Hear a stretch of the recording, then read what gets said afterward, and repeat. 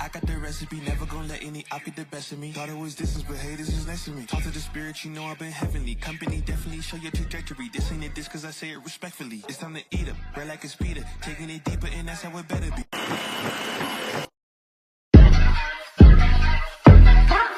Ayy, I got the recipe, never gonna let any op get the best of me. Thought it was distance, but haters is next to me. Talk to the spirit, you know I've been heavenly. Company definitely show your trajectory. This ain't a diss cause I say it respectfully. It's time to eat up, bread like a speeder. Taking it deeper and that's how it better be. I never let the comparison get to me. I just remember the promises meant for me. I know the enemy and that he's sent for me. I keep the blood of the lamb as my centerpiece. I cannot trust in no Christians or energy. Look at the chemistry, it do not even mix chemically. Most of the tricks they be gimmicks, they mimic the truth. It's poison and we got the remedy. There is a bomb, apply it, the fire can stand to the tallest of giants, the tyrant and all the suppliers are scheming and lying. They selling this dreams and we buying it. Show me the chicken, I'm frying it. Show me the dough and I'm prying it. Ain't never lacking it, so what I'm packing, he taking it, he magnifying it. They say you ain't bout it. Tell them that you finna make it, but they doubt it. But you rose like a flower. Tell me what it's like to live with superpowers. I don't know, but I'ma get it. I'ma get it. I'ma get it. Get it. I just know that I'ma get it. I'ma get it. I'ma get it. I'ma get it. I'ma get it. Ayy. I got the drive, the bus, the truck, the gas is stuck. I ain't the one to rely on the luck. I put in work and then he show up. I know it's fake to sit in the reps, ain't no regrets, I do too much. It ain't me if you saying I stunt. He calling the plays and I do what he want. This ain't a front, glory to G-O-D. It's what you could do with a mustard seed. It's what you could do when you start to believe. Take fear and you cast it inside of the sea. 100% out of me, cause he gave it all on the T when he let it bleed. So what is you saying to me? You just insecure about the love that turned me to a beast. I take a step and I ain't turning back. He made me first cause I know that I'm last. I ain't got time for no thing in the past. Learn from it first and then I react. Hands off me, don't hold me. Get it jumping like a trampoline. All truth ain't no trolling. We in good hands, no folding. They say you ain't bout it. Tell them that you finna make it, but they doubt it. But God did it. But you rose like a flower. Tell me what it's like to live with superpowers. I don't know, but I'ma get it. I'ma get it. I'ma get it. I'ma get it. I'ma get it. I just know that I'ma get it. I'ma get it. I'ma get it. I'ma get it.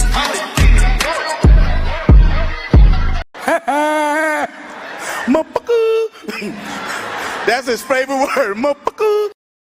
Can't argue with the numbers. The numbers are the numbers. Drake knows the business. It's all about the singles.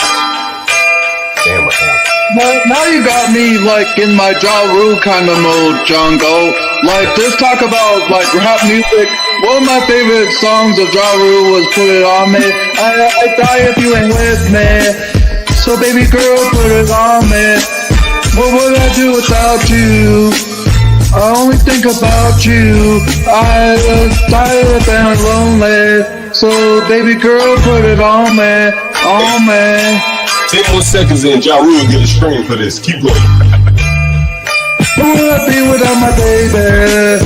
The style on my break, man. I don't wanna go crazy.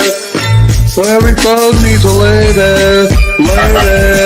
I think Ja Rule just got paid for that way. 10% on your order. And if you subscribe, another 10%. First cup, thank you for this coffee. Thank you for allowing me to do what I'm about to do. And that's roast LeBron James. And the people that are sitting here wondering why LeBron James has time yesterday to hop on Twitter and say, hey, man, why are we playing this game in Milwaukee? It's a preseason game. LeBron James actually tweeted this out. Can someone please explain to me why we're getting on a plane and heading to Milwaukee for one preseason game? Why are we doing this?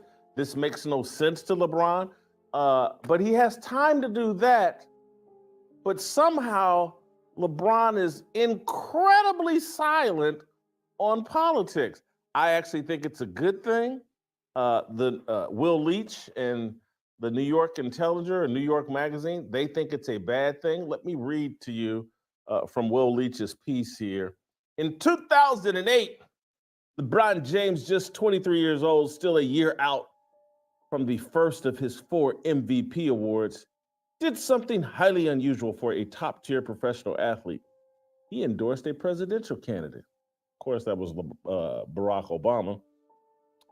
And then blah, blah, goes on and gives a little history about athletes and blah, blah, getting involved in politics. But the best athlete in the world, at the absolute apex of his fame, using his celebrity capital to take a clear stance in a presidential race to the point that he hosted a fundraiser for Barack Obama alongside Jay-Z. James was doing something unprecedented. And then they go on to take a little pot shot at Michael Jordan. Since then, James has gotten more and more involved in politics. He has never missed an opportunity to make a presidential endorsement. He endorsed Obama in 2012, Hillary Clinton in 2016. Then they go on to talk about in 2020, that led to James essentially leading the movement in 2020, the most politically active sports year in decades, through the voting rights-focused activism nonprofit More Than a Vote. You guys remember LeBron? He's more than an athlete, and in 2020, he was more than a vote. The group worked hand in hand with the NBA to transform the league's arenas into early voting sites and canvass tens of thousands of new voters. James had fully established himself as a political player, and you could tell because he would spend the next year and a half being waylaid on a nearly nightly basis by Fox News. What happened to LeBron? Make LeBron James a Democrat again. What is going on here? Why is LeBron so silent? And why is Brittany Mahomes? Why is Tua Tagovailoa's wife, I believe her name's Anna, why is Raheem Mostard's wife? Why are they all either endorsing Trump or trashing Kamala Harris? What is going on? What is the wind just blowing Trump's direction and everybody knows it? As it relates to LeBron James, I have a couple of theories. We'll bring TJ Moe into this discussion, but I have a couple of theories as it relates to LeBron. One more sinister than the other. But I think a lot of the athletes are piping down this year, partially because of P. Diddy. Diddy's locked up. We don't know what kind of snitching Diddy's gonna do. I think people are waiting for Diddy to commit suicide or for Diddy to be assassinated. And then I think guys like LeBron might be more outspoken. But as long as Diddy's out there, and as long as these guys have all gone to Diddy parties or hosted their own versions of Diddy parties, I think people are piping down. Like, holy cow, if Trump gets back in office and Diddy starts talking and they start sniffing around what I'm doing, who knows? I don't want to cast aspersion. But the other thing that I think that is going on with LeBron James is Bronny. Bronny James, playing in the NBA, has put LeBron in the crosshairs. ESPN, just we talked about yesterday, did a story trashing Bronny James, saying he's unqualified. Everybody in their right mind knows what's going on with Bronny James is one of the most selfish, narcissistic, hey, look at me things that's ever been done in the history of sports. It's being done by LeBron. Bronny's just an innocent collateral damage in LeBron's narcissistic, wet dream of playing with his son in the NBA. He's forcing this. And I think LeBron knows that if he were more involved politically, if he were more outspoken politically, the backlash on he and his son would intensify. So I think LeBron's being very calculated here. I'm throwing all of my goodwill and capital into, hey guys, overlook the fact my son's completely unqualified for the NBA. Let's frame this as a great story. It's going to be this big positive history-making story. LeBron James and his son, and it's just LeBron pleasuring himself in front of everybody in America. He doesn't want to be called out on that. And then the other theory that I have, or I wouldn't even call this a theory, it's just a reality of terms of what's going on with athletes, why people and their wives and their spouse, why people are more comfortable saying, you know what, I'm good with Trump. I'm not going along with the Democrats are our savior and I'm racist if I like Trump. People aren't going along with that. And the number one factor is Elon Musk's takeover of Twitter. I've said this from the get-go. This is long before Elon Musk. Twitter was the misinformation narrative driving force that drove the left wing and drove the alphabet mafia. Yeah, but before Elon Musk, when Jack was running Twitter, Jack Dorsey, and when Jack's group of people were running Twitter, and when there were thousands of San Francisco-leaning leftists working for Twitter, it was just a tool to pump alphabet mafia talking points and to confirm false narratives. And so Twitter was the driving force behind the whole Black Lives Matter movement, convincing everyone that there was this pandemic every other hour. An unarmed black man was getting shot. Twitter drove that. You could go on TV anywhere and say, oh my God, I'm afraid to leave my house. I'm black. I could get shot. Oh, I was helping an old lady across the street and I had just come home from church and the police shot at me. You could say, and Twitter would say, yeah, that happened to me the other day too.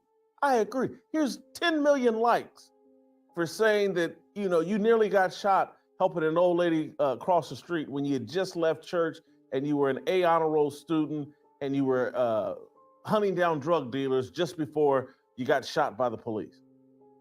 Twitter would say, yeah, that's right. That's true. Now that Elon Musk is there, now that they've moved Twitter headquarters out of San Francisco, now that they've fired 90% of their employees, now that Twitter is no longer this tool to confirm the insanity of leftists, people have to move closer to reality. And so now it's a bit more high risk to jump into the insanity of, oh, Kamala Harris, what an unbelievable politician she is. She's so deserving. And Donald Trump, when he was in office, black people were just dropping like flies and it was so racist. You can't get away with saying that on Twitter anymore without significant blowback. And so LeBron James says, shut up, and he's dribbling. Isn't that amazing? Hats off to Laura Ingraham. She won the long war. LeBron James is shutting up and dribbling.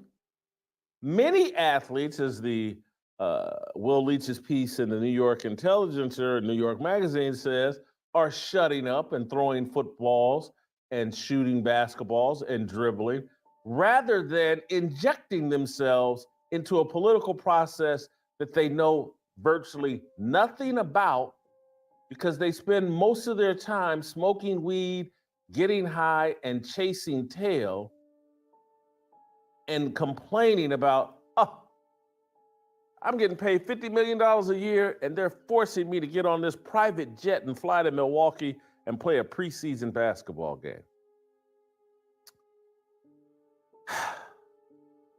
Make LeBron James a Democrat again.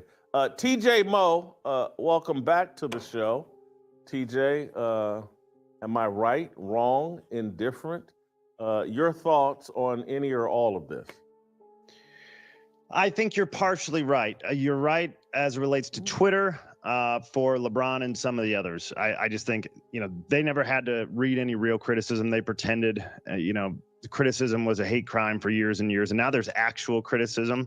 And I think the opening of the internet and the continued popularity of podcasting has really changed things. But I don't know if the wives thing is what intrigues me the most, to be honest with you, because Trump's biggest group that he's struggled with is suburban white women. That was a mainstay for Republicans for a long time. And now you have suburban white women. And this is a little bit anecdotal, but Butter, maybe you probably, you look like a guy who's around a bunch of suburban white women. You're married to a suburban white woman. So I will tell you, anecdotal. TJ is married to a black woman from Africa, I think. Yes. He's not around any suburban white women. Yeah. Found her on New to Africa. Go with, ahead, TJ. Mark Robinson. Yeah. No. What are you and Shamika doing for dinner tonight, TJ? Applebee's. So the Applebee's is underrated. Okay, so, but I'm telling you, the amount of suburban white women that I came in contact with who would not vote for Donald Trump under virtually any circumstances, but would walk over hot coals for RFK, I know dozens of them. The second RFK came back behind Twitter, all the white women came behind Trump for the first time in 8 years. And so, or going back to 2016. And so I think RFK, remember, I'm pretty sure Brittany Mahomes came out and liked the Trump post after RFK joined.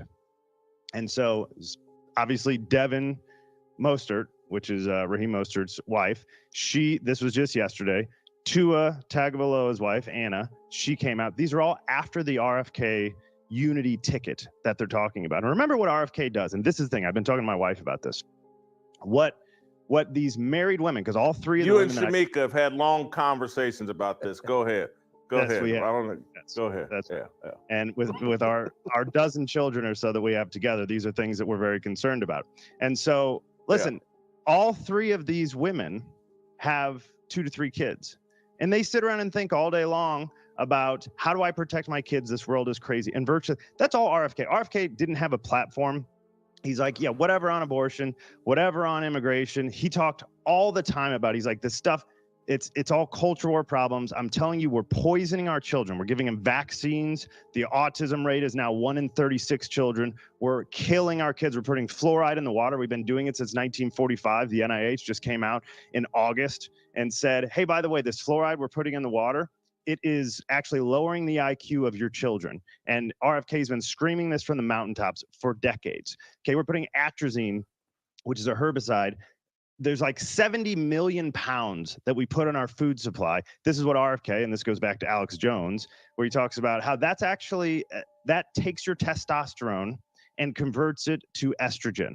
And all these things that we're doing to our kids, they're talking about antidepressants and how it's leading to some of these school shootings. We're just flooding and drowning our children with ADHD medication, putting them on Ritalin and Adderall. These are all the things that these white suburban mothers are thinking about all day long, every day.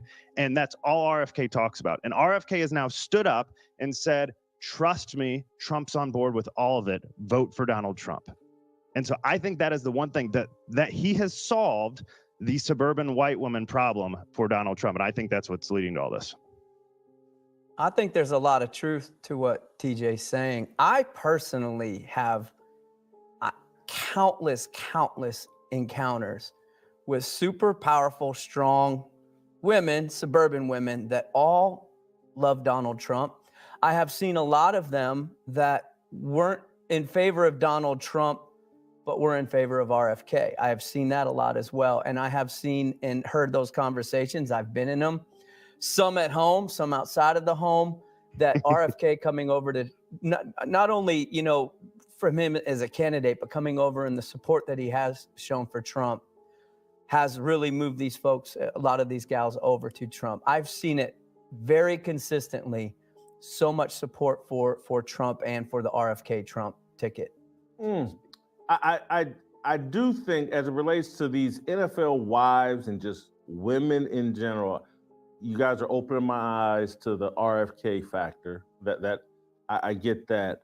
But I also think, and again, we'll get into it again later in the show today, this whole cis rights thing, this whole deal with men playing in women's sports. I just think as a mother, and your husband is an athlete, that they just really get it on that level of like, we got men and boys playing against girls, and the left seems to be for this.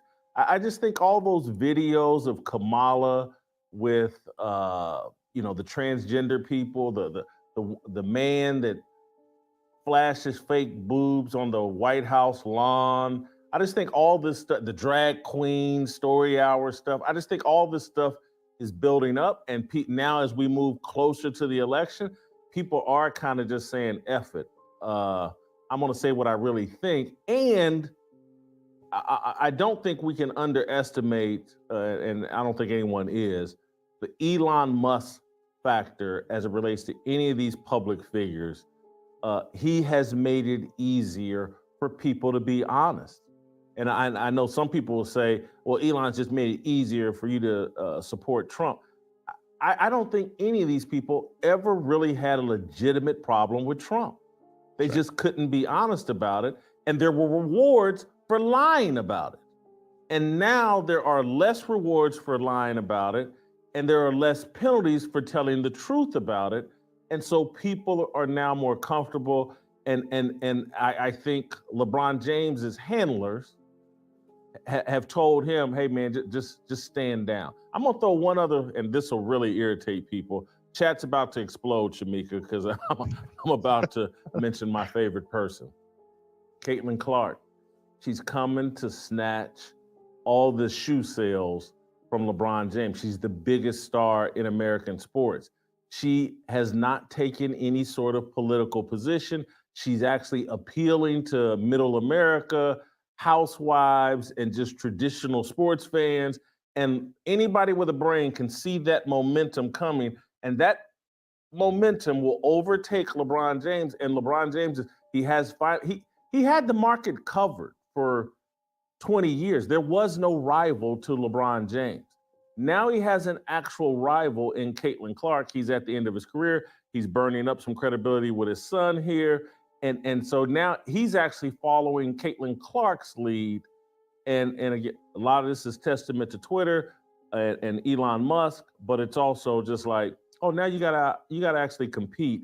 And look, Juju Watkins, and again, I'm not throwing her into the political thing, but if men have figured out what they've done, you're subsidizing, the NBA's subsidizing of the WNBA has actually created a competitor to the NBA. And anybody with the wet finger in the air can see like, man, Nike's giving Juju money. They're giving Caitlin Clark money. Some of that money could be going to me. All the emphasis they're putting on Asia Wilson and all this other stuff. Trust me, these guys love to talk that communist. Oh, this is the greatest show in the history of shows. We brought. Oh my God! Bro, baby, shake it. Let's go. Let's go next. Can't argue with the numbers. Numbers are numbers. Drake knows the business. It's all about the singles. Damn, what happened? Now you got me like in my Ja Rule kind of mode, Jungle. Like just talk about like rap music. One of my favorite songs of Ja Rule was Put It On Me. I die if you ain't with me. So baby girl, put it on me. What would I do without you? I only think about you. I was tired and lonely. So baby girl, put it on me, on me. 10 more seconds in, Ja Rule get a string for this. Keep going. Who would I be without my baby? The style on my break, man. I don't wanna go crazy. So every thug needs a lady, lady. I think Ja Rule just got paid for that way. And the next thing, they've created Frankenstein with these women, and it's actually working in our favor as it relates to politics. TJ, I'll give you a final thought if you got one. Yeah, I think all that is true. I just to go back to, I think your Elon thought is exactly right. I mean, we had some reservations on this show whether or not Elon buying Twitter was going to make a real difference, and it has. It's made a real difference. I will tell you though, in conjunction, and the media has forgotten about this. It took about a week before they stopped talking about it, and everybody's moved on like it's no big deal. But women are empathetic beings. When Donald Trump got shot on live television, and they saw it with their own eyes, their empathy kicked in, and he became a sympathetic figure for the first time in his life. He's virtually 80 years old, and no one has ever had any sympathy for Donald Trump. That kicked in. That, along with being able to say that out loud. I mean, you had, for the first time that I can ever remember, celebrities coming out in support of Trump, and now they've stayed with it. They haven't backed off of that. Donald Trump got shot. They were allowed to say it out loud on Twitter, where a lot of people could agree with them. And I'm just telling you, these suburban white women are going to drag Donald Trump across the finish line thanks to Robert F. Kennedy, and that's going to be a ticket that really works. I'm going to add one more. I don't know. It's so speculative. I really don't want you to comment, TJ, but you might. That I don't want to leave out. And I did mention it off top, but I just want to hammer it. I'm telling you, this Diddy thing, man, everybody knows they're vulnerable. Everybody knows their secrets can come out. And so it's if Trump gets back in office and he wants to, okay, you guys want to play hardball with me with lawfare, I can play hardball with lawfare back. And all of you guys, because again, Diddy's just the name, but there's a whole Diddy culture, and it's called hip hop. And it's all built around sex and drugs. And again, they want to reduce it to Diddy, but it's hip hop, sex, drugs, and radical materialism. And if you've been a part of that, which LeBron and all these black athletes have, they've all been a part of it. They all worship Jay-Z. They all go to the same parties. The all white parties that Michael Rubin and Fanatics are throwing. It's all the same. And I'm not saying that element is always there. And that's why a lot of these celebrities, athletes have shut up. Just look at, and again, we don't know if it's true, but just look at what just happened to Stefan Diggs. Some guy just posted on Instagram, hey, Stefan Diggs tried to drug me. He basically accused Diggs of trying to pull a P. Diddy on him. And yes, it's just an accusation.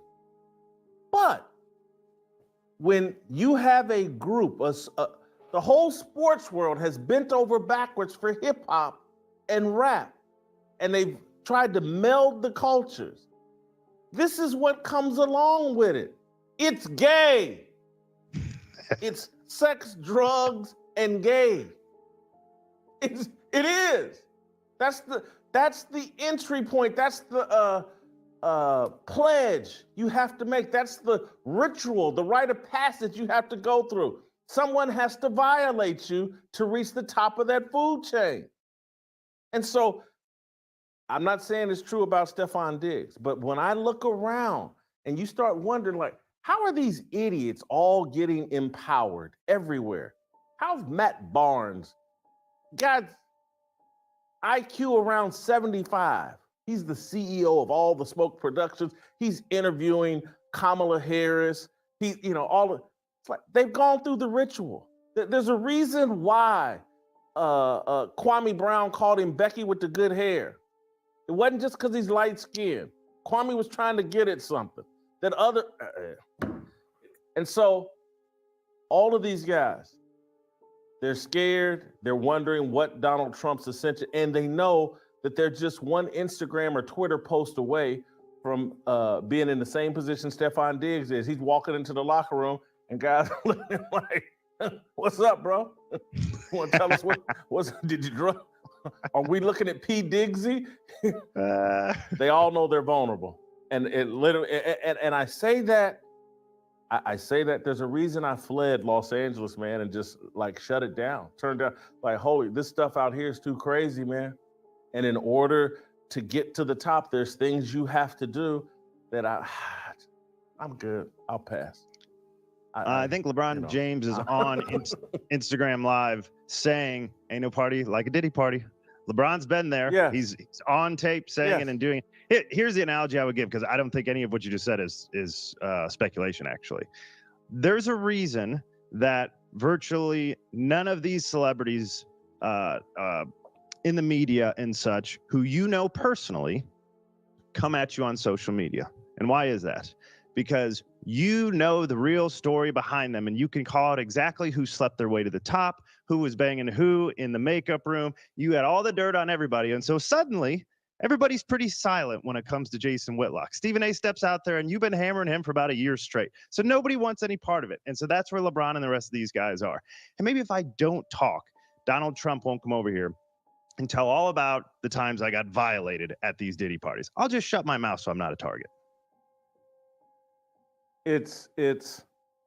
I can't, it's a tiny bit more complex than what I'm laying out. But if you're attached to Jay-Z, Diddy, that whole rap music world and power structure at the top, I'll never forget. I was at an SB party, and this had to be 20 to 25 years ago, and I was Suge Knight was hosting some party. And I went to it with some friends of mine, and I can remember it was the first time we got to gossiping either after the party or before the party, but somebody that would know that was from out in LA, and they were just like, oh man, Suge violates these dudes that work for him. And I was like, wow, and this is 2025. Yeah, really. And then they just went on and explained, like, hey, man, this dude's in a gang. Gang cultures run from prison. And that's prison culture. That is how you emasculate someone in prison culture. You violate them from behind. And when you embrace, Black culture is hip-hop. Hip-hop is Black culture.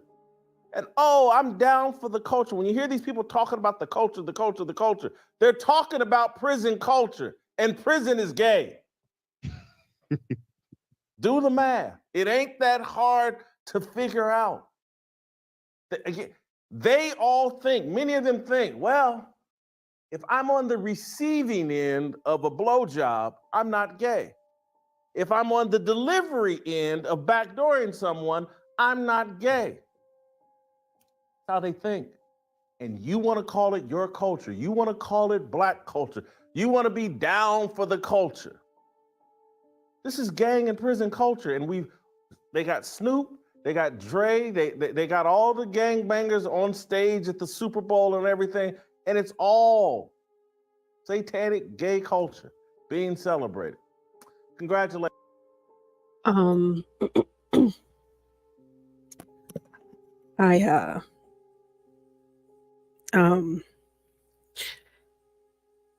Wow. I had to pause that for a moment. That was a lot. That was a lot. That was very homosexual. And it's a lot. Wow. I'm not sure if I need to go get baptized or if I need to say a prayer. I've never heard Whitlock speak this way before. But that was a lot. But it's necessary. Gosh, that was homosexual. Wow. Okay. Yeah. So to all you men out there that are listening, because I know that you are, if you're on the giving or the receiving end, or if you're on the giving, as in you are standing or whatever it is that homosexuals do whenever they, okay, if you are the top, okay, if you're the top, if you are a top, or if you are the receiving end of getting top, it doesn't mean that you're not gay. Okay? It's not what that means. Either way it goes, you are a homosexual. Okay? And don't you ever forget that. There's no excuses. You can't, dress it down to make yourself feel better whenever you go to sleep at night. You can't do that. Can't do it. Just be okay being gay. Let's get back into it. Thank you all for joining that movement, and that's why I've deleted all my rap music, and it's why from behind. And I feel like for those of you that did not hear that, I think you need to hear it again. And I'm not suggesting that any of you in this room or, in the building are a part of this, but just in case you are, live your life however you want. Nobody's judging. Maybe a little bit. Maybe a little bit. Maybe a little bit. But it's okay. I just felt like what he just said right now, it was good. It was good. Let's go. Some friends of mine, and I can remember it was the first time we got to gossiping either after the party or before the party, but somebody that would know that was from out in LA, and and they were just like, oh man, Suge violates these dudes that work for him. I was like, and this is 2025. Yeah, really? And then they just went on and explained like, hey man, this dude's in a gang. Gang cultures run from prison, and that's prison culture. That is how you emasculate someone in prison culture. You violate them from behind. And when you embrace, Black culture's hip hop. Hip hop is Black culture. And I'm down for the culture. When you hear these people talking about the culture, they're talking about prison culture, and prison is gay. Do the math. It ain't that hard to figure out. Again, they all think, many of them think, well, if I'm on the receiving end of a blowjob, I'm not gay. If I'm on the delivery end of backdooring someone, I'm not gay. That's how they think. And you want to call it your culture. You want to call it Black culture. You want to be down for the culture. This is gang and prison culture. And they got Snoop, they got Dre, they got all the gangbangers on stage at the Super Bowl and everything. And it's all satanic gay culture being celebrated. Congratulations. Thank you all for joining that movement. And that's why I've deleted all my rap music. And that's why, and again, I love it. I said it, TJ, thank you. Because if I keep you up on screen, I'll just keep rambling longer and longer and longer. And I need to go. But be careful what you wish for, what identity you take on. I'm hip hop. Hip hop's my culture. You're telling on yourself. Let me switch up, and we'll bring Steve Kim in, and we'll broaden the conversation to some of these other sports topics. But before we do that, guys, I got to talk to you about preborn. You guys know how I feel about preborn. You know how we feel about preborn, because we know babies.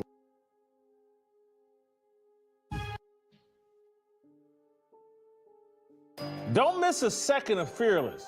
We'll be right back, but check out this clip from an earlier show. If Elon Musk and someone like Clark Hunt sat down in front of Caitlin Clark, and particularly Clark Hunt, because his dad's history with starting the AFL, his dad and Clark's history, and why Will Leach and New York Magazine are complaining that LeBron James is being awfully quiet on politics this year. What do you think's driving LeBron's shutting up and dribbling? Well, I think a lot of what you said in terms of nobody throws a party like Diddy, that I think that is a factor. Like, they don't want the extra scrutiny. But I have to be, this is maddening to me. I don't know what's worse. Athletes or celebrities, when they give an endorsement and when they're propped up like a Muppet and just used, right? Or the people that look to celebrities and athletes and follow their lead. But you know what's worse than all of that? Is when the media demands that these very same people speak out against something. Because here's the issue that I have. It's not even about them speaking out. They're trying to force an endorsement out of LeBron and everybody else. Can we be honest? As much as we don't like LeBron, and I really don't, I'm not a fan of his. I respect the fact is at least this particular go round, he's keeping quiet, and I respect it. It's his right to not say anything. See, freedom of speech is also the freedom not to say certain things when you don't want to. Okay? And let's be blunt about this. If any athlete was giving an endorsement of Trump, they would be told to shut up by these very same people demanding that LeBron say something about Kamala. See, he's not asking for a comment about Kamala. They're trying to force an endorsement out of him. I think in this election and this time of our lives, a non-statement is a statement. So I'm not sure LeBron James is not part of what I thought with Taylor Swift was the same thing, an orchestrated release of his endorsement. I believe that that was an orchestrated release when Taylor Swift endorsed Kamala on the night of the debate. I believe they're keeping LeBron in their back pocket a little bit longer to try to stagger and see this, you know, support for her coming in. Because let's face it, if you're not saying something, you're saying something. And I don't think LeBron James is willing to do that. I think that Taylor Swift has hedged her bet.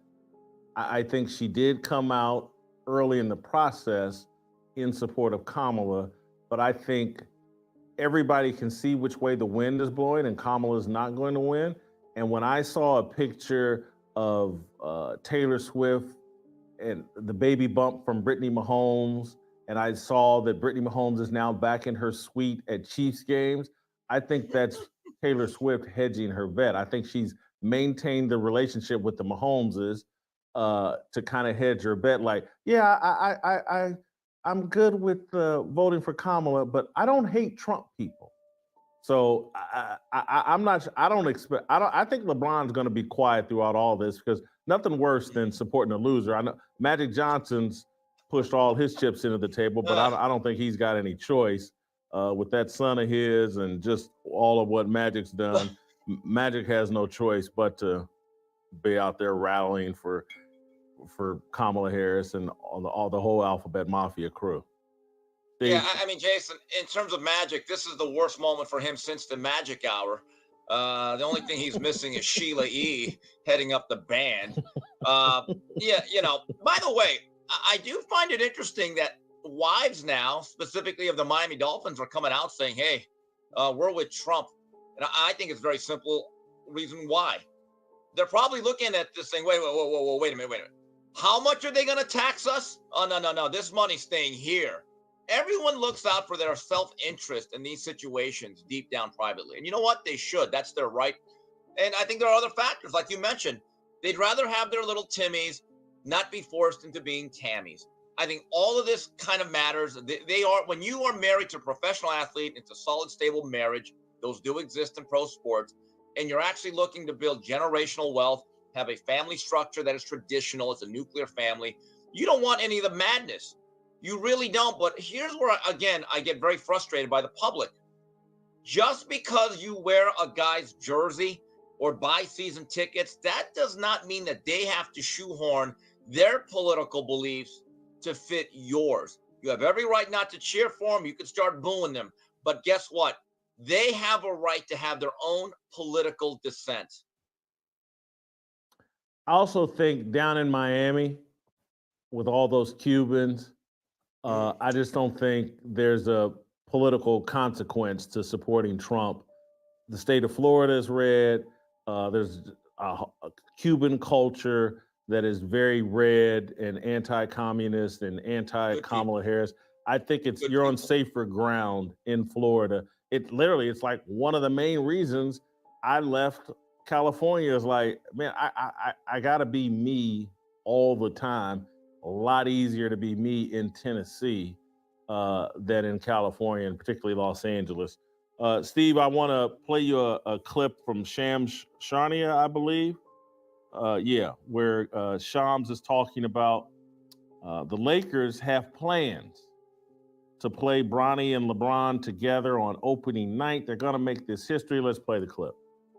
Obviously, we're seeing something unprecedented. We're seeing LeBron and his son Bronny playing together, and this is obviously the culmination of a lifelong dream for LeBron. What is the plan for them to onboard? I guess what I'm asking is, how soon should we expect to see them on the floor together? We're going to be seeing history very, very soon. The expectation on the Lakers is that their debut together, the first father-son duo in NBA history to play at the same time in a game, will be as soon as opening night, October 22nd, against the Minnesota Timberwolves at home at Crypto.com Arena, from everything I'm told. That is the plan. That is the hope. But again, it's up to JJ Redick, LeBron James, and I guess their comfortability. JJ Redick has said publicly that he's going to involve both LeBron James in that process. And so I think that is a process we'll see play out. But this is a player, Bronny James, 4-year contract, second-round draft pick. This is going to be a developmental year for him in a lot of ways. He's going to spend a lot of time on the active roster, a lot of time also in the G League when that starts in November. So we're going to see a player who went through a lot of medical stuff last year with a cardiac arrest. He's still finding his footing, and that's how we're going to see him this year in a developmental. And I'm still getting used to hearing JJ Redick as the coach of the Lakers. What is the early sense of how that's going for him, our former teammate here at ESPN? The early sense is how detail-oriented JJ Redick is. The making history. This is how this whole thing's being framed. It has nothing to do with, hey, they're going to put their best lineup out there. They really want to start the season out strong. It's is this history? LeBron James stuffing his son into a role that he hasn't earned. Is that, calling it history? Why aren't they calling it what it is? One of the most selfish, most narcissistic assaults on meritocracy that we've ever seen in sports. But instead, we're framing it as, hey, we're going to see this history. Make sure you tune in as we make history on opening night. I just reject all of that. Yeah, it's funny. The very same people, I'm going to go political just for a minute. The very same people that say that Donald Trump was propped up by his father will be the same ones paying tribute to this. Just think about it. But here's the thing. And by the way, good job on Shams. He's pretty good on camera there. So he's the NBA insider. I'm just a Laker fan in recess, right? So Shams actually said that Bronny is a developmental project who will be in the G League soon, right? That's where he's going to really learn how to play this game of professional basketball. Jason, when was the last time you heard of any player that is earmarked for the G League being promised opening night minutes? It makes no sense. So this XYZ player, oh yeah, he's going to be in the G League. He's going to get some minutes. He's going to develop. Oh yeah, but he's going to play opening night. What, excuse me? And this goes to show you that JJ Redick is not their coach. Calling him the Lakers head coach is an absolute insult to men like, forget Pat Riley, Jackson, Randy Funk. Oh, I can't hear you, Bush. I didn't know if you wanted to talk or say something. No, I just jumped on. I thought I heard something in the background. So I said I couldn't hear you.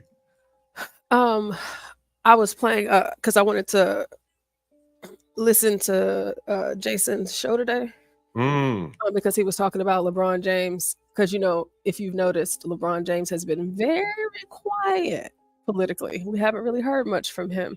Yeah, that's right. As of late. And that's different. You know what I mean?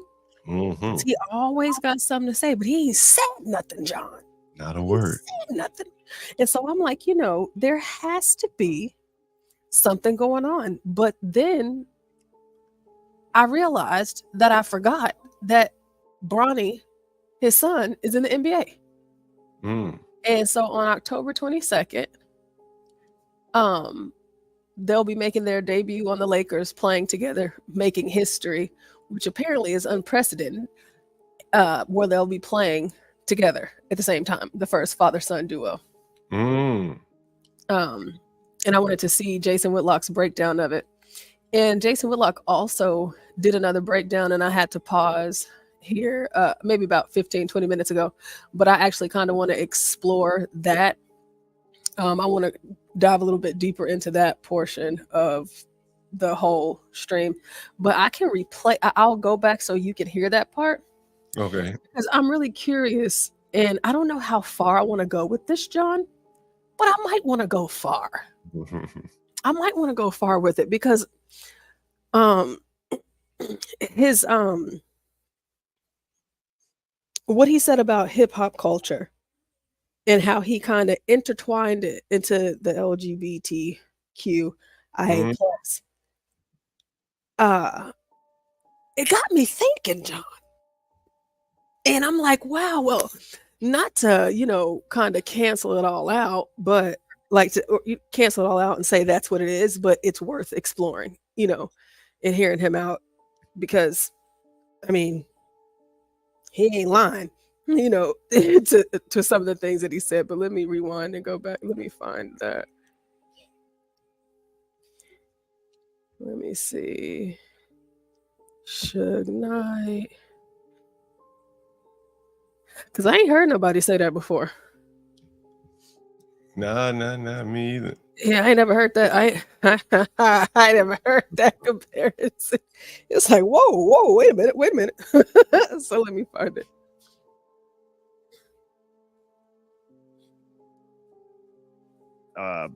In the media and such, who personally, come at you on social media. And why is that?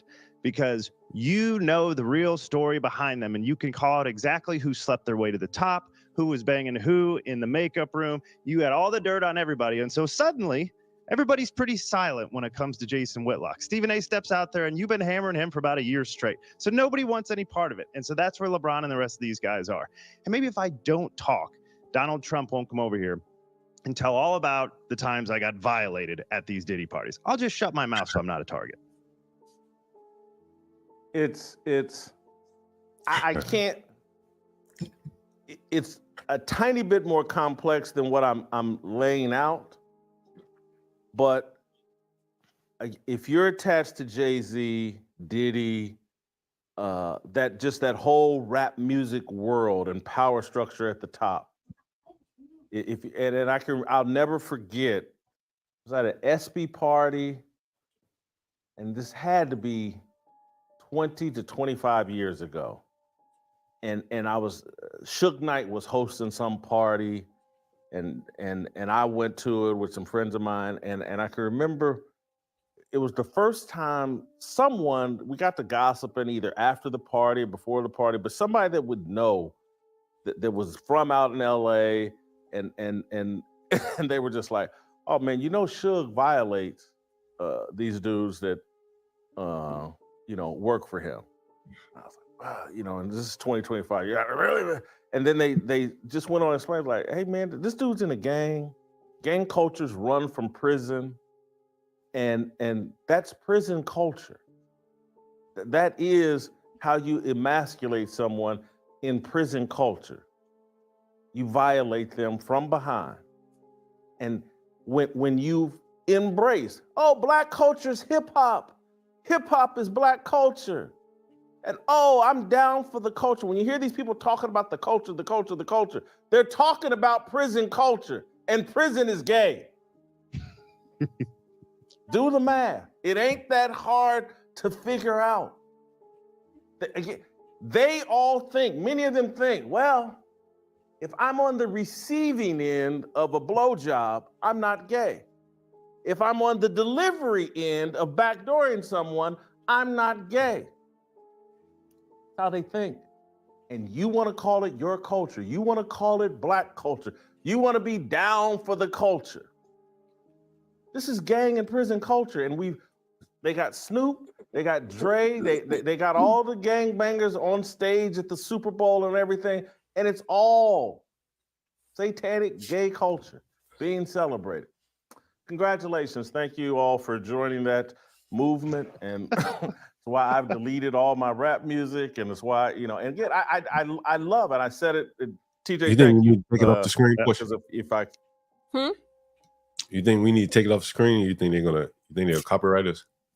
Oh no. So I actually last night I went through some of the YouTube classes on copyright and what to do.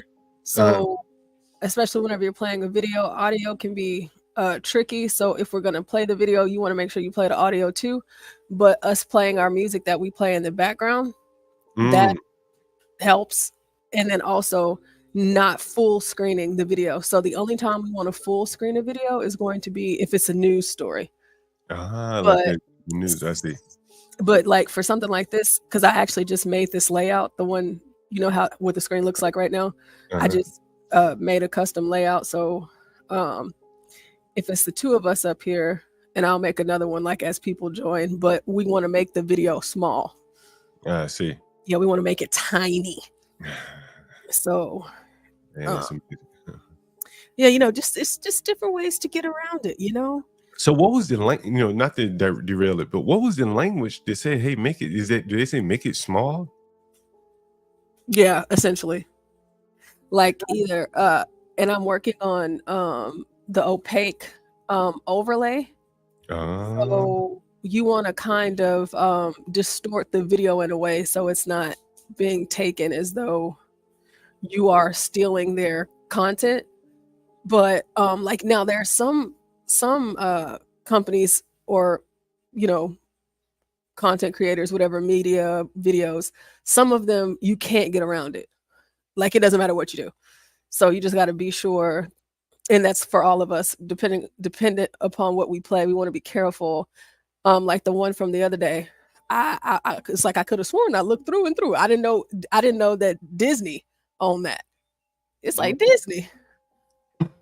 He ain't got no arms. He got some nasty feet, and he work on cars for NASCAR. But it is what it is, right? So, HB say it's called transformative. Thank you. I didn't even know he was listening.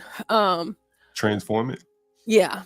So I am working on the opaque to put over the videos whenever we play them too, but we can still show them. But like I said, like us making sure we have the music playing and making it small or transformative and putting the overlay and that you all can access. So all of the hosts, y'all have access to that overlay whenever you want to play something. And hopefully I can add it to this custom portion that we have here. So, you know, it's there for everybody's use. So it'd be like on the right and just like a screen or something, like an opaque screen, or you'll still be able to see. How would that work? Yeah, what I'm doing is your picture. Mm-hmm. Gosh, I wish I could maybe in about 10. Yeah, I ain't mean to derail you. I'll be able to pull it up and show you, but I'm going to I'm gonna have one for each of the segments. So like for the urban landlord, so your picture and like the houses and stuff, just making it opaque, and I'll just place it on top of the video. You can still see the video, but it'll be opaque, you know, like a translucent, if you will. Yeah. So interesting. Go ahead, Portia.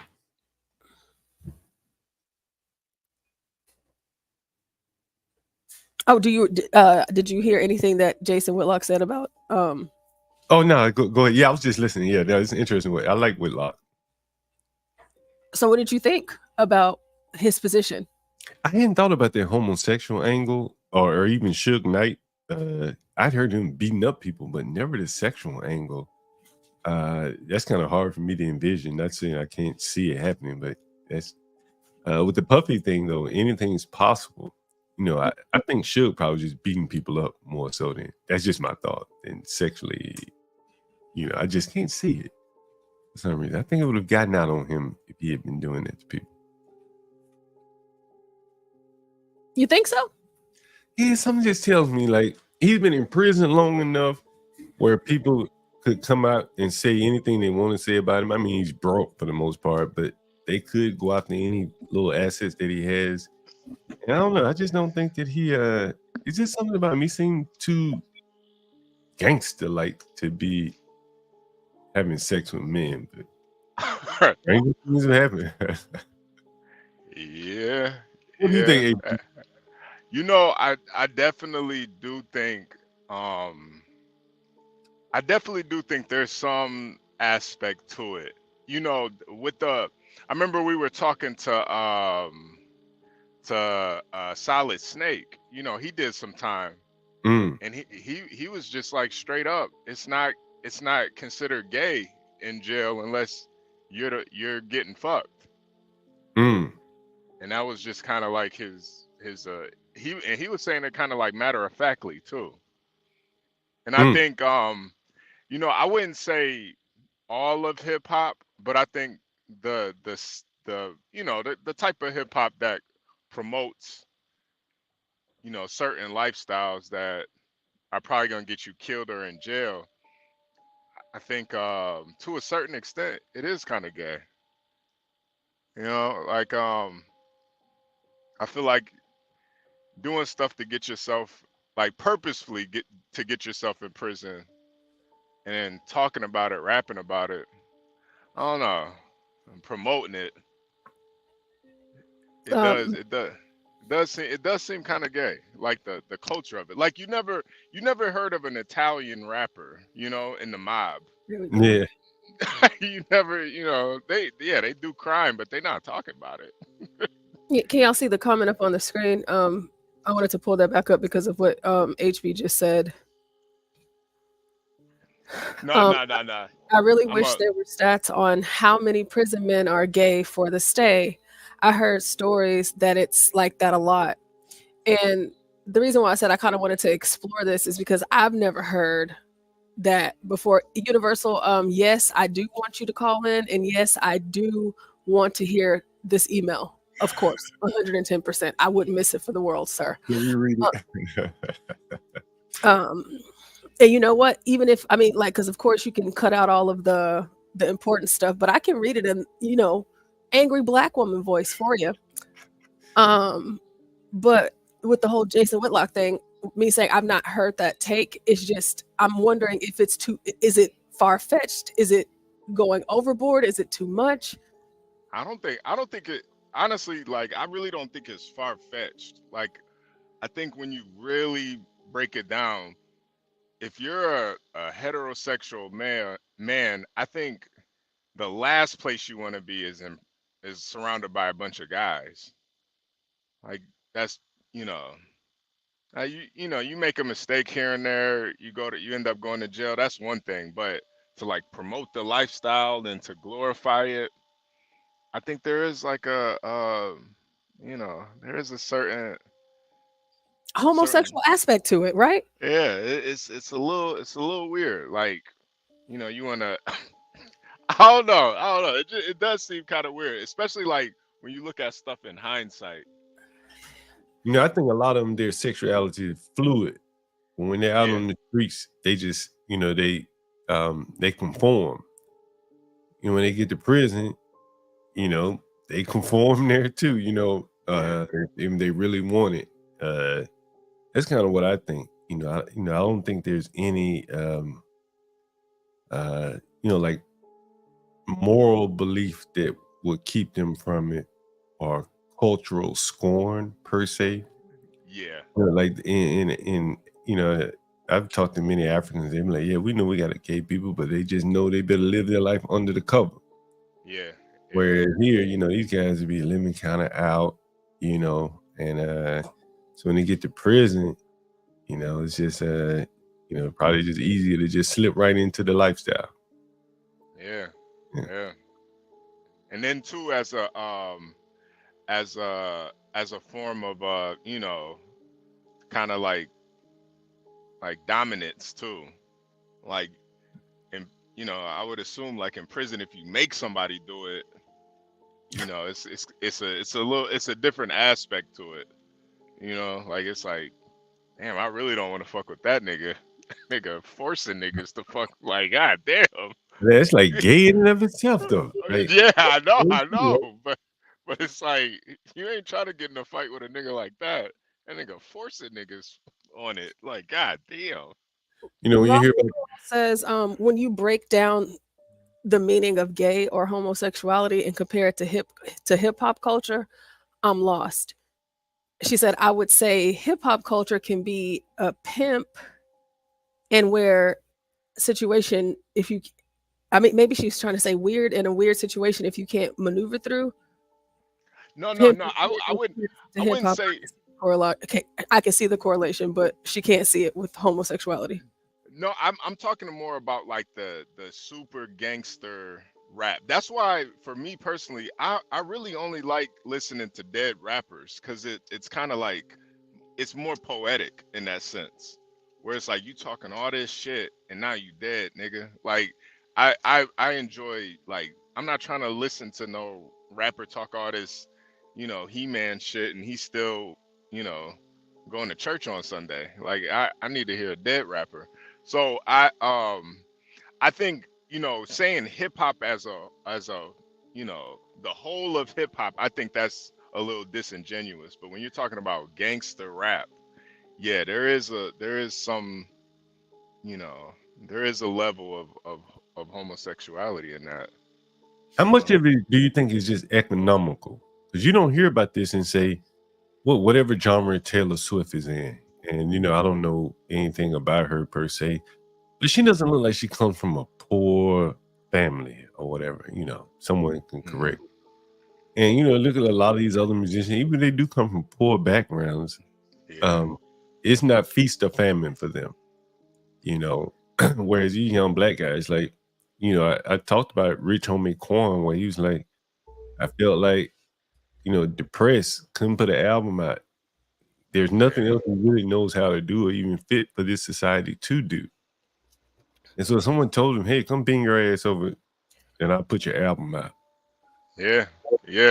Maybe. I think that too. He might still be alive today. Yeah. Nah, they're I saw an interview with a dude that does they gay porn for pay, but he says he's straight. He swear up and down he was straight. He just does gay scenes. And even like doing porn, like to a certain extent, it's kind of gay.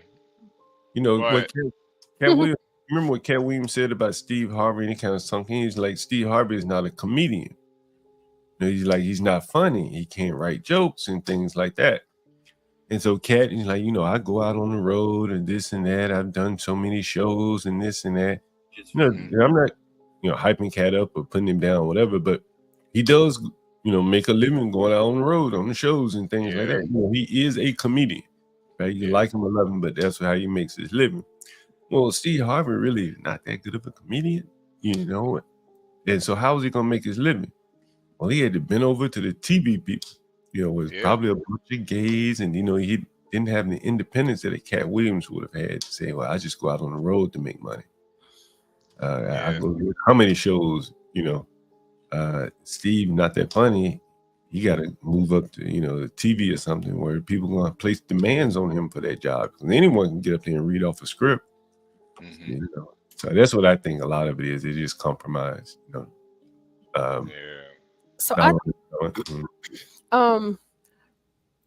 to what HV just said, as it concerned like the guys that do porn and swear up and down that they're straight. Whenever I was listening to that earlier with Jason Whitlock, it just really made me think about it, and I'm still in this moment of thought, which is why I felt like it would be worth exploring, especially with, of course, all of the stuff surrounding Diddy. Yeah. When you look at gangster rap as a whole and its message, all of the things that they promote in that music would land you in prison. Now, I don't like to make light of the whole prison rape. It's funny to joke about it, from time to time, but that is a real thing that actually happens. And to me, I think it's horrific. It is kind of funny though.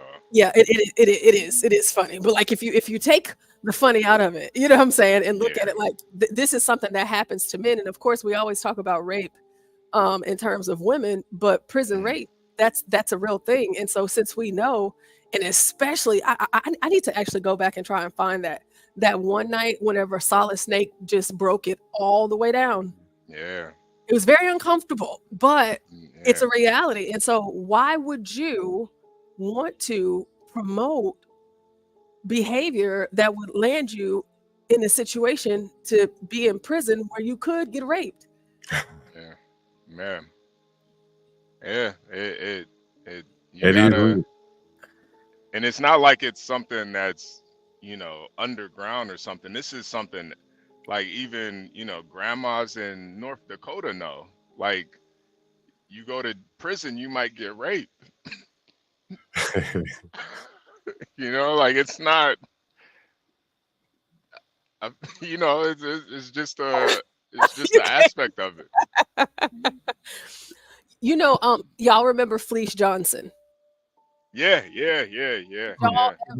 Did y'all ever see the interview that he did after he got out? Yeah, with Antoine Daniels. He straight up told Antoine that he didn't like straight up say it, but he kind of alluded to it. Like if, he told him he was handsome, and he told him if he was locked up with him, he straight up told Anton, and He also said that the one thing that he misses the most and the one thing that he hates about his freedom right now is the fact that he's not in prison knocking dudes' backs out. Yeah. He literally said that. Yeah. Someone saying Anton thought it was funny. Yeah, Anton did think it was funny. He thought it was funny. Is he gay? He's not gay, is he? Who, Anton? No. I ain't know. I don't watch the show. I've only watched him a handful of times. Okay, damn. Yeah.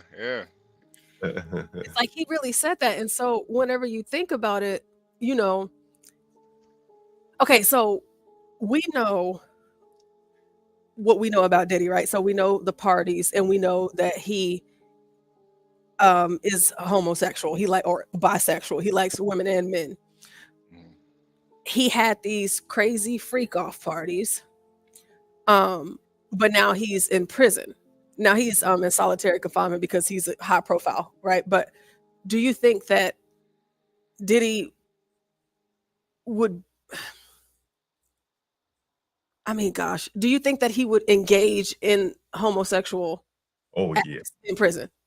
If he wasn't in solitary, yeah. He would be forced. He may be straight up gay though. You know what I'm saying? He may be straight gay. And forcing other women to have sex with strange men, shit, he may have been looking at the man. Mm-hmm. Oh, we know, right? Otherwise, why don't you just jump in? You don't need some carnival actor. So he may be just gay, and all this shit was smart. That's the only thing that makes sense to me. Because a straight man would not want another man touching some woman, and he walking up and down the street with her, parading her, that's his girlfriend. But John, I think it is more of a morality thing too, because I always say, like, when it comes to like evil doesn't really have any allegiances. So I think it's like a morality thing. Like, I don't think he would even consider himself gay for doing that act. Evil doesn't really have any allegiances to anything. So it's just like, for him, watching another man have sex, I don't think he considers it gay. But I think, just him just straight up, doing a guy out of lust, that would probably be gay to him. But, forcing a guy to do something for a rap contract, I think that's how they like compartmentalize it. Like it's, I made him do it, like it's like a power thing. But damn, you still got to be turned on to do it. Yeah, you right about that. Yeah, like, damn, if you were gonna do it, would you have baby oil for this shit? Like, stacks, like he ready to go at any moment. Yeah, and they say he would, masturbate to watching, two men together, or his woman and another man. Like, he got off on it, of course, but it makes me, because in that I didn't get to finish reading it, and I might pull some of it up today just because. But in the, what is it called? The papers from court. I can't think of what they're called. I think they're called court papers. Is it the indictment? Oh yeah. So those being released, and I was reading some of them a few weeks ago, but all they didn't name the celebrities by name, but the description, you know who it is. It's just the thought that all of these Black men, and just these men period, are engaging in that. And of course the component of going to prison, it kind of makes me think that gangster rap music is gay, or it's promoting it and it's encouraging it in a sense, in a way, maybe not 100%, but in a lot of ways it is. And that just kind of makes it weird. It's like it makes it kind of uncomfortable just even having that thought introduced. Yeah, I think that I just think that a lot of these guys are just immoral, and whereas heterosexuality, may be part of the moral core of people. Like you think about an Italian, from old gangster movies, they killed someone, they found out he was homosexual. Not to say that was right, but it was morally enforced. But Black people are more or less, adopted any agenda, even if it went kind of against nature, abortion, homosexuality. We just take it all, or accept it all, and we'll find some way to wrap it in a law or the rights that are bestowed upon you. And I think that just, creates kind of a slippery slope where you're willing to do anything, Mm-hmm. Yeah. It's like at what cost? It's wild. You want to be put on so bad, you want to be famous and rich so bad that these are the sacrifices that you yourself is willing to make. You're willing to compromise these things. But then too, I'm not going to sit here and say that they don't like it. But go ahead. I don't know how you, in your mind, whenever Jason Whitlock said, if you're on the giving end, if you're a top, or if a man is going down on you, or just because you're the top person, you're not the quote unquote feminine one in the relationship, there's men out there that believe that they are straight because of that. And it's no, you're gay. Do you believe Black men are more gay than white men? Do you think it can be racially, I think so. Honestly. Or do you think we're all equally gay? Nah, I think Black men, they're if you look at mind you, I don't know any numbers, but I would say there's definitely probably more Black gay and bisexual men. The rate, I don't know. I don't think, obviously there's probably more gay white men, but I think the rate, disproportionate. Right. There's probably a higher amount of bisexual Black men. I wouldn't just go flat out gay, but definitely bi. On the spectrum somewhere on the spectrum. On the spectrum. Black men. Yeah, and I think a lot of it does have to do with the morality aspect. I just think a lot of them don't have any morals. So Kyle says Blacks tend to be more hypersexual, or is that pseudoscience? I think that's partly true. I think that plays a part in it too. I've heard you can get turned on by anything. I mean, I don't know what's a better definition of hypersexual. I had this tenant. I guess you can see he was like a friend of mine, and before he became a tenant. And he was like going to medical school or something, but I don't think he became a doctor. And I mean, he would sleep with anything, man. Anything moving. And someone said, man, he sleep with men too. He was kind of softish, like, like it's hard to describe. I mean, he wasn't gay, like, but he was kind of, I can't even describe it. But someone had accused him of sleeping with a man. And I just thought, like, damn, he is so hypersexual. Like, I couldn't cancel it out. You know what I mean? Like, because I'd seen him sleep with so many different variations of women, some just really unattractive, Yeah. And so how the hell did he get it up for that? Right. Yeah. And so there could be something to that, the hypersexual nature of them, that, once you get to prison, if you're hypersexual, you're just going to take anything. Right. Yeah.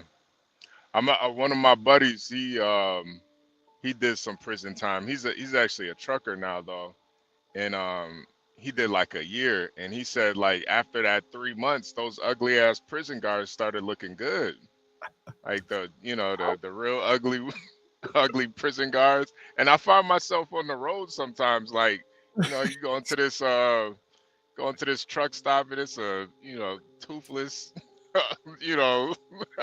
I'm like, you know what? Like, man, I gotta get back home. Yeah, I gotta get back home. I gotta get back home, man. And shit, she be looking good. It's like, cause even you, I mean, we've seen these prison guards. Some of these prison guards are just like, yo, how is anybody hitting that? But they be getting knocked down. You got 25 in life, and that's the last woman you looking at, and she looks beautiful. Yeah, she look like Naomi Campbell, man. She look beautiful. Like, That is amazing. That is amazing. I was I got to go over here and deal with this sexual predator. I guess at some point today I was supposed to do it. You better bring some pepper spray. Yeah, I was maybe drunk at the time. You just tips over, man. He might like that. he might be immune to it, Portia. Like, this ain't the first time. Yeah, he's 50 years old, man, just sitting around drinking, playing music on his phone. No earphones though, just playing the shit out loud all day.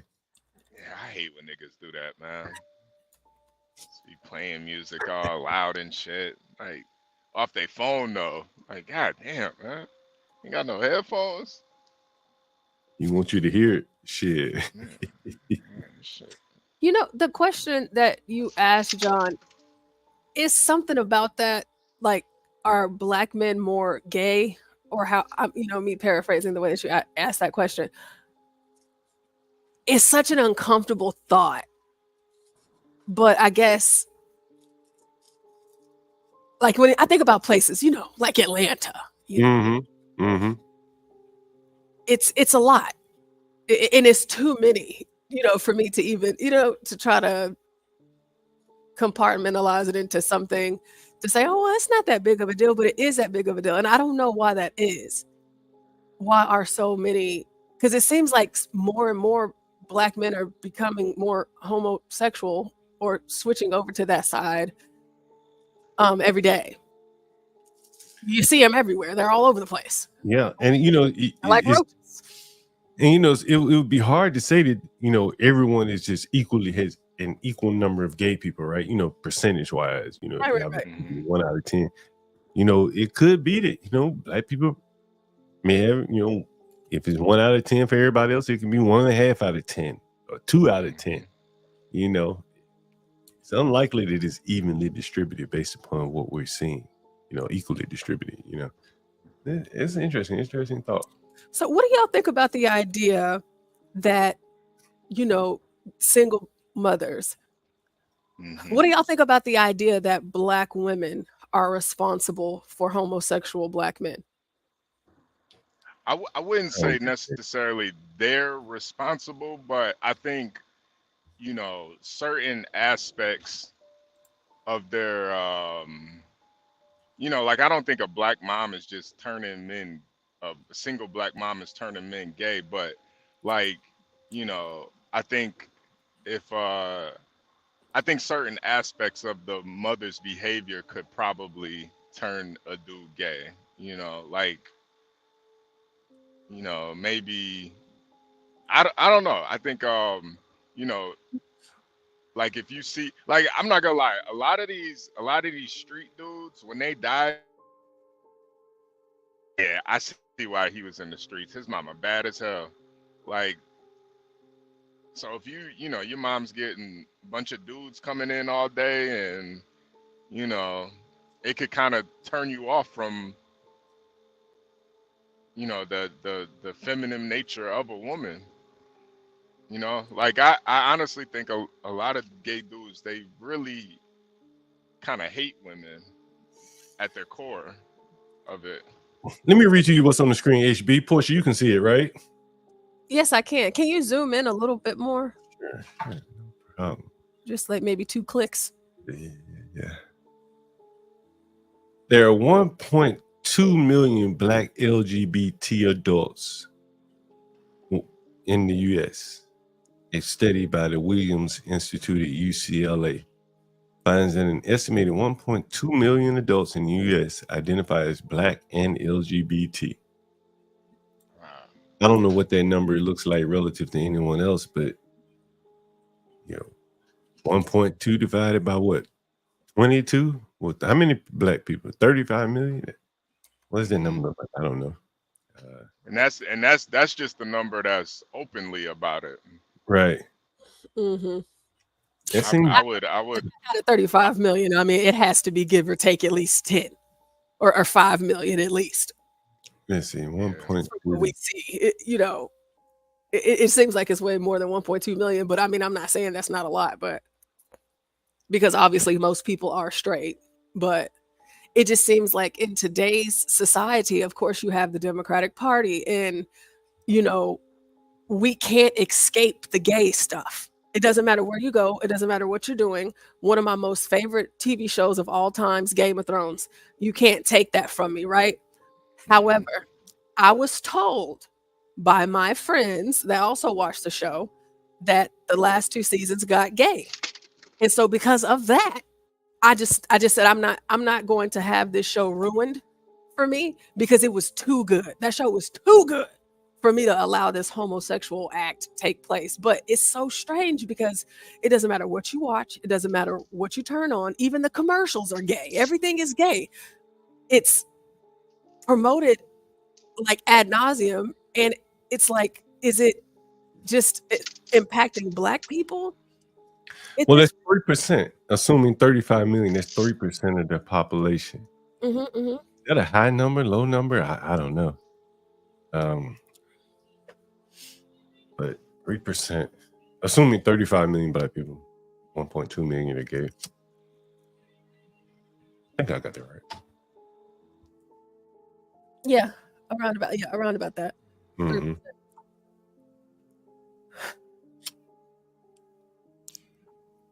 It very well could be genetic. Who knows?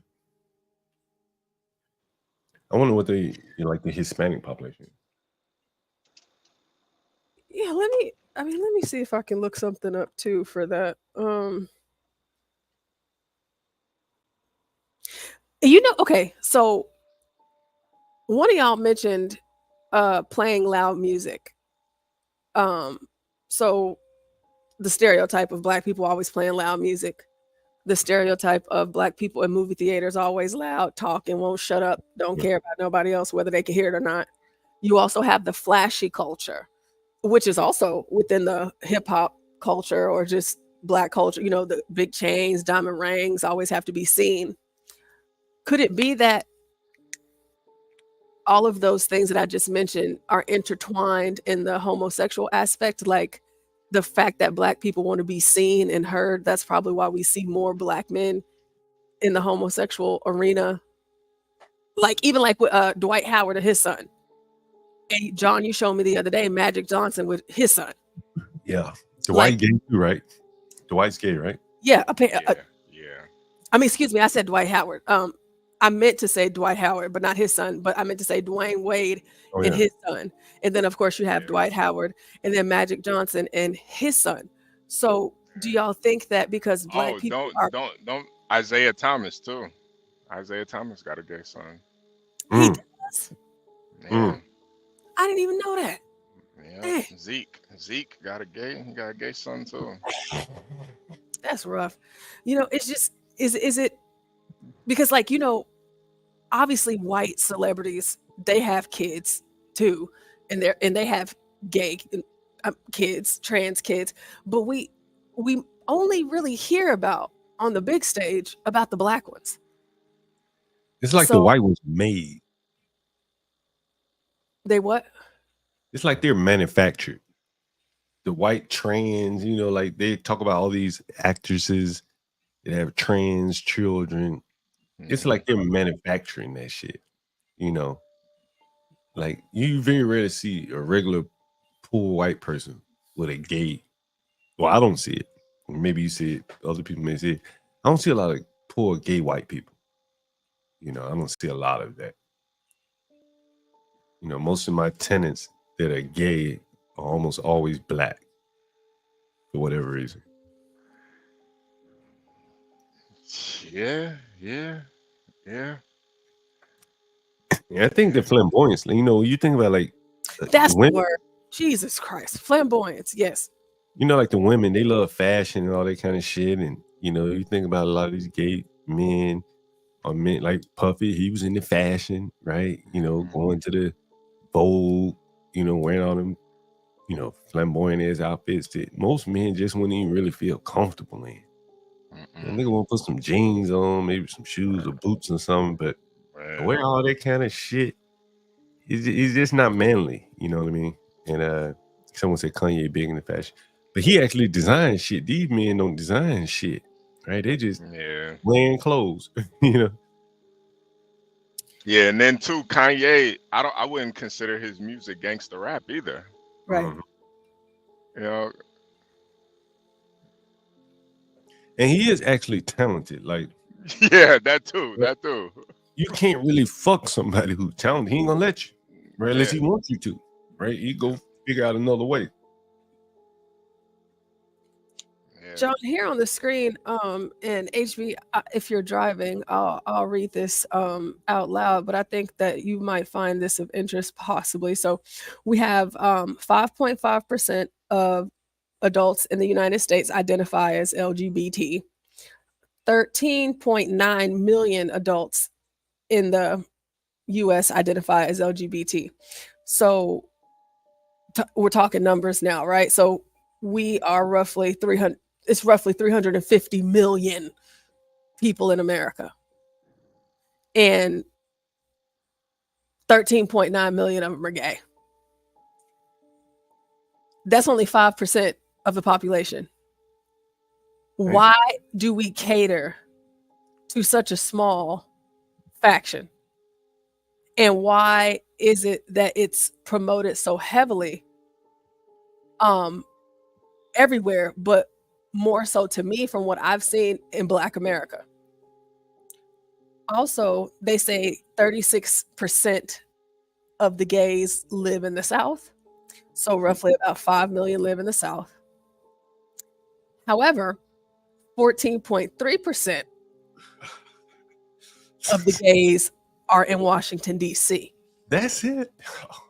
Yeah, that's probably why you've seen so many gay. Well, they do call it the chocolate city. I guess they it was a different kind of chocolate.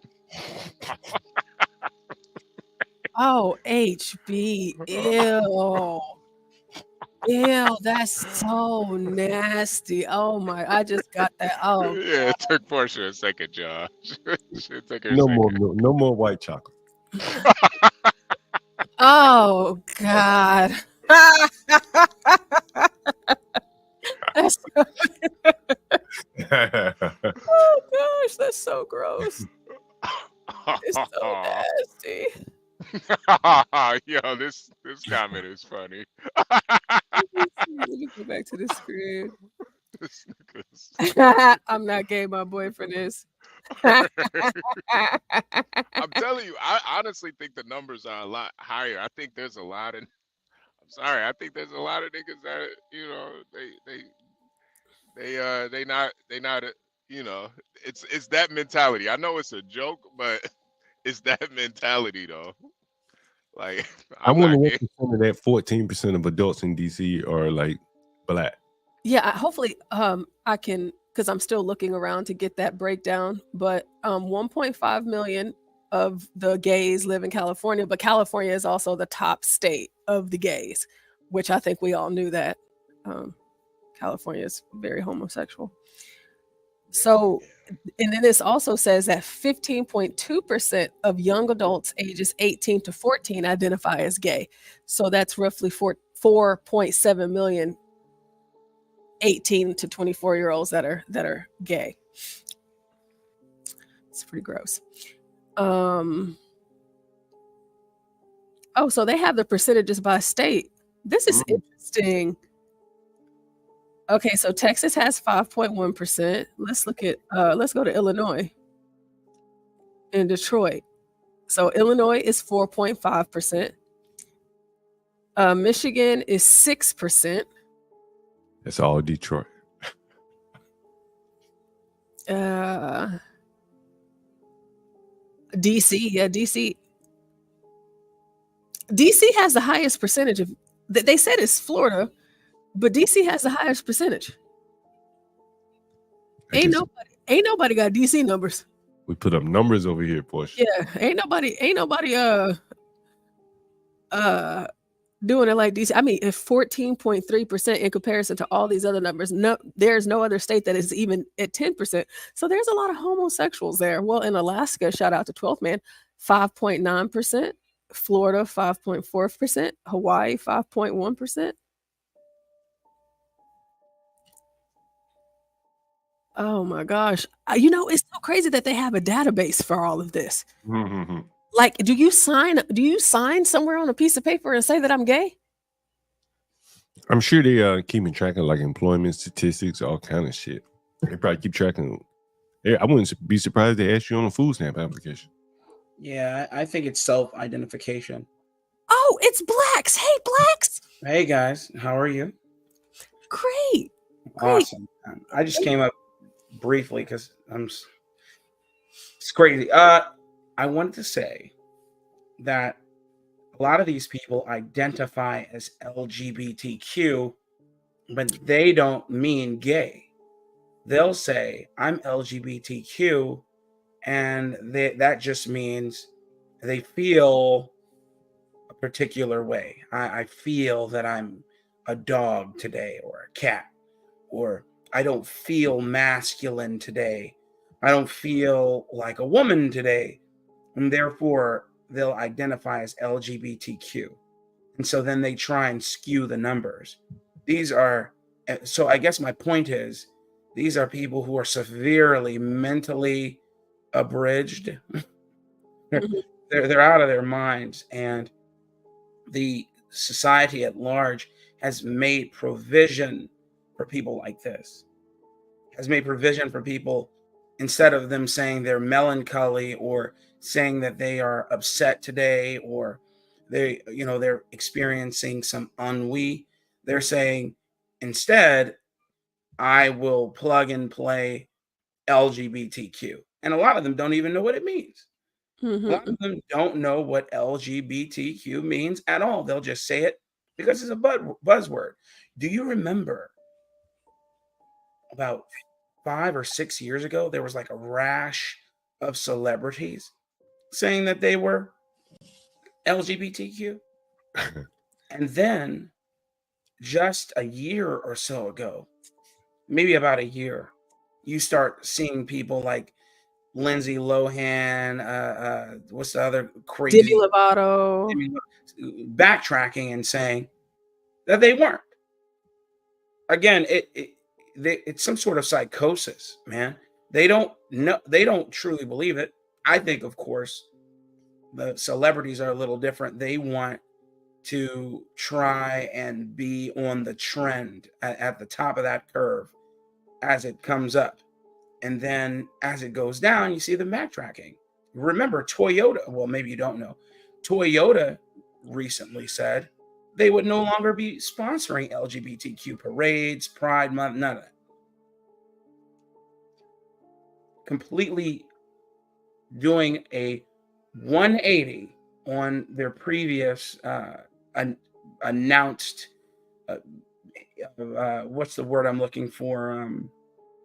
A previously announced affirmation of LGBTQ. So again, these people, I don't believe these numbers. I believe it's far fewer people who actually are gay in this world, let alone the country. Do you think that because what I have on the screen right now, okay, so blacks and John, have y'all ever heard the saying that the older you get, the more conservative you get? Yeah, Yeah. I heard. Okay. Except for John. John likes that action. But go ahead. Yeah, certainly. Certainly. So looking at this, it says the percentage of LGBT adults. And so it starts at age 18, and then we end here at the bottom with 65 and older. Now, from 18 to 24, we're seeing 4 million. But then 65 and older, we come down to 924,000. 924,000. So do you believe that component apply similarly to the conservative? The older you get, the more conservative you are? Yes, because you could call this chart here, you could call this a mortality scale. Think about it. You 18 to 24, I can do anything. I'm free. I am recently emancipated. I can go to school. I can engage in all sorts of fruits of my debauchery. 25 to 34, you're still kind of in that vein. You're like, I got to work now. Let's say you didn't go to college, or you did go to college. You realize, hey, man, ain't nobody, the party's over. I got to pay for stuff, but I'm still partying. 35 to 49, you realize there is no party, and mortality is very real at this time. 50 to 64, obviously, you're going to die. You got about 10, maybe 20 years left. And then 65 and older, you're looking at glory. You're like, okay, yeah, I need to make sure I get to heaven. This is, I don't know what I was doing at 18 to 24. I got to make sure that I don't die and go to hell. And I don't care what anybody says. They can give me lip service all day and say, oh, I don't believe in God. I don't believe that heaven exists. I don't believe there's a hell. But then, life experience has told you otherwise. And your body's aches and pains have told you otherwise. And that that white light is coming for you any given day. So yeah, absolutely. A long-winded way to say I agree that the older you get, the more conservative you get. And there's just not this idea of, hey, I'm a homosexual, No. Have you noticed that the majority of the old gay men or gay women divest? I mean, even in public, unless they're zealots. I mean, of course, there are exceptions to every rule. But have you noticed the majority of them stay quiet about a lot of this stuff? They don't engage in public discourse at all. And they're really rethinking their life decisions. And you get examples of it every day on just to name a couple, docuseries, their Instagram or some other public site that they utilize to pontificate on and give me their inner thoughts. You'll find that the older you get, the less of this you want to engage in, man. I'm telling you, it's just, it's pure unadulterated evil. That's it. No need to make it any more complicated than that. I want to do more evil when I'm young because I'm invincible. Or the idea that I feel like I have all of the time, time is on my side type of thing. But I'm thinking about John, you know who Pete Buttigieg? Yeah. The transportation guy. Yeah. Okay. Yeah, that guy. So we know that he's homosexual. We know that he has a husband, and we know that they adopted a set of twins. Ellen DeGeneres, we know that she's a lesbian and she's married to a woman. Her name so happens to be Portia. Her current wife was formerly married to a man. I'm trying to think of another white person that's famous that I know that's gay. Oh, Anderson Cooper. He's a homosexual. However, their relationships aren't plastered and played out in our faces. Now, of course, they are older, but even just from my recollections of them, it's not all over the place like that. But whenever you put someone like the rapper Da Brat, her and her wife, or that one, Da Brat was getting down with dudes. The gay dude, the one that has that fashion show, RuPaul. Oh yeah. That show, The Orange is the New Black. There's these people have made provision. What are you talking about? I'm looking it up right now. Go ahead. The short-haired black girl from Orange is the New Black. You talking about her? No, I'm talking about gosh, what is that big old Laverne Cox? Oh, that big. That's a big dude. That's a big dude. But I'm mentioning this because Laverne Cox. I know, right? I'm mentioning it because while we do obviously know that there's white celebrities that are gay or entertainers that are gay, why is it with the black people that they are just like, you know what I mean? Because blackism is LGBTQ. Remember, that is what they have been told. And then in black communities, regardless of what anybody says, we are the most conservative of anyone in the United States. And black grandmothers and black grandfathers most assuredly are saying, hell no, I don't want that in my household, or stay away from me, etc. Regardless of what you see on, Love and Hip Hop and the rest of these stupid shows.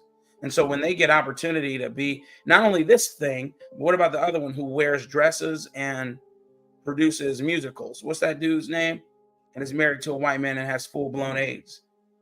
Oh, shit, which one is that? He has a beard. Not Tyler Perry. This guy, he most recently played the fairy godmother in Amazon's version of the Cinderella story. What the hell is his name? I'm trying to find it right now. Anyway, him too. Even he has a story as to how and why he's a homosexual man, and leaned into it.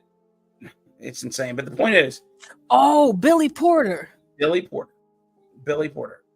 My point in all of that is to say these people have a platform and they want to finally yell from the mountaintops that this is what they are, because they know in society they will generally accept them, where black communities didn't. And I don't mean black communities not loving them as human beings. I'm saying they'd be like, hey, I love you, baby. Grandma, I love you, baby, but you can't come in my house with that. I don't want that around me. But I'll always love you and hold you in high regard. But yeah, Billy Porter, raised by women, molested by the men that the women chose. His story, his words, not mine. I think a good example is Dwayne Wade. Oh my God. Right. His wife seemingly wants to stay in the limelight, Hollywood, and that child of theirs is almost like a pawn that they use to stay in Hollywood. You know, it allows them to use that child, and by way of that child, because I hear he has a movie deal and all that kind of shit. You know, I wouldn't do that with my child. Like, you know, you want to be gay, like, we're not gonna monetize that shit, right? No. Like, fuck it. I don't believe in monetizing debauchery like that. And you know, the stepmother, what's her name, Gabrielle, likely wants to be in in the limelight. And I hear the mother, biological mother, is not really all for that shit, but the man has custody and he can kind of do whatever he wants to do. And the child's now entering the age where he's probably looking at the short-term dollar signs, the child I'm talking about, versus the long-term consequences. And I think this is a situation where they get caught up in this LGBT swirl here. But you remember, and this is just me, I'm a Christian man, and when you deal with Christianity, it's the abstinence of the debauchery, the things you want to engage in, whatever debauchery that is. You want to engage in a whole bunch of sex as a man with a woman. You want to engage in theft, whatever, and so a lot of people have completely thrown out of the window that abstinence of a particular vice is correct.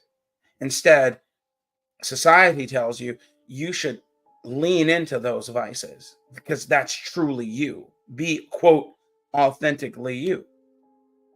And so when you have children who are impressionable and parents who push their impressionable brains into the limelight and say, hey, yeah, I agree with you wholeheartedly. Go explore. You're a dude. What's his son? His son, Dwayne Wade's son, is a dude who is LGBTQ female, decided to be a female, who is dating a girl who is LGBTQ male. That's debauchery. So he's dating the boy. He is dating a white girl who identifies as a man. Oh, interesting. John, you didn't know that? Have you seen? I just knew I thought he was gay. I didn't know he was.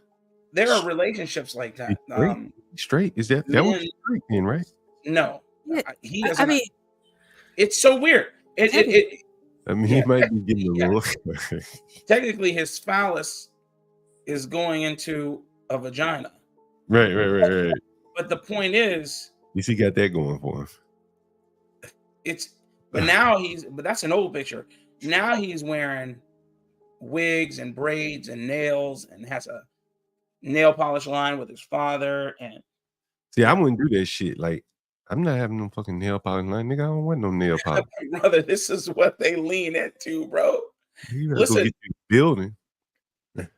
I see Dwayne Wade all the time in Chicago, especially downtown Chicago, man. He used to be out there all the time.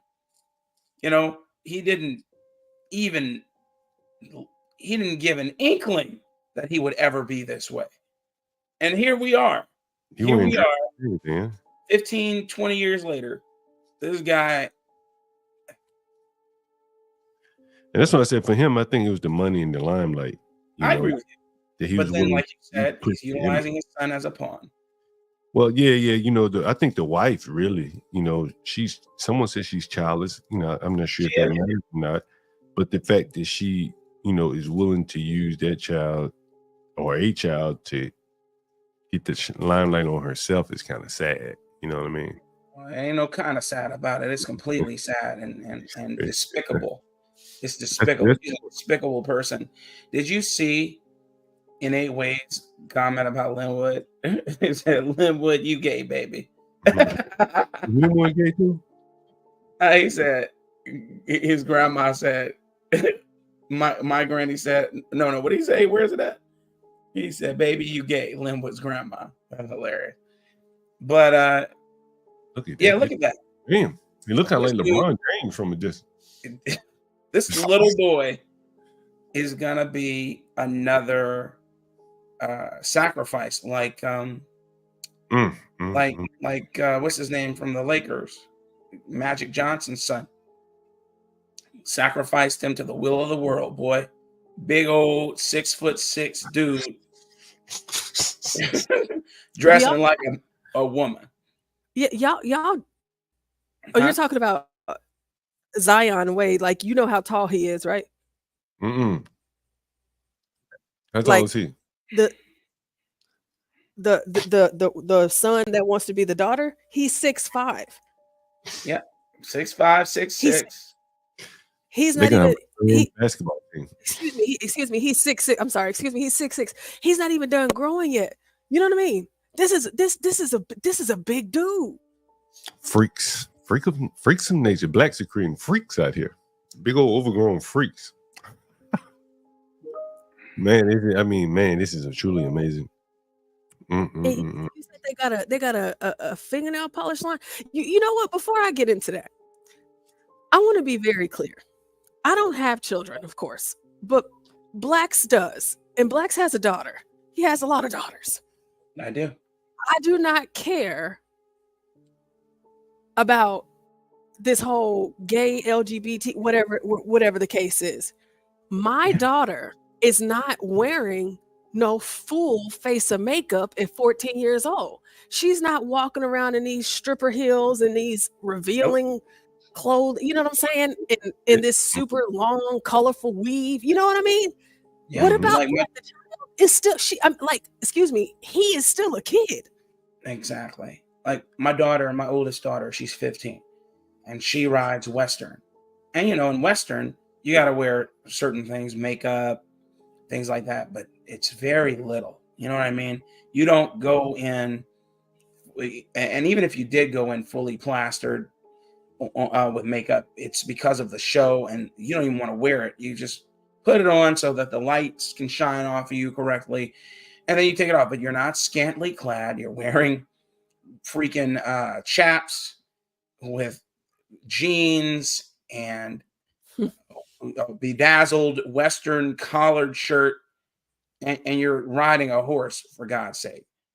And then you have these parents who believe that you're not feminine unless you allow your daughter to take on makeup from what's the name of that store? I can't remember. I don't know. Ulta or Sephora. Ulta or any of those. So exactly. Take it on. And you're saying, what are you doing to your child, man? You're trying to expose your child to this world, this debaucherous world, not allowing them to be a child, in efforts to make them a more appeasable or amenable to what the world has to offer them, instead of telling them to resist it. It's insane, man. It just doesn't make sense to me. It's just, it's crazy because it's a kid. Like, why? And it's not my kid, right? We're just talking about it, right? I can't tell him how to raise a child. But like on the picture that I have on the screen here, it says Zaya Wade, queer ego fueled. This to me is not for children. No, it's not. It isn't for children, but we have a whole world that says otherwise. We're supposed to lean into this and say how brave this dude is for doing it. Do y'all see how big this boy is?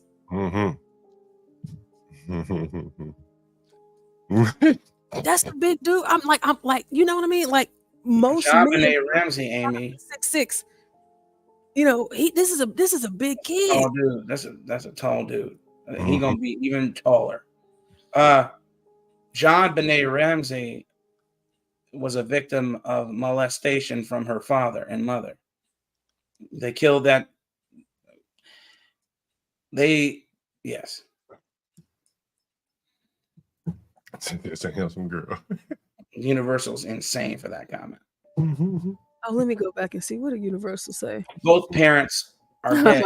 Okay? What? Somebody said something about John, but Amy. Okay, I see. Yes. What is that? What Sean Benet got to do? No, she was just saying. Oh, the pageants and stuff. Yeah, how they exploit. And that's another thing. That's a whole nother topic. With the pageantry and the cheerleading, you wouldn't believe how many pedophiles come to those things, and they have nothing to do with it. You know, they don't have any children on the stage, nothing.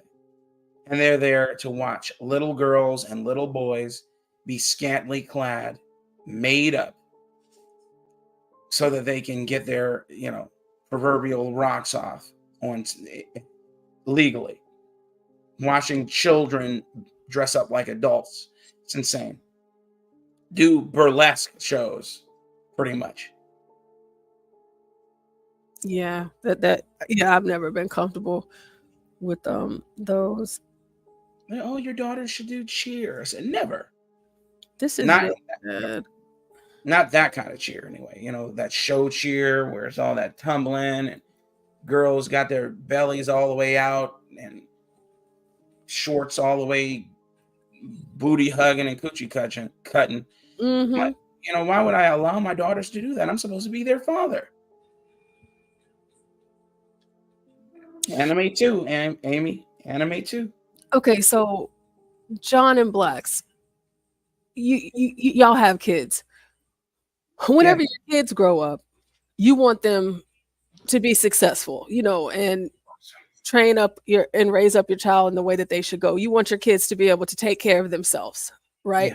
Yeah. Mm-hmm. So for Zion Wade,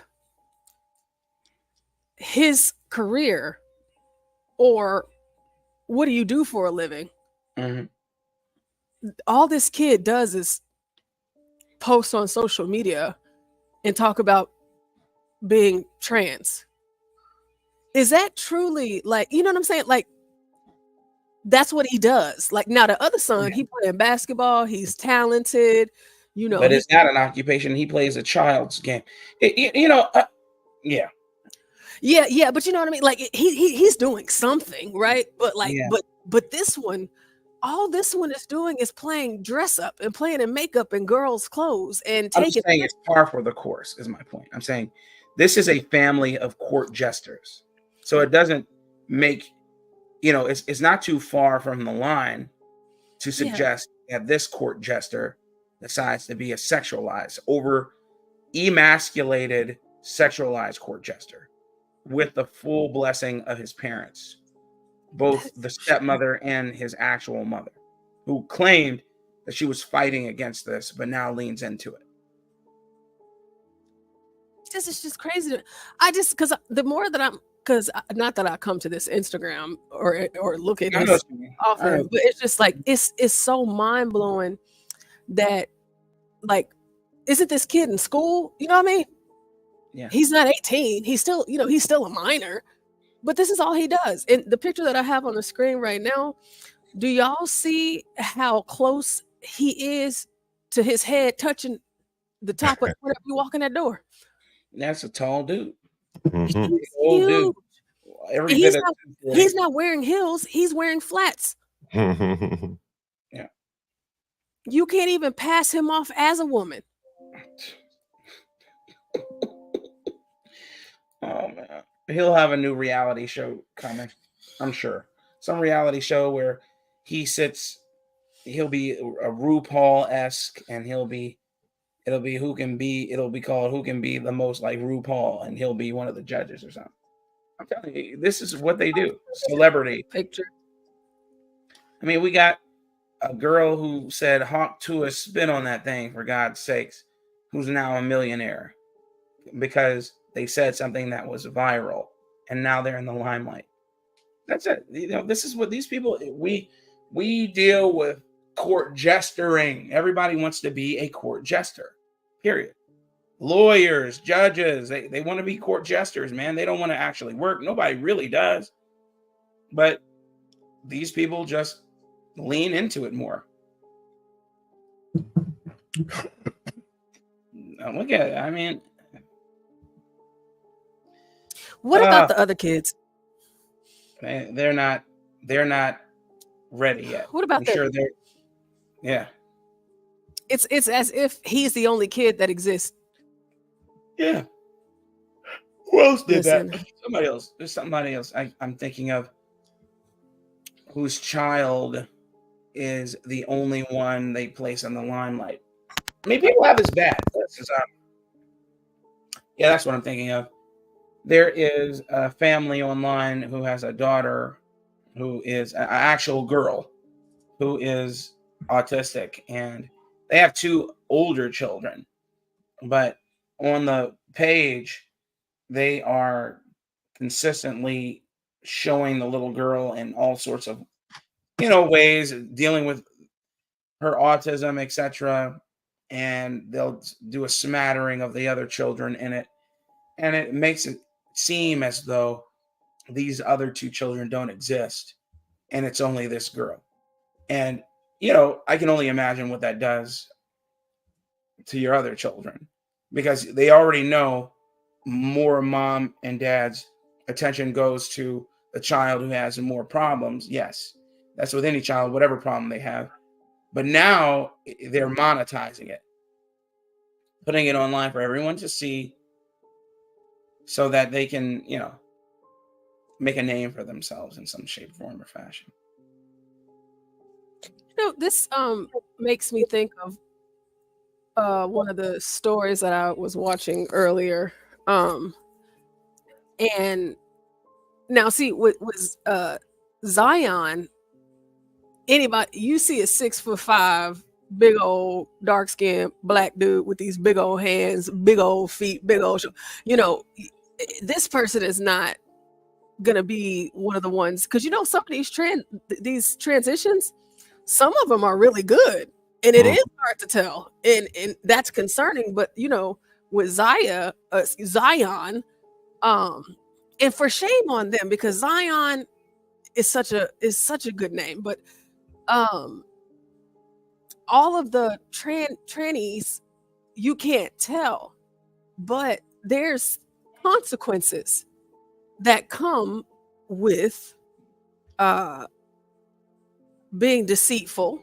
Now, this is a public figure, so more people are inclined to know that this is Dwayne Wade's son and this is actually a man. But in other instances, like regular people like you and I, you can't always tell the difference. And these people, they find themselves in these situations to whereby they end up killing these people because they were misled by them pretending to be something that they're not. Do y'all remember the story that happened a couple of years ago where the kid killed this tranny right here because he thought it was a woman, but come to find out it was a man? Oh yeah. I remember that. Yeah. 3 years, right? Yep. So let's see what's going on with this. This is from Nate the Lawyer. Love his channel. So let's see. So I have an update to the story of a trans. Can y'all hear it? Yeah. I don't know why he couldn't tell that was a dude. Right. I mean, I'm looking at him right now, and I'm like, that is a dude. Anyway. That is a dude. That is a dude. Gendered woman who tricked this man into having sex with her, and then when he realized she was transgendered, he shot her. He told police she approached him for a sexual encounter, but he began to feel, quote, suspicious. I'm thinking he thought it was a girl. It's like, oh man, yeah, she can say if I want to get sucked off, man, this must be my lucky day. Yeah, starts getting sucked off. He's like, wait a minute, that should be a red flag. Them hands.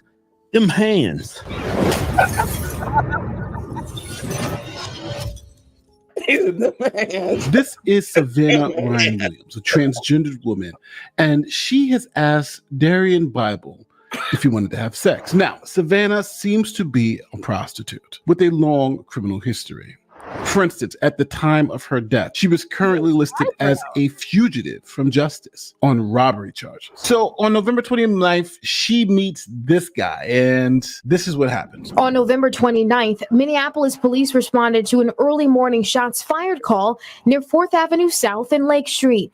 Court documents say 25-year-old Demarion Kaylon Bible admitted to shooting Williams in the head. Now, the strange part about this whole scenario is the reasoning on why Bible believes he had to shoot the victim. Listen to exactly what happened between the two. He told police she approached him for a sexual encounter, but he began to feel, quote, suspicious after the act and shot and killed her. Bible confessed after police found surveillance video of him at the scene near the Lake Street light rail station. Now, one source of a lot of confessions from criminals comes from jailhouse conversations. See, the state owns a jailhouse, and if you call into the jail, all your phone calls can be recorded. So a lot of confessions are obtained by the recordings of jailhouse phone calls. People like to confess on the phone for some reason. And that's exactly what this guy did. He confessed to his crimes over a jailhouse phone call. Paperwork says while in jail, Bible told his dad he just murdered someone,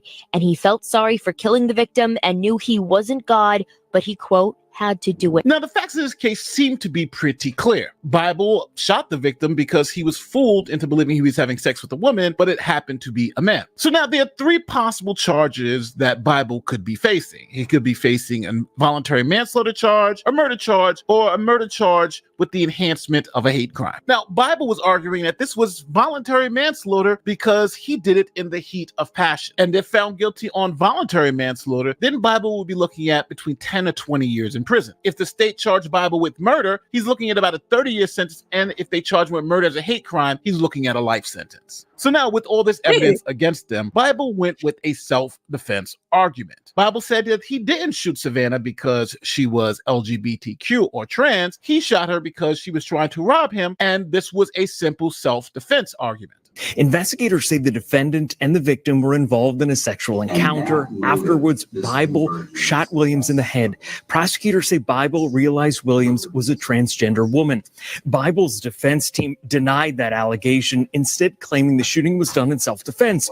The jury didn't buy that claim. At sentencing, Bible apologized for the shooting. Now, the community wanted Bible to be charged with a hate crime, but prosecutors didn't because they didn't feel they had enough evidence to show that Bible shot the victim just because she was trans. Hennepin County Attorney Mary Moriarty says the case did not fit the legal standard to be charged as a hate crime, but says that doesn't mean hate was absent that fall morning. The fact that we could not charge this as a bias crime does not change the impact that this crime has had on making our trans community feel less safe. Now, we got to keep it real. This case wasn't a slam dunk for the prosecution. They did have a dead sex worker who was on the run for robbery. And you had a person now claiming that, hey, I shot this person because they were trying to rob me. But with the jailhouse phone call, the confession, the prosecution was able to prove beyond a reasonable doubt that this person shot Savannah and it was murder. County prosecutors are calling the murder of a 39-year-old transgender woman a cold-blooded, brazen killing. Today, a judge sentenced the man convicted to the maximum prison term under the law. The 39-year-old Williams was fatally shot last November in Minneapolis's Phillips West neighborhood. 25-year-old Damarian Bible was convicted in Williams' murder. So Bible got 30 years, which is the maximum under the law, and the judge is like, hey, this is a pretty easy case. You shot her and it wasn't self-defense. Now, if I was Bible's attorney, I would have argued for voluntary manslaughter. My argument would have been this was done in the heat of passion. Just like if a woman walks in on her husband in the middle of an affair, pulls out a gun and shoots and kills him, that's considered a crime of passion, not murder. And I think this could be considered that. With a crime of passion, it really depends on how a reasonable person would act in that same situation. Would they have been enraged to a point where they could have done something ridiculous like this? And remember, it doesn't absolve you from the crime. It just lessens the liability, again, from 30 years in prison to maybe 10 to 20. And then I believe for the hate crime aspect of it, I think you could make a reasonable argument that this could be seen as a hate crime because Bible shot her because she was transgender. Now, as you heard earlier, prosecutors didn't believe they could prove that this was motivated by bias, and that would open up the door for a defense of a heat of passion. So prosecutors stayed away from that and just went for the straight murder charge. So I think at the end of the day, with the facts that we have in front of us, this was the right decision. Now, as always, tell me where I'm wrong in the comment section. Do you think this should have been charged as a hate crime? Do you think the prosecutors made the right call in only charging with the second-degree murder and getting 30 years for the max sentence? What do you think about Bible's defense? Do you think his defense of she was actually trying to rob me, do you think that was a good defense that should have worked? Or do you think it would have been better if he just said, hey, I did it out of a heat of passion? Now, understand, if you do think that he should have used the heat of passion defense, he's essentially pleading guilty to the underlying facts and the underlying crime. It's not going to get him out of prison. It's just going to reduce the amount of prison time he'd have to do. So with all that, don't forget, like, share, subscribe, do like great YouTube. Hey, I'll say this: remaining monetized is a hell of a drug, isn't it? Yeah. I'm tired of these. I'm so tired of these YouTubers referring to these people who we know are men or women oppositely. Right. She. I'm like, my God, dude, we know it's a dude. Just say it's a dude. They want to remain monetized. I got it, you know, life's bread and all that. But here's my take on it. No good deed goes unpunished. And I'll tell you this, you know, he did deserve getting some jail time. I don't know if it was 30 years or whatever he should have gotten, but he definitely needed some jail time for that, soliciting a prostitute, all that. But then this dude trying to paint into a saint. There's no way, man. There's no way. He obviously was a fugitive. They said so. They had it in the record. Right. And so, if anything, they should be giving him a medal saying you brought this fugitive to custody, dead or alive. Right. Yeah. The justice has been served. You know what I mean? Exactly. You know, I don't know. I just don't believe he deserved 30 years, maybe 15. And then he could have served 7 with good behavior. You know, I'm gonna do the same thing. why do we it's same thing with George Floyd. Yeah. Why is it that he's dead? I'm you know that this tranny Savannah is dead now. Yeah. But are we going to ignore the realities of what they literally just told us, that he was a fugitive? Because they deify these people with a long rap sheet for robbery. And so, yeah, he said what he said to his dad in the prison phone call, but my God, to me, I think that's rape. Yeah. Yeah. Now, I mean, granted, that definitely looks like a dude. For sure. Those eyebrows are crazy, but you know, come on now. Come on. Yeah, Like, it's because it's what the world is steeped in now. We're living in a time where people just want to lean into debauchery. I mean, even more so than before, because we're all super connected. I mean, you're never off. You're always on. It doesn't matter, you know, whether it's a job or communication with a friend or family member, you can always potentially know what they're doing. Am I lying? So with that being said, your entire life is plastered on all these social media websites, on Google. They can look your name up, find out where you are, what you're doing in real time. Nobody has an instant to themselves, so they're going to make the most of it. I'm going to always be for the debauchery. I'm going to always be for LGBTQ. I'm going to always be for advocating for someone who identifies as something other than what they were born as, because I can always be quoted by some news organization or some I don't know, zealot who doesn't have any time, nothing but time on their hands, and can make some sort of expose on me. And that's the way it is. Unless you completely divest from this stuff, you run that risk. So people are willing to just be in favor of it all, man. I don't know. And it's all because, you know, he gets charged 30 years to life. Yeah. He called it self-defense because, I mean, that's what it was, literally. But and of course, I'm not advocating taking someone's life, but I couldn't imagine being a man in that situation. And then even the fact that, going with the conversation that we've been having this morning, that was a young black man.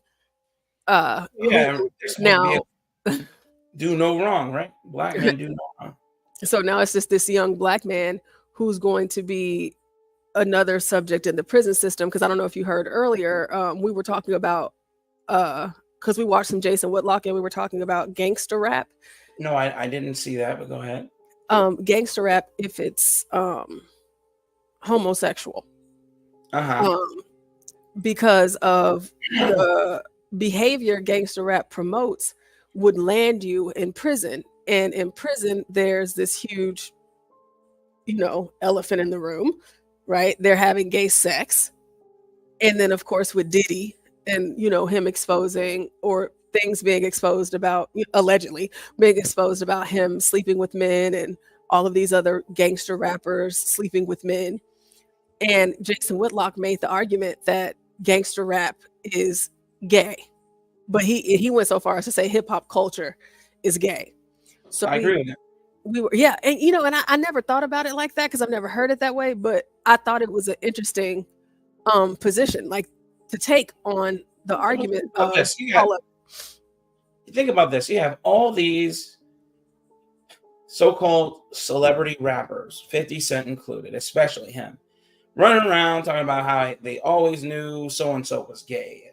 They were having all these parties. I wasn't a part of it, is what they'll say. But I used to see it and I would opt out. Yet they're a part of that industry. Right. They're all listen, they're guilty by association. You can't abstain from being guilty of being a party to this. These people engage in this is widely known and very well documented since the inception of hip hop and especially, quote, gangster rap, unquote. One of the first gangster rappers, didn't he die of AIDS? What's his name? Easy. Yeah, Easy. Come on, yeah, man. he sure did. He sure did. Oh, And no, that was a conspiracy. They shot him with an AIDS. It was from a blood transfusion. Oh yeah. I forgot they did say that. It's just like, okay, so in the case of the little black kid, because of course, whenever you came on, we were kind of talking about like how many are the blacks more gay than any other group. But you have this component now. This young man, this kid, he's going to be in prison for 30 years. He's more than likely going to get out, close to Medicare, or maybe not, who knows. But we know that they had to make a spectacle of this because he killed a trans person, and that's a hate crime. And we need to know better, even though these people do not exist heavily in society. Most of us don't see them. We don't know them personally, nor do we have interactions with them. But I have to punish you. But blacks, check this out. This was 12 years ago. 12 years ago, if you could go back 12 years ago, do you ever recall the phrase, the term, the word transgender? No. Because I sure know I don't. I can't. Well, what I recall is this. Tranny, that's a tranny. Or, whenever I remember there were trannies staying down the street from me when I was like 11, 12 years old, and we knew it was a dude. It was highly peculiar, but we didn't ever say transgendered. We just would say that dude's gay. It meant the same thing, etc. Transvestite, yeah. So 12 years ago, there's a story that I'm gonna share with you all about the same thing, but it's switched. So it's still a man that calls himself a woman, but he actually killed someone. And let's see how different the rhetoric is when it's flipped. Bington there here on Democracy Now! I hate Democracy this Now! lady, For by the the War way. and Peace Report. I'm Amy Goodman with Juan. You said what? I hate Amy Goodman, by the way. Oh yeah, I don't even know who she is. Yeah, This is 12 years ago. she's She living said up. she's still alive. Is she still Huh? alive? Is she still Yeah. living? Oh, okay. Still doing this show. Yes. Oh, dang. Oh, she's pretty old. Gonzalez. A transgender African-American woman is facing trial for murder after an incident outside a Minneapolis bar where she was reportedly harassed and then physically attacked. Krishan CeCe McDonald, who is 23 years old, is scheduled to stand trial later this month for second-degree murder. But supporters say McDonald was the victim on June 5th, 2011, after two women and a man, all of them Caucasian, began harassing her and her white friends outside a bar, calling them racial and homophobic slurs. A YouTube video posted by supporters of CeCe McDonald describes what they say happened that night. Krishan McDonald, known as CeCe, is a spirited student of fashion design at a Minneapolis community college. Known as wise, outspoken, cheerful, and with a history of handling prejudice with amazing grace. Midnight, Saturday night, early June, CeCe was walking to Cub Foods with three friends. Passing Scooter's bar, three haters, Dean Schmitz, and two women began yelling and shit with at CeCe and her friends. An argument between the groups took place, which turned violent when one of the women broke a beer mug on CeCe's face. It opened a large gash to her saliva gland. Next, Dean Schmidt suffered a wound from a pair of scissors through the swastika tattoo that was concealed under his shirt on his chest. While the events of that night remain unclear, the fight that ensued left 47-year-old Dean Schmitz dead after he was apparently stabbed by a pair of fabric scissors that had been in McDonald's purse. Police arrested McDonald, but did not arrest anyone else at the scene. McDonald received 11 stitches to her cheek. She was reportedly interrogated without counsel, placed in solitary confinement. There were reports the dead man, Dean Schmitz, not only had a swastika tattooed on his chest, but also had a prior criminal record. McDonald supporters have said the case is symptomatic of the bias against transgender people and African Americans in the criminal justice system. CeCe McDonald could face up to 80 years in prison. For more, we're joined by two people in Minneapolis. Raven Cross is one of CeCe McDonald's best friends. We're also joined by Katie Burgess, Executive Director of Trans Youth Support Network. Katie Burgess, can you elaborate more on this case and the significance of it? How you know, what you believe took place outside this bar? Yes, thank you for having us on, Amy. So what's unique about this case is that I work for an organization, the Trans Youth Support Network, that promotes racial and social and economic justice for trans youth. Yeah, they wrap and themselves up. specifically, we were founded out of this kind of violence that we see against young transgender women of color specifically. So on the that book, types after of, the ball dropped violence that in we 1984. see are not only pandemic within our community, but all across the nation. And we would like to also point out the ways that this violence plays out in the courtrooms. We see these kinds of legal disparities. The fact that Krishan is facing now 2 counts of second-degree murder is that the dude right there? When we're asking the county No, attorney that's to drop the charges against her. That's the best friend. So this is the best friend of the dude. I mean, both of these are clearly dudes, but this is the best friend.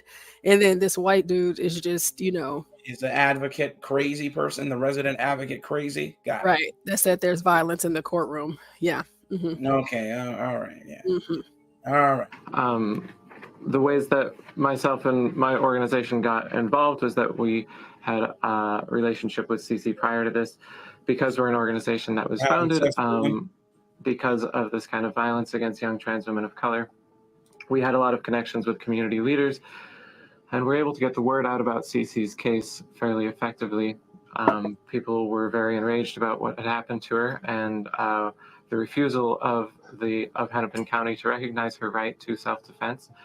And word has spread across the nation and across the world. We have seen local support from LGBT organizations and politicians, and also Universal, if you're listening, this case too is from your state, sir. That's what he said. That's why he said in the chat, I can see why people outside of Minnesota think this place is a circus.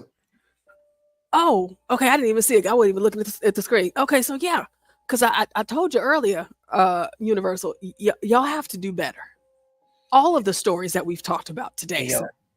in fairness, this isn't the Minnesota I remember. I'm telling you, man, I grew up Lutheran and we were in Minnesota all the time.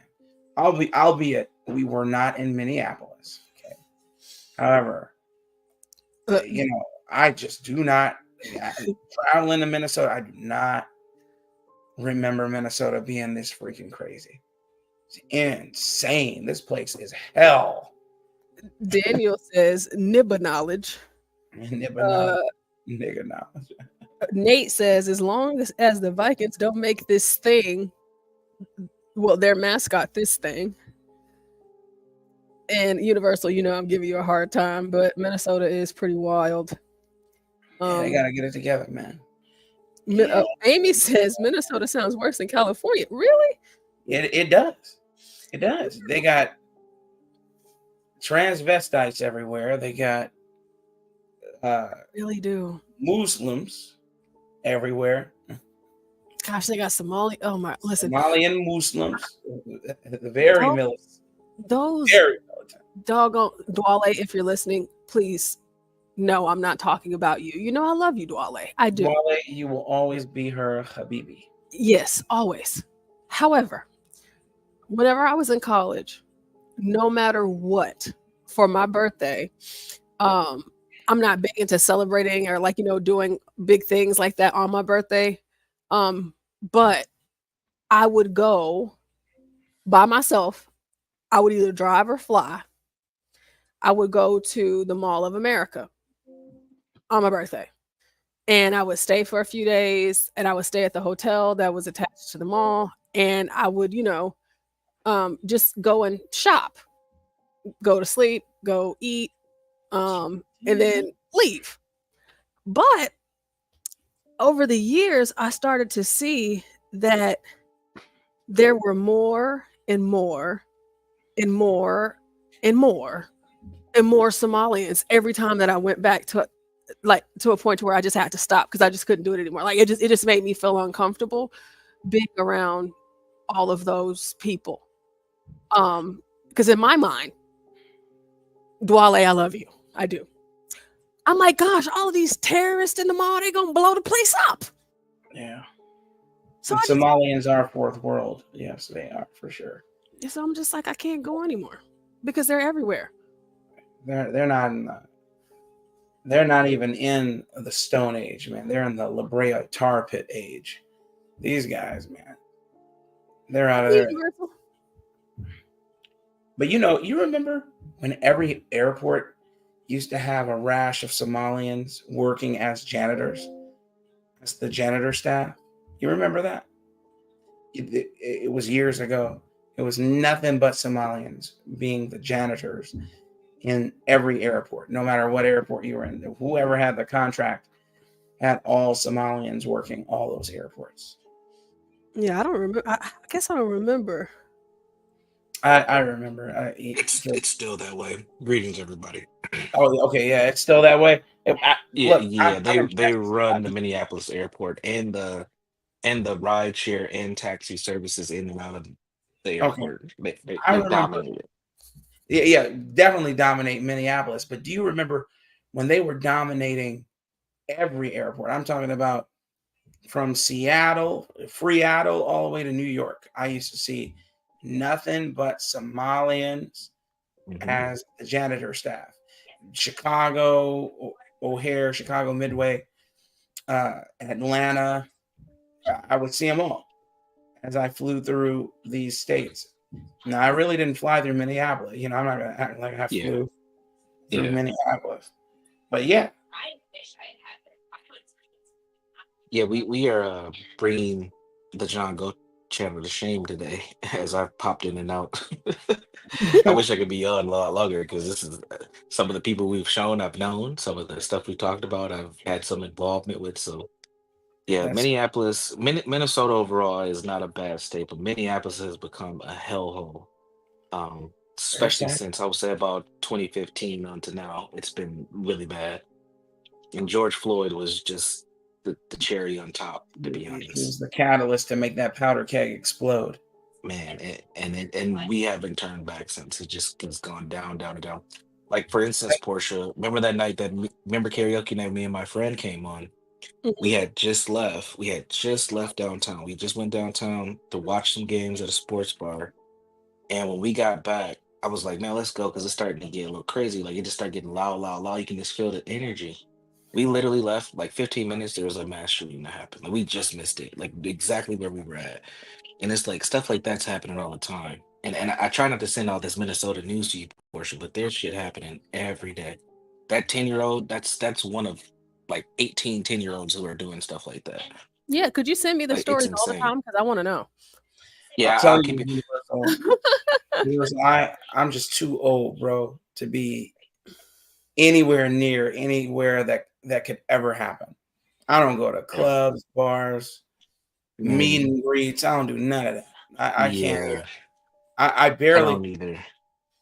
You know, if Really. I'm going to a restaurant that I like me and my wife, we like to go to Fogo de Chão. I used to work at Fogo de Chão in Chicago back in 2007, doing security, and that was the first time. Around that time was the first time I took my wife. So we've been going there for about 17 years. And when we go, I never go in the evening because even there, you know, people like to get flashy, flash money. You know, it's a Brazilian steakhouse, by the way. And so we go early afternoon for our anniversary, for our either one of our birthdays. Like that's how crazy it'll get for me. I'm not going to nobody's club, nobody's dance hall. I just don't even want to be exposed to any of it at all, ever, anymore. Yeah. Portia, I'm gonna send you a link to something called Alpha News. It's kind of like our conservative news beat here in Twin Cities. They do a really good job covering a lot of the things that are going on. Um, they were the ones who put together that George Floyd documentary that went viral.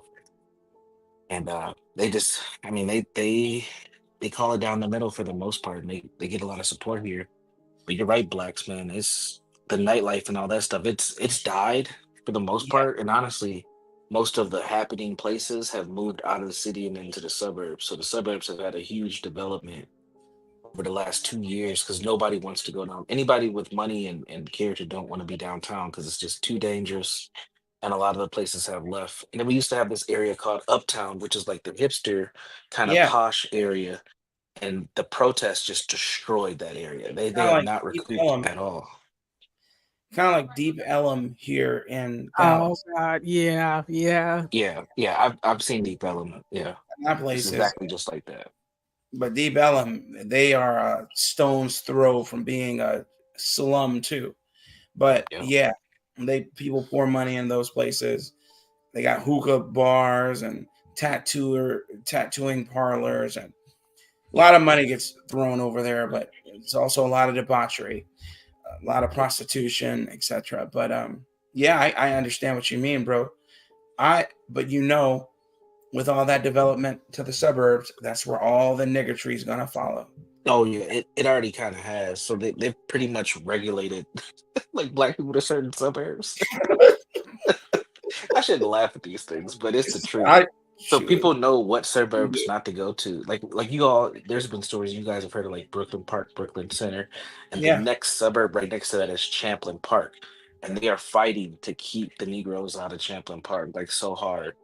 It's So impossible. what they'll do is they'll just try to price people out, but then what ends up happening is like the counties and the state governments, they get to a point where they'll try to give subsidies so these people can move in, but it's a mess right now. Yeah, this is what they do. It's happening over here with me. People, you know, there's more commerce coming over here. I have the PGA down the street from me, Universal that's being built down the street from me, and then there's a rash of apartment buildings. You know, all these developers bought up all this nice thousands of acres of farmland and are building rental homes and are building apartment sky rises here, and you're like, what the hell? And you know what that brings? People say, oh, they're going to be luxury apartments. I'm like, you've never lived around apartments, have you? I said it never remains luxury. It always turns into debauchery. It always turns into low cost housing. It just does. And the sorts of people, even when it's luxury, who end up renting there are the worst kind. You want to bring that near your neighborhood? I'm like, no, sir. I'm always fighting it. Local board meetings, baby. All day. Hell no. Yeah, it's interesting, man. The Somali thing is very fascinating because they have built community here. They've built a really good establishment there in politics. They built businesses. They went from driving cabs to actually establishing community here. And black They folks who've been are here for 3 or 4 generations are like so far behind. It's ridiculous. all the Somalian children think that they're thugs, though. Yeah, dude. So that's actually like 2 parts of the city. So Yeah. we have like our little Somalia area, and it's right next to the University of Minnesota campus, the west bank of the campus. And Mm. those Somali kids have been causing hell so much there that the Yeah. campus police have had to join forces with the Minneapolis Police Department because the parents of the students have been complaining that they're going to take their kids off campus if they don't stop the violence. But they've destroyed the University of Minnesota. I should be laughing. They've destroyed the University of Minnesota's campus. It's Students have been robbed, built It is businesses that funny. have been there forever. No, seriously, they just destroyed it. Yeah. It's to the Sounds point fun. now where we used to have this area called Dinky Town. This is where the happening students are like eating, nightlife, chilling, all that stuff. Every weekend they just come through, hundreds of kids, mostly Somalis, just destroying the place, robbing people, beating people up. It's insane. Yeah. Somalians do that. The Arabs were doing that out here in Chicago. They were doing that because they wanted to be, quote, black, unquote, or, black people don't like to believe that that's black culture, but it is. So they want to be It black, is. talk black, and they're robbing, pillaging, stealing, maiming, murdering, and I'm like, that's a Jordanian. That's a damn Arab.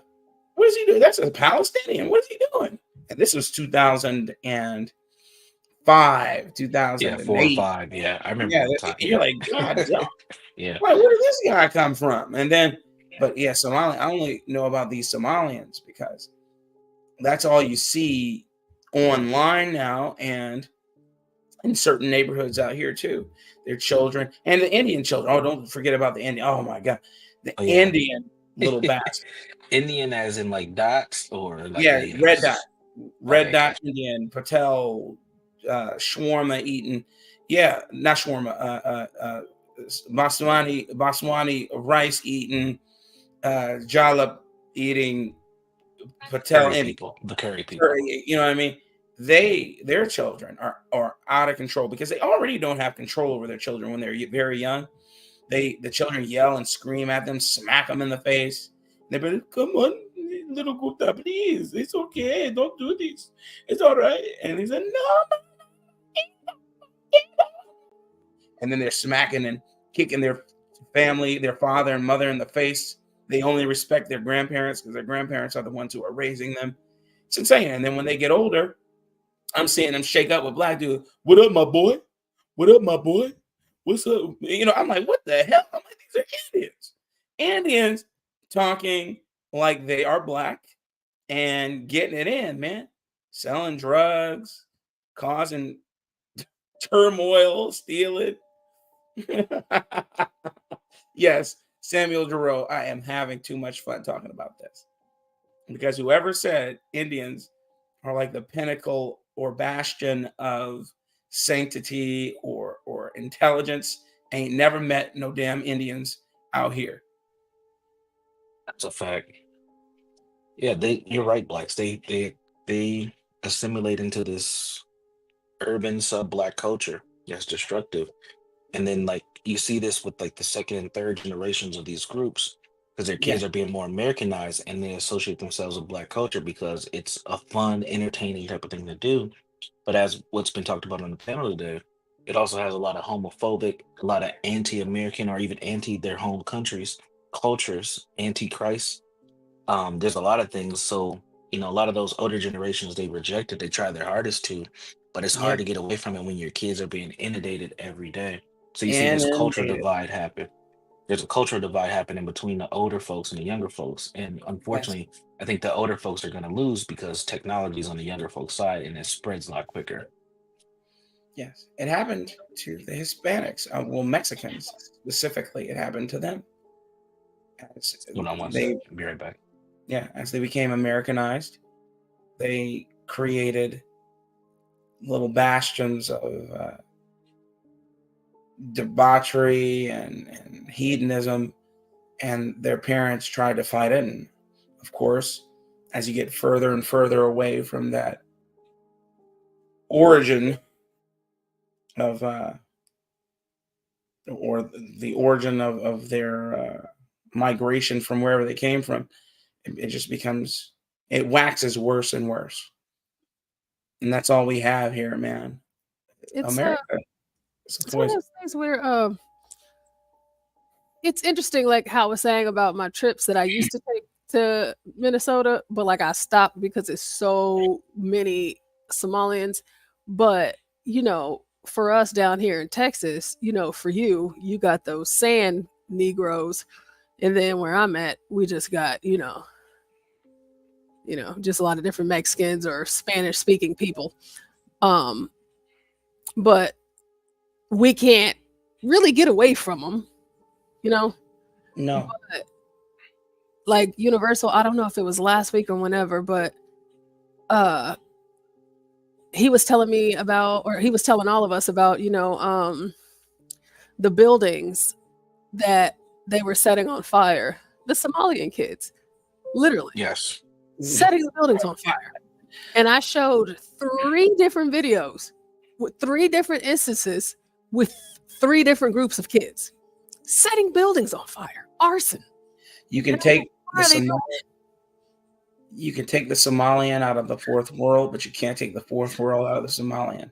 Yeah, and it's crazy to me because these people are coming over here and they doing this. And then I'm gonna play this video here because I found one that says elders help to curb the Somali youth in Minneapolis. And I would like to see this. I'm very interested. Before you hit play, let me add something to what you're saying about these burned buildings. Some of these buildings are burning down because these Somali kids are on drugs. They're addicted to drugs, and they end up having like these devices that blow up. So they're heavily involved in this fentanyl crisis that we're having as well. So part of them burning up stuff is not just arson; it's just the fact that they're addicted and nodding out with burnt lighters and stuff, and just catching buildings on fire. Really? So Somalian There's a huge problem. Yeah, drugs. Yeah, fentanyl. They're on Fenty. See, and you know what? That's another thing. I don't know how much time y'all have, but there's a video that I would like to play also that has to do with the immigration thing. But for the life of me, I cannot bring myself to understand, you know, I know this is one of your favorite women in the world, Universal, Ilhan Omar. How did she get in Congress? Number one. Number two, these Somalians are out here, and you're now, because you're introducing something new. I'm not thinking that they're doing drugs because, you know, they're like Muslim and all of that, right? The stuff that they do here in America, they would never get away with in Somalia. So why are they doing it here? That's correct. Because they can get away with it. And in Black culture, American culture, we can do a lot of reckless things and not, as you see from these court cases, we don't get slaps on the wrist. So they just take it to the next extreme. And as Blacks just said, you can't take that Somali out of them. It's bred in them. So if you're not going to lock me up and get me in trouble, I'm going to do what I want to do. And I'm going to take it to the max. We just talked about how Black people are pretty flamboyant. We will take things to the max. Hold on one second. I'll be right back. And Amy says they trash their own countries, which is a great example. So let's watch this. It's about 2 minutes and 30 seconds. It was a much quieter weekend in downtown Minneapolis, a welcome change after several violent weekends this month. The MPD's new plan went into effect with more mounted patrols and a stricter curfew to crack down on youth violence. Along with more MPD officers, you can see a Somali patrol group walking the streets. Tonight, we're getting a closer look at their efforts to keep teens out of trouble. Late at night in downtown Minneapolis, Somali refugees on the streets. We patrol. We walk. To stop crime in its tracks. We are the quiet lion in the jungle, and we are watching things. Somali Youth Link is a government-funded organization that deploys Somali elders to make sure youngsters stay out of trouble in the Twin Cities. We want to say, hey, we're watching you. We are here to make sure you don't get into trouble. Safety for all. Minnesota's long welcomed Somali refugees after a civil war broke out in the 90s. We saw 2 rockets land, one in a crowded street, injuring at least a dozen people. Plunging the East African country into starvation. The face of Somalia. 4 million people face death from sickness, starvation, and war. Since then, the Somali American population in Minnesota has risen to about 82,000 as Somalis find refuge in the land of 1,000 lakes. During the pandemic and years after, we had some altercations and some crime incidents. Incidents of Somali youth getting into trouble, including dozens arrested for shooting fireworks at police. That inspired Faria Khalif to start Somali Youth Link to work hand in hand with local police departments. At times they'll come to us and say, hey, I think this is a police matter. Can you deal with it? Hey, you're under arrest. Sir, you're under arrest. And vice versa. We'll go to the Somali Youth Link and say, I think this is not a police issue. This is a Somali youth issue, and we would like you to address it. What makes SYL so effective? In our culture, Somali culture, there is a respect to the elders. A culture of respect and understanding. The city of Minneapolis granting the group a $300,000 contract. We've learned our lesson from the horrendous murder of George Floyd. Reforming the way the community interacts with law enforcement and protecting the refugee population in the midst of a rise of anti-immigrant rhetoric. We understand the value of immigration, and personally growing up in that as a blue-collar kid, it's wonderful. It's what America is. Alex Tabbitt, Minneapolis, Minnesota. This is where the rubber meets the road, okay? We just saw in that news clip, and I actually just updated the title of the video. I included Somalians wreaking havoc in Minnesota. After all of that, this white man ends the news story saying, hey, that's what America's all about. Gotta love them. These immigrants, they're so good to us and they make us feel safer. Let's integrate with one another.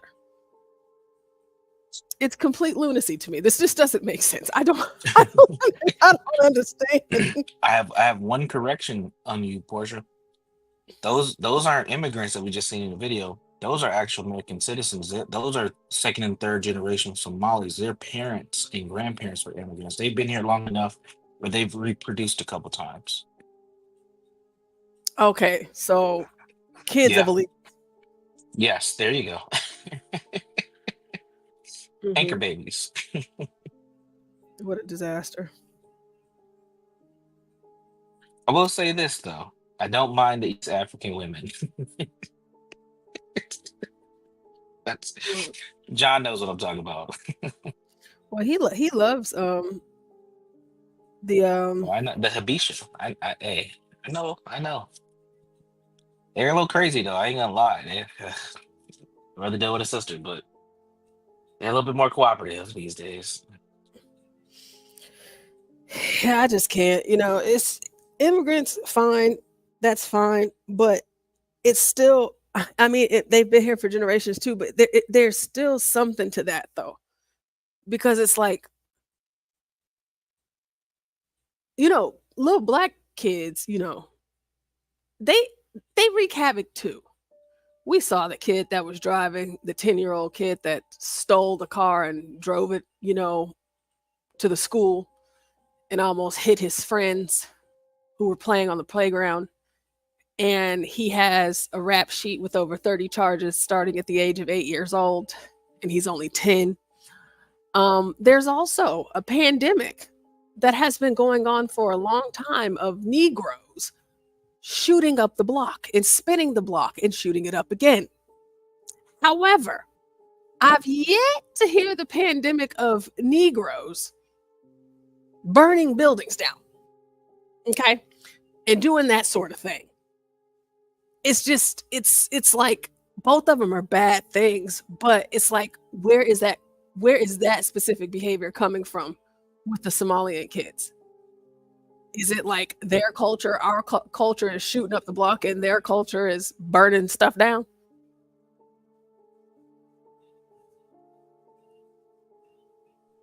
Yeah, and I do think that there is a correlation between cultures and crime and the types of crimes that people do. And black youth, they're not into burning anything down. If you think about it, most of the shit they replace their families already burnt down. It's kind of hard to burn. It's kind of hard to burn down something. Already Samuel burnt. said, damn, by the time Duale gets to America, it's going to be just like home. By the time he get there, I guess it will be. That's a fact. That's a whole fact right there. Oh my goodness. Yeah, it's a mess, man. Like the So you were Somalis be saying shooting here too, though. They shoot up the area too. They Oh, they be they've shooting been up. known. Oh yeah, I wish I can find some links for you real quick. They haven't had a big one recently, but there's a street on the Somalis, they operate like in Minneapolis for the most part, in parts of St. Paul, and then they're in three Minneapolis suburbs: Brooklyn Center, Brooklyn Park, Bloomington, which you guys probably have heard about because that's where the Mall of America is in Bloomington, and then Burnsville. And Burnsville is a really nice suburb. It's been historically white and Indian, and the Somalis have trickled on in over the last few years, and they've been causing all types of hell in that area. And what has happened is a lot of the police department and a lot of the residents, they've been complaining because of the kids in the schools. They've been starting fights and all types of stuff. It's just insane. But but in South Minneapolis, that's where all the crazy Somalians are. And there's a very infamous street. There's two streets, Lake Street, and that's where you guys seen the fourth precinct burnt down, Target, Cub Foods, all that. But then there's another street that's probably about a mile and a half away called Franklin. And that's a main street. And there's a lot of Somalis who live off Franklin because they have these high-rise old project buildings that were there. A lot of natives used to live over there too. But in that area, that's where the Somalis be busting shots and just going crazy. So on this channel, we've talked about shot spotter. I can't get it all right. Yeah. And if you there's a map for shot spotter, and if you look at the map, that's one of the highly activated areas is that Franklin area, and then North Minneapolis, where most of the black people live.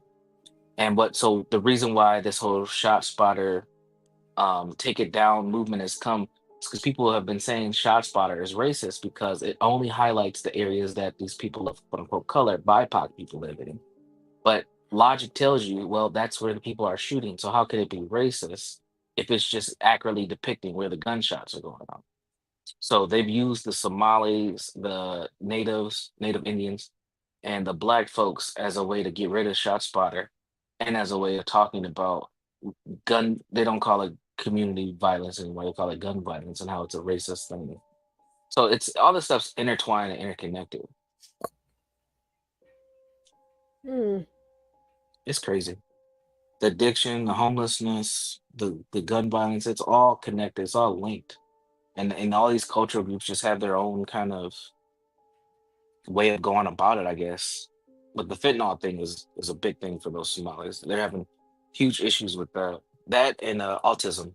Autism is another big thing for them. They have a lot of autistic kids. That's I don't know why that is. No one ever talks about it, but they have a lot of autistic kids. It could be vaccines. It could be they just interbreeding. I don't know what the hell. I don't know what the hell it is, but it's something. let me pause that. Okay, sorry. Give me 1 second.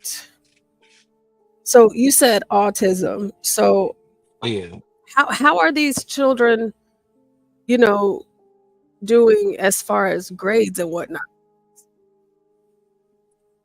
Well, in the Minneapolis public school system, they've gotten in trouble over this, so they may have changed it since the last I checked, but this is pre-pandemic 2018, 2019. They got in trouble because they were including Somali and black youth in the same numbers. And the community came out and outraged and said, well, those are two different cultures. They should not be included the same. And really, it was the Somali folks who were like, we don't want to be included with these Negroes. I'm sorry. Ignit Is it really you? Is it really you, Ignit? Salute to the chat and the panel. Hey, Ignit, you found us. I'm so happy that you're here. Yes, I would like to elaborate on this beautiful topic. Yeah, hop on in. Please do. Go right ahead. I like to say these spear chuckers from Somalia, they're really tall and ashy. They have skin color, the color of castor oil. But at the end of the day, they all learned it from the male monkeys of society.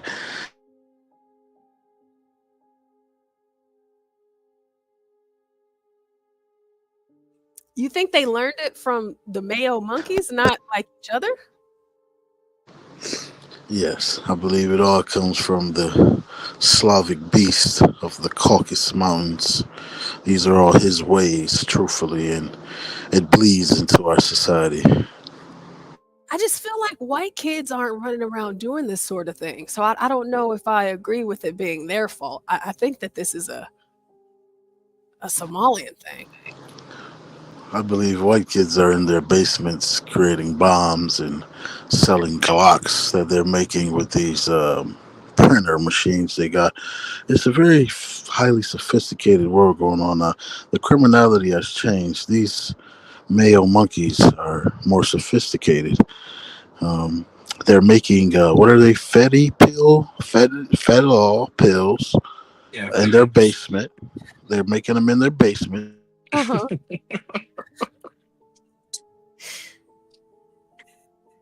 What did he cut out? Or did he mute? I don't know. I think he cut out. The white people got him. Oh, they might have got him. Hello? You still there? Am I here? Yeah, we can hear you. Yeah. I'm saying these coons are telling these kids to pop a gremlin. That's called a fentanyl pill. So they're making videos about taking fentanyl. They're making it cool. The world is fucked, and the male monkey's at the top of the totem pole of this toilet bowl. I digress. Bars, yeah. But if you do take that into consideration, white people being very strategic about their plans to upend and eliminate all Black people, no matter where they're from, Ignit could be onto something. Maybe they are putting stuff in the food, I don't know what it is, but it's causing all Black people from all places around the world to behave in this manner here in America. Yeah, those baboons from Somalia, they're used to eating roots and bark of trees. You know what I'm saying? Their diet was strictly shit they could find on the ground. So those black ass oil tar babies, they come over here and they getting some Popeye's chicken, which is shot up with 36,000 different drugs and spices. So it's driving them crazy. They're doing crank. They're smoking what is it? Spice. Chicken Popeye. They're sniffing bath sauce. K2. We are in the last times. Babylon is here. I digress. Samuel, I know. He said tree bark. They do eat with their hands, and they eat very creamy dishes with their hands, which always throws me off. But yeah, like they use their fingers as utensils. Yes. You ever seen their hands? The same communal dish. Yes. Causing dysentery. All sorts of. You know how you have a lighter part of your inside palm? They don't have that. It's all black. The nails. I'm serious. Lord. Pull up a picture of a Somalian hand right now. We're gonna see if this shit. I'm telling you. It's like it was dipped in oil. Oh God. I forgot what I was gonna say. Oh, Lord, forgive me. Man, that's one thing about Ignit, boy. He'll just bring up the most mundane things and make them funny. Let me see.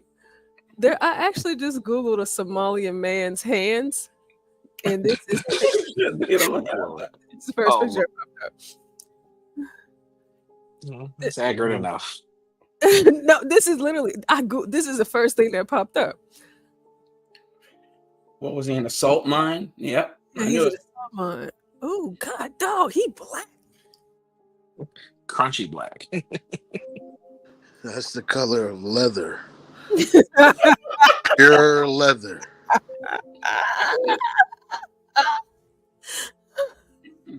Jeez. Oh my gosh, this dude. I mean, but like the orange. I mean, God, dog. He is. Oh yeah. Yeah, a lot of them have those orange beards. A lot of them do. I don't know why. Seeing that jig at 9:30 at night. They dyed in that color. Is it dye? Okay. Yep, that's them.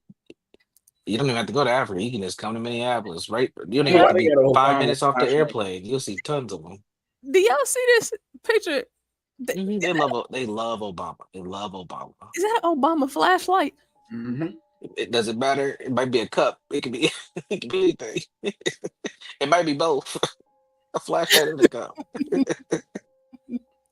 That's crazy. That's hilarious. It ain't no amount of light nowhere that can help you see that Negro at night. Yeah, I didn't realize it was this black. I gotta stop talking about my dating excursions, but so there's this woman I was cultivating, we'll say, Somali woman. Oh, cultivating. Did you plant some seeds in her? Oh no, not in her. But never mind. So we had a conversation, and I was telling her how great of a country this is. And now, granted, she's from it. She was born in Italy, but her parents are Somalian. She's from a well-to-do family, and she got really mad because I was telling her like America's way better than Somalia. And well, she was like, "Well, Somalia is great," and I'm like, "But this is the best place for you to be." And she wanted to argue with me about this, and I'm like, "I'm not gonna argue about it. I'm like, we can just look at all the facts." Would you go live in Somalia? She's never even been there. Like, would you go live there? No. I'm like, why not? I'm not gonna answer that question. I'm just like, dude, look at this country. Like, look what we just looked at. You guys were taken over by the Italians. You guys went through all types of hell. You fight with the country right next to you all the time. Y'all East Africans really hate each other. Like, there's no way that's better than where you are today. And she didn't want to talk about that no more. But it's just like, oh, she did. It's like, man, like people want to shit on the United States all the time, and yeah, we have a lot that we need to work on, but there's no better place to be than here. It's crazy. It's because they want to send her back. I can't send her back to somewhere she's never been. She was born in Italy. Send her back to Italy. It's because, brother, they want to take it over. That's it. They don't. That's it. Yeah. They don't hate it because it is haram or whatever. They hate it because they don't control it. They want to have control. And so they'll use whatever means to try and guilt you into giving them the control. Yeah. How dare you talk about Somalia, a place I've never even seen with my own eyes. My family fled back in wherever time, and I grew up Italian and American. How dare you talk about Somalia? Yeah, man. It's this the illogic is insane. I'm like, man, this is crazy. But that's actually a lot of Africans' mindset still. She was the only person that I've run into like that.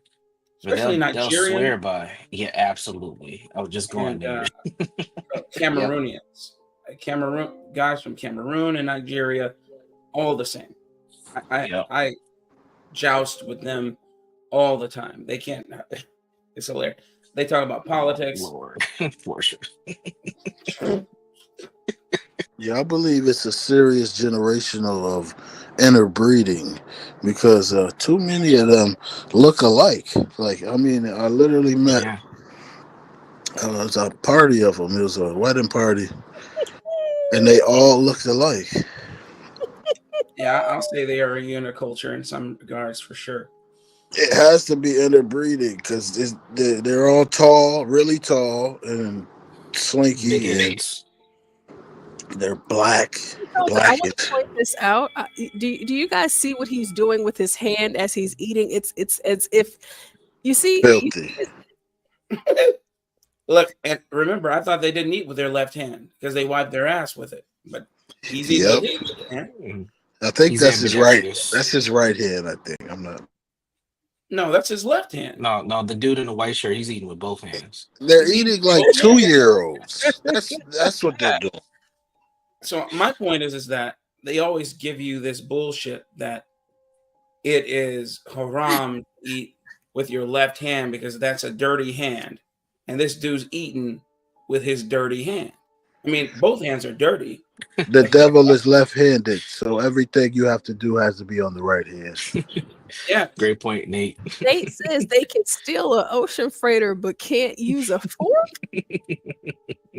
That is an excellent point. That is a great point. I know that guy dug in his ass at least once today before they ate. I mean, they ain't got no napkins. I mean, like Hey, he can they drink gave some. it some extra spice, man. Yeah, they wiped their hands on their pants. Like, if you watch his left hand, he's wiped it in his pants. Go down the dude in the white shirt. Yeah, he gonna save that for later.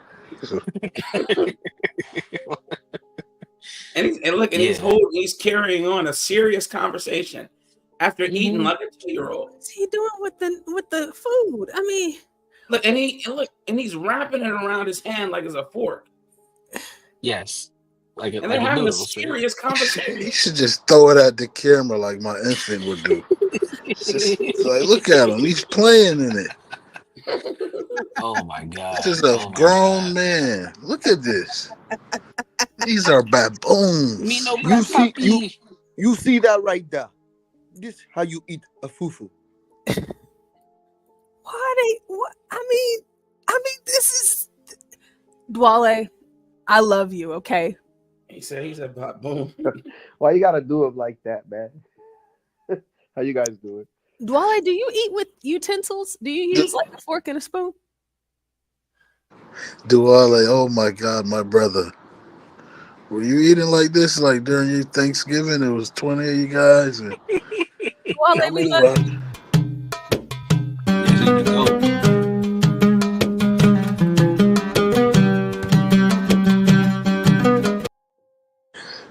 That was for you, Duale. Nobody eats fried chicken with a fork. Yeah. Well, you got a point.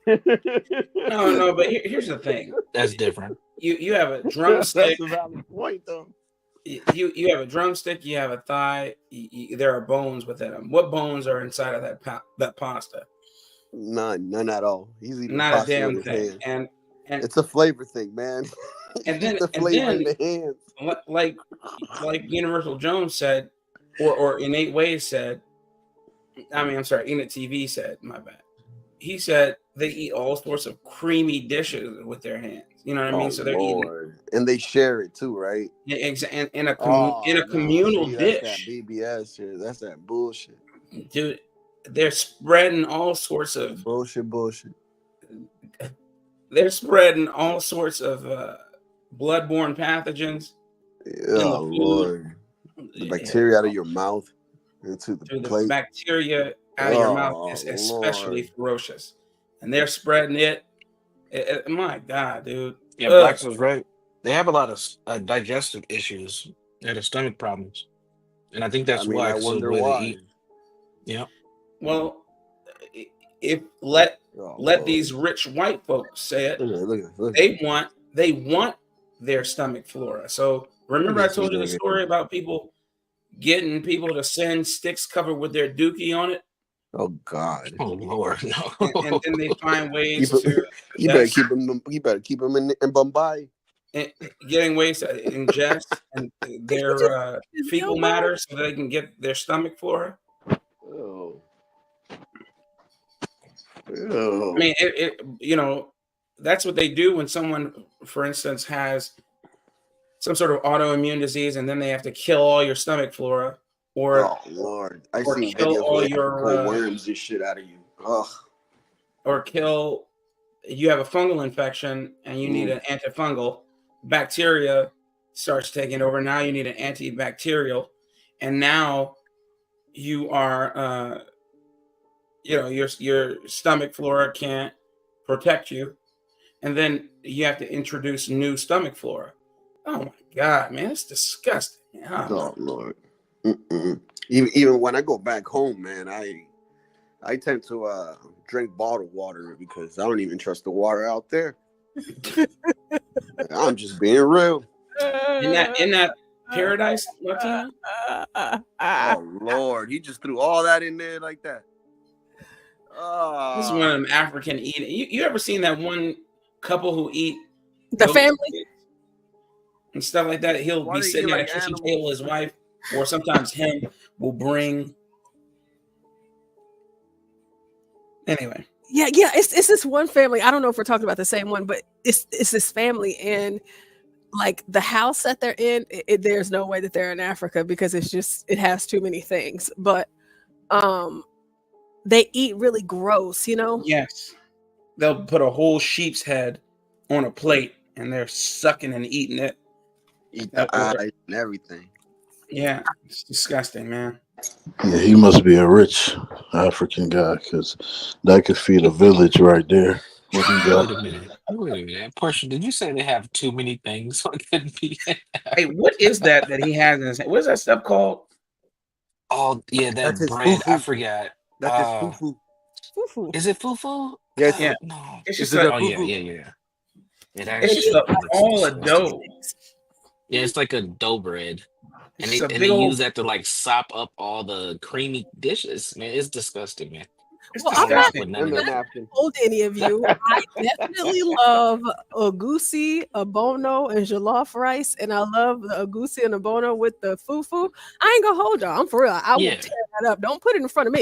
But They I make do. it with their hands, Portia. I But use those are not Somali dishes though. Those are No, they're not. traditional Western African dishes Yeah, you're that's talking West about. Africa. That's Nigeria. That's Ghana. But That's Yeah. Cameroon. Lord. the one thing Somalis do make that's good is sambosas. Those things are good. But Jesus everything Christ. else. Man.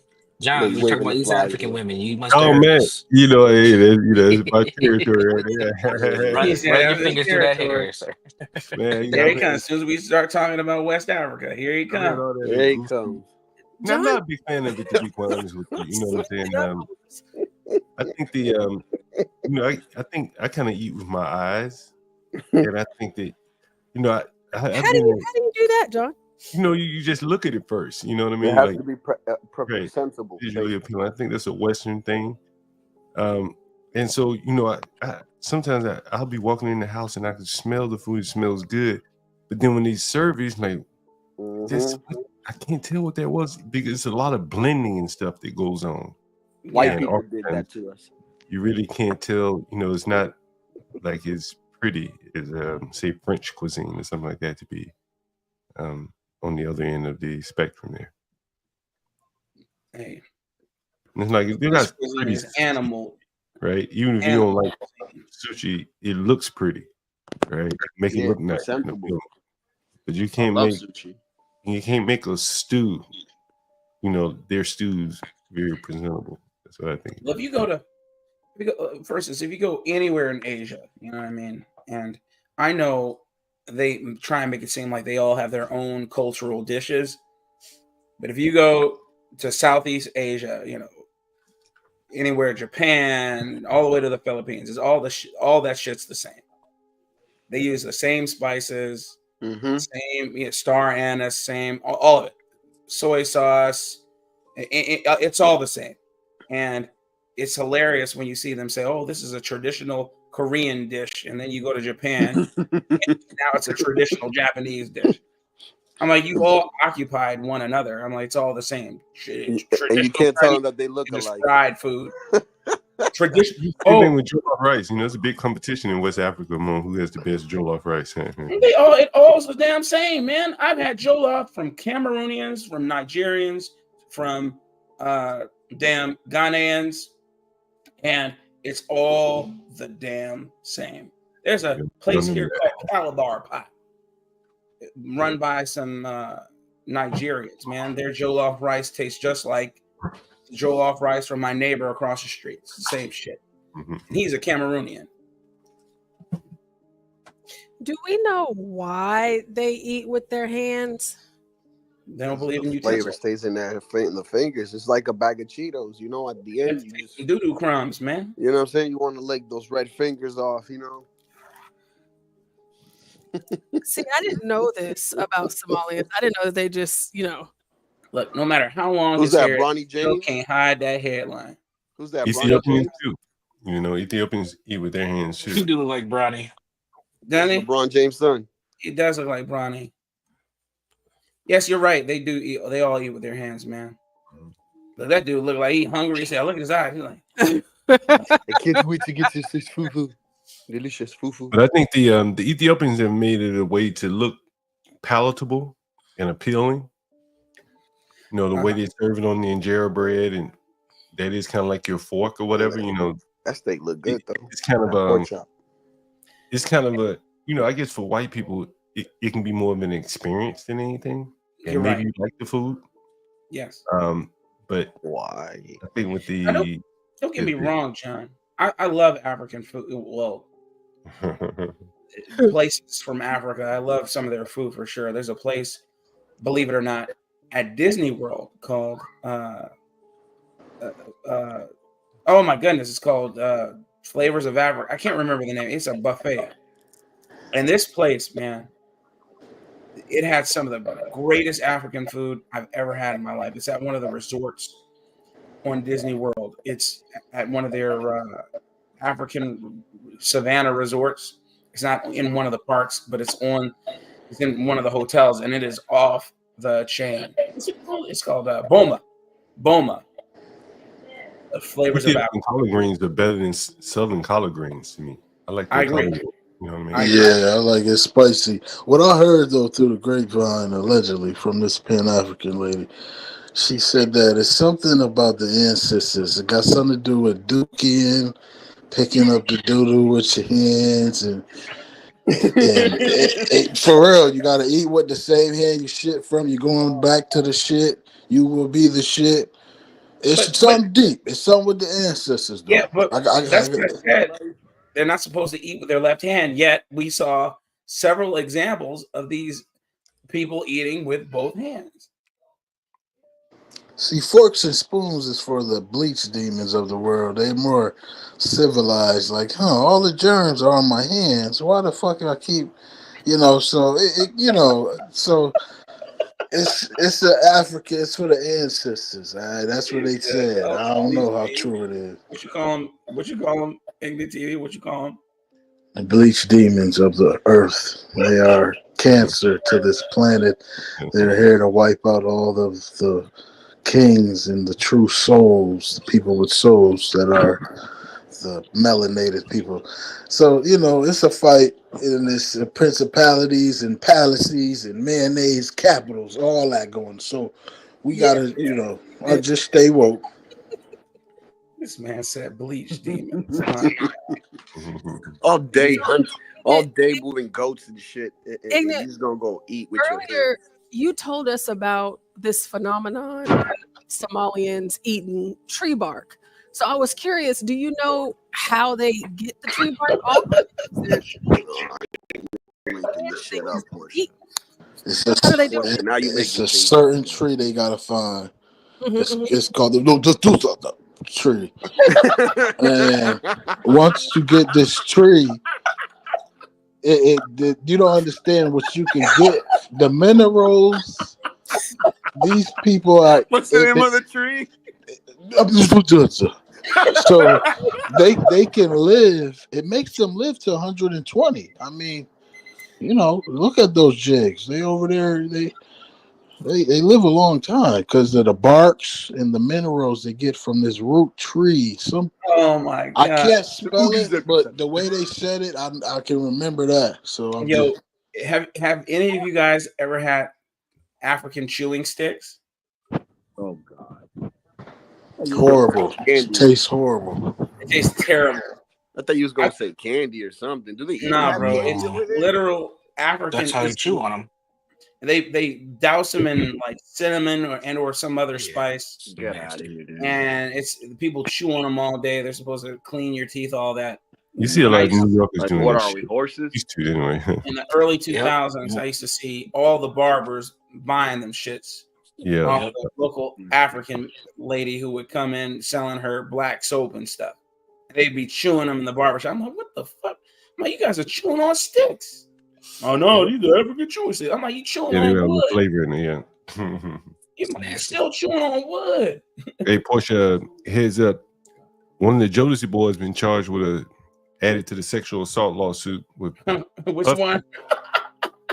Devontae Swain. What? Oh, these niggas were American man knows what I'm fucking and talking singing. Fucking and singing. Right? While the white men were wrapping their ass up with a 360 deal. Hey, bro, they all going to Racking jail. in the dough. I'm telling you, listen, in my opinion, like, this shit wasn't nothing but just a damn, I don't even know, you can't even call it a Ponzi. I think they used the puffies of the world just like conduits for maybe their bad behavior or just ways to loot and monetize untalented people. You almost have to give credit to the music industry to harness these wild ass niggas and make billions of dollars. You almost gotta give credit. Like, could you have made what they are gonna make off Rich Homie Corn and Young Thug? And then you could do it. Untalented, lowbrow niggas. You're right. But the music business, man, has found a way to monetize these niggas. This shit is really amazing. Yeah, right. yeah. Throw on a And all they dress. do is fucking. They get a little power stuff, fucking it, and doing drugs and shit. He said, "Fucking." And the white man put a 360 on their ass, and anytime you dance, nigga, we gonna get paid. So anytime you life open insurance on these dudes because they're so ignorant and stupid that they'll kill themselves, and Yeah, I believe record labels get paid for that. I think it's Hey, look. honestly gonna come out, Portia, that this shit is really, and it may never come out because you can always say, well, Puffy was made a billionaire, he did it to himself. But I believe these people are too damn stupid to even run a business. I don't think they're running those businesses. I think the white man is more or less using them for plausible deniability to have sex scams and gay prostitutes. And That's rough. Puffy will take the fall. Ooh, look at those teeth. Well, Right, dude. It's like he's brushing a horse. Mr. Ed Much. So, John, you said a member of Jodeci? Mm-hmm. Let me look. Devontae Swing. Portia, I will be singing Jodeci tomorrow on karaoke for that very reason. Look at that, man. Yeah, for karaoke tomorrow. I got I'm about to bounce out. That lady right there looks like what's the name? Jesus. What's the name of that woman? Nah, I ain't gonna lie, man. This look like Lupita? CT tribe right here. This is like the tribe. His people. He acting like I could be his uncle, Looks like his auntie. black woman who was in all the Conan movies. What's her name? Lupita? Lupita? No, Conan from I thought you were talking about Lupita. No, what's the name? What's her name? She's from Jamaica.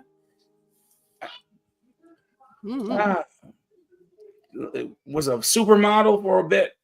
I know who you're talking about. I can't remember her name. I thought she was African, dude, to be honest with you. Nah, she's Jamaican. I mean, Jamaican that's crazy. I African. did not know that. I mean, black Jamaicans are pretty much one chromosome removed, and you know what I mean.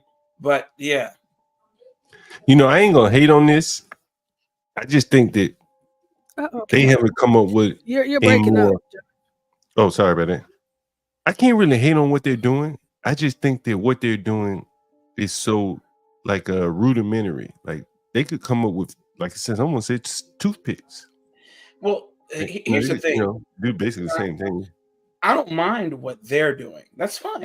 Whatever. I'm talking about how niggas in America turned it into a fad. That's what I'm talking about.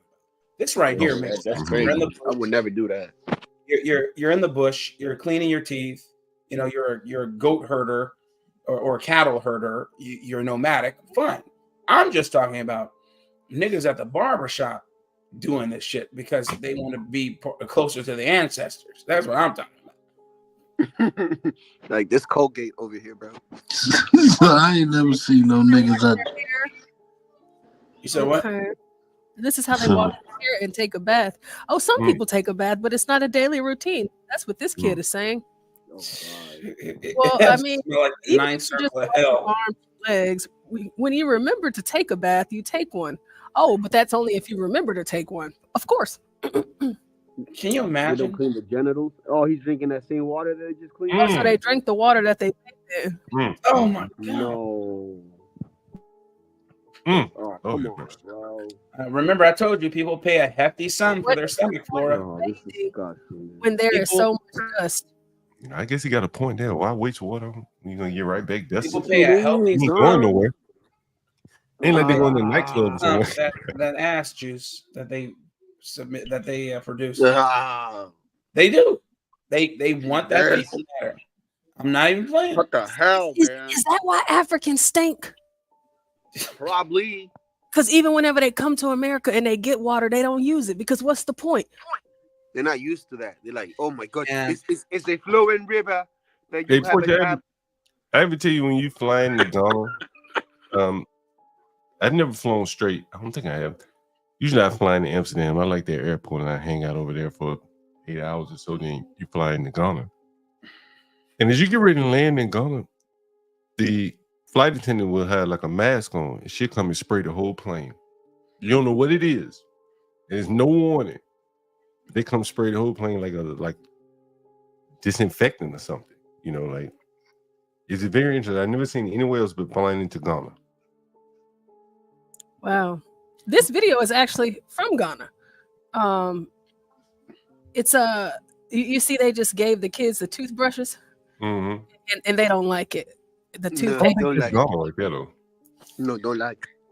Sam, If you give them a toothpaste that tastes like ass, he said, I thank the white man for bringing my ancestors to America, and I don't mean Haiti, I mean America. I mean America. Yeah, that looks like Africa to me. American man says, you guys have never drunk your own bath water? You guys are uncivilized. Well, American man, that says a lot coming from you, Mr. Mr. Plumber. Hey, look, I just want to tell you, that's disgusting. Nasty American. These people, listen, man. I remember when first time I smelled an Indian out here. Bro, say, preach. Oh, that's just their pores from the food that they eat. Nah. I said, no. Nah. I'm like, no, that's ass. Is what I'm smelling. But they don't wash their ass. That's what you're smelling. You're not smelling garlic or onion. Like what you're smelling is unmitigated, ungranulated, grade A ass. They aren't washing their bodies regularly. And how do I know? Because I infiltrated a whole lot of Patel forums out here. And they talk about it all the time, saying soap is a thing. Please wash your ass, pretty much. And it's hilarious to see. And it completely debunks the idea that they don't know what's going on. You know, somewhat off topic with those Africans that you see. They did a study on those people. I think they mostly eat meat and meat byproducts. And they don't have high blood pressure or anything. You know, all the don't eat meat here that you hear in America, don't eat meat, high blood pressure, blah, blah, blah. This nigga They eat meat, animal fat, shit, even drink the blood. Because it's a lie. Where's this, in India? No, the Maasai, like, that was in India. Oh, boy. Yeah, oh, God. No, he's working the dough with his armpits. Hey, yo. He helped fold it. Portia, I'm going to send you something. Okay. You going to text it to me?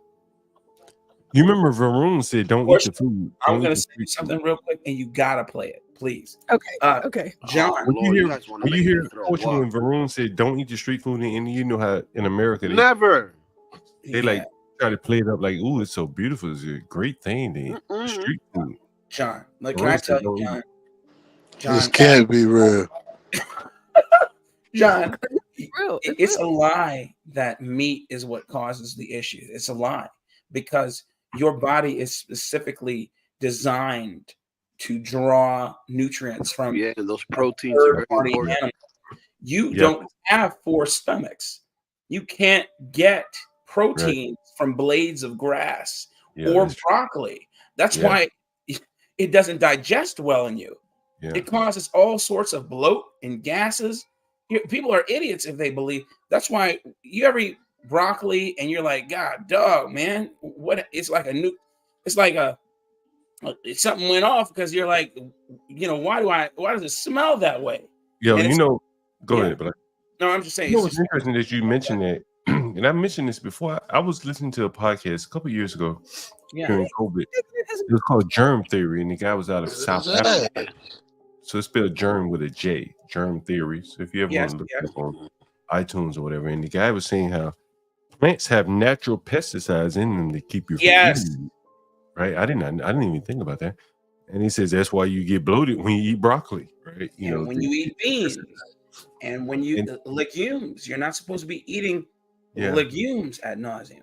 Yeah. And so he went on to say, that's a natural pesticide that plants create, and then man puts other pesticides to keep other bugs from eating them, and then that's what you end up consuming the plant's natural pesticides, which is natural defense. Wow.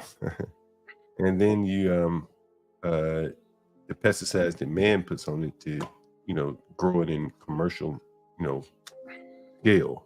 Very interesting. Very interesting, isn't it? Have you seen a lot of these people who come out and say that they're on all carnivore diets? They've taken away all vegetables, etc., and they are living a lot healthier than they were when they were eating any sorts of supplements to their diet, like green leafy greens, etc. I'm not on the camera, and that's my point. You don't need any of that. You don't need much of that. I'm not gonna say you don't need any of it, but you don't need much of that, man. I don't eat much of it at all, to be honest with you. I just mostly eat meat, to be honest with you. I agree with you. Yeah.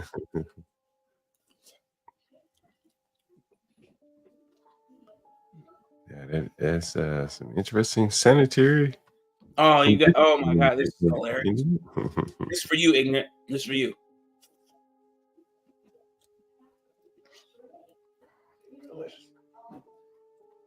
Can y'all hear it? No. Okay, give me 1 second. Let me share that again. Okay. Black history be like. Oh shoot. I don't know why it does that. All right, sorry. One more time to fix that. 338. Black history be like 66 trillion years ago. The tribe of Shabazz was the only surviving tribe of 13 that resided on Earth after a rogue scientist blew up the planet, splitting off the moon. Migrating to Egypt briefly, they would then settle in the Islamic holy city of Mecca, developing a technologically advanced society. But a group of citizens led by Shabazz himself traveled to empty Central Africa to harden their group and develop features. The tribe is said to have reached its peak in the year 4084 BC, but Shabazz would not be the most famous member of the tribe. That honor goes to Yaqub, the creator of the white race. Born in Mecca, with an extremely large head, which gave him unmatched intelligence. Discovering the law of attraction from playing with magnets, he theorized he could create new people who could attract others with lies and deceit to rule over the original black man. Exhausting the knowledge of universities at age 18, Yaqub discovered that a black man had a separate black and brown germ. With 59,999 followers, he went to the Isle of Pelan, modern-day Patmos, establishing a dictatorial regime in which black traits were bred out through a eugenics program, in which blacker-skinned babies were killed, but lighter-skinned babies were allowed to live. After 200 years, he would create the brown race. Yaqub would die at the age of 150 years old, but his followers continued his work, eventually creating the red and yellow races, until after 600 years, the white race was born. Brutal conditions made this race evil by nature. Born with an innate desire to lie and murder black people, the white race would travel to Mecca, where they would wreak havoc and mayhem on the population. They were exiled to Europe, where Meccan soldiers would patrol the border to prevent the devils from crossing. The whites would further degenerate into barbarism, living naked and eating raw meat. A man named Moses would teach them to wear clothes and try to civilize them. When he gave up, he blew up 300 of the worst white people with dynamite. Whites, however, had by this point learned using trickery and lack of empathy to usurp power and enslave the black race, bringing the first slaves to America. Some whites realized they were evil and tried to go back to being black, but with nothing to go by, they instead became guerrillas. Yaqub's progeny would usher in a period of violence and misery. The white race, starting in 1914, would rule for 6,000 years until the original black people regained world dominance. While white people would commit many atrocities, none would be more famous than the Finno-Korean Hyperwar, an event well documented on the Master of Frofulness channel. You can watch by clicking the link in the pinned comment and description below. Thanks for the money, dummy. Wow. Yo, and What, guess what was that? An SNL skit? nah, guess who believes that? Oh Lord, let me guess. Linwood. No, I'm saying guess what well-known group of people that we all know who used to have a red light-skinned dude as one of their leaders believes that. Malcolm, you talking about Malcolm? the Black Nation of Islam believes that shit. Oh Lord. Remember when I told you? Well, They came from the mountains of Caucasian. The Caucasus Mountains. The Black Islam believes that aliens are gonna come and we'll have battleship. It's gonna be a proverbial Battlestar Galactica up in this piece. And the movie Independence Day directly bit off of that story, and they tried to sue them. Look it up. It's well documented that the Nation of Islam tried to sue them for utilizing that story and not paying them. It's crazy. That's what Black Islam believes.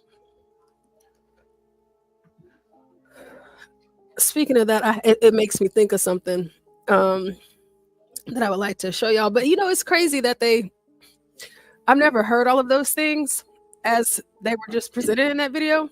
But it's actually an interesting thought. So it took them 600 years to create white people. So Ignit, that's to you, because Ignit, you said that the white technology, you know, that they are the ones who are impacting the way that Somalian kids behave. But if black people made white people, then would it be black It people? says Black Yaqub created technology. Ignit, you got some explaining to do. It's black technology, which then became white technology. And then white technology is what caused black slavery. And then it's insane, dude. Hold on. You said something about the crackers and white technology. Yaqub, I don't know who the hell Yaqub is. I don't know what Pan-African nation or what type of kumbaya nigga made that shit up. But that was very entertaining though. What group is believes this? The Black Islam believes that. Because is a white group that believes White people believe Joseph Smith interpreted some golden tablets from the archangel Michael or Gabriel, and they also believe that if you adhere to Latter-day Saintism, or you are a what are they in Utah? I can't remember. Bring them Mormon. Thank you. You are a Mormon. You will die and get your own universe and world, and then you will be a god over your own world, and you will bring all your wives and children with you. Well, with that, with the video that we just watched, and kind of based in our conversation, there's something I would like to show you guys that I feel we can tie into this. This is a body cam video. However, this is a couple, two black people that claim to be possessed by aliens or something. And it kind of strikes me, considering the Yaqub, however you say it, that guy. So, let's see. Give me 1 second. You to show me respect like you show your mother. Okay? I'm the direct lawful heir. Okay? And you're my Moroccan subject. You're forcing us against our. You're forcing us against our. Don't touch. Keep your hands to yourself. On March 31st, 2023, Officers responded to a call from a local library. The caller reported that a couple was attempting to lock the library doors and take hostages. One witness mentioned that the couple appeared to be sovereign citizens.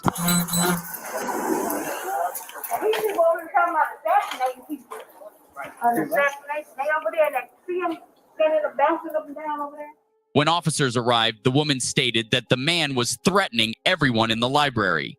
The man mentioned that he claimed to have made contact with aliens and that everyone was in danger. At the local library. Yes, in the library. That's a beautiful library, by the way. Here's where I'm going. I'm surprised black people are even in it. Library. Looks like a damn mall.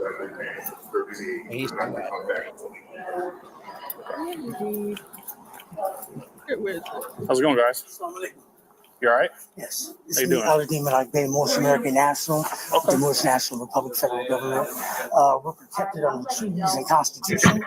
And my only thing is that we're here protecting ourselves under Constitution. They want you guys to leave. All right. Well, I'm letting you know.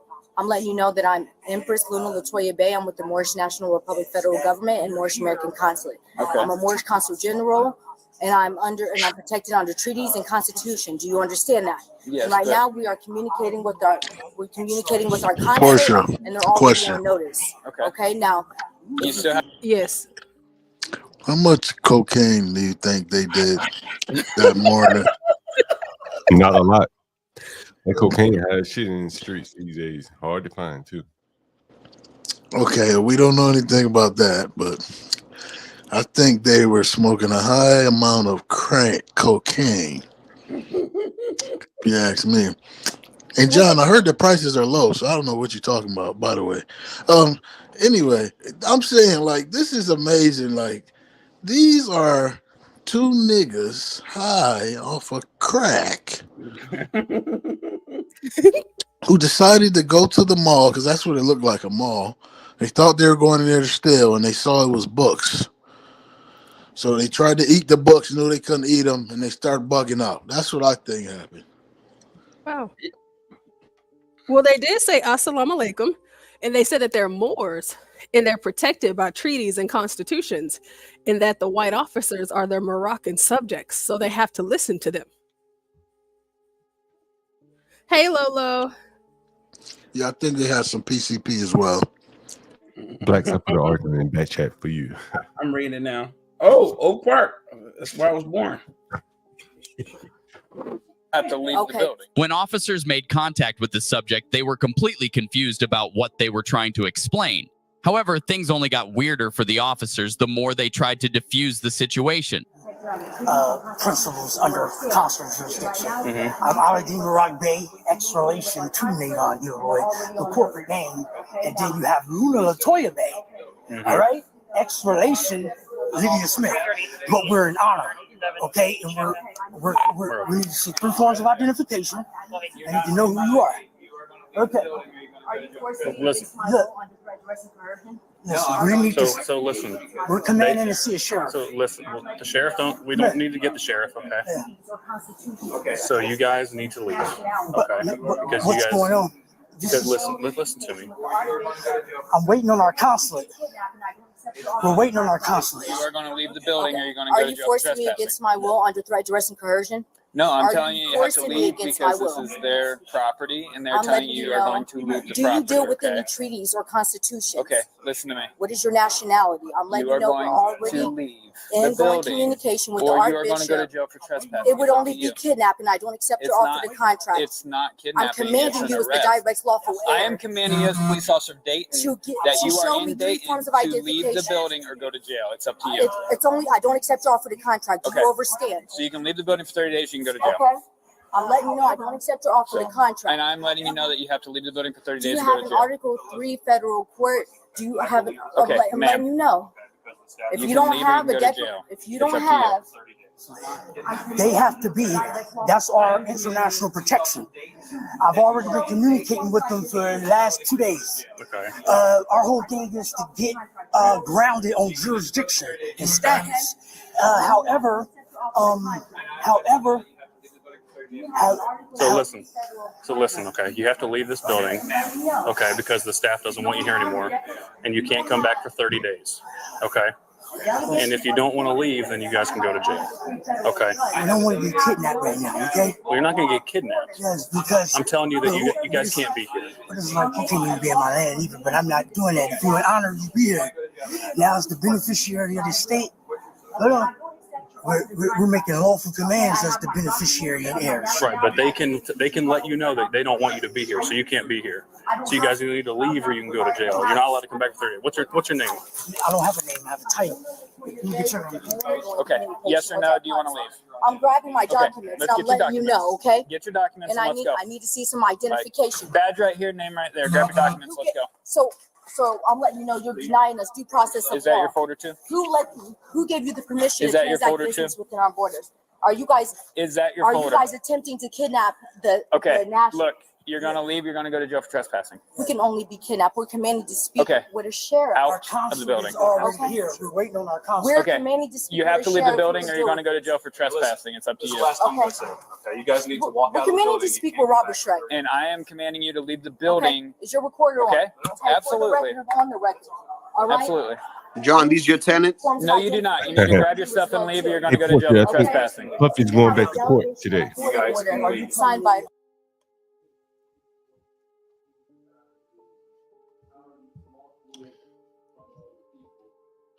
I think he's going to court right now. People outside is he's going to court, Puffy.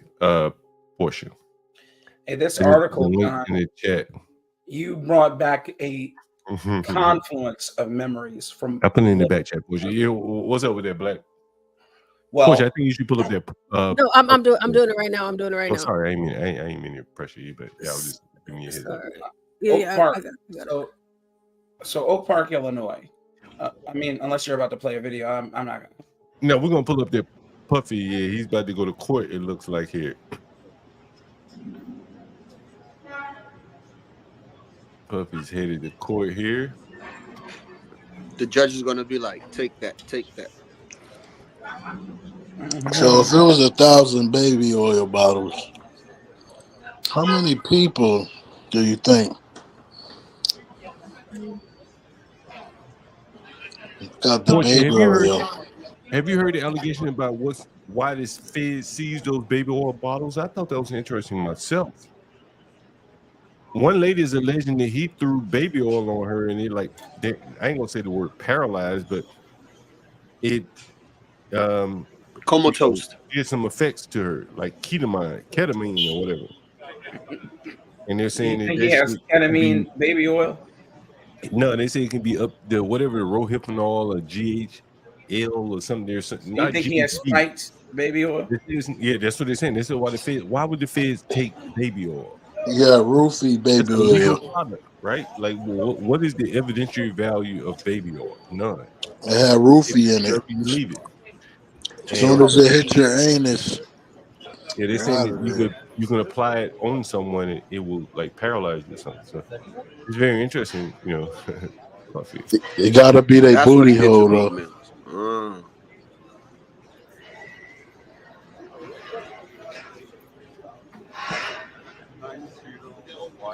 But they gotta apply. You're not gonna come through the front door though.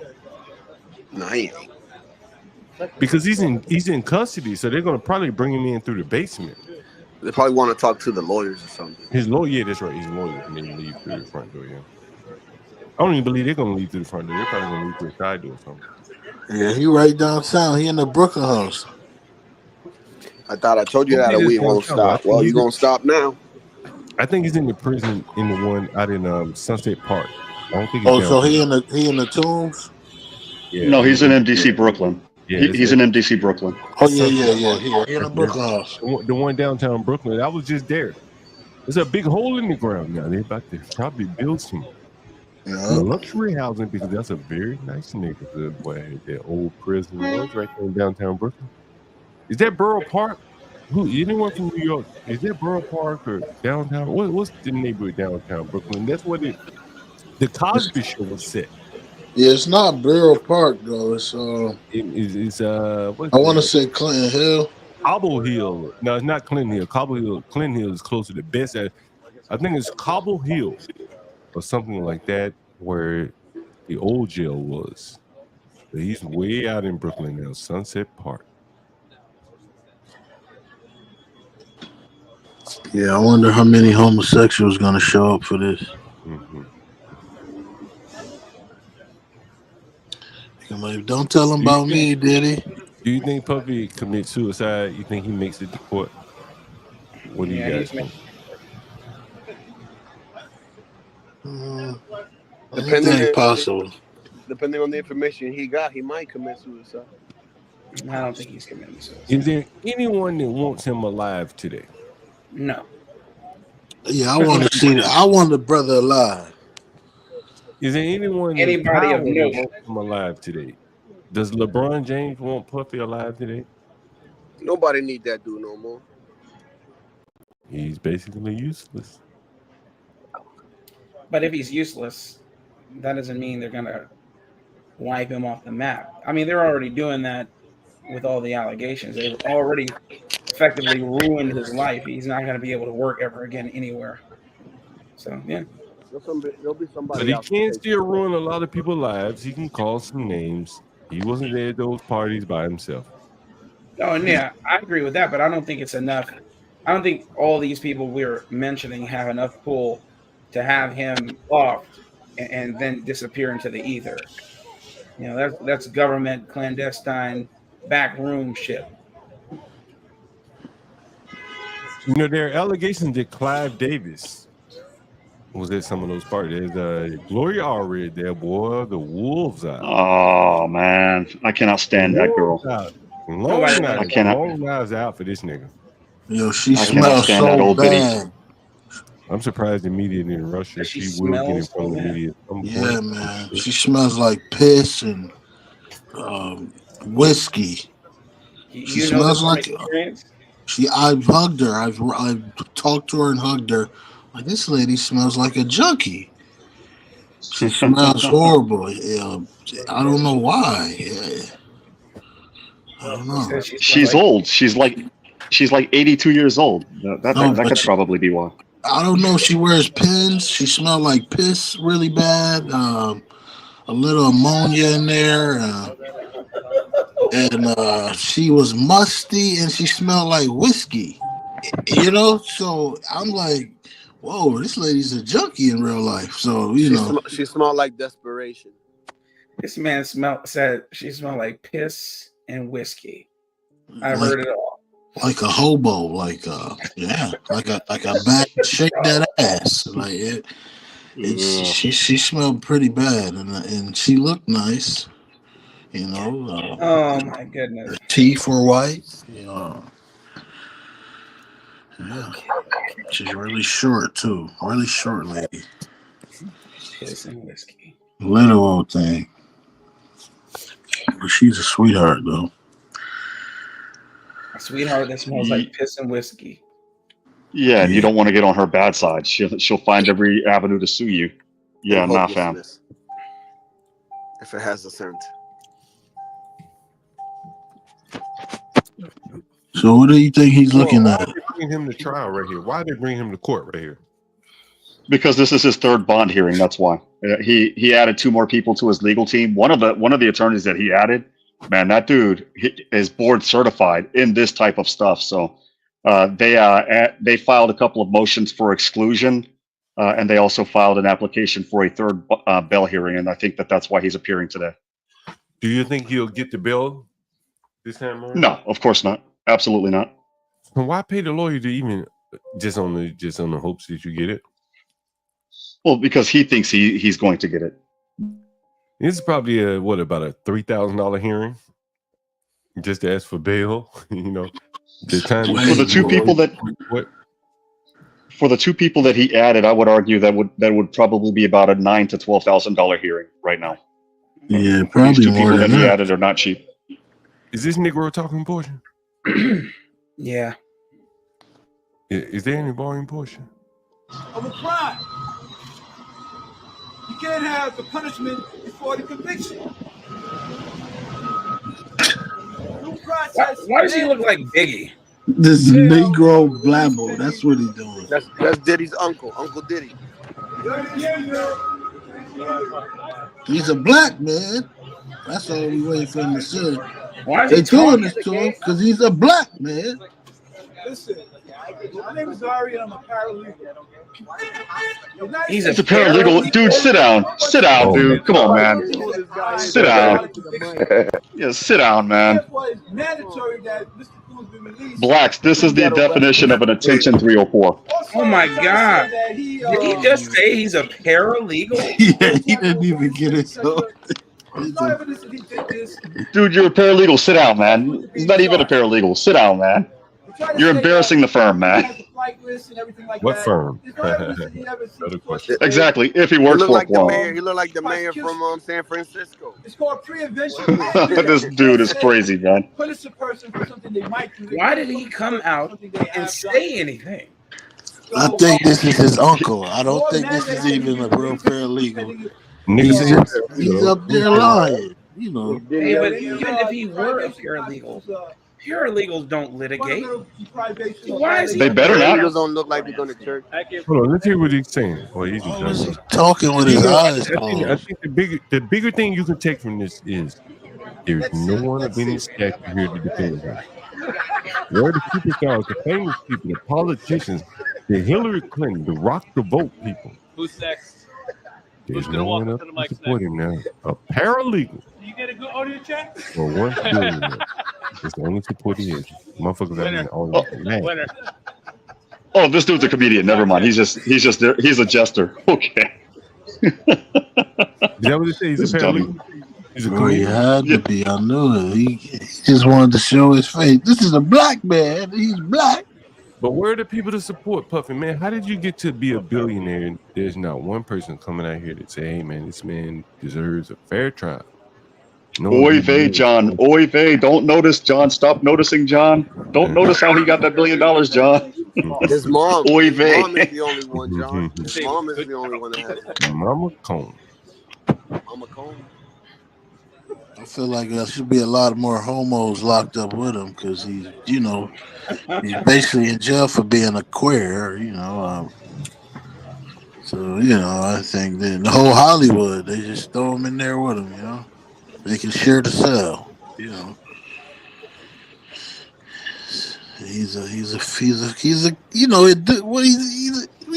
is. He likes Dookie. Dookie everywhere. He's one of those guys. He likes Hershey Highway. Yeah, he likes to play in the mud. You know what I mean? He just want to blow some air in your butt. Hey, you're pretty much on the nose with that one. Okay. That's how you get the deal. That's how you got the deal. I'm just saying, me and Ignit were being quippy, and you just went straight to ass. I wanted to pause because he said blow air in your butt. Like, you trying to give somebody a heart attack, man? What are you talking about? Listen, man, you're gonna give somebody a heart attack. You blow air in their butt, man. That's dangerous.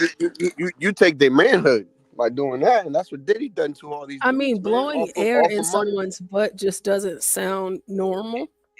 So there was a case where somebody at some sort of industrial plant in India got air blown up his ass by his manager, and he died. And it ruptured his. Yeah, he died. He ruptured his. Yeah, I'm totally about to look this story up. Told you, man, that's dangerous. That would be something P. Diddy would do. I'm gonna tell you, man. It was compressed air. Indian man dies from so manager blowing air. I feel like the oil will keep the air out the booty. You know what I mean? So. That shit crazy. Wow, there we go. It's right there. Told you. Yeah. Yep, that was this to the docket. That was featured on 1,000 Ways to Die. Wait a minute, that's the Marshals. That's why I said it's dangerous. Look, this is the Marshals bringing. This is not like New York City Police Department. He is in a federal building though. So yeah, it's a federal case. So yeah, of course the Marshals are going to come out. There's his son. There goes Mama too. Right there. Mama, his daughter. His Any daughters, volume those for- all his kids. Yeah, y'all can't hear it. Oh yeah. Three daughters. They're Man, not I'm saying it. definitely They old hear the now. noise, but can y'all hear it? That's the one Yeah, rapper we hear. nigga right there. At the end. Oh, she talking to the media. No, she getting in the car. Man, I'm definitely old. I remember his twin daughters when they were babies. They were born about a year after my daughter was born. Man, I'm real old now. Yeah, that's a fact. I remember that too. Yeah, Before he killed their mother. Yeah. yeah. Before he allegedly blast, allegedly. Allegedly.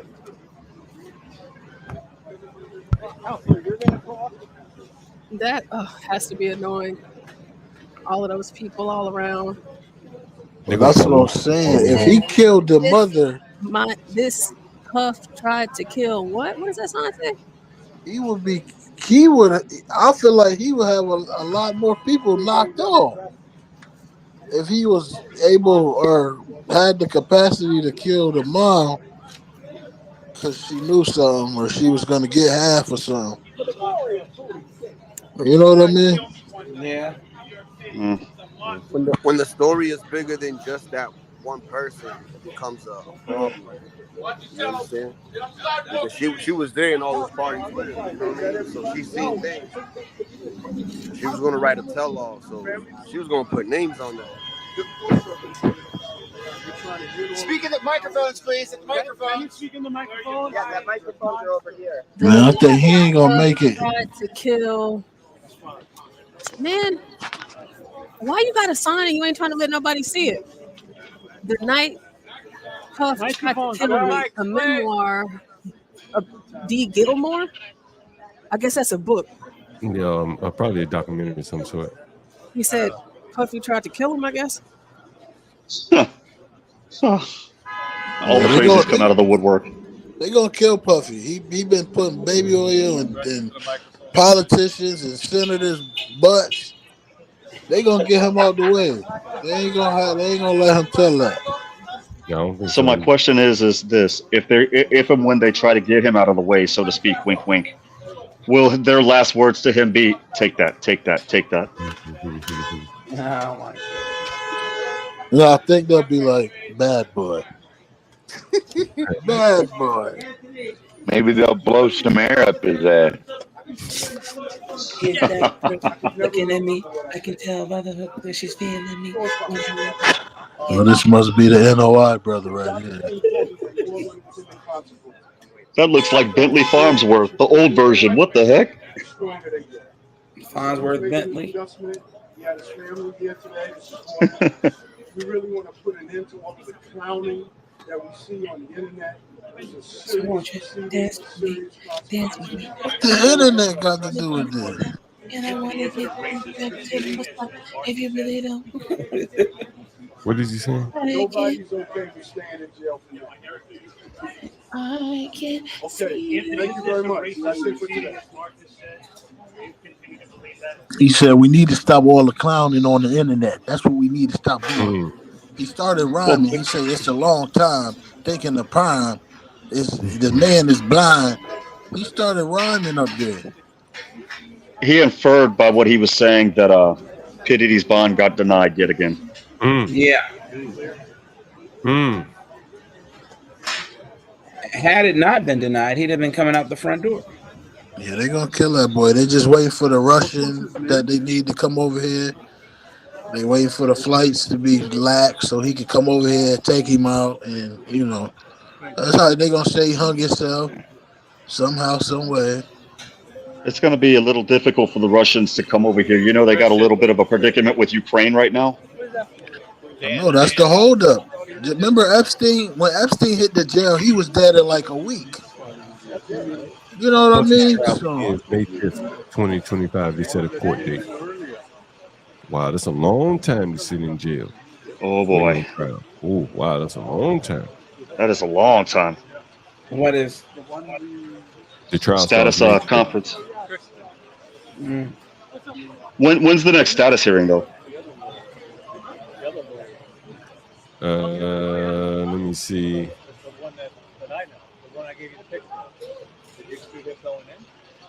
Who'd you shoot going in? No, that at the same time.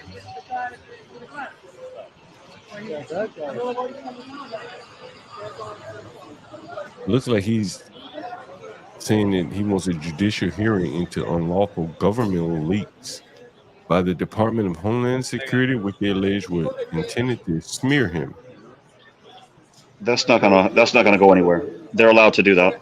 The video by him attacking Cassie is what they're referring to. Man, they're allowed to lie to you. They can do anything. You're absolutely right. The Supreme Court said that the cops can lie to you. They want that video suppressed or the charges dismissed. That's not going to happen. That's not going to happen on either of them. The video is newsworthy, and you can't prove that they leaked it, so that's out. Yeah, that's out.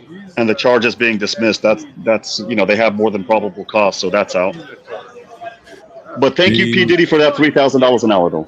The Southern Department of New York says, to be clear, to our understanding, Homeland Security did not have possession of the videotape prior to CNN's publication of it. Only the government has authority to obtain grand jury material, and the video broadcast by CNN was not obtained through grand jury process. So that's there out there.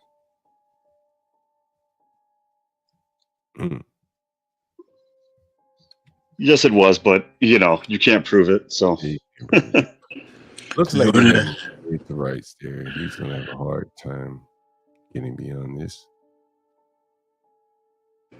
So what's the Diddy package looking like? If he was to order a package and they could let him get whatever he want, what you think he would order? Because of the forfeiture clause in the indictment, the moment he orders anything or the moment any money drops in his commissary, the U.S. Marshals will seize it. So he'll be eating the same bullshit lunches and bullshit dinners that everybody else is eating. Which could possibly explain why he went on hunger strike last week. If he does live, that's a lot of years in solitary confinement because he can't go to general population. And they'll find a way to get to him anyway. Convicts hate diddlers. We call him 12-minute diddler. No, he's not a diddler. I didn't see any, stuff like that. I saw the fruitcake stuff, though, He liked booty juice, but I didn't hear about any, Einstein stuff. Underage girl? Yeah, I didn't hear about that. Did you hear something like that, or? Yeah, I heard something like that. Underage girls there. Wow, that's crazy. I gotta look that up. Man, I just know he likes to play the spin flute and likes to play booty drums. I never heard about him diddling on any underage guys. Perhaps. Yeah, they said Usher. Usher, I guess, was Okay, yeah, Usher and the other dude. Beaver, right? Beaver. The Beeb. I mean, I don't know. I gotta see that. I gotta hear Usher say that. He was fruitcaking around with him. I mean, I always thought Usher was a fruitcake, though, so, that wouldn't surprise me. A lot of these guys, any guy you shave every day, your skin is clean. Nah, you're a fruitcake. Like that's just. I don't know. Hey, dude, easy, man. My skin is clean, and I shave every other week or so. I'm not gay, dude. Sorry, man. Come on now. See, you said every other week. These fruitcakes is using baby oil. But my skin is clean, man. My skin is clean. I use most moisturizing cream, but I have to because if I don't, because I'm out in the sun and I'm albino, I can catch cancer. So I'm doing everything that I can to avoid that. That's not what he's talking about. You're an anomaly. We're not you. We talking about these guys that play with baby oil all day long. They wake up to it. They go to bed to it. You know what I mean? The head is shiny. Their face, like, come on. P. Diddy is a queer. The guy looked like his beard was drawed on. Like, it just, I'm like, this guy's a fruitcake. Like, You know what I mean? I don't know. Fruitcakes, you could tell. It's like you could just hear it in their voice. A guy called himself Puff Daddy. That's number one. All right, Puff Daddy. It screams fruitcake. But I think he has some tapes on Trump and some heavy politicians, and they're gonna put him on the hit list. Yeah. No, I doubt that. I don't think he has anything on Trump. Hillary Clinton, on the other hand. But here's the thing: his name is Puff Daddy. That could have several different meanings. Now, if his name were Fluff Daddy, that would be a completely different story. And then at that point, I wouldn't be listening to any of the Bad Boy discography. Puff. It sounds pretty gay to me. Like, what are you puffing on? Sausages or? It just, I don't know. It doesn't sound manly. Well, there's a difference between sounding and a definition. Puff, I mean, if you puff somebody out, that could be construed as taking somebody out, deleting somebody, so to speak. Fluffery is otra cosa. Fluffery is slang for giving somebody a certain job with your hands. And so, if his name were Fluff Daddy, I'd be like, yeah, no, I'm not listening to your shit, dude. You're gay. Why are you gay? But it's not Fluff Daddy. It's Puff Daddy. So completely different word, which has various definitions. So even various urban definitions. So I don't know. If I ever meet a guy named he got any puff in his name, I'm gonna assume he's a homo. Just me coming from Brooklyn streets. If you got a puff in your name, you're a fluff ball, and you probably like anal beads, and you walk around with a dildo in your ass. That's just what I'm gonna assume coming from Brooklyn. You know what I mean? Then he changed it to P. Diddy. That also sounds like penis and dick. It was all. I mean, I knew the guy's a fruitcake. Or diddler, P. Diddler. I just don't think he should be held to the standard of going to federal prison because he likes dookie juice and he likes rim jobs and what else those fruitcakes like eggplants, whatever the fruitcakes. Hey, dude, eggplants are good for you though, man. Eggplants, believe it or not, they have some of the same ingredients that a certain drug that you take to avoid the beer flu have. I wouldn't know, brother. I'm in America where we got vitamins over here, and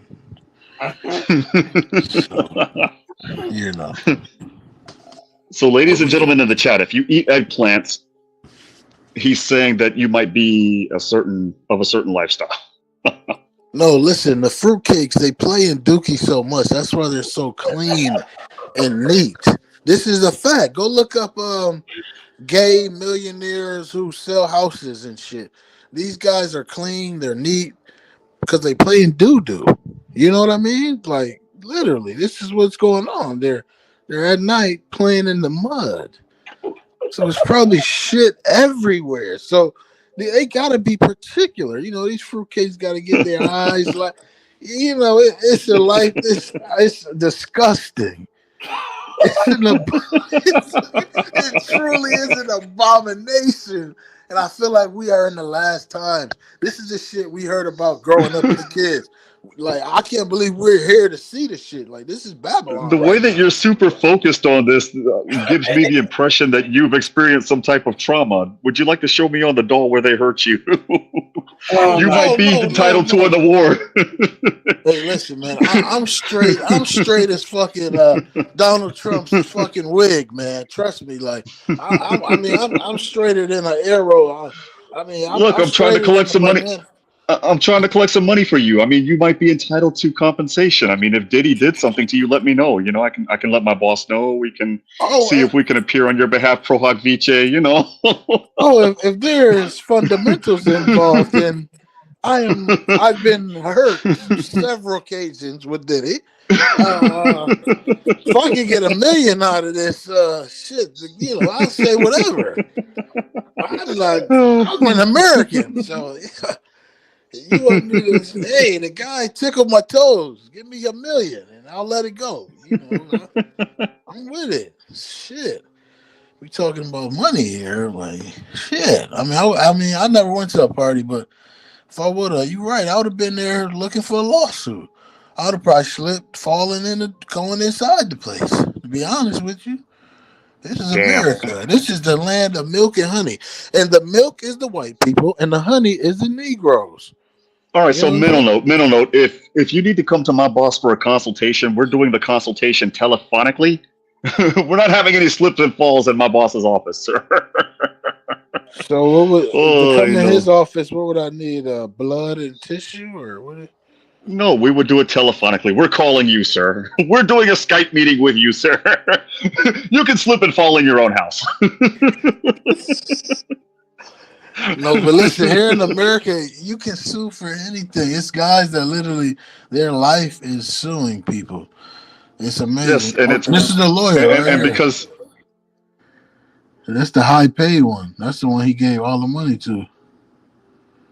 I think he's the AUSA, one of the AUSAs. Oh, that's not his lawyer. I don't know. I know he got white hair. If they would turn his mic on.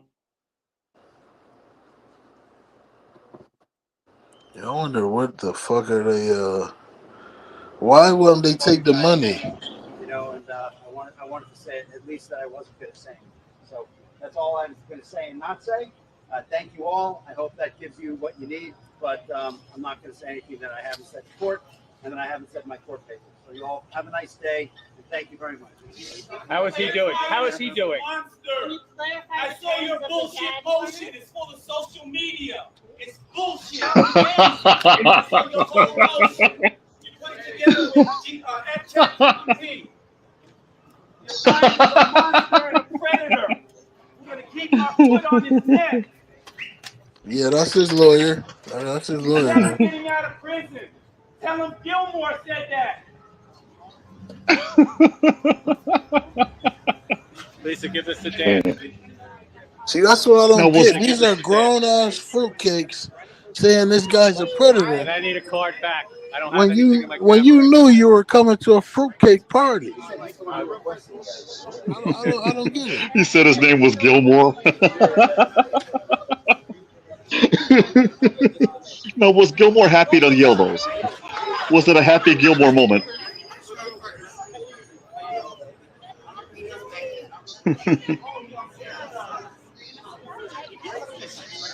Yeah, I just don't get it. It's like the liberals were the ones at his party, you know, the fruitcakes with the blue dresses and the, you know, it was so. It's like, what are you guys? He's on your side. Like,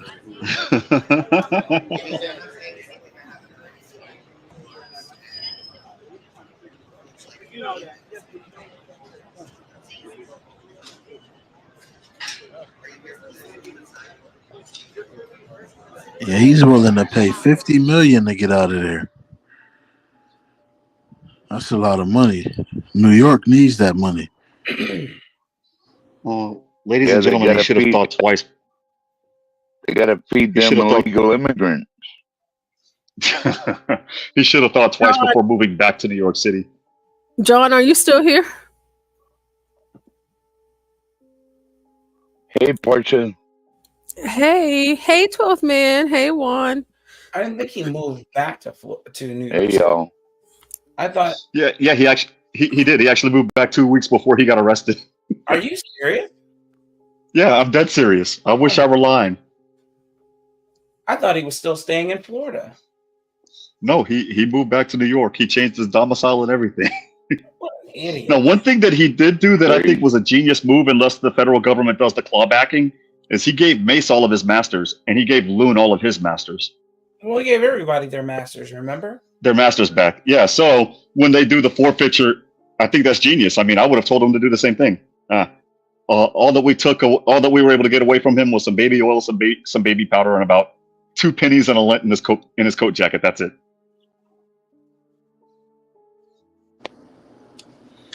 Yeah, they probably found like 1 million butt plugs, anal beads, fire hydrants that they put in their ass. I mean, He said fire hydrants. it was probably a messy. Like the guys on that job should have got bonuses straight up. Those guys that went in that house, it was like a horror scene. They should have got bonuses, man, for real. Dude, the AR-15s that had the freaking serial numbers etched off. The moment I saw those when they gave the initial indictment announcement, like, oh no. Even though I think that's a bullshit law, right? I honestly believe that the Second Amendment says fuck your serial numbers. That's my opinion. But the moment they showed that picture, I'm like, oh no, they got him. He's going to jail at least for those. John, are you here, John? I am the urban landlord. This is your host. So, I wanted to ask you a question. Well, let's wait for John to respond to Portia real quick, though. Wolfman. Hang on 1 second. I think John isn't here, but I'm going to show you guys something. Go ahead and ask your question, 12th man. Sorry. What? So, how is he affording to pay these attorneys all these grandiose fees? I mean, they didn't find a way to confiscate his assets or anything. What he did when they raided his house, 12th man, was he sold off his share in Revolt. He sold off his share, and I forget, in Ciroc, the vodka. And he also sold off a portion of his share in Arista Records. So he had about $300 million of liquid cash. And that's money that was not involved in criminal activity that he could actually still touch. And so that's how he's able to afford those attorneys. All right. Well, John seems like he stepped away, but while we have y'all on the panel, Ignit, I would like to hear your thoughts on this first. So I'm going to play this, and then of course I want everybody to respond, but I want Ignit to go ahead and respond first. So this says Suge Knight exposing that many celebrities had to do the egg and butt test. So let's see what that is. Oh my goodness. And the sad thing about it, I don't like mentioning Usher. I don't like mentioning Justin Bieber. I don't like mentioning all these people that everybody know what time it is. So at the same time, they used to have a joke. They never played this joke with me. And they used to walk in the Interscope office. They'd go back there and they'd be like, hey, we passed the test. I said, we haven't did the test. One dude said, well, don't say that in front of Mr. Knight because he's going to take it offensive and hurt somebody. I said, well, whatever it is, I probably would take it offensive when somebody will get their ass whooped. You know, that was me in those days. But they used to have these guys, they used to call it the boiled egg test. They used to take a boiled egg, a raw boiled egg, they had those guys put their pants down and bend over and they stick it up their ass. The eggs break, they say they're not ready yet. They ain't put enough work in. This is Hollywood. So everybody want to go act like they don't know what's going on. Hold on a second. But Suge. if you just look. Suge. The sad thing about it, I don't like mentioning Usher. I want us to take a moment as a panel and as an audience to reflect on what we just heard. How do you have a raw boiled egg? You know, I looked over that, you know, because it is Suge Knight. But Ignit, you go ahead and go first. What do you think? Okay, a boiled egg. The shell is still on this thing, I'm assuming. That's what I'm assuming, and I'm assuming it's boiled. And if it cracks in your ass, you fail the test. This is the test they put Little Richard through, Prince, any guys that dance funny. James Brown didn't take the test. He tried, but his ass was too tight. I just think it's an abomination test because, you know, music is the devil's tool. So the small hats, they need to see how wide your butt is because they're going to stick fire hydrants in it, eggplants, you know. It's just a disgusting game of doo-doo chasers and backdoor lovers. That's what it is.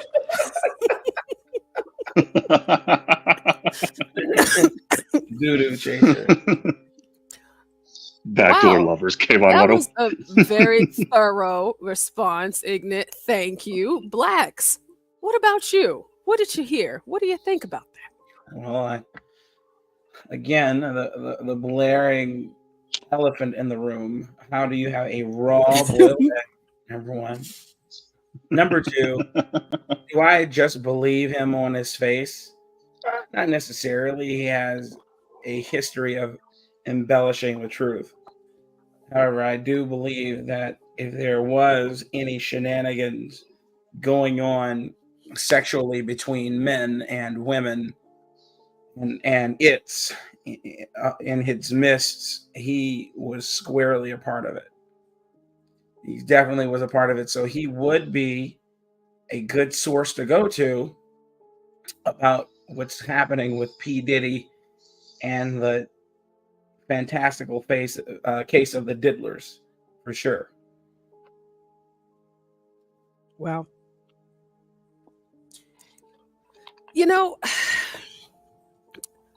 whenever I was listening to it, I had a visual. I could see it as I was hearing it. And I understand I'm the only woman on the panel, but 12th man and Juan, did he paint a picture well enough to where you think you could probably visualize that and see it actually happening in real life? Sounds like borderline satanic to me. And you know, I know about fisting and squirting and golden showers and all that, but what these people are doing is really over the line. I mean, kind of like what's his name? Ignite says, Ignite TV over there. I'm not sure what to do except keep praying and stay the hell away from them. I know that's right. What about you, Juan? I was trying not to imagine it. I'll be quite honest. Yeah, I can understand that. My question would be, because Suge Knight left cryptic messages regarding Jimmy Iovine when Death Row, when they did this three-way deal with, no pun intended, this three-way deal between themselves, Sony and Interscope Records. Did he have to go through some stuff like that? Well, Suge says that he didn't participate and that he's glad that he doesn't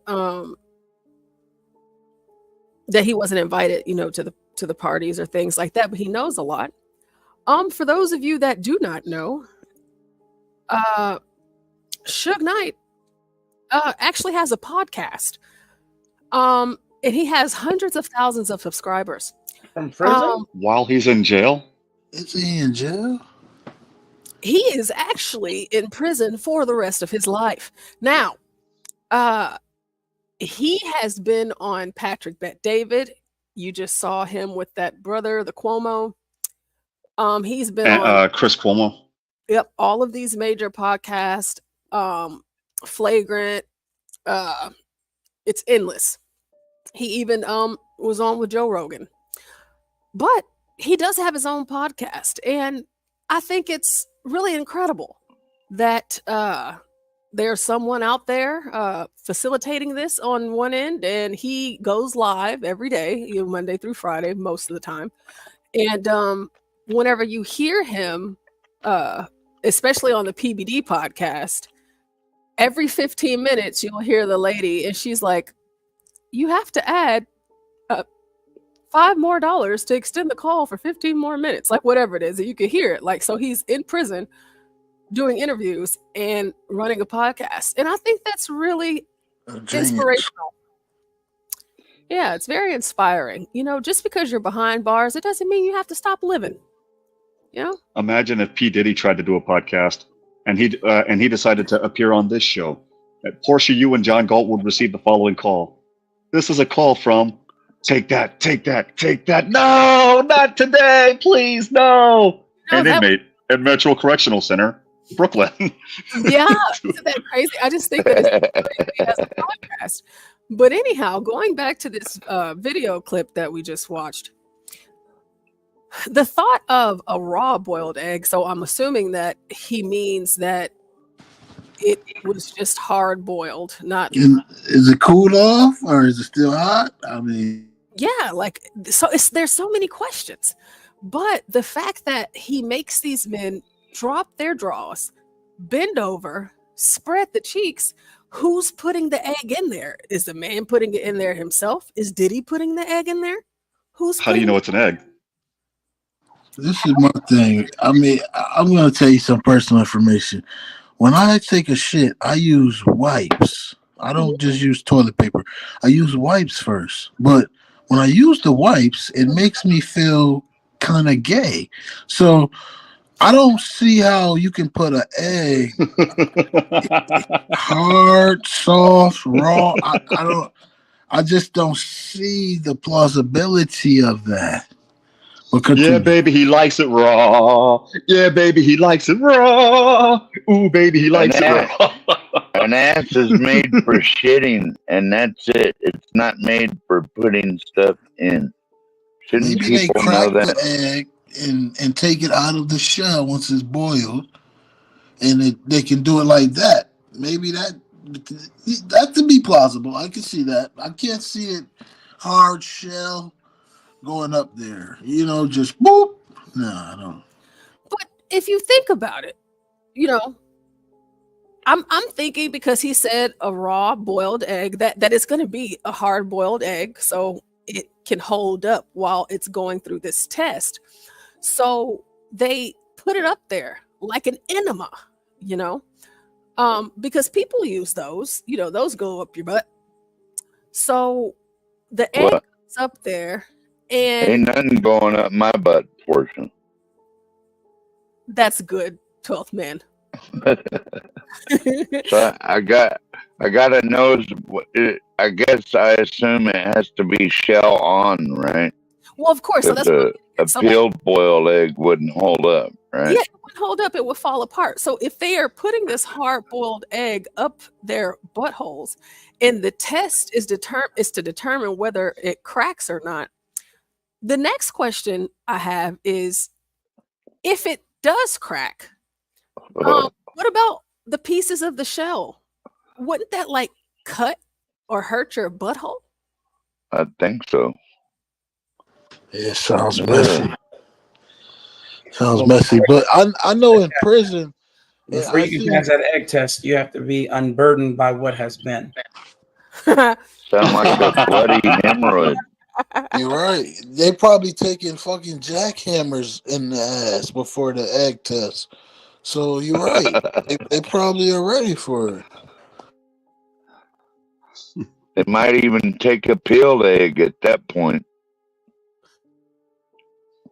But it's just the thought of a hard-boiled egg. And so if it doesn't crack, that means that they are ready. And so if it doesn't crack, that means that they've been exposed to anal beads. Yeah, or having an orifice. But listen, gang members in prison, they boof. They call it boofing. They can stick a knife in their ass and it won't cut anything. Don't ask me how they do it. I don't know. But yeah, in Texas and in California, they call it suitcasing. They do the same, something similar as well. I don't know what part of the asshole they put in this blade, or where it's not cutting nobody, or what's going on. But these guys can boof this bananas, like stuff the size of fucking Febreze bottles, and you know it's amazing what the butthole of a queer can do. Because I believe you got to be some type of fruitcake to not have any reaction to that, you know. Well, fruitcakes and orifices and hard-boiled eggs and whatever the hell else these guys do. All aside, you know what this tells me, and I wish I would have seen this at 20 instead of now at 44 years old. Is this what we saw? Remember MTV Cribs and all these other shows that showed their lavish lifestyles? Ladies and gentlemen, this is the lavish lifestyle of Sean P. Diddy Combs. He has 3 yachts and 2 recording studios. He's so rich he has a recording studio on his G6 plane. all of the stuff that they show off as theirs, it's not theirs. To me, it's confirmation. To me, it's confirmation that all of this is a freaking illusion. So you telling me that they had to take a cock rocket for each plane? Like, just think about that, because these guys take a lot of trips, right? So these fruitcakes are taking a cock every month or every day. This is just unbelievable. No. Look. Eggplants and cocks and all this other bullshit aside, right? The point that I'm making, fruitcakery aside, the point that I'm making is everything that they claimed was theirs is not theirs. You look at Epstein, all of his shit got taken away the moment his plane touched down from Paris to New York. P. Diddy, literally the exact same thing. Everything that he thought was his, all of the power that he thought he had, never existed. It was all an illusion. That's the point that I'm making. I have to give you a little pushback, Juan, because he did take men's buttholes and he had power over them. So that belongs to him. So he thought. Portia, you know a guy by the name of Anthony Buzbee. He's an attorney. He has a law firm in your neck of the woods, and he has a law firm in Houston. I think Houston is his principal law practice. You know, he got 12,000. He got 12,000 complaints last night.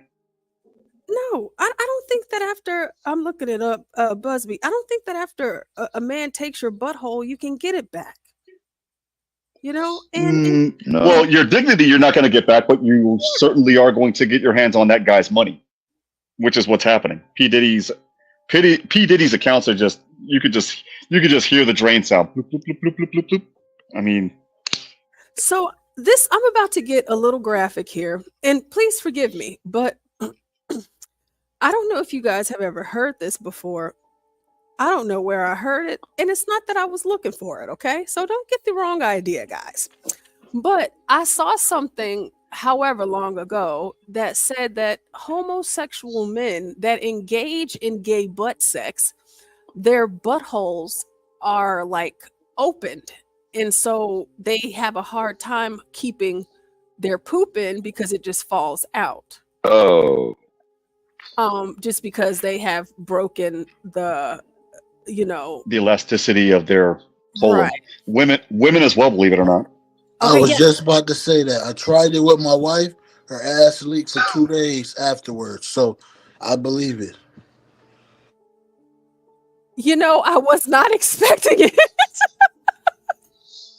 That's why you're so interested in this shit. Okay, I got you now. You're not living this down now, buddy. Ignit. Sorry. No. I was a kid. No. Yeah, demasiado tarde. Too late, buddy. No, she was on a period. It's over. What do you mean? Yeah. No, flam. It's too late, man. It's too late. Over here. What are you talking about? Forget about this dude was experimenting, man. Too late. Listen, man. I was. You can never live this down, sir. And I was seeing a bunch of these. They call Buttman magazines. All right. Yeah, is that why you wanted to experience that way with your wife, or what? Come on, man. Yeah, but I'm getting yeah, he admits it. He admits it, fam. I'm giving you step by step. Go ahead. Listen, they called the Buttmans, right? All they got in these are big booty white girls. This is the first time I've seen Belladonna. All right, she looks like trailer park trash. All right, but she's a fucking disgusting mayonnaise beast of a caucus. She's just disgusting. You could put anything in her. You could put a forklift in her. You know what I mean? These guys, it's amazing what these white beasts can take. Like, you gotta look them up. The Buttman. So yeah, I was just seeing, because I'm not. Sorry, bragging, homie, I'm not looking that shit up. No, listen, I'm blessed. I'm hung low. I'm gifted. When I take a shit, my dick gets wet. So it's like, okay, sometimes the pussy isn't always an option for brothers like me. We Oh gotta get man. Hey, listen. No, yeah, it's out of it. I'm not like you Spanish guys. You guys don't think it's gay. You ain't doing the bending. Hey, that's not me, buddy. I'm from Brooklyn. We don't do that freaky shit, all right? We're 4 hours and 45 minutes into the stream, Portia. That's all that I need to start clipping. I'm gonna have fun with this guy. Listen, my hand is great.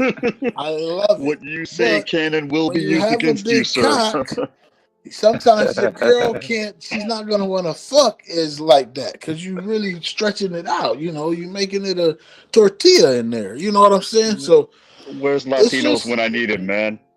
yeah. I tried it and I know that. So these fags. That's why if you look at a fag, they walk like their back is broke. That's because his butt is leaking. I'm telling you, their butts leak. They smell like doo doo. You can't even go near. I don't care if they got $1 million worth of clothes on. They smell like dookie juice. Hey, they do. You're absolutely right. Homosexual men do suffer from anal leakage because they have things up in them all the time. But my God, Yeah. it's disgusting.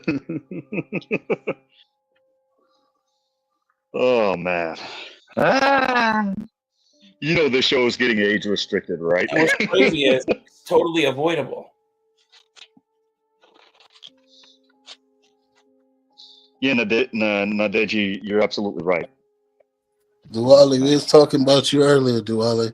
You got to start using forks when you eat, okay?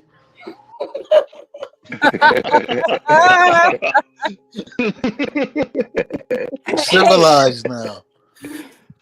Duale, do you have forks and knives and spoons in your house, or do you eat with your hands like the other Somalians? What I don't get about is they cook in the kitchen and then they go in their living room and eat on the floor. I don't get it. They stand up cooking and then they go eat on the floor. It just doesn't. I don't get it. That's Muslim tradition, and the thing is as a friend of mine from Saudi Arabia told me, it's because when they eat or when they engage in other activities, they want to be as close to the earth as possible. It's their way of getting in tune with God, with Allah. But I fucked a Vietnamese girl. I went over her house and ate. They eat on the floor too. So it ain't. I think it's like it's a certain tradition, and her people not Muslim. They like Hindu. Eating all that spicy and curried food, absolutely.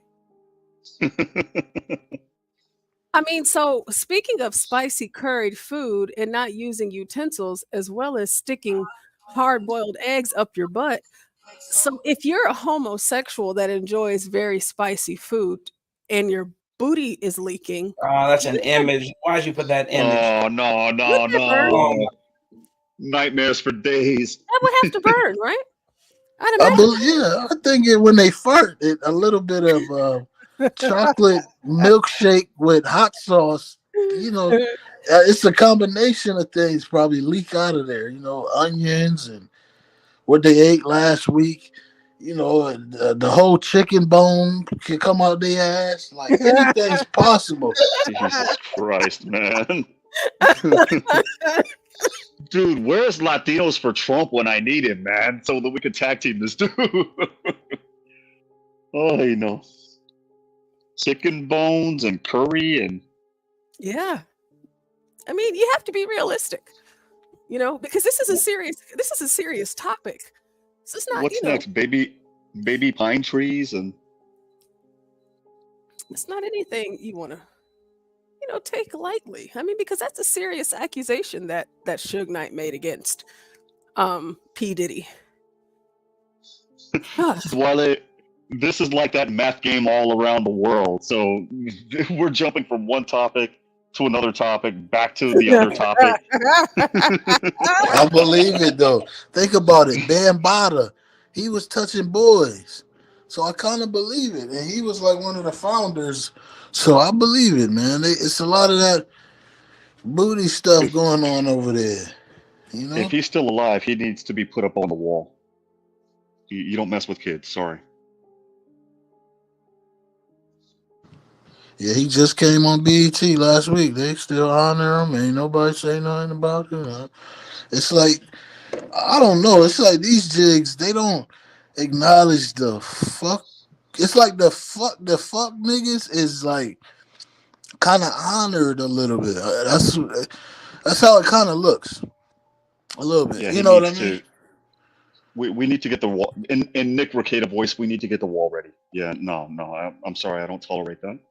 Me either. If It's that like is if you true, got then money, no. anything goes. That's how people look at it. This guy got money, so he can do whatever he wants. Like this shit is weird now. It's like it's no morality base.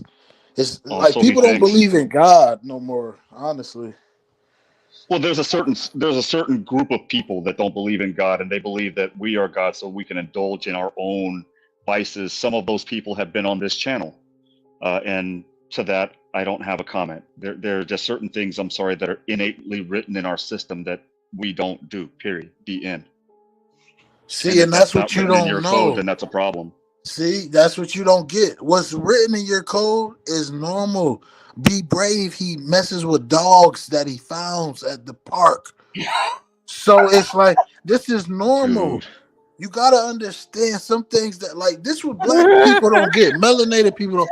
The shit that you may think is despicable, these monsters don't see it that way. They see it as normal. Like they think it's Hey, normal be to stick brave. a Be monkey wrench brave in if their you're. ass on their lunch Be break. brave if you're listening to this show. Be brave. I didn't say it. All right. Don't sue me for defamation because this dude's walking on dangerous territory. Defamation per se. Yeah. No, man. I didn't say anything, sir. Don't Yeah, I said add it. me as one of the co-defendants, buddy.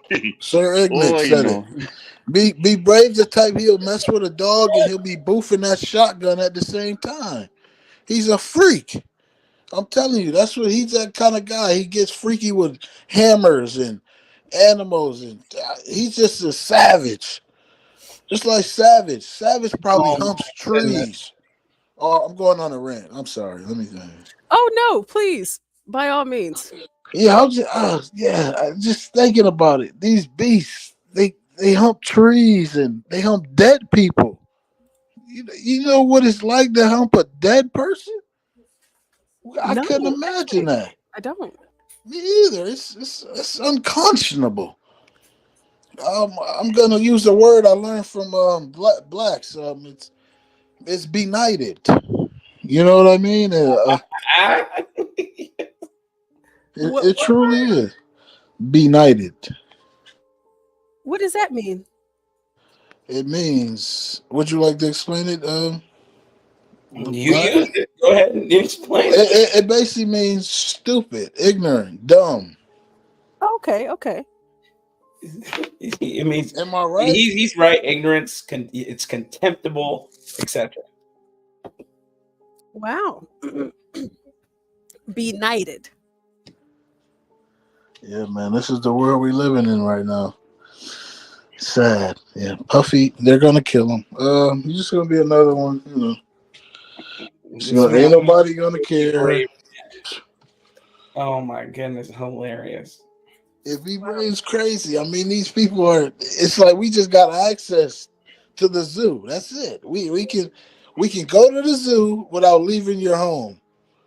That's it. That's the only difference, I think, with the internet and how things are looking. You know, I never knew there was this many freaks in the world. Like, it seems like everywhere I go, there's a gay person. Is everybody gay?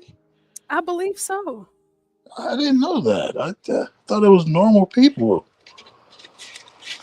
It's crazy. Yeah, that's what I was talking about earlier. It's just like it's everywhere you go. You just can't escape it. It's everywhere in everything. Oh, and then what is this? Naded is I'm just gonna call you Nad, okay? Nad says too many secrets are kept. The information about the homo acts was not known years ago. Is that true, Blacks? What? What the comment on the screen about the It says too many secrets are kept. Information about the homo acts were not known years ago. What does he mean? I don't understand the context. Is he just Has anybody here got a gay cousin? Oh yeah, I do. Okay, like we all knew he was gay. So when we black people, when we looked at Puffy in the shiny suits, we knew that it was something else going on. Yes. He liked to dance. Just think about it. I dance a lot. You know, everybody had a girl that liked to dance. Mm-hmm. So, you know, we knew he was a fruitcake, basically. came up in that era, everybody knew Puffy was gay. Everybody knew what's his name was skirting that line. Mace was skirting that line if he was with him. Yeah, man, this isn't new. It was very well documented. The issue here now is a lot of the people who listen to that music are no longer, they don't avail themselves of this. And so it kind of fell through the cracks. And then you have people like Puffy and his ilk try and remain relevant to their detriment. And he should have taken a page out of Daddy, his dad. What's his name? Who did? What's the name of the who had a Fat Farm and all that? What's his name? Oh, I don't know. Who had married to Kimora Lee? Yeah, he was married to Kimora Lee for a bit. What's that dude's name? Is it Simmons? Russell Simmons? Yeah, Russell Simmons. He should have taken a page out of Russell Simmons, liquidate all his assets, and move to Bali, a non-extradition country. Should have done that. Instead, he wants to get all types of Botox in his face, get veneers in his mouth, and still live the bad boy life. It's insane. Yeah, Like American Man said, man, we knew Diddy was gay since the early 90s. Everybody knew, man. Take that. Oh my goodness. So let me see if I can get these ads out of the way. So we have here. Okay, hopefully that's big enough for everyone to see. 457. Rape accuser claims Jodeci member aided and abetted assault. You can't even get no pussy. If you got more than $1,000 in your bank account, you can't get no pussy, it seemed like. For real. That's what it seemed like. I don't know. Oh my goodness. Oh, I forget. Juan actually, I know he left, but I'm sorry, y'all. I got like so many screens up. So let me actually just say Houston. Also, I wanted to say, Portia, the chaplain's after me, man. He's trying to get me to do stuff. You know what? I talked to him last night, and because church and everything, but like he made me mad a couple of weeks ago, and so I haven't been talking to him. And so I was talking to his wife last night, but he's all in the background, like hollering because he's mad because I've been ignoring him, Yeah. And she put me on speakerphone, and he was just going on and on and on. I had to snap, crack, and pop on him again. Really? Yeah, because it's just like, chap, I can't do everything. But maybe I make things look easy. Like I can do a lot of things, but I can't do it all. Like I do as much as I can. I try to help and do whatever it is. I try. But like he wants, like everything. Oh, did you get the invitation for the party? I may have. I gotta look at my email. I'll send it again. And my wife is calling too. She's like, where you at? Me or you? You. Oh, let me see. Let me check, Lord.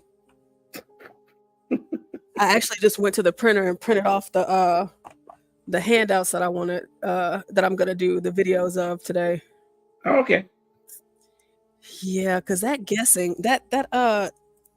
listen, I have never in my days heard of guessing and problem solving, especially whenever you're solving equations. They want you to guess. It's like, no, this is math. You don't have to guess because there's only one answer. It's insane. This new way of doing math, I just don't even. Don't even try, man. I'll be honest. I'll teach you my way, and then that's it. If you don't pass the test because you couldn't show your work, well, then they didn't want you to pass anyway. That's it. I don't know, man. I don't know what to say. Let me see. Yeah, we gotta talk. You gotta tell me what he talking about. Man, social media. Oh yeah, we'll talk about it later. Okay. Yeah. I want to hear that. I want to hear that. All right. Oh, it's pronounced Najee. Sorry, Najee. I'll remember that. Actually, I'm going to write it on my sticky note so I can get that whenever I see your name, so I don't forget. It's Najee. You know, my name is spelled how it sounds, though. Thankfully, my parents, they didn't stay away from the ghetto, but at least they made it easy to pronounce. Yeah, and you know, Najee grew up in the project buildings where the windows were knocked out and the windows were cinder block. yeah, you know, the windows had doors in front of them. And, you know, the elevators never worked. You know, she probably don't know anything about toilet paper. You know, niggas like that, they use newspaper and fabric softener, shit like, you know, Najee. Yeah, who would do that? Why would you do that to a baby? Like, just, I'm gonna call you Najee. That is so niggerish. Like, why you say it like that? Man. It's just, it is just so. I don't know. It's really bad. It really is. Najee. And they pass these names on for generations too. I don't know what's wrong with my laptop. She gonna name her son DJ. Ain't it not a shame, bro? It's gonna be spelled how it sounds. DJ. These niggas, they don't. I don't know. It's crazy. And then whenever he goes to school and he starts, you know, making friends, and he's gonna be like, my name is DJ, and they're gonna be like, okay, what's your real name? Like, what's your full name? And he's gonna be like, DJ. They're gonna be like, how do you spell it? And he's gonna be like, DJ. Yeah, that's how it is.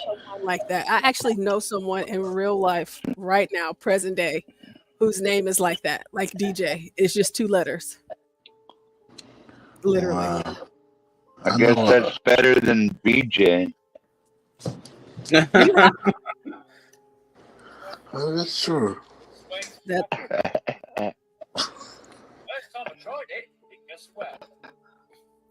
So here's this video that about this Buzbee guy that Juan was talking about.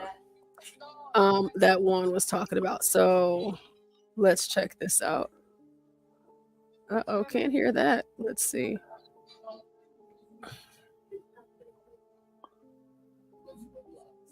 Oh my gosh. Today in the Sean Diddy Combs case, a press conference was held a short time ago detailing. Can y'all hear it? Yeah. Okay. Yeah. Oh my gosh, this is so stupid. The music mogul. Combs is currently being held without. What is it? Before we head to break, new developments today in the Sean Diddy Combs case. A press conference was held a short time ago detailing more than 100 new allegations against the music mogul. Combs is currently being held without bond, awaiting his criminal trial after being arrested last month on racketeering and sex trafficking charges. Today, Texas civil attorney Tony Buzbee announced that he represents 120 individuals allegedly victimized by Combs or other unnamed high-profile individuals. The conduct is alleged to have occurred over the course of 20 years, beginning in 1991 through the present. Now, the youngest victim of the group alleges they were 9 years old. One was about 14 years old, another 15 years old. In all, there are 25 minors alleged. Take a listen now to some of today's press conference. The admission to this party was that you had to drink the chosen drink that was handed to you. And now we know that in most cases, I would say 90% of the cases, these individuals were drugged with some sort of drug. That was kind of the MO. Another instance, this individual who was 9 years old at the time was taken to an audition in New York City with Bad Boy Records. Other boys were there to audition as well. All of them were trying to land a record deal. All of them were minors. This individual was sexually abused, allegedly by Sean Combs and several other people at the studio, in the promise to both his parents and to him himself of getting a record deal. Another instance, another minor, told allegedly by Sean Combs that he would make him a star, but needed to visit with him in private about it, away from his parents. Once they were in a private area, allegedly Mr. Combs made the victim perform oral sex upon him. Another incident, an individual 15 years old at the time, flown to New York City to attend a party, was drugged, and then taken into a private room, allegedly in the presence of Mr. Combs, where this female individual minor was raped, and then other individuals took turns raping her. I wish Juan was still up here, because he was talking about how apparently this attorney in Texas, I guess he said he got raided last night or something. He said something about him getting exposed and something, but I'm trying to find it. I thought it said it in that video, but it didn't. Hey, American Man. Hold on. Big ups, American Man. Hi, everyone. I'm not going to be on too long. I'm still working. Doesn't some of this stuff sound too spectacular to be true? And I'm not defending the guy because I could care less, but the chosen drink and all of that, come on.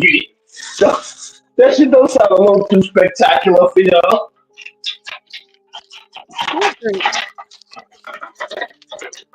You ain't hear what the guy just said? There's something about you had to drink the chosen drink and all of that. Oh, yeah. I don't know. A 15-year-old kid.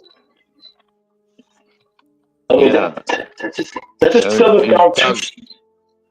He's talking about Diddy Combs, right? Yeah, like it doesn't sound too spectacular for y'all. Oh, like you think that they're dredging it up? Oh well, come on, you know they playing it out. But like, you gotta drink the chosen drink. Kids. You know what? Here's the thing. I'm wondering if the so-called 9-year-old they're talking about is that same bastard that we looked at the other day. Remember that kid we looked at the other day? Yes. That kid, the one whose parents took. Yeah.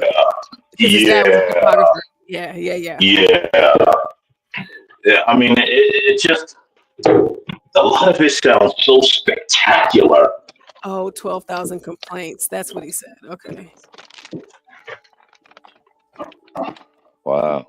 Yeah, I mean, like with the kids, it's like they're trying to put the kids on him. Like I'm not trying to justify all of the other things he's being accused of, but they're saying that he like sold them a dream of a contract, and it didn't happen. So, I mean, that doesn't mean that he did anything sexually inappropriate with those kids. You know what I mean? I don't know. Yeah, it's the same thing with your boy Cows, right? We're saying he did all this stuff with all the underage children, but the only thing that we seem to never question is where are the parents? That part seems to always that part always seems to get overlooked. Where are the parents? Why is my 9-year-old? The parents are the ones selling. The parents are the ones selling that behind hole. That's there you go. You go. It was kind of like what happened with the whole R. Kelly thing, and they did that whole docu series about him. What is it, Breaking R. Kelly or whatever they called it? And you had all these parents coming out talking about how their daughters were exploited and trafficked by him. And everybody was blaming R. Kelly. Okay, yeah, he deserves some blame. But all I could think was, why did the parents know all about this and allow it to happen? Yes. Why were they pushing their minor to go work with him? And they kept leaving out the fact that they signed their daughter or their child away to him to work with him. They were ignorant of his reputation. Blacks, can I ask you a question? Do you think there's financial benefit? Of course, that's the point. It's always about financial benefits. Yeah. So sell your kid for this or that, right? Yes, they were hoping that basically, regardless of what they do to their child, that they were going to get a payday.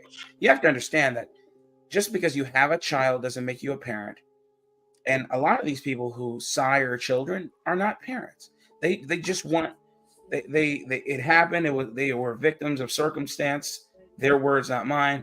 And they just want to make the most of it by selling them to the highest bidder. And it is a sale. They should be in jail, rotting with R. Kelly. Right?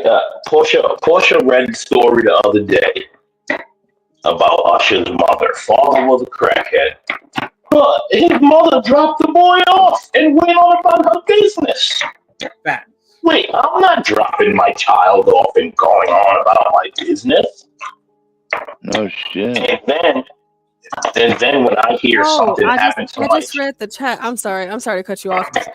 It looks like we hurt Najee's feelings, or maybe innate hurt there. I don't know if it's a woman or a man, but this response seems like it's a woman. Najee says, way too disrespectful. What if this was my name? I'd be offended, but what can I expect from trash N-words? Wow. You can't expect much, Najee, so I hope you just exposed sort of N-word you were. Don't expect too much. And then, what do you think? Maybe a white woman portion. She says, please read my last statement, since being a-hole seems to be the goal on your panel. Hey, it's free speech. We just talk about what we talk about, Najee. It wasn't me. Ignit left. You should have addressed Ignit. I said I was going to write your name down, and I actually wrote it down for real. I wrote it down so I could pronounce it right. But you, the person that was talking about your name is not even here. But I think you said it's like Czech or something like that. That your name is Czech. Najee, we don't care, man. Yeah, really don't. I just wanted to make sure I addressed that. Now, I actually did. Can I just say? But hold on, just real quick. I found the video about what Juan was talking about. So I'll play that after American Man, and it's a really short. Yeah, Juan was back for a minute. But he bounced typed in the back chat, but I'll play that after American Man says what he needs to say. Go ahead. Can I just say, Mr. or Miss Najee, if that is what offended you, you're not built for this. Just saying. Like it gets brutal on YouTube. Period. Mm-hmm. Yeah, it does. Ignit is hilarious, though. It was so nice having you on the panel, Ignit. I'm glad you found us, and I'm glad that you came over here and spent some time with us today. I don't know where John is at, but maybe he'll come back.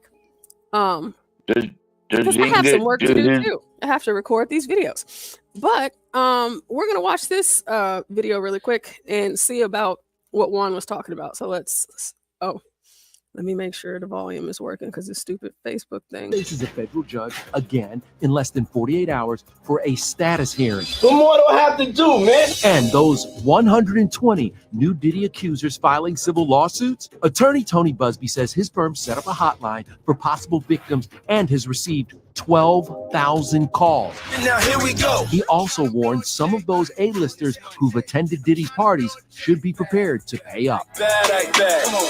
Will there be celebrity names? I expect so, yes. I think people already are suspecting some of the names. Buzbee told TMZ demand letters have been sent to several stars asking them to settle or risk the allegations being released in a public lawsuit. So is this just a form of legalized extortion?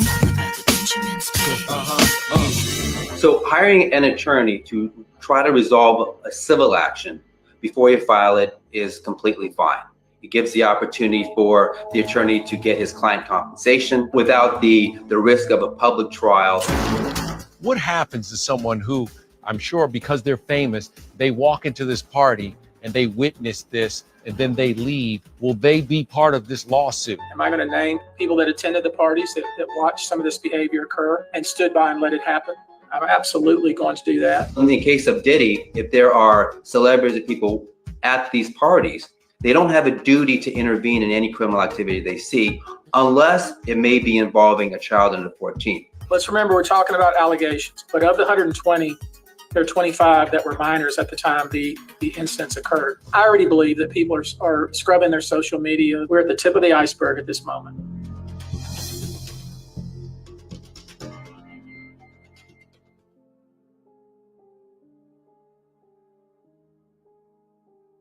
Okay, so they said that he set up that hotline and it was 12,000 calls in 24 hours. That's insane. But I mean, it kind of, like what Blacks was saying about the money grab, it just seems more or less like that's what it is. Because it's been like these people, they're older than me, like they're in their 40s and stuff. Y'all didn't say nothing then. You didn't say anything about it then, but like now you want to say something. And then too, well, I didn't know what was going on, Portia. I would have said something. Isn't that kind of like you, 12 man? Well, 12 man, we're not talking about you. We're talking about the victim. Like I used to like some of his music, you know. But see, it's not that. It's I won't listen to it anymore, though.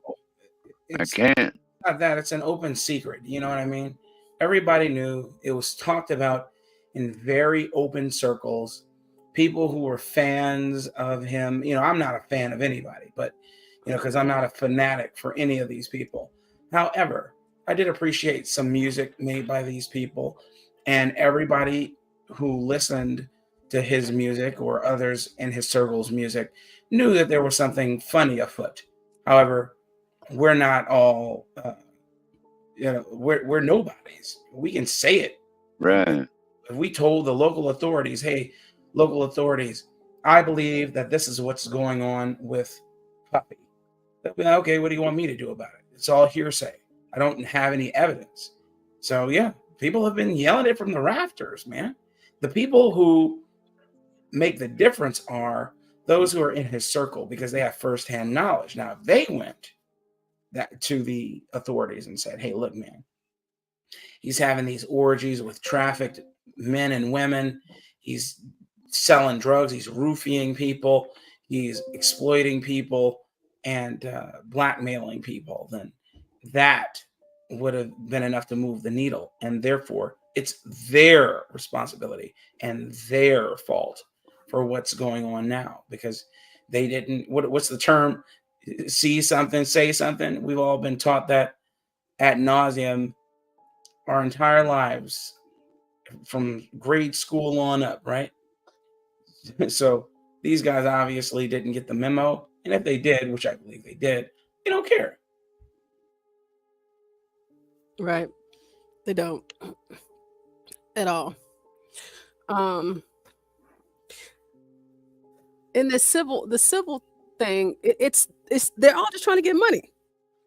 So like, what am I supposed to do with that? What do you want me to do with this? I can't do anything with it. You're just trying to get money out of it. Well, what about all the children hurt? That's what I think about. And this Tony Buzbee, but he didn't hurt their any life's kids. gonna be like. But he didn't hurt any kids, 12th man.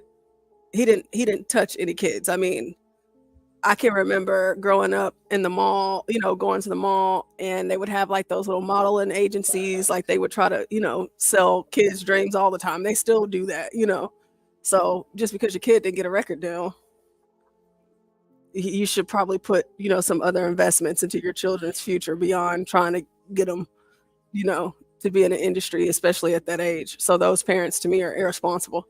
And whatever they're suffering, if they're suffering at all, it's their parents' fault. That's not Diddy's fault. To me, that's my personal opinion. But for the adults, Diddy's situation is like very different to me because these were all grown-ups. And because they were all grown-ups, like Cassie, for example, he paid her off. Okay, millions of dollars. Then we should be done here. Because if Diddy is sitting in jail, Cassie should be sitting in jail right next to him, in my opinion. And every other person that saw, because the thing is, what we have to acknowledge here when we're talking about Diddy at these parties, even the one whenever American Man just brought up that little boy that I showed y'all the video of, the 9-year-old the other day, we do realize that we've seen every major celebrity at these parties, first of all. But in the video, he was like, in about an hour, it's going to be time for the kids to go because you don't want the kids to see this. But if the kids see this, this is going to be a party that they want to go to when they grow up, something like that. But everybody that was there, they were watching and witnessing everything that was going on, and nobody said nothing. Y'all just watched it and it was okay. So I'm just only supposed to fault Diddy? Yeah. No, come on now. Go ahead, 12th man. No, I agree with you, Portia. Now you laid it like American Men was saying, like, where are the parents? Like, shouldn't they be prosecuted?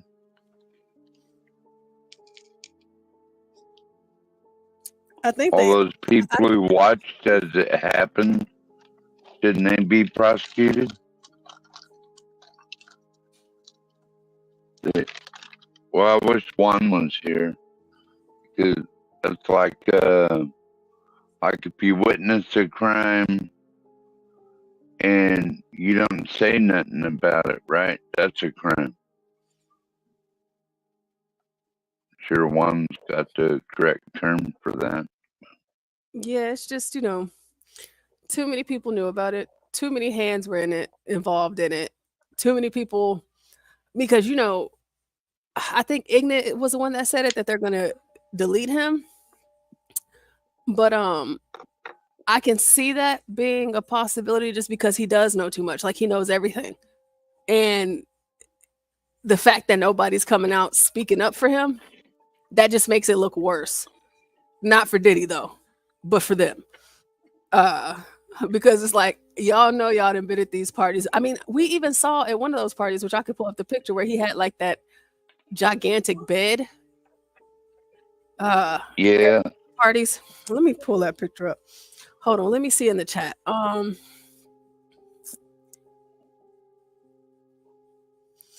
was on another channel earlier. John be everywhere. This Najee says, DG, thank you. People being disrespectful for no reason gets old quick. I saw John on another channel earlier and decided to listen, but it might not be a good fit for me. And you know what, Najee? That's okay, because everything isn't a good fit. We're glad that you came, though. If you thought that Ignit, because Ignit, he likes to joke around a lot. So I'm not sure if you're familiar with the word called trolling. There's a lot of that. A whole lot of that. We over here, we just really like to have a good time. If you're sensitive and you don't have thick skin, it's probably not for you. And that's okay. But you got to have thick skin, because you never know. You never know. That's what I was going to ask you earlier, Portia. Does Ignit TV have his own channel where he goes live? Because I kind of like his vibe, man. I love Ignit. So like whenever I saw him in the chat this morning, I was so happy, because I absolutely love Ignit. He is so funny. He is absolutely hilarious. And he can turn any conversation crazy. And he always gives like this thorough breakdown that, is just ridiculous. He's so funny. Yeah. He was talking about the Somalians, and he said that they eat tree bark. That really took me to... I almost coughed out my lung, He's just so funny. But Najee, it's a lot of laughing. It's a lot of fun over here. There's insults that get thrown out. There's actual real disrespect that happens. And I understand that you feel disrespected, but Again, I can't tell you how to feel, you know. Plus you can't control your fifis. That's right. I can't control your feelings, and I can't control everybody on the panel. And we're not the type of show where we kick people off the panel, or you get paid to kick people off. We just kind of let people be who they want to be who they are. But you know, some stuff can get disrespectful. I mean, wait until you meet Stanley. Wait till you meet Stanley. But Stanley, he is a liberal. Most of us over here were conservative voting, leaning, and a lot of our conversations are surrounded by that. We talk a lot of politics. We talk a lot of business. There's another stream going right now with our number one Asian, Get Crack, where he talks about stocks and whatnot. The only reason why I'm giving this attention to you right now, Najee, is because you said it's your first time over here. So I want to make sure that, you know, you're okay, I guess, and that you kind of understand how we rock and roll over here. We laugh a lot, we make a lot of jokes, and if you thought that was bad, I just couldn't imagine. I mean, Jesus Christ, I'm even thinking about HB. I mean, like, it's just, you know, he was just Ignit's just joking around, you know, but like the jokes that HB tells, it's just like, help us all. You know, see that a while ago, Portia, where HB said someone booped a PS5? Yes, I did. I saw oh my God. Like, how the hell does that happen? And Mavitt said some tree bark is beneficial. Duale, you didn't answer my question. Do you have silverware in your home? Do you eat? I ain't eating no tree bark. White willow root bark. That's aspirin. So anyway. Oh, okay. See, I didn't know that. Oh yeah, cottonwood is aspirin too. You can boil that down and make a tea out of cottonwood, and that's like a natural aspirin. Yep. That's really interesting. That is really, really, really interesting. I'm not as dumb as I sound, Black. Oh, I never said you were dumb. Good I sir. know.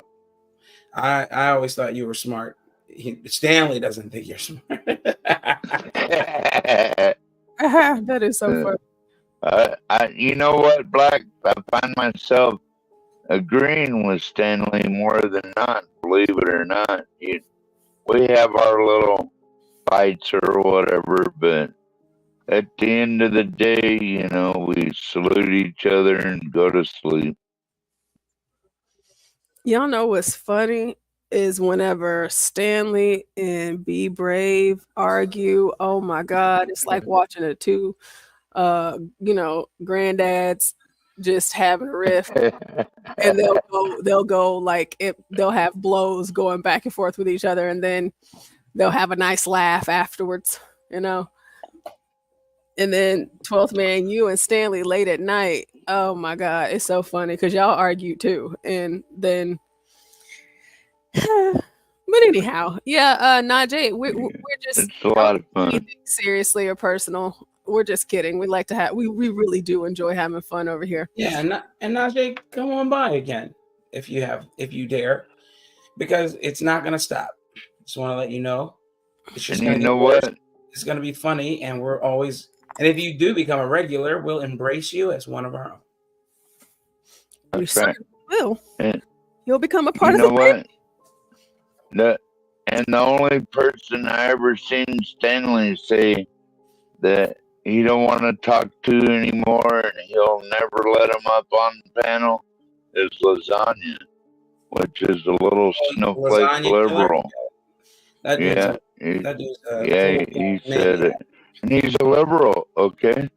So that shows you where Stanley kind of stands. I think he's more center right than he thinks. You know, it's also interesting too, like thinking about like Najee in the chat and her feeling, or because I'm assuming it's a woman just because of that reaction, because men usually don't behave that way or get offended by things like that. But like Lasagna got very disrespectful with me the other night.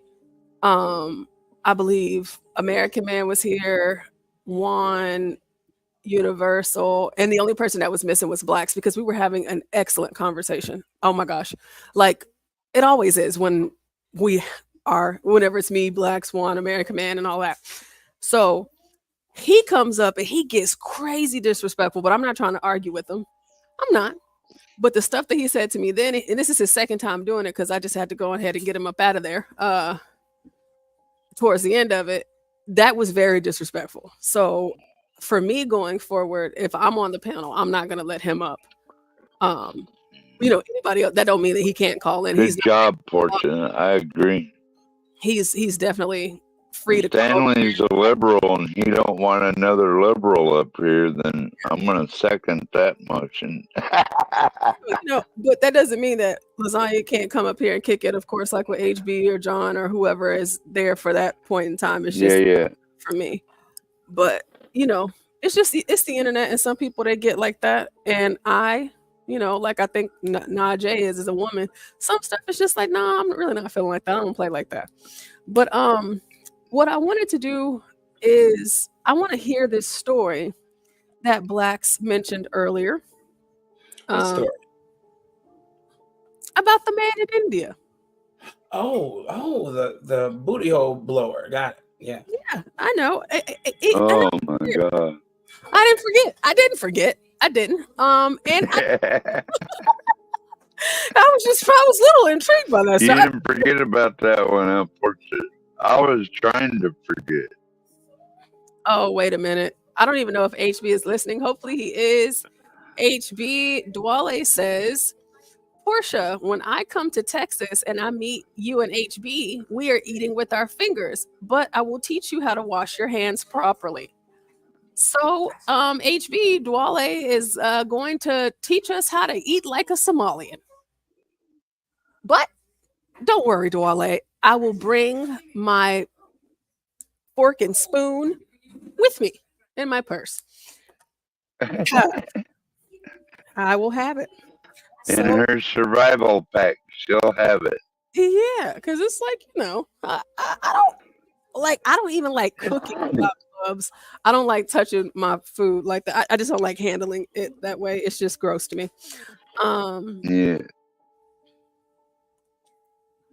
Like pizza, that's cool. Like fried chicken, like someone mentioned earlier, that's cool. But as far as like the rice and like, I guess. And still, I gotta wash my hands after the pizza or fried chicken, something like that. I gotta go to the bathroom and wash my hands right away. Let's see. American Man says, to be fair, Stanley thinks Stanley is the only smart person up there. That is true. That's an unequivocated fact. By the way, it's down to below 61,000. Great time to buy. That is all. I concur with that, American Man. Well, you have to go to Crackstream to get that, but hopefully he'll be back to popping up over here every now and then because we do miss him. So, well, let's play a little bit of this video and see what they're talking about.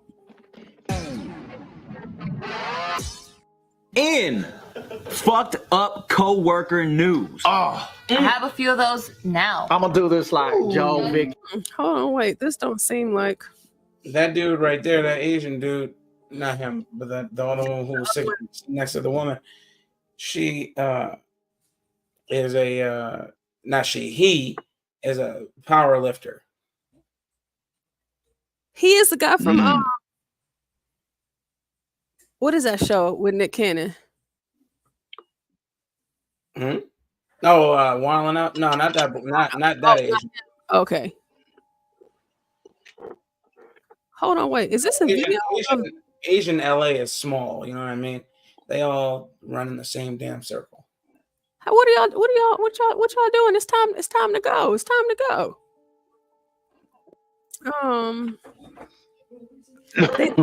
They said it was a prank. I was trying to find like a an actual news story. Let me see. Bye.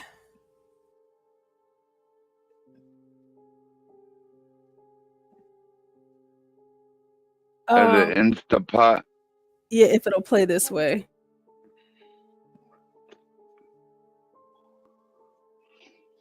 Oh yeah.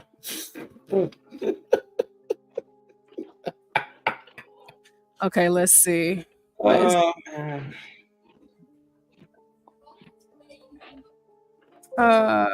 They were joking with a dangerous item that led to the death.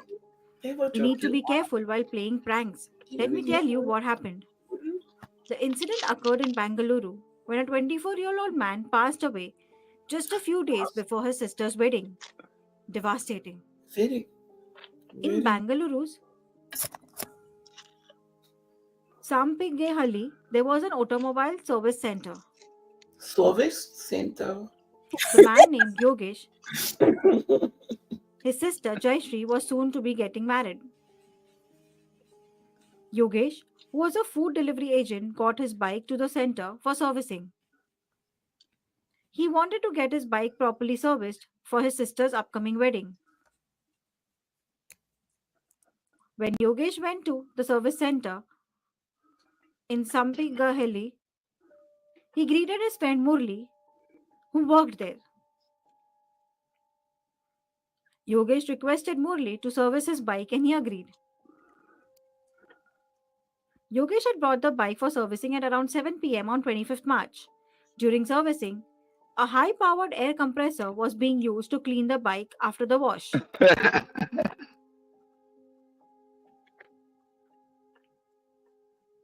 For example, after a head bath, we use hair dryer to dry our hair. Similarly, the air compressor machine blows hair at a high pressure to dry the bike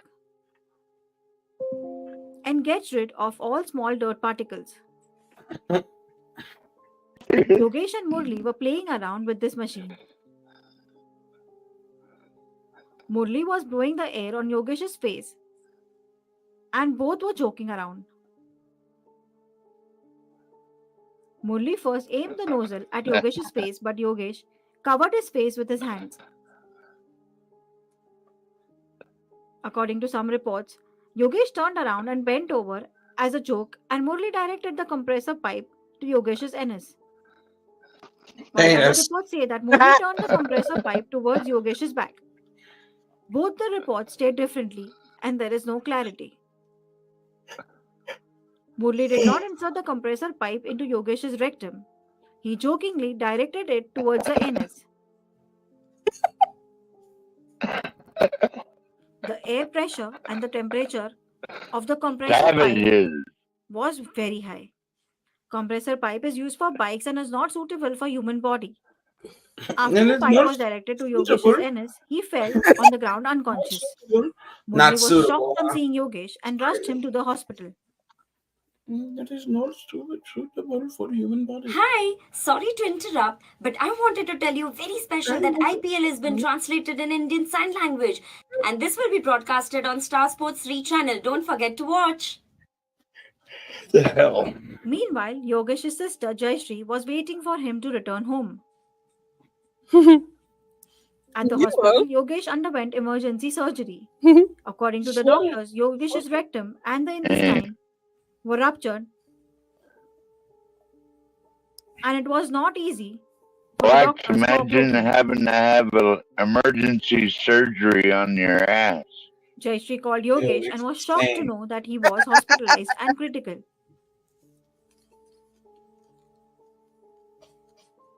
She was rushed to the hospital and Yogesh told her what had happened to him.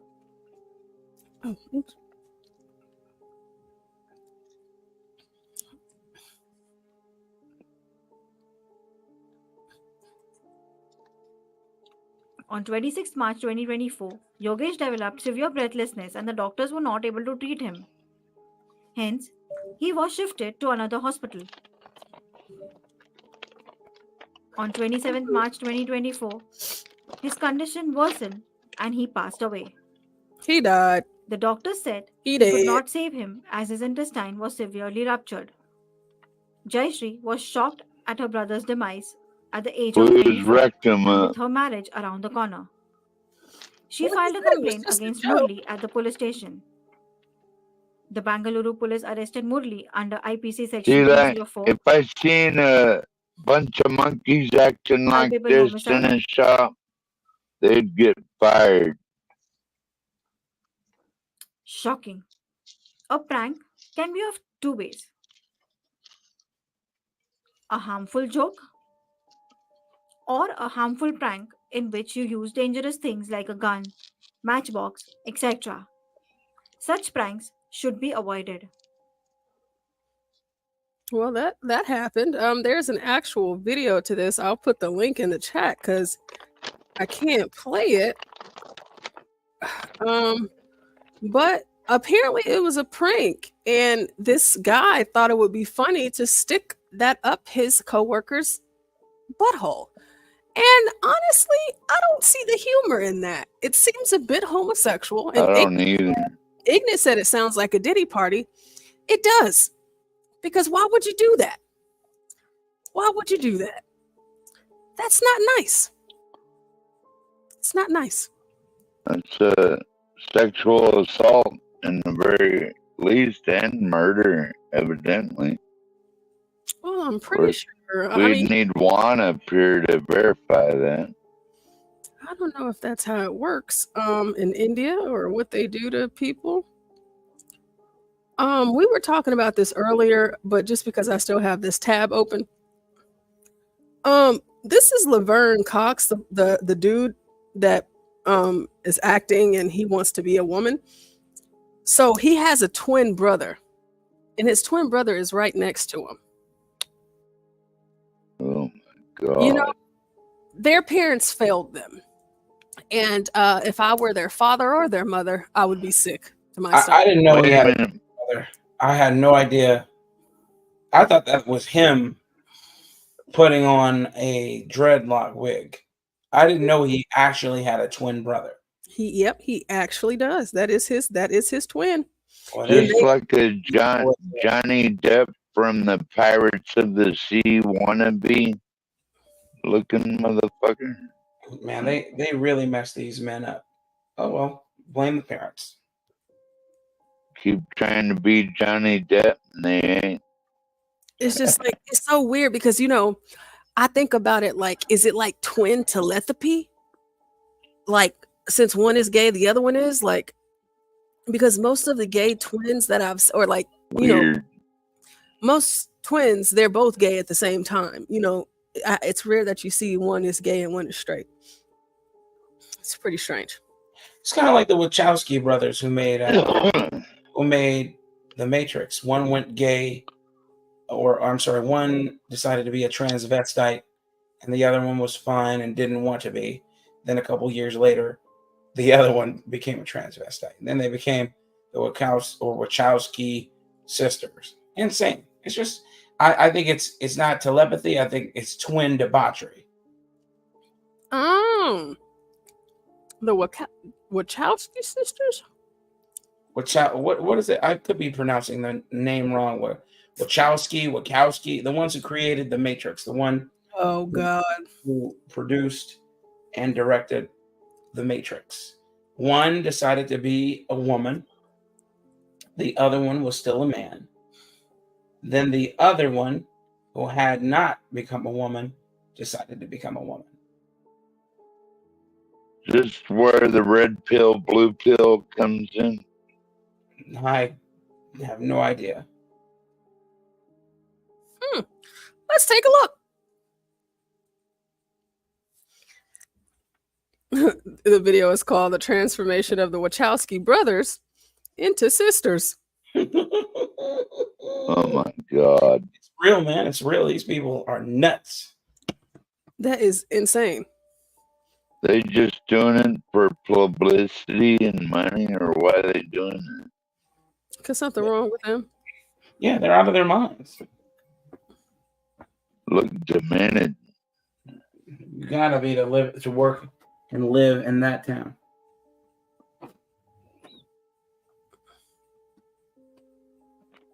So they're brothers, they're boys and whatnot. They look normal, like normal men. I wonder Not really. Oh God, they what a ugly. What is this?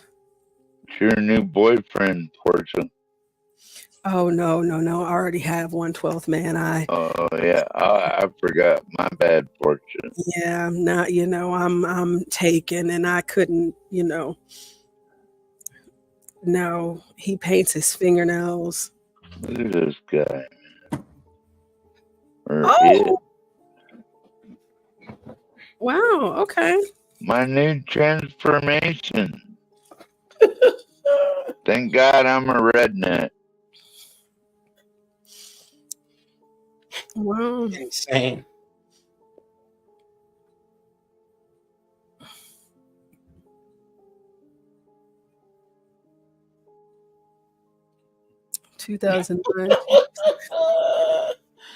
Oh my God. I told you, man.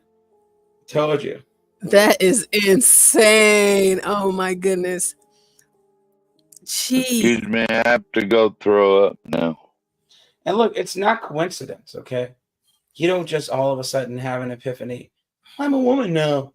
No, man. It's all planned. It's all debauchery. This is what they do. I am a woman now. That it's justified. It's not justified. It's disgusting and despicable. So did they really cut their penises off? I doubt or it. Should, probably not. I highly doubt it. Yeah. They don't want to. They don't want to go the extra mile. They just want to pretend. Yeah. No, they're not. They're not going to go that far. Some of them do, but most of them don't. And the ones that do, they talk about how horrible it is. And a lot of them, they just stop using the thing that they stick up there to keep the hole open, the wound open. And like I've even watched the videos of the guys that said that they stopped. I think it's called dilation or whatever the term is. They've stopped it so their wound has closed, but like how they're depressed because they can't, get off anymore. And how irritable they are, and just how they can't get any sexual pleasure, but like the wound closed. So like now it's just that's nothing. Some of them turn their lives over to Christ, so it don't matter anymore. Then they ask Jesus to forgive their ways, accepted into the kingdom of the Lord, and now it don't matter anymore. Yeah, but we're supposed to procreate and all of that stuff like that, and so yeah, well, they can't. They made a mistake. Yeah. As Christians, we gotta forgive them for it. Move on. Yeah. I just, yeah. So, Duale says, do trans women have sex with other women or men? What is the transsexual preference? Duale, they have sex with everybody. They don't have a preference. They do. I remember I had a close friend in high school, and I remember meeting his dad for the first time. His dad was a transvestite, and he claimed that the reason why his dad dresses up like a woman was so that he could get with other women. I'm like, yeah, okay. But anyway, that was his claim. And yeah, these people are sadistic, man. Yeah, it is. Yes. And what fears me the most is that it's moved into our military, and we have DEI like everywhere. Mm-hmm. Well, we don't have a military anymore, 12 man. Well, I'd hate to think that. I think we do. I mean, but that's another topic for another day, I guess. Well, we do stream 24 hours, so I'm gonna I'm trying to wait on John to come back. or for somebody to come up here.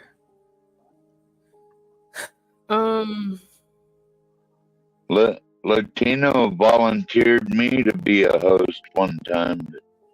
I know y'all can't let a white person be a host. Wow, 12th man, that is not true. Well, it wouldn't be an all-black channel then. Well, it's not an all-black channel. You're up here right now. I'm just teasing you, Portia.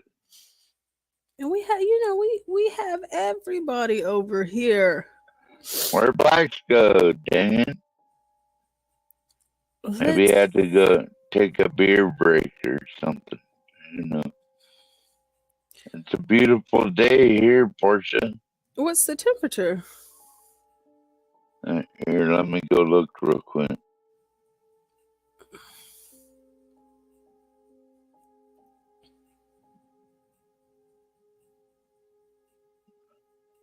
$46 degrees.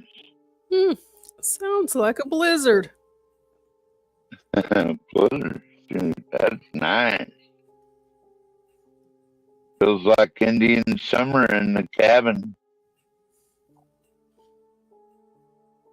Let me just put 5. I could send you some links, but you might not like them, Portia. Oh, I have a lot of news. I have a lot of topics that I want to cover today. It's just, you know, I have to record tutoring videos. I have to do that today, and I also need to drive home. So okay. I'll hang out, but unless I'm a host, I can't bring anybody up or anything like that. Yeah, no, it's fine. I'm here, so don't worry about that. I'm here. I'm here. I'm just updating the clips in the. I'm fixing the back chat, not the back chat, the description box. For what I'm about to play. So let me take John down because he's not here, and let me add this screen here, and then change the layout where it's just me and 12th man. And let me see, where is that video at? So we are going to see what Joe Biden had to say about Hurricane Milton, what his response was to that. Let's see. 12th man, is he going to say $750? Well, no, what I thought was really interesting, Portia, was Joe Biden came out and said Ron DeSantis was doing a fantastic job, and would totally contradict what Kamala said, that he wasn't handling it so well. Yeah, I played that the other day, a few days ago. So this actually is the response from today, from Joe. Okay. So what he said about Hurricane Milton. So that's what we're about to watch. I'm about to play that. I'll be brief. Last night, Hurricane Milton made landfall, as we all know, on the west coast of Florida. Brought hurricane winds, heavy rains, including 10 to 20 inches of rain in the Tampa area overnight. Storm surge measurements are still being taken, but 38 tornadoes ripped through 13 counties. 4 deaths are reported thus far. Jeez. It's too early to know the full account of the damage, though. What did he say? But we know life-saving measures did make a difference. Let me see if they got More something. than 80,000 people followed orders to What is he talking about, Portia? safely shelter last night. And we've had search and rescue teams at the ready for any calls for help this morning. There's still very dangerous conditions in the state, and people should wait to be given all clear by their leaders before they go out. We know from previous hurricanes that it's often the case that more lives are lost the days following the storm than actually during the storm itself. Vice President Harris and I have been in constant contact with the state and local officials.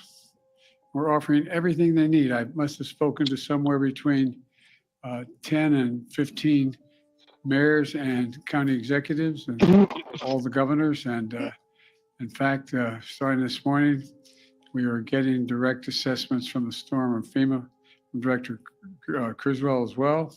Also, Florida Governor DeSantis, whom I had a chance to speak. And the Vice President and I have just convened a meeting this morning with the leaders of the Department of Homeland Security, Department of Defense, including NORTHCOM Commander, who has responsibility for providing defense support to civilian authorities.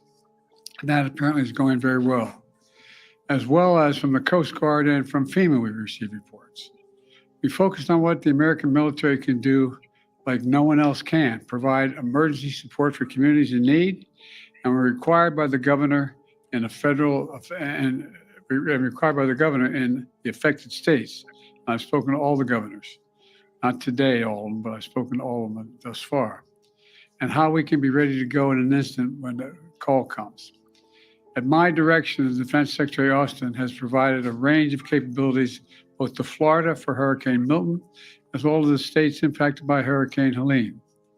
And the more capabilities are available, we assess the pressing needs, we can get whatever they need. To the servicemen and women who are on the ground responding to these disasters, thank you. Thank you for your professionalism, your dedication to every mission you're given. You're repeating it again. This is a whole of government effort. It also includes the Department of Energy, Department of Transportation, Department of Health and Human Services, and the Department of Housing and Urban Development, which is providing mortgage relief for impacted homeowners. As directed, FEMA is going to open disaster recovery centers all across the impacted communities right away. So there's one stop the residents can go to learn about the support they might need, and they'll be advertised where those places are. 3 million people are without power, but more than 40 million power line workers have come from around the country, from Canada to Florida, to restore power across the state. In addition, the Federal Aviation has authorized Florida Power and Light to fly large drones before other manned aircraft can get up in the sky to quickly assess the damage on the ground so ground crews can restore power as quickly as possible. The Coast Guard and the Army Corps of Engineers are assessing how fast they can reopen the port of Tampa to get fuel, food, water, and other basic goods flowing into the area again and quickly. Additionally, Vice President Harris and I said yesterday, and we'll say it again, to anyone who seeks to take advantage of our fellow Americans' desperation, whether you're a company engaging in price gouging or a citizen trying to scam your neighbors, we will go after you and we will hold you accountable. Now, not only that, our fellow Americans are putting their lives on the line to do this dangerous work and receive death penalties. Some received death penalties yesterday as a result of reckless, irresponsible, and relentless disinformation and outright lies that continue to flow. And death penalties? Those who really, engage in such lies are undermining confidence in the rescue and recovery work that's opening and ongoing. As I speak, they're continuing. These lies are also harmful to those who most need help. Lives are on the line. People are in desperate situations. Have the decency to tell them the truth. So let me say this. To all the people impacted by Hurricane Helene and Hurricane Milton, despite the misinformation and lies, the truth is we're providing the resources needed to rescue, recover, and rebuild. And rebuild. Let me close with this. I know recovery and rebuilding projects can take a long and difficult time, but as long after the press and the cameras move on, I promise you, you have to pick up the pieces still. I want you to know we'll do everything in our power to help you put pieces back together and get all that you need. But God bless you, and may God bless our troops and our first responders who are in some cases risking their lives to help. Thank you very much. I'll be reporting again tomorrow.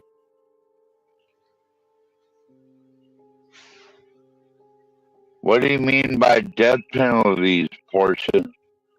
That's what I want to know. I don't know. He was very difficult to understand.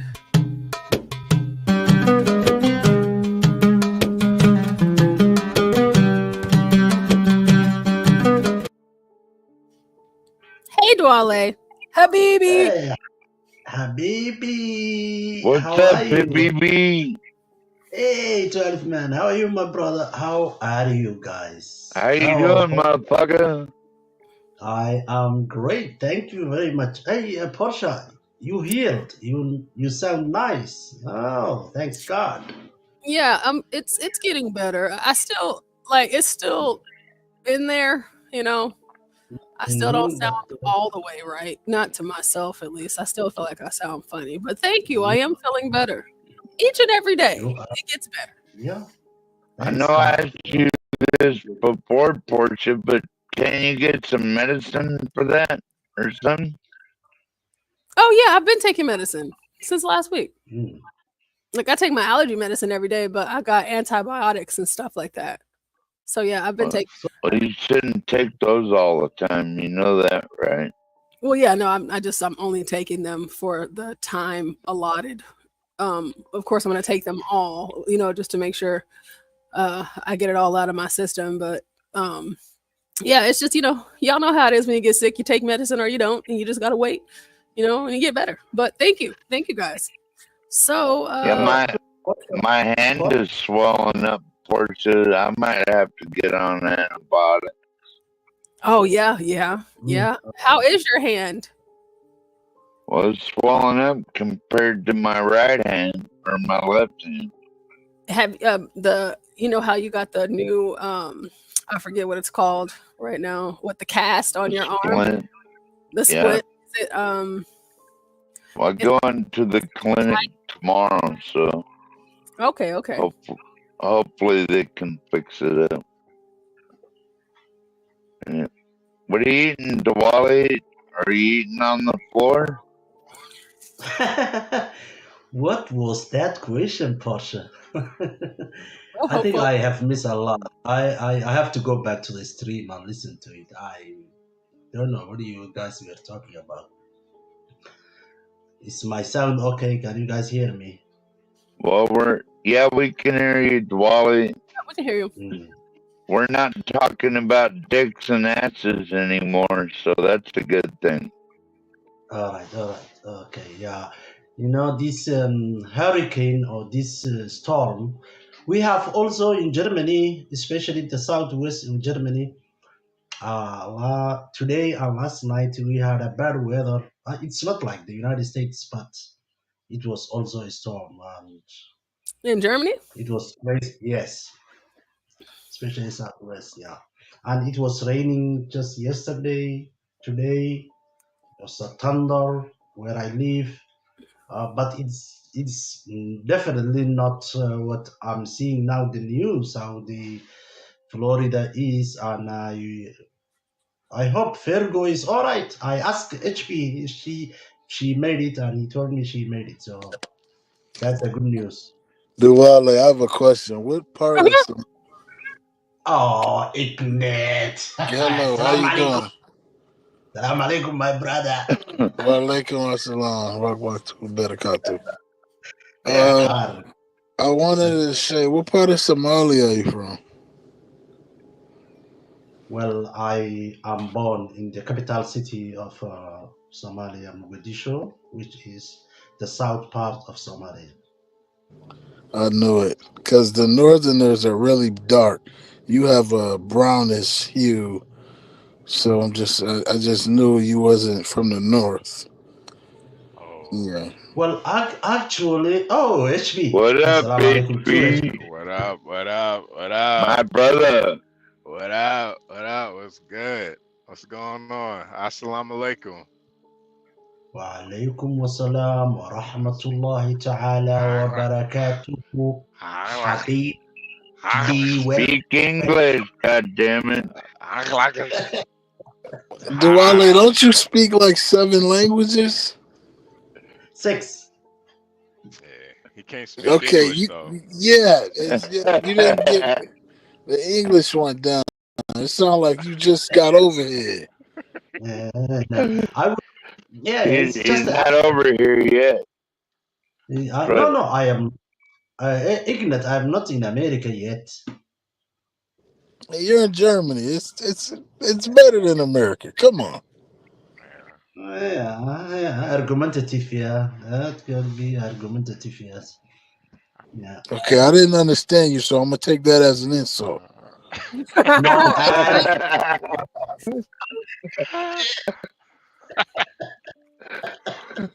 Oh, I think it was Arabic. I don't know what he's yeah. speaking. You guys have fun with my accent. Alhamdulillah. I am not leaving this channel, man. I'm going to stay and fight for my place. What the fuck? Hey, DG, do they use toilet paper in Somalia? Yes, they do, 12 man. Actually, they do, yes.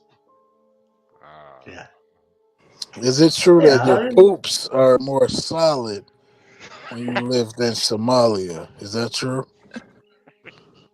Well, it has to be definitely solid because we eat maize, we don't eat hamburgers or fried chickens, so we eat natural food, which means we eat also meat, goat meat, camel meat, cow meat, and we cook them probably. So that means our poops are more, solid than the others. Yeah. Anyway, Ignat and HB, I left Somalia when I was 6 years old, and I cannot represent that country and that culture. So you may go and ask other people, But Sounds like a good diet. But about the food, I'm married to also a Somali European woman. We cook different food. Some food we use spoon and forks. Some knives and forks, and of course some of them we use with our fingers and Do you use chopsticks over there, Duale? Chopsticks we are eating noodles from the Chinese. No So chopsticks. it depends which food that you are eating. It is definitely with rice. We use it with a spoon, but with chicken and fish. When we are eating chicken and fish, I like to use my fingers. After I Is it wash true that y'all eat a certain type of tree bark over there? Because I heard, is that true? Are you talking about people or are you talking about camels? Talking about people in Somalia, they said it's a certain type of bark of a tree that you guys like. You're right, my friend Ignat. You are not absolutely wrong when you are talking about the camel herders who take care of our camels. I got like 1,000 camels back there. I invested livestock. If you have 1,000 camels, you are a fucking rich man. And my camel herders, because all the time they are in the jungle, they have to, cook for their food, and sometimes they have to climb a tree and eat there from the mango, because this is Africa, man. Food is everywhere. Unlike what you guys think of, that we are starving or we're dying of starvation. Kind of like Hawaii. Hey, American man. Is that why you're voting Salute. for Kamala? Kamala because of the camels? You can't both thank God. Come on, man. Don't make two Alif man angry. I have no right to vote yet. Yeah. Duale, shalom, shalom. Shalom, my friend. Shalom, Duale. Shalom. Andale, iya. You know what's funny, Duale? I had some gold last night. What does camel toe taste like, Duale? Oh, you said camel toe before. Camel toes. Duale had it from an actual camel, though. HB, camel toes and the camel tail. The soup that you make from them is absolutely incredible. you can go and have a sex like 84 hours non-stop, man. The soup from the common. You have wait. You said you have sex with the camel? No, you can't. Isn't that what he You just will said? be Ain't that what he just said? I could have sworn that's what he said. Oh no, I can't understand that motherfucker. Oh, okay. Let me speak slowly. When you make soup from a camel toe or a camel tail, that will make you very, very horny, and you will keep going on having sex non-stop for like a week. So wait, camel soup. So wait, camel soup give you camel cock? Is that what you're telling us here? She's doing living off the camel. Cut its tail off and eats the tail like an oxtail. You guys are not real. You guys are. The tail. You are asking me questions and you are not appreciating my answers. What the fuck is wrong with you guys? I am educating you something that you don't know about camels. So camel toe and camel tail, whenever that you go to a restaurant and you have problem with your erections, try that, man. Your direction. I think the only one is Gary, and he said he has problems with it, but I don't have those problems, man. Or Faron. Maybe I can heal Faron as Faron, the Indian guy, you know. Oh yeah, Baron too. Baron. Yeah. Or Ben Trops. Ben Trops also needs. Yeah. Maybe that's why he had a Utopia restaurant before. You saw that picture too, Duale? No, I don't want to see that. I'm not Garian. Yeah. Gary got a picture in his wallet of it, man. He's weird. Where did Portia go, man? I think she had to go. I think she had to go home. All right. It started turning into locker room talk. She got up out of there. She's a lady, man. She's a lady. Salute to Portia. Yo, HB, did you watch that Trump on Flagrant too? Did you watch the entire interview? The what? Wait. Say that again. Did you watch Trump on Flagrant Foul too with Andrew Schultz? Nah. I was watching that Kamala. What's that nigga's name? Howard Stern's. Yeah, we watched that last night, the Flagrant and the Howard Stern American Man. Trump on Flagrant was kind of epic. Like he was kind of based on there.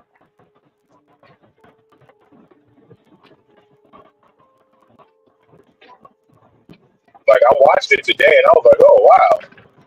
Yo, what was crazy was they did a commercial for Blue Chew to penis pill, and I'm like, yo, this is nasty work to put a penis pill in the middle of a Trump interview.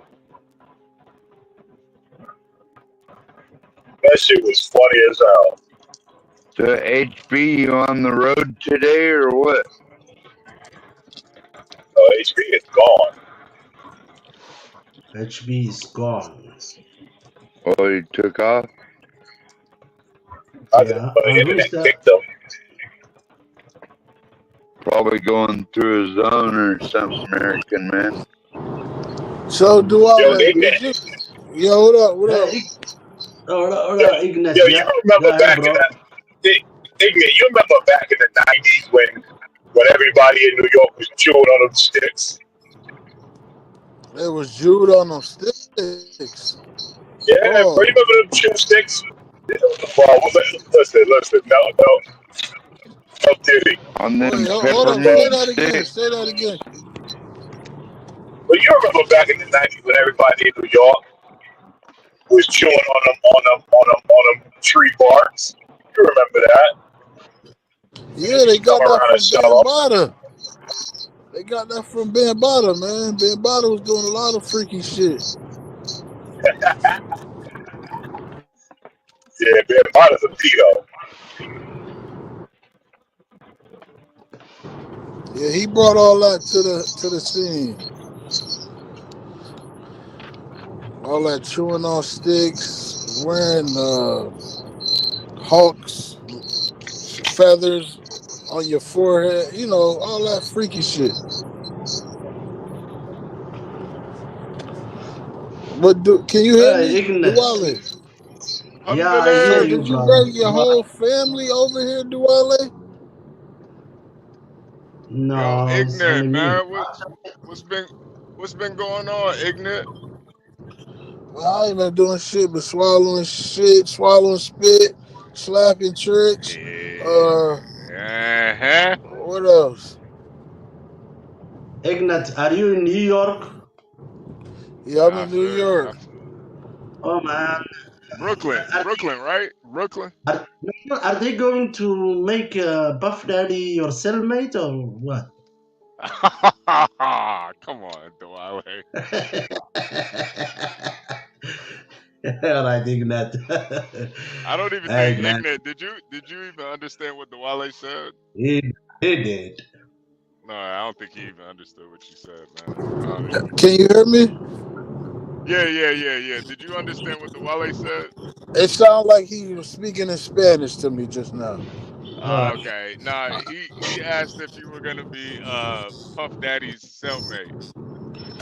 Why in the hell would I sign up to go be a fag cellmate? Duale, you should. It's a thing we do in America. It's called slap yourself. just slap yourself when you ask a dumbass question. For real, No. just one time.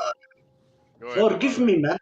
I thought you were in a prison or something, man, in New York. So that's come And I thought that you were in Germany making love to the corpse of Hitler, but we ain't gonna talk about that. For real, I already know that the guys you date in Germany got blonde hair, blue eyes, or blue hair, blonde eyes, whatever you like. Hey man, I'm not judging you. I'm not judging you. No way. I'm not judging you either, my brother. Yeah, I take it back. I thought it because your internet connection was cutting off. I thought maybe the brother is in somewhere, man. Yeah. I'm in New York where the traffic is fucking. Anyway, I'm very glad that you are free, man. Wait. Yeah. Ignit, you're in New York City? You're in the city? Yeah. Ah, shit, man. Damn. Why, man? New York City is the best place on earth, man. Why you say that? Brownsville, You gotta New be York. kidding me. Yeah, nah, it's not. It's definitely not the best place. It used to be. Oh, It used to be. New York used to you be the best guys, place. you have not I watched love Coming the to city, America. man. Yeah, I love the city. We get Somalian coochie, we get Afghanistani coochie, we get Pakistan, we get bitches from all over the world in New York. I done Sounds fucked the like a Indian good bitch way to last catch week. monkeypox, Ignite. I fucked the Indian bitch last week with a dot on her head. She sounds just like Duale. It might have been his sister or something.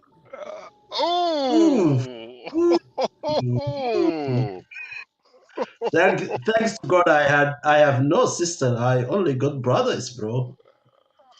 We don't have a. Ew.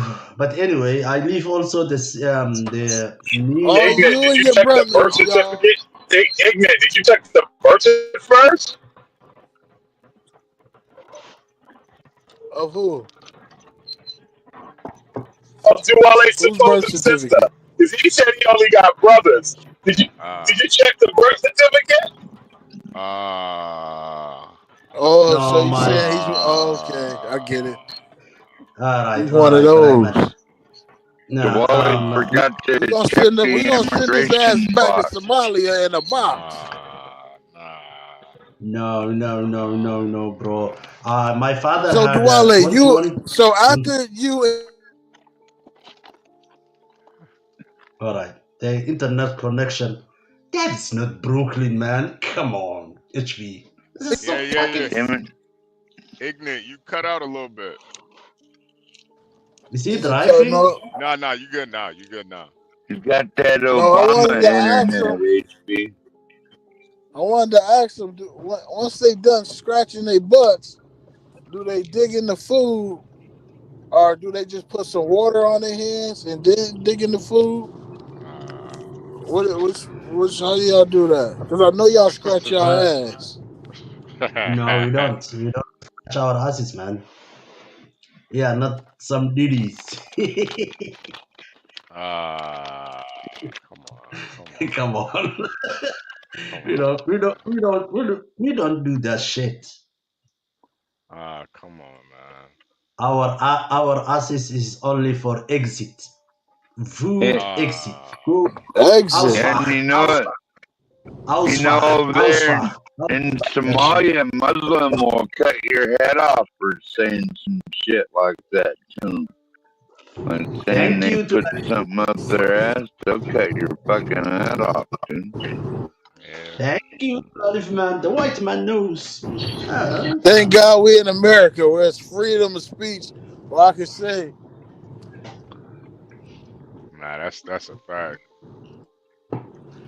That's a you fact, stick man. something in your ass, boy.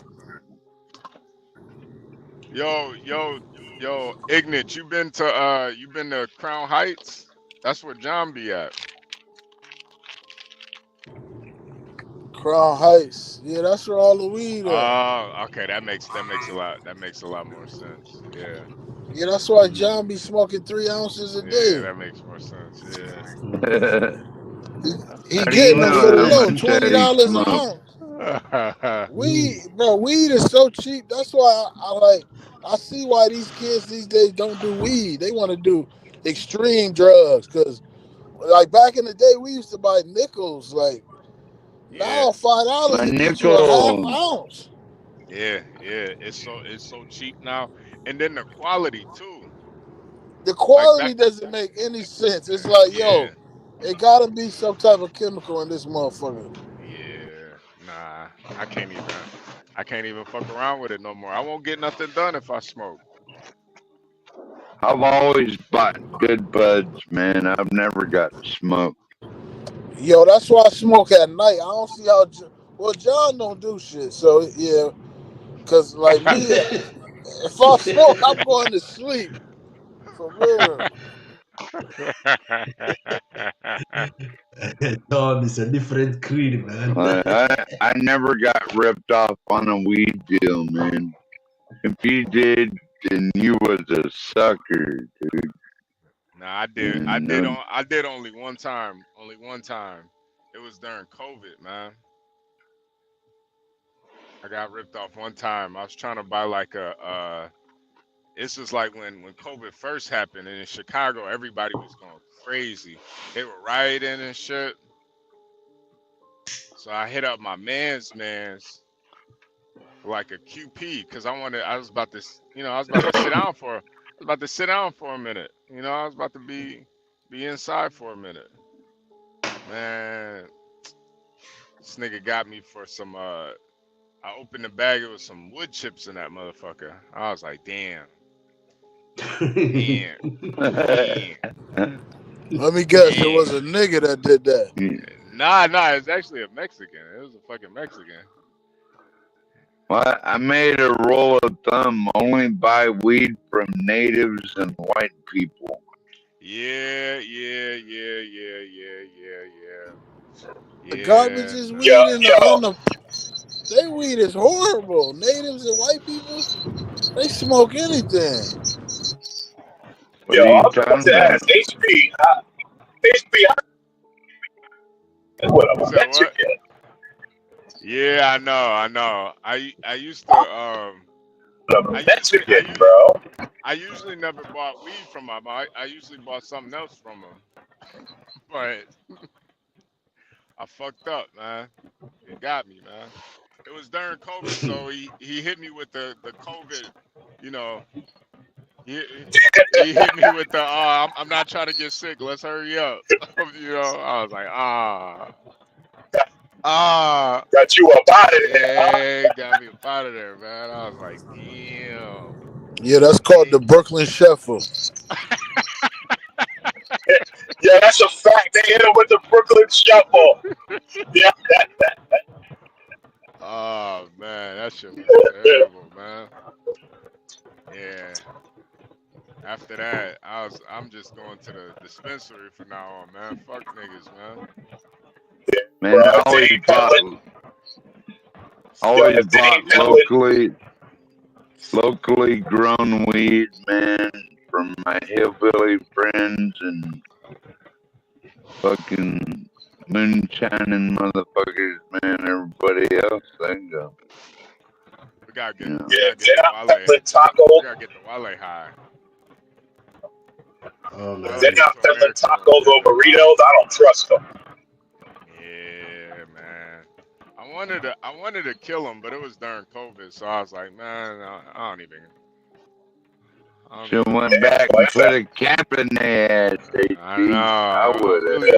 I really wanted to kill him, but it was like not enough to kill somebody.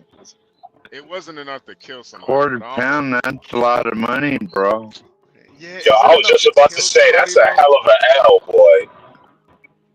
Yeah, no, it wasn't for me at the time. Like I wasn't really I wasn't really struggling like that. He kind of knew how I got down, so Yeah, well, here's the thing. It's not really about struggling. At that point, it's all on principle. Yeah, no, I did want to kill him. I'm not gonna lie, I did, but I was like, man. You should have. You was in Chicago. You would have got 30 days. I know, man.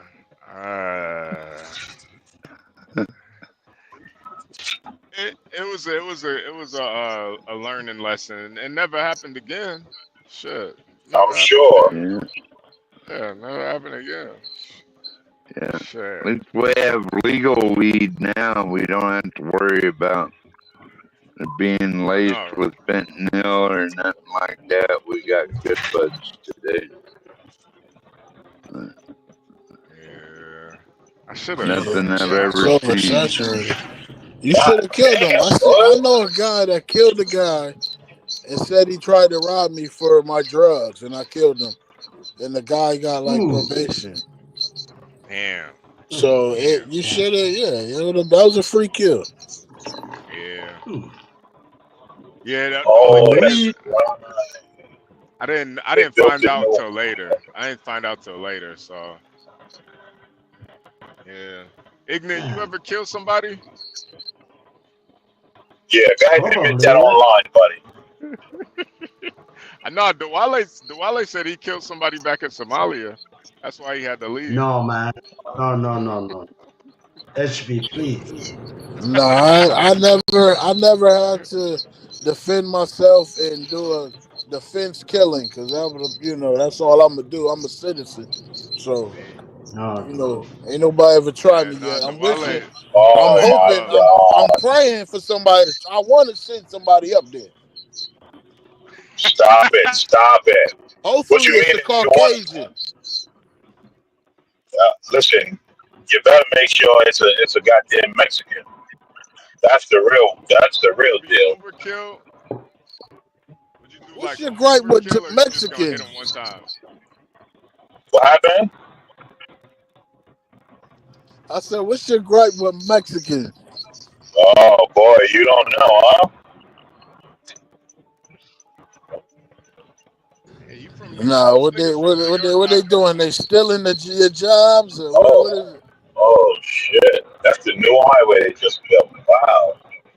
The new highway is fucking wow. Yo, North Carolina is growing so much that they've been building highways, and I just came from a spot where probably would have taken me about an hour and 10 minutes. And now that they built all these new highways, 40 minutes. And I remember when I first moved here, they said that. They said that's why they said they was cutting it down to 40 minutes from one side of North Carolina to the next. And they sure just did it. No, it's not about the jobs, bro. It's just about who those people are. You think white people hate you? But spend some real time listening to how Mexicans and Hispanics feel about you. Well, listen, I know black people, melanated people, we are the chosen one. Can y'all hear me? Yeah, we can hear you. I'm hearing like a feedback. We are the chosen people, so everybody's gonna hate us. That's just the way it is. Every race, every nationality, they don't know why they hate us, but it's because they're soulless. These beings are soulless. We are the only true beings who have souls. So that's all it's about, brother. Hey, whether that's true or whether that's a lie, it doesn't change the fact that these people will slit your throat in a heartbeat and laugh about it. Yeah, they're animals. American man.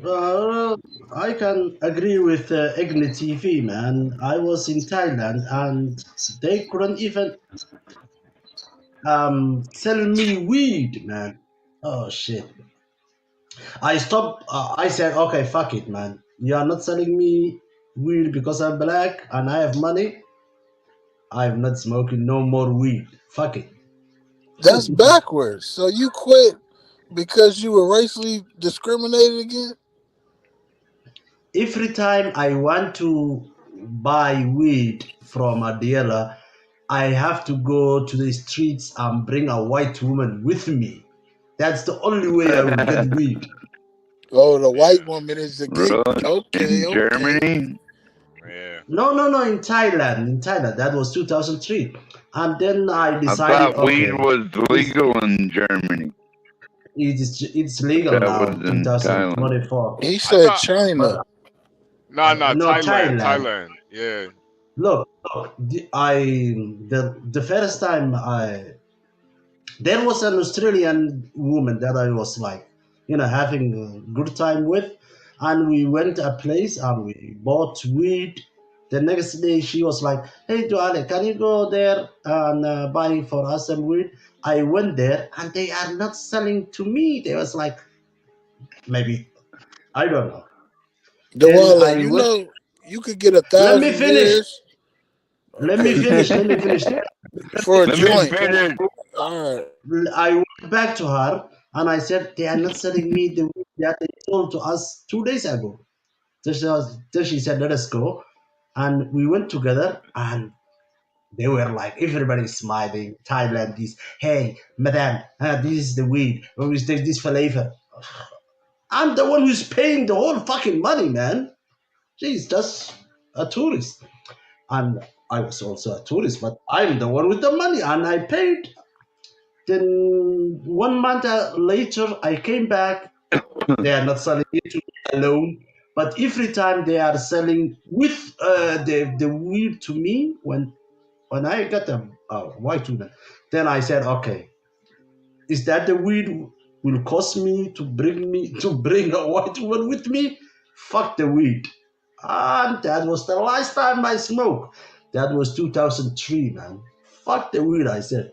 No, I'm not using it. Duale, tell us about that time you killed somebody. Hey, come on, HB. Alhamdulillah. I never shut up. We want to hear it. Duale, come on, man. Was it an honor killing? No, guys. You're fucking brutal. HB, shut the fuck up. Nah, ignorant. Some girl, she showed her legs. Like, she went out and showed her legs. So, Duale threw acid on her face and then she died. What? Say it again. I So didn't that's the understand honor joke. killing. That's what it sounds like. Yeah, She yeah, that was dishonored the family. yeah, it was an honor killing. It was an honor She killing. showed her hairy ass legs, and you had to. Yeah, man. yeah, he threw her. I am not fucking. She died in the On hospital. She died in the hospital. on Somalia, they believe in genital mutilation too. Yeah, That's what I heard. Why do y'all That's a smell fake. like onions? I just gotta know this. It's like y'all can literally take a shower and still smell like onions. What is that? Men or women? Why do you smell men, man? What the fuck is wrong with you? Come on. No, I go to the gym and there's Indian guys there, and they I'm smell not an like Indian. like What the I'm hell? just.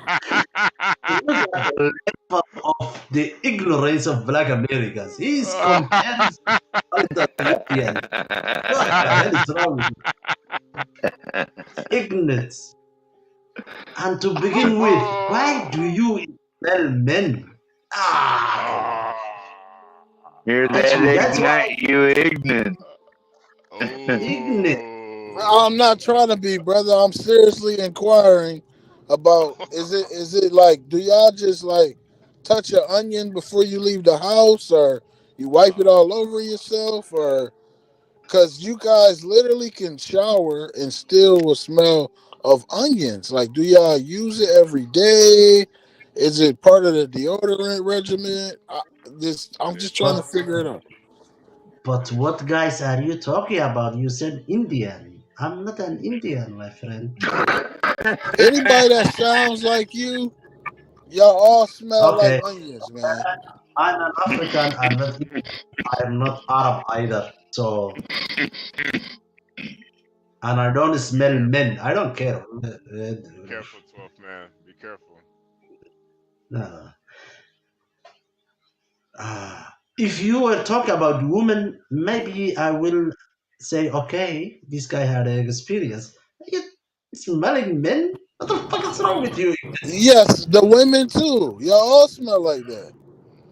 Hey, What I don't care. is it? Do y'all love onions? Do y'all eat it for breakfast, or y'all eat it like it's an apple? What, like If I I am hit a couple horny of and my dick Somalian is women, up, bro. I don't care. Listen, I hit a couple of Congratulations, you. you know. I don't care. I don't care when I am entertaining a woman. If she doesn't smell bad, well, bad is bad, but onions, mayonnaise, spice, who cares, man? Do the chop. Get over it. But So you, y'all keep onions and spices at your houses.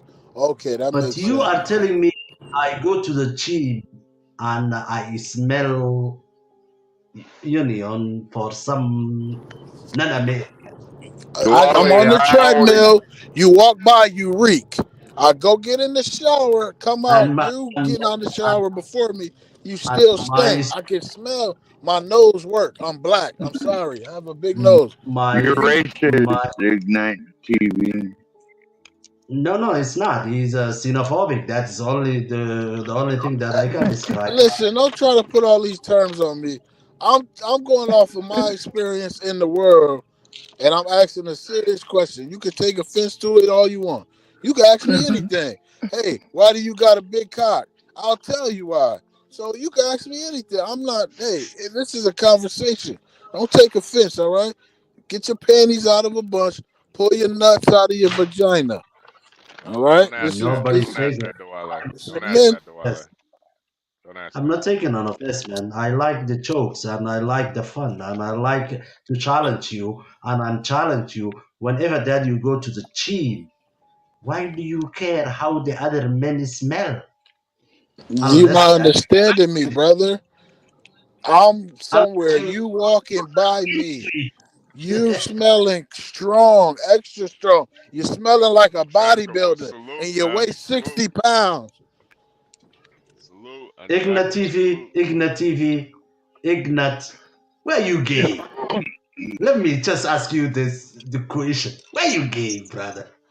I Why think I you got a. gay? said, "Why are you gay?" Why are you Yeah, gay? Why I'm gonna you Smelling gay? upload other that. men. I'm gonna upload that. I'm gonna upload that. That why are you gay clip? I'm Smelling gonna other upload men that. in the team. Shit, man. What the fuck? It's haram. Yo, Haram, Ignit, haram, haram, haram. you drive in you If, drive around in New York? if you're smelling people, you're getting too close to them, in my opinion.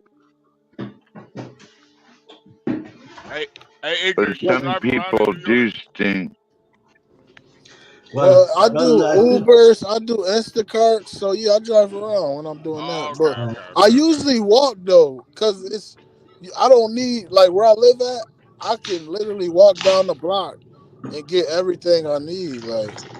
But when I'm doing Instacart, Ubers, Grubhub, shit like that, I just turn it on and I just hop in the whip and go do it. Damn, I bet they Well, they probably pay a lot down there, huh?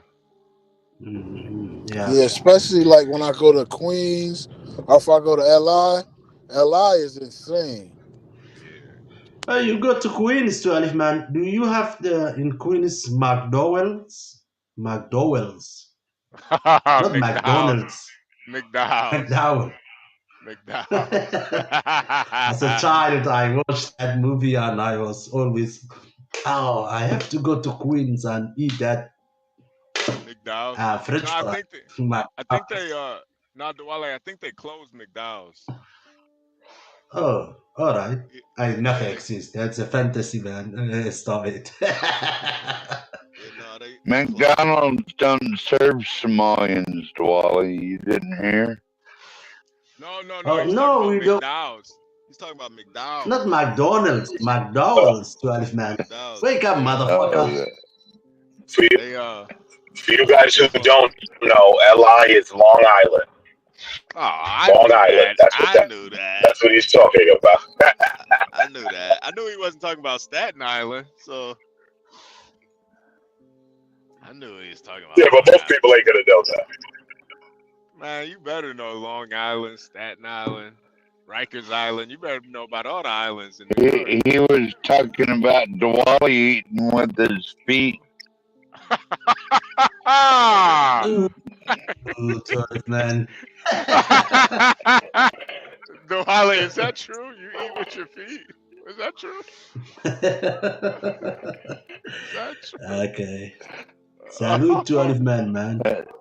I'm just fucking with you, Duale. Yeah, I'm fucking with you, man. 12 man. Yeah, that's gotta be brutal. 12 man should.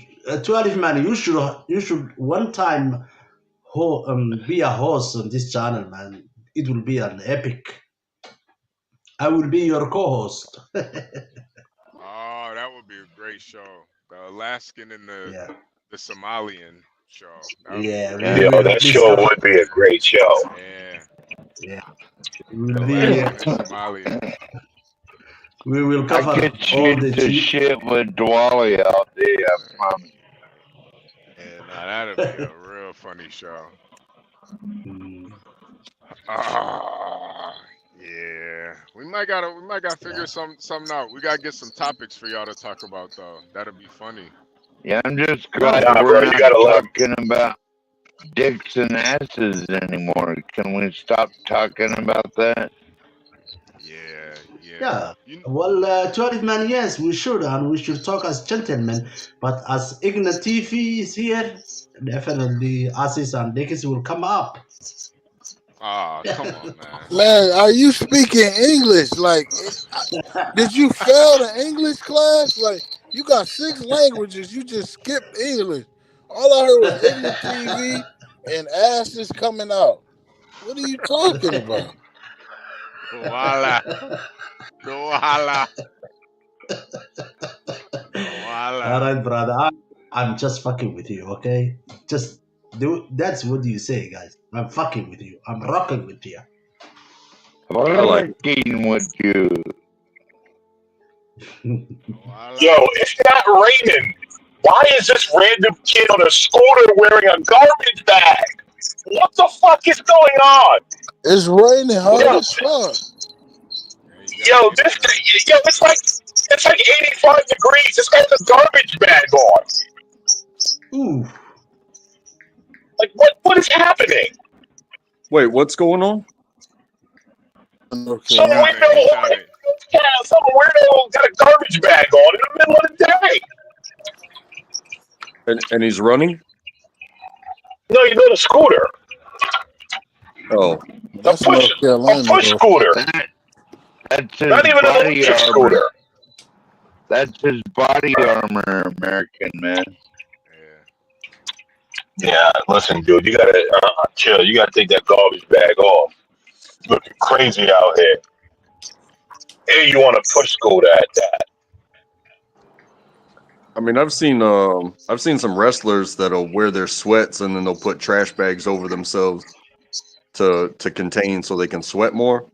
But I've definitely used a big size garbage bag as a raincoat before. But if it's not raining, it's not raining. Yeah, we It's not raining. It you can hasn't ball it up and put it in your pocket. You'll still have it. I know football, we used it to sweat. We used to have the sweat, so we would need that bag.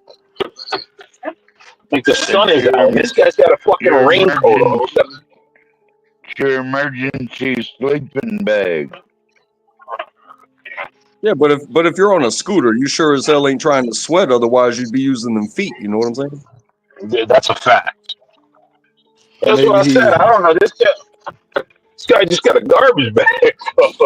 Maybe he trying to contain that onion smell. Maybe he's from Somalia and he smell like onions. He's from Duale land. I swear. It ain't just Duale though. It's Indian. It's Pakistan. Yeah. If you ain't American, man, you smell funny. You know, Ignit, you're right. And definitely smell onion. Oh yeah, you're right, man. I've seen it. I asked myself that question. Maybe it's the carry. They eat the carry thing. You know, rice and carry. Yeah, I don't know. I mean, I had curry goat last night. Not Indian curry though. That Indian curry is weird. Yeah. Oh, You got that Jamaican curry. Yeah, I don't eat no Indian. Yeah, I don't eat no Indian curry. Virgo teach you how to make that, American man. Yeah, Virgo is the queen of the carry. Caribbean curry. Hey, I don't know all this curry stuff. I just know my goat last night was cute as hell. See, this is another one of Be Brave people. You know what I'm saying? They want to make love to the animal before they slaughter it.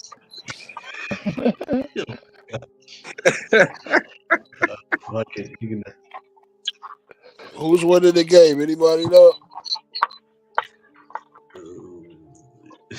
What game? Seahawks or the 49ers? Who's going to win? I'm going to place a bet. Oh, actually, Ignit. Are you still loyal to the Knicks, or did you switch over to the Nets? You know I'm with Brooklyn, man. I'm a Brooklyn Knight. Oh my God, that's crazy. We came to Brooklyn. We got to represent, B. You set tripping out there. Don't forget where you from, B. You go out there where it's houses. Don't forget where you from. Listen, yeah, you think you better because there's houses out there, clean air, no rats. Sir, I'm New York Knicks all day. Through and through. You went the Nets? What happened? You say you went the Nets? Nope. Oh, I'm not from New Jersey. I'm not from New Jersey. All day. Oh my God. I'm not from New Jersey, bro. You must be from New Jersey. It came to Brooklyn. It's called the Brooklyn Nets now. Can't do it, bro.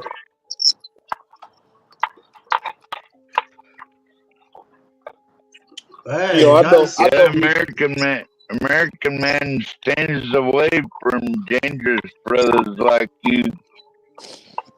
12 men off of Gritty. And I know you eat raccoons and possums. No, we don't have those up here. We Yesterday don't you ate have them those all. up here, my brother. What you There's a got? reason. There's a reason why they call them pits. And That's he eats birds and he hunts bears, man. Not raccoons. Moose and caribou and It's So what do bears. you eat? beaver, Squirrels or porcupine, stuff like that. Mm-hmm. Rabbit. oh, rabbit's good. Rabbits. Haram. Yeah, dude, I don't know about no rabbit. That's insane. Yeah. Can't eat no snow rabbit, American man. I guarantee you get hungry enough, you'll eat it. Nah, we eat. As long as you eat Chinese food, you eat cat like the Haitians.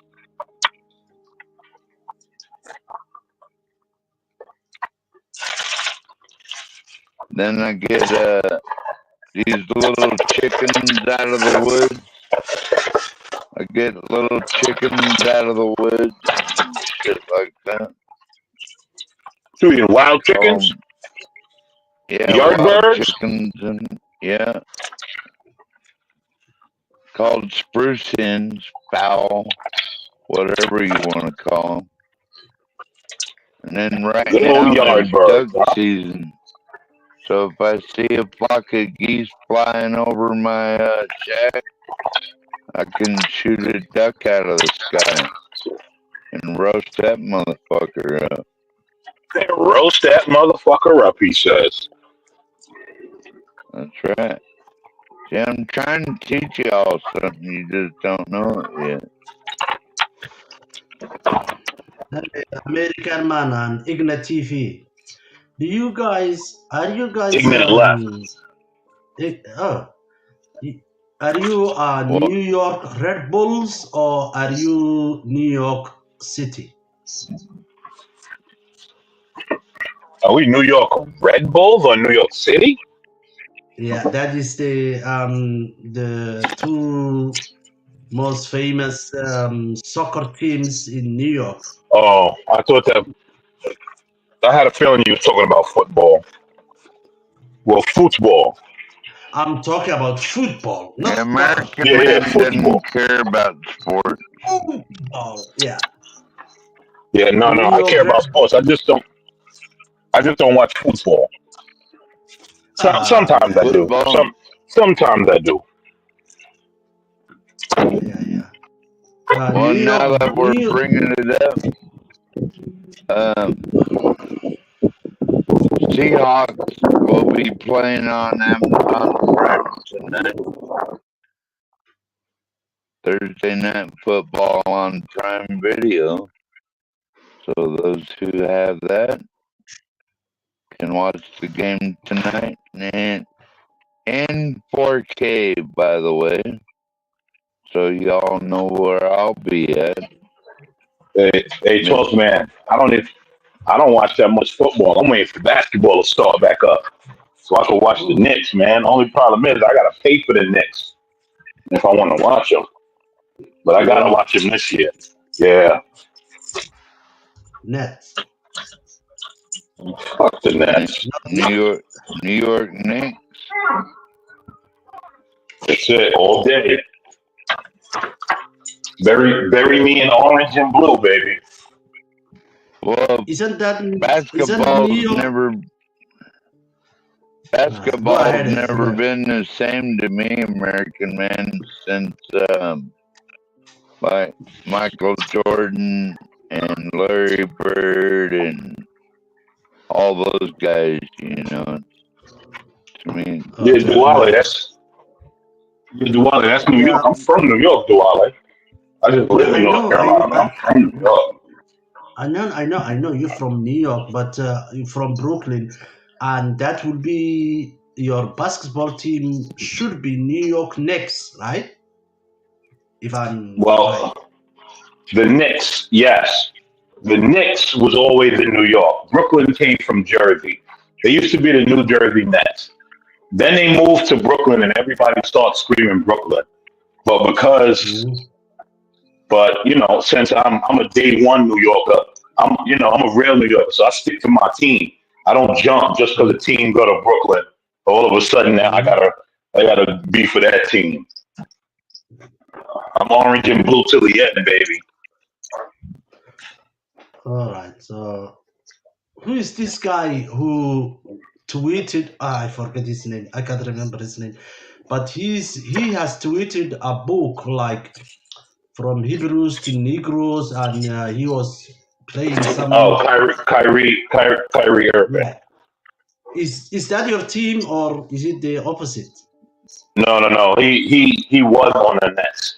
And shout out to Kyrie Irving for standing up 10 toes down to the synagogue of Satan. Shout out to Kyrie Irving. Oh man. Okay, I got you. All right. I was like, what the fuck, man? The guy is just tweeting, man. Listen. He actually made the synagogue of Satan fold. That's the funny part. Yeah, and because of CNN and all that left news, they're like, you can't just be in New York basketball, Brooklyn, not New York, and doing that thing because you are going to make so many fans here angry. So I was like, okay, the most fans here are like Well, it wasn't. It actually was. It actually was multiple things, Duale. It wasn't just that. They were already upset with him because he wouldn't take the shot. Okay, fuck that shot, man. Yeah, exactly. He wouldn't take the shot, and he came out and said it. And I mean, they were actually upset with him for a couple things before that he stood on his principles, and then he stood on his principles again with the shot, and the rice grower tried to take it out on him, and Kyrie stood 10 toes down. And a lot of people don't know the rice grower actually had to pay him because they suspended him for not taking a jab, and then later on, New York City put in a decree that anyone that was fired or lost their job had to be paid. So a lot of people don't know that the owner of the Nets had to pay him actually. Well, he's good. I was fired from my job not to take that shot. I said, they sent me. I wasn't taking it. I said, no, I'm not taking that shot. Fuck that, man. No, I'm not taking that shot. And it was an American company called Amazon. Hey, Portia, I guess you made it home. You got fired in 2 weeks. I said, I quit. Yeah, I don't blame you. I would have got up out of there too. I quit. It's crazy how you even think about things like that, like the making something mandatory. Is like I understand 100% saying things you cannot do, like you cannot horseplay in a construction environment. You cannot drink and drive, but telling somebody that they absolutely have to do something, like you don't have to buy a car and then you don't have to get a registration and a license, but to say, hey, you will take this without else. That's the problem. Or else. Right? Or else it's a problem, right? Yeah. Or else. Like I've had a hell of a distance between where I live and where I work.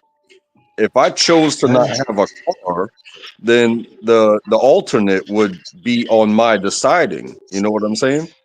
But to say, oh, if you live, 25 plus miles away from work, you must have your own car, otherwise we're gonna fire you. Yeah, but that is different from when it comes to your body, man. You can solve that problem different ways. But when it comes to your body in experimental vaccine, you gotta be smart and say, you are not sure this will work. I'm not sure this will work. And the alternative, you are giving me the ultimate that I've been here a good employee, good worker, but you are telling me that something that you are not 100% or even 90% sure that it will work. Yeah. Well, I tell you what's even body, my life, man, my life. Then fuck that, man. I can get another job and can salute to you. Thank you very much. Let me Hey, out. that's something too. Is finding a company that you trust working for. Like you don't just go there because they hired you and they pay you, and if you do your job, they stay out of your face. I mean, find a good company that has, like grounded principles. Because I can say by law, they had to put up all the signs and they had to suggest things to us and offer things to us. But I was never forced to wear a mask. I was never forced to stay away from anybody. My job never closed down. There's nothing I can do in my field that is work from home. So it was business as usual. We would just get a new sign every while. And now it's all gone. Well, you are lucky, man. You live in America, but if you live in Europe, it is completely different. well, no. Duale in New York is like that. That's kind of part of the reason why I got up out of New York. I mean, even New York. I mean, there's people in New York still walking around wearing masks and distancing and going all crazy. Like these people are still insane. It's all right. Wear whatever that you want in the streets, but to put your employees who are working for you, like yes, to put them into their bodies, something that they don't even know what is it. Tell them the ultimatum: you can take this now, or you leave. That was that what happened in Europe, man. Yeah, I'll be right. And I said, I'm leaving.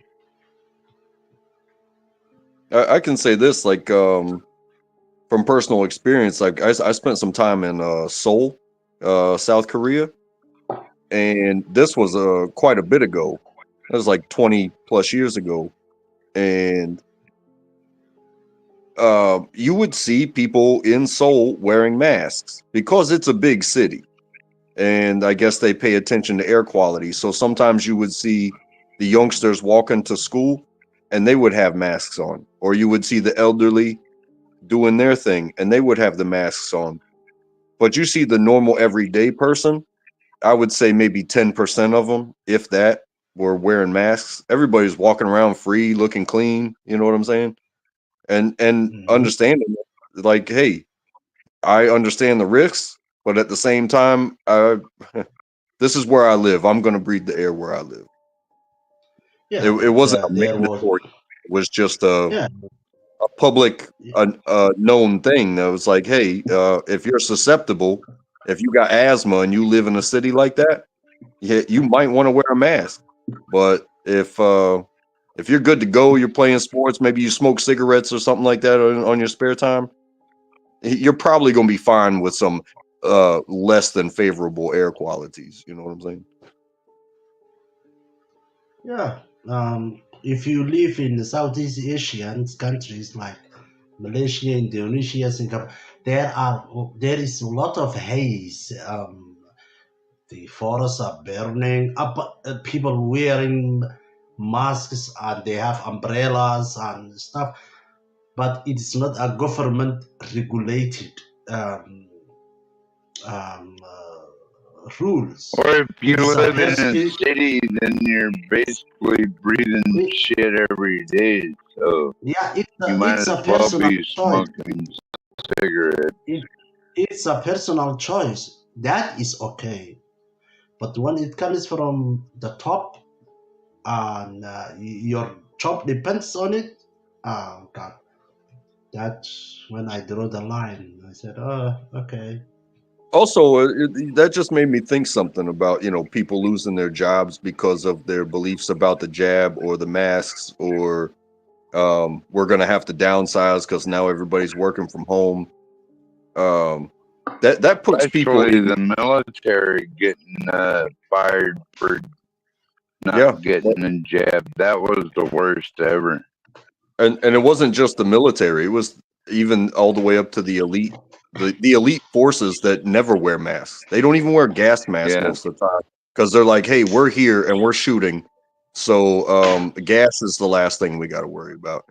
But when I say like people losing their jobs, that puts a lot of people on the market, and then they can say that we gave so many people jobs because there's going to be so many open jobs. People are just going to rotate like a dial. It's like, okay, you do this in this field and you're in this piece of the pie and the person next to you. So we're going to fire all of you and make you move one space over. Oh, you got a job. Trump said he'd invite all them military back with back pay if they'd all come back. Do you think that'll work? I mean, I think it really depends on who it was. I mean, because you got people like me. I did some time and I made up my own time to leave. If at any point during that something like this had happened and they just sent me home, I wouldn't go back. Maybe thinking as like a 20-something, maybe I would, knowing what I know now about the free market and the retirement benefits. But at the same time, that's a hell of a life to live. No matter what level you're on, no matter what job you do, it's a hell of a life. Yeah, who wants to be a killer for a living, right? Well, I mean, that's a job or some jobs, but there's so many other jobs where you're basically, okay, I'll tell you, I was a cook. I was a 92 Golf in the Army for 6 years. And if I'd have done some crime out on the street and been sent to prison and I had a chance to work and been put in the kitchen or something like that, that except for the fact that I am still free, I just have to do this for 6 years. It's basically like being a prison cook, you're just shoveling shit at people all day, every day, long days. There was at least 2 or 3 years out of those 6 where I might have got a handful of days off. What'd y'all do for Thanksgiving? Well, everybody else gets off work unless you're, in war at the time. But the cooks got to do extra. Like we got 24-hour shifts for almost 3 days getting ready for Thanksgiving. Now, granted, it's not work, and I have the utmost respect for those guys that choose those jobs and Thank do that. you for your service, Untrackable. That's amazing. Yeah. I mean, I learned so much from it because I was just a youngster with a mixed up upbringing. And so I consider that my college. I learned so much. I learned about working, for one, believing in myself, and other people are 100% other people. You can't control them, but you can talk to them and find out where they are right here, right now. And if you're trying to help them or you need help, you kind of got to be on the same page. So that's a beautiful takeaway just from right now that I'm thinking about when it comes to what I got from that. You know what I mean? So Untrackable, you are a cook as a professional, right? No, that's what I did then. So what kind of cuisine that you cooked? French, Italians, Americans? Or I was wondering, what's your did the specialty? soldiers appreciate it? Untrackable. What is your specialty?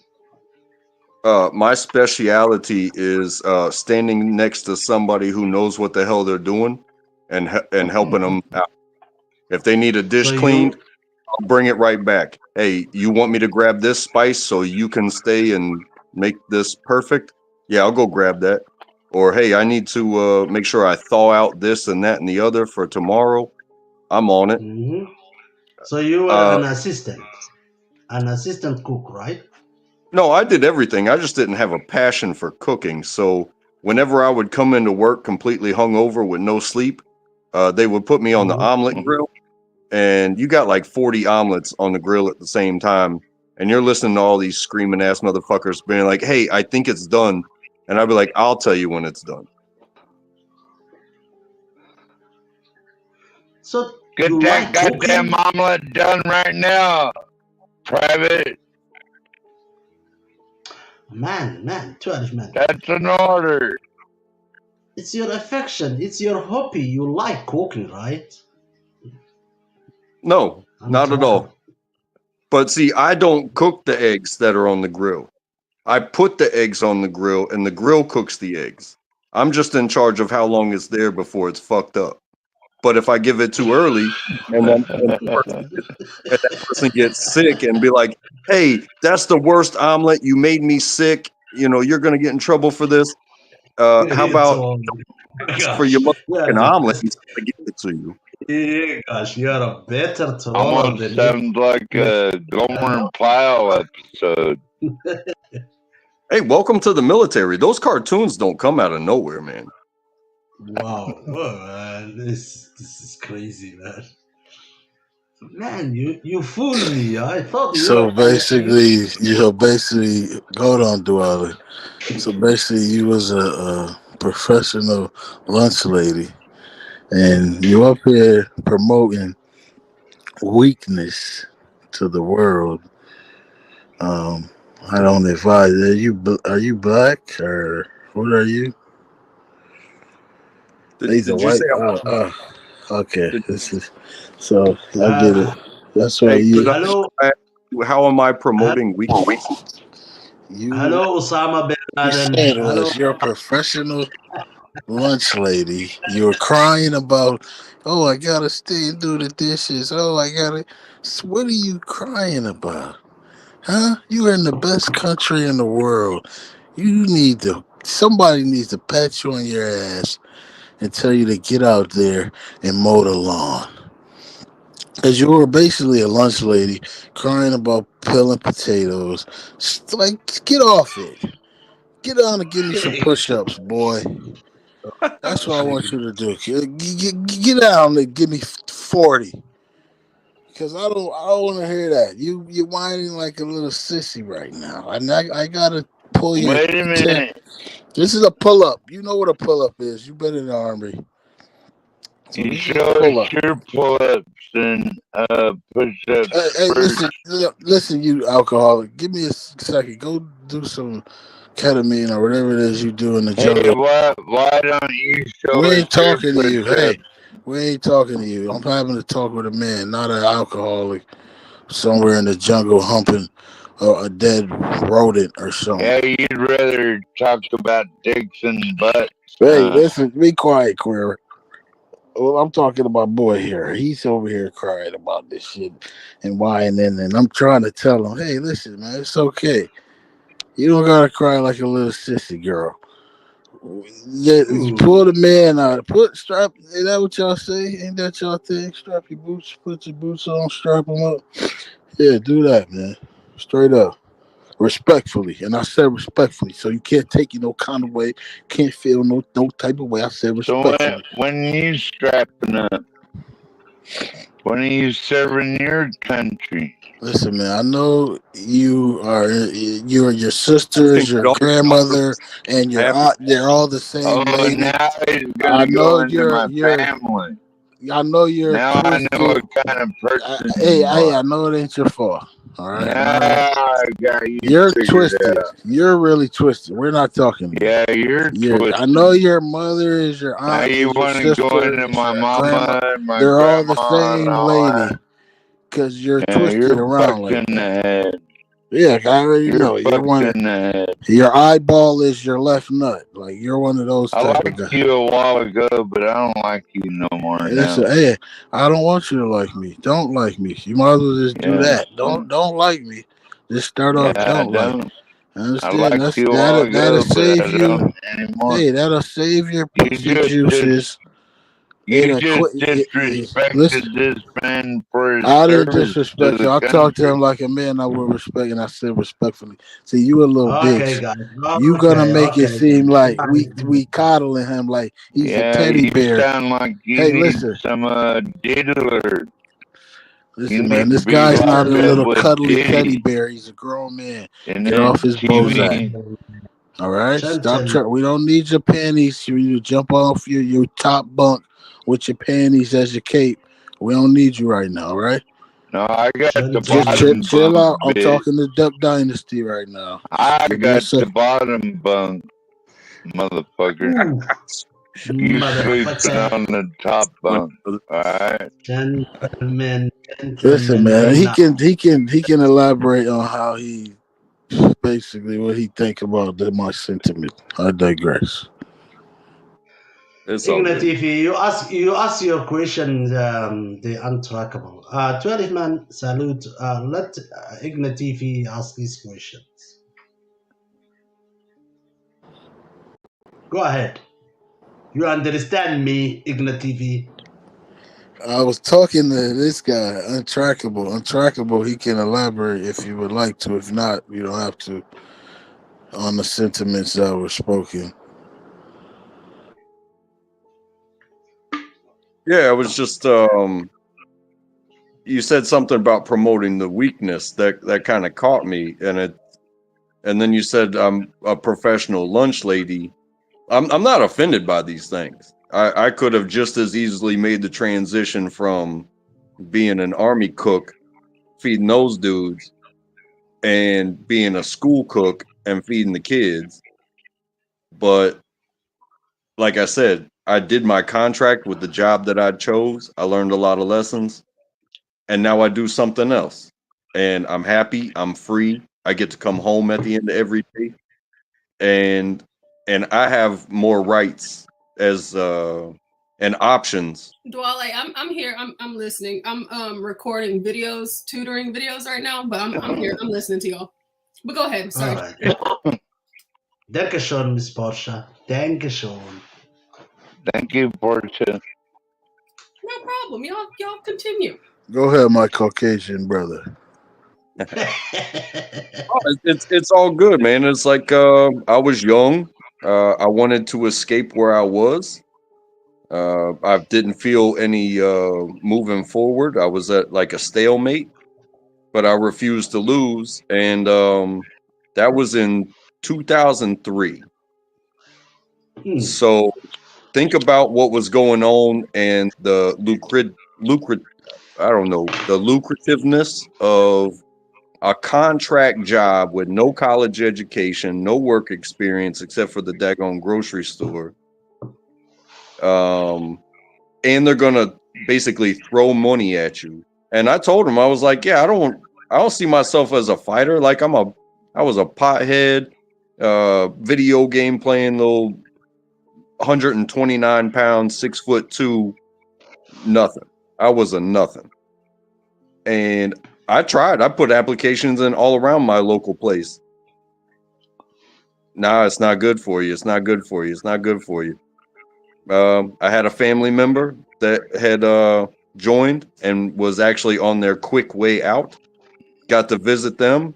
I grew up in a military family. So when I made up my mind, I went for it. So, but what I do now I bring all the lessons. I just do a different job now, and I'm happy with my job. So yeah, you can call it a glorified lunch lady all you want.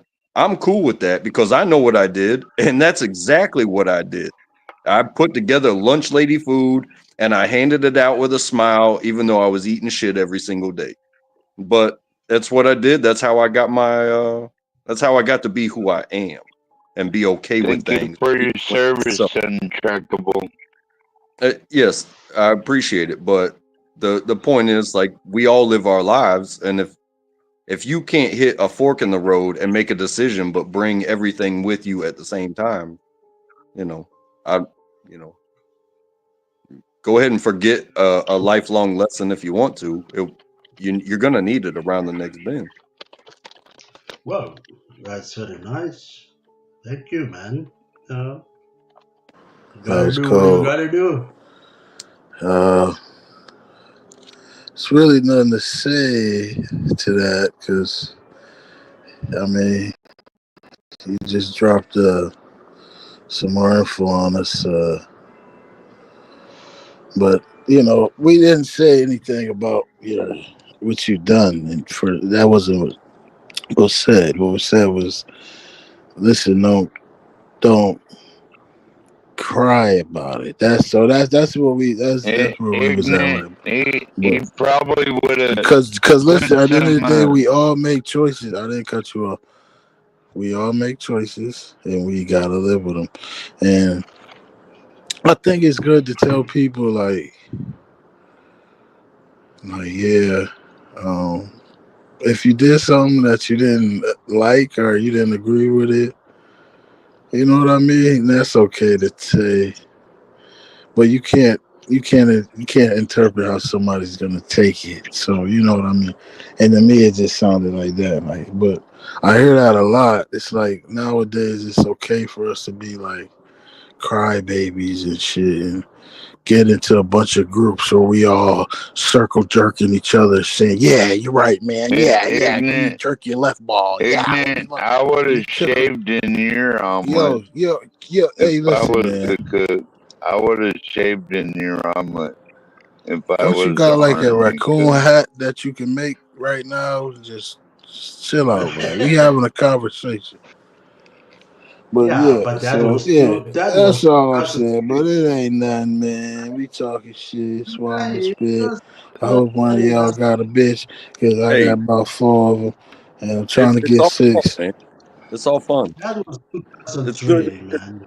But Duale, you need to stop eating with the same fingers that you cleaning your booty with. Just don't do that, brother. Okay. You gotta Alright, do what brother. do. You gotta make I hear voodoo. you.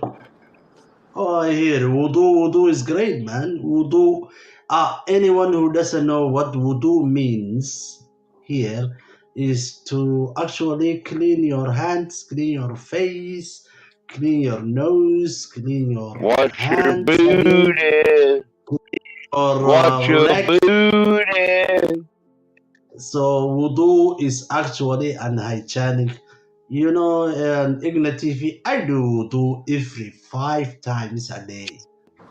So Yeah, I want make all you fruitcakes out there to know. If you make a choice, live with it. Why do you I keep don't care if you slide daydreaming it down about a fruitcake? razor blade, going Are you into a a pot Diddy full of. number 2? Are Hey, you listen. Diddy 2.0? Ignit TV, can you please explain to the panel and to the chat what wudu means? You said wudu. They don't know what wudu is. You gonna tell them? And they don't understand. I told them, but they still don't understand my. You don't. So I am asking you to do that, please. Wudu. What does wudu It mean? doesn't matter. That's not. You don't know who made that up. You don't know who language you speaking. That's not your language. You sound like you pooped a PS5, Ignit. You pray to who you know you praying to? Right.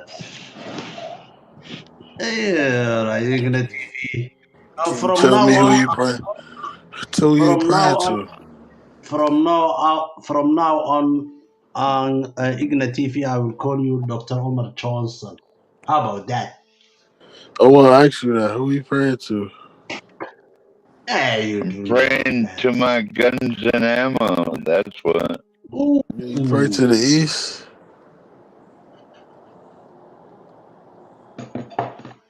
Praying to my 308. That's what I pray to every night. Is my gun. Yeah. You pray to a gun. But Wow. You a real one. Duale, man, you know what we say? Real nigga. Any person who lives with a gun die with So a gun. niggas still pray. That's stupid. Why would you do that? You gotta give that gun a break, man. Well, Yeah, man. Put the gun down. there's gonna be a horde of zombies soon. Ooh. You don't If got you enough don't have a bullets. gun, then You don't have That's enough not bullets. What are you talking you about? gotta someone how do else you know around. how many bullets I got? You don't. Trust me. You don't got enough bullets. There's more people than there's bullets, right? I think they'll get the message after a few. That's not how it works either. When You got a headshot every one of them. people will keep coming, and when they know that you're out of ammo, that's when they're gonna come hardest, and they're gonna kill you.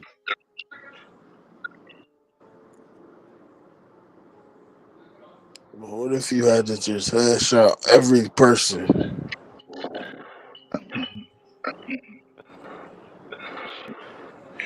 Are we Think you can make talking it? Call of Duty now? No, just hypothetically.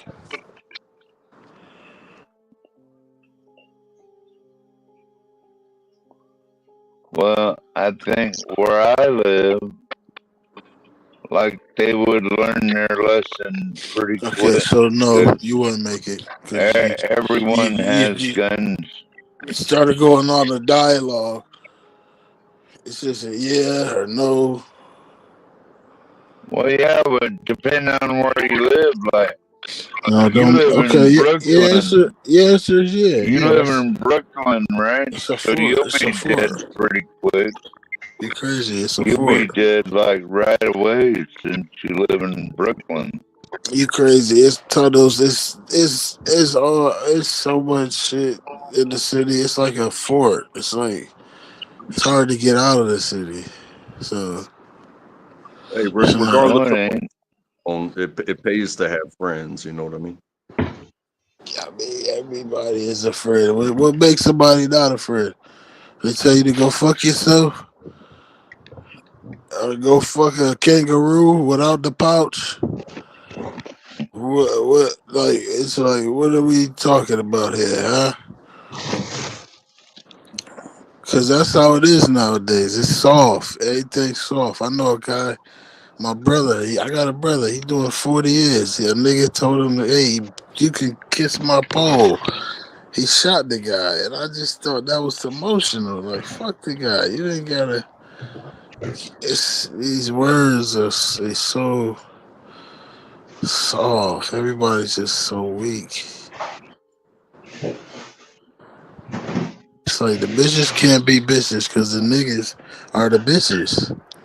The dudes want to be the girls, so the women can't be the woman because that's how it is. So it's twisted. And now we got sick dudes who like, man, the women got all the rights, so now I'm gonna be a girl. So now they changing into girls to get some type of power that they think the women got. It's crazy. You ever Man. watch that the Boondocks, the cartoon? Nah. Okay. Well then, never mind.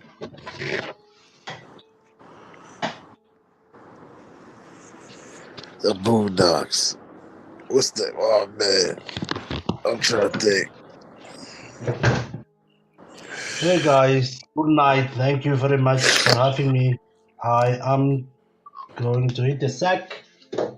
Everybody have a good night. It's a sack, Duale. Good Duale. night, Yeah. Boy. Good night. Say I love America. Hey, take care, buddy. Thank you very much. I love America. Fuck America. I love Ignit. How about that? Assalamu alaikum. Alaikum salam, my brother. Ciao, ciao. Auf Wiedersehen.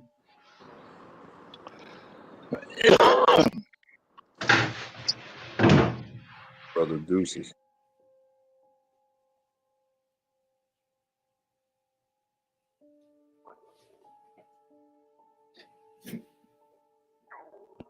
So what were you saying, Ignite TV? I'm saying that we all part of the Matrix.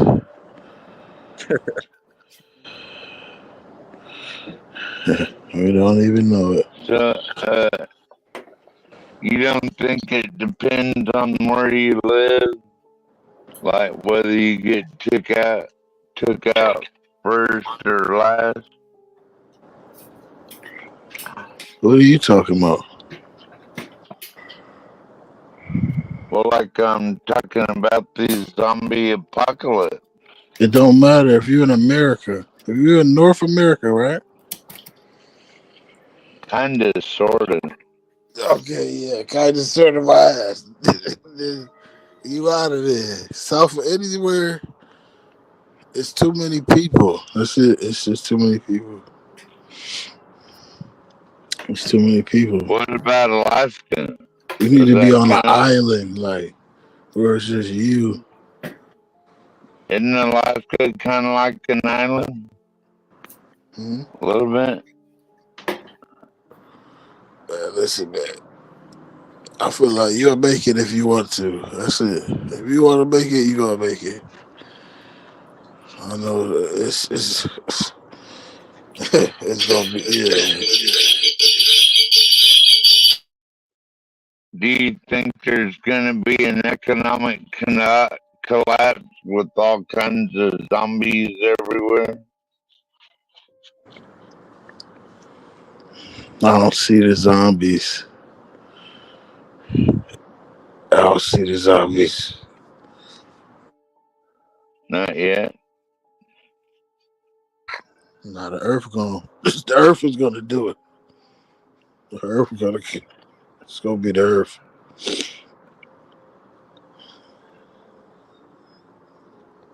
So wipe it clean. Once dudes start cutting off their dicks, it's over. It's time to reset this motherfucker. We gotta start all over again. Like, you understand, like, how, like, in America especially, if you dig, you will end up finding some shit. Like, Dig. it's just so much shit. Like, Can't allow them to cut their own dicks off. yeah, them niggas was high. They was high. Morris. I never seen this Morris thing work. Yeah, That ever one seen it work? motherfucker chopped it up in a lot of pieces. If y'all don't Yeah, mind, we can watch some more of this and y'all can tell me when to pause. I wanted to get through it today, like with more people here, but you know, I am doing things. Or if y'all are good with how the conversation is going, by all means, continue. Just throwing it out there. So just let me know what y'all want to do. What you want to do, Portia? Oh, it doesn't matter. I'm talking.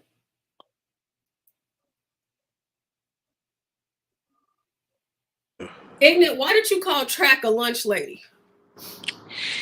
Because he told me he was in the I'm lifting like a fucking 3,000-pound refrigerator, and I gotta hear this shit in my ear. So he's like, I'm at a lunch. I'm big. Yeah, I had to stay in the kitchen. It's so horrible. It's like, oh my god, it was, my coochie was hurting every day, and it was just the worst. Like, and I did it.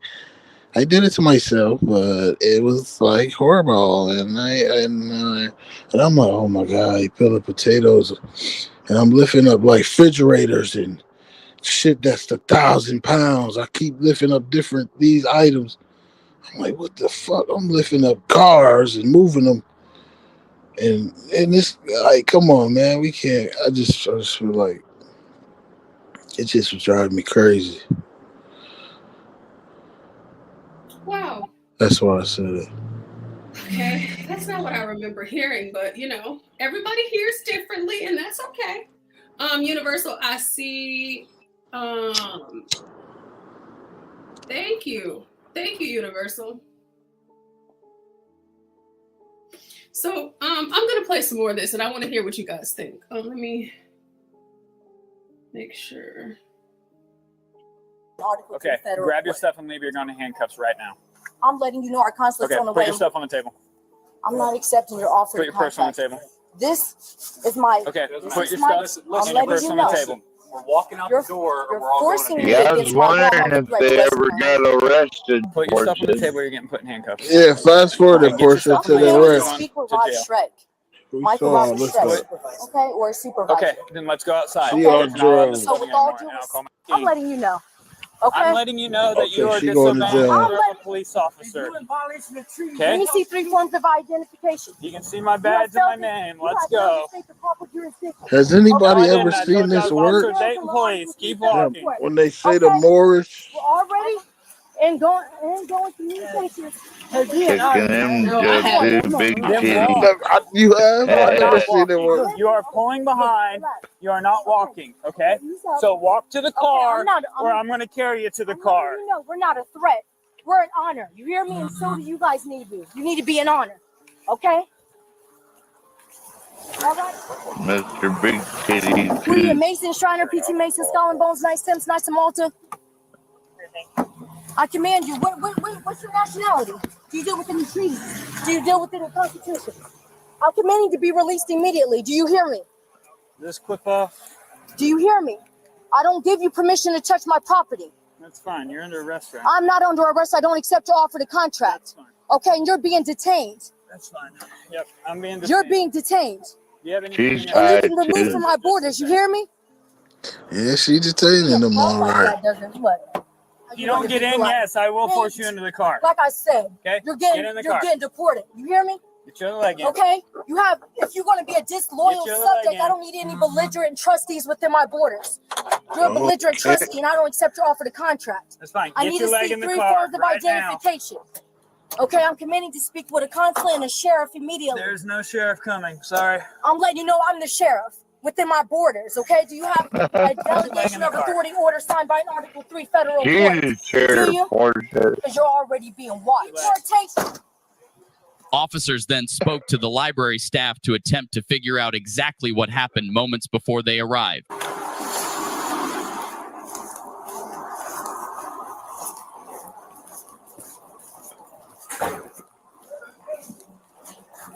Would be like, yeah, let's go for that one.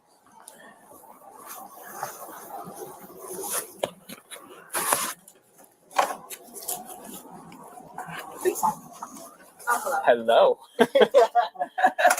Okay, so they're both going to go to jail today. Oh, you can eat your lunch all you want. That's fine. I don't really mind. I'm going to give you a report number. Okay. Today is the 31st. I'll write it all down for you. You can write nothing down. Okay. Yeah. So Monday. Do you work? Yes. Yeah.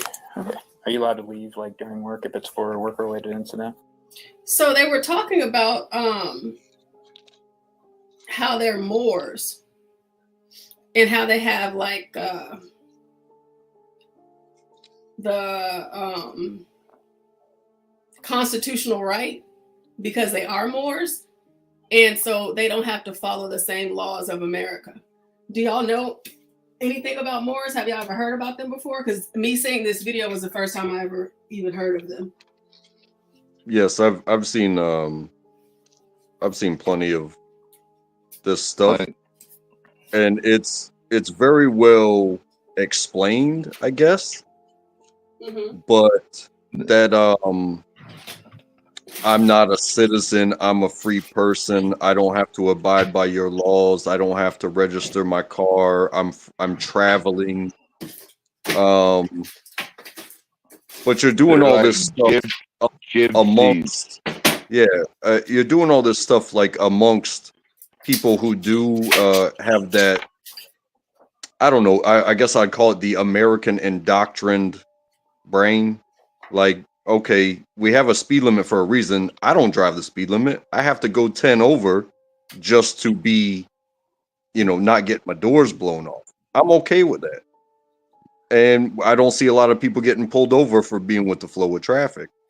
But when you start acting out on somebody's, like a company's property, you're not free. You are engaging with a business or whatever it is on that property. Yeah, you're trespassing. And if you try to flex your stuff, like you can't come into my house and flex anything. You're a guest, and hopefully we get along enough for you to even be in my house. But if you start flexing, be like, oh, this isn't going to be done like this, or you're not going to talk to me that way. Hey, if you don't like it, fucking leave, right? But if I kick you out and you refuse to leave, yeah, you're going to get in handcuffs, bro. If not worse. Yeah. What about you, Ignit?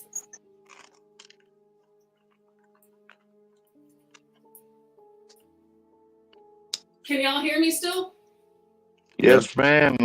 I wanted to refer back to that My House song that we sang, Portia. Karaoke night, yeah. Yeah. I always refer back to that one because that's what's up. Right there, I mean. And that's another thing too. Like when you engage in these things, like buying a house, buying a property, having a mortgage that's owned by the bank, that's supplemented by the government, to keep people feeling free. If you go on this route of sovereignty, there's a lot of paperwork to just get tax-free land. But to think that you're going to leave that land and bring all your freedoms that you did, like painstaking filings and money coming out the ass to be able to free and clear own land, like you got to provide your own water, you got to provide your own waste, you got to provide your own electricity. You might be able to get away with tax-free land. But as soon as you leave that land, you are now in the land of the contracted people who are like, yeah, I got my license. Well, who cares? I mean, after you're dead, what difference does it make? Well, I'd rather not that sovereignty be the cause of my demise, where I could just, register my vehicle, pay my taxes, raise my daughter, and be below the radar. Because when that radar locks onto you, but anything can happen. You've seen those police videos. There's crazy people out there, but there's also crazy cops out there. And you get the wrong one and be like, hey, get off, you start waving your hands everywhere. That motherfucker might remove you from your body. That's why I stay out of the police face. I've never seen it work. That's why I'm not jacking it. And in the black community, we not jacking it. We never seen it work.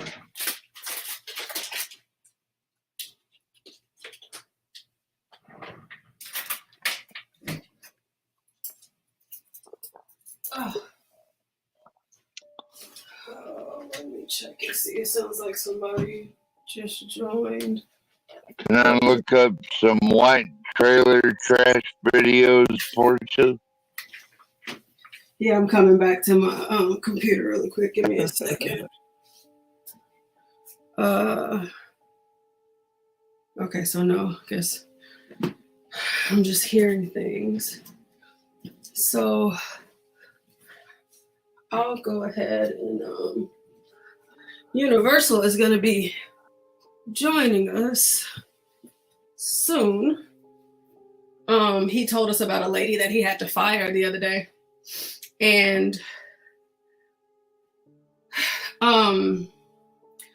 she sent a very threatening email, and hopefully he'll be reading that for us, because I just want to hear how crazy this woman is.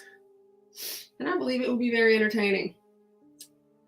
But I want to see if you guys remember this particular story, because there's an update on it. So let me...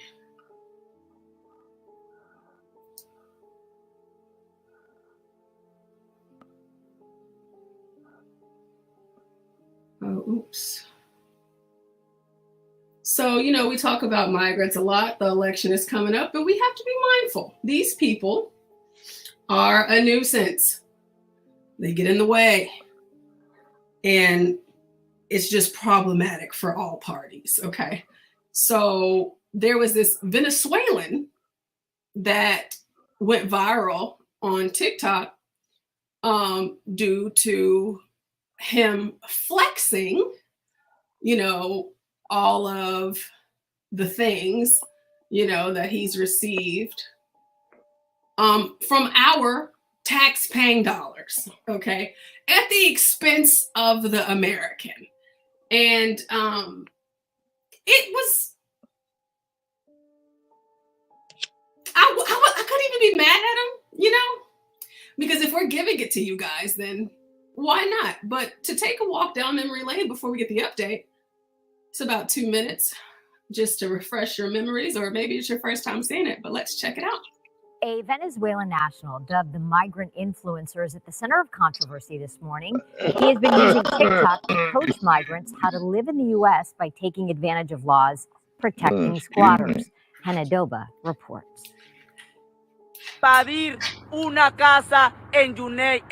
In his most recent controversial TikTok video, Moreno is telling his followers to avoid living on the streets in the United States. They can, quote, invade empty homes and live there, saying under U.S. law, if a house is uninhabited, it can be seized, referring to squatting rights in our country. That video garnered almost 4 million views. As we have more migrants moving into cities, more homelessness, we are going to see more of it, more squatting. James Burling is a property rights attorney. But they're talking about all the advantages that you can get from squatting.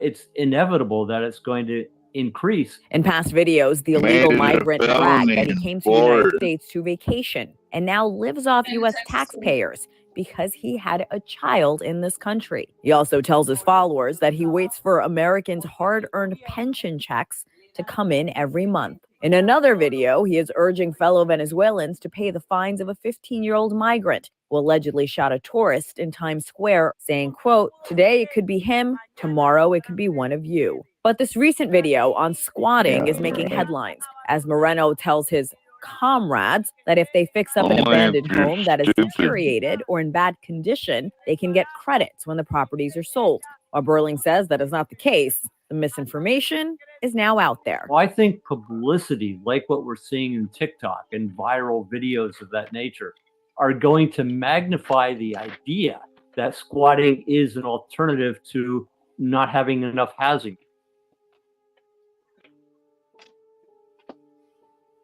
The number of migrants arriving at the southern border is unprecedented. All right, so do y'all remember that story? Yeah. No, I had never heard that before. Okay, so yeah, he was all bragging about it because, you know, of course, in New York, it seems as though they do whatever they want. Whatever they want. And he was encouraging his people, you know, the people that haven't, I guess, gotten here yet, or the people that are here already, because, you know, in New York, they're giving them checks. They get the debit cards, $3,000 a month, They have cell phones.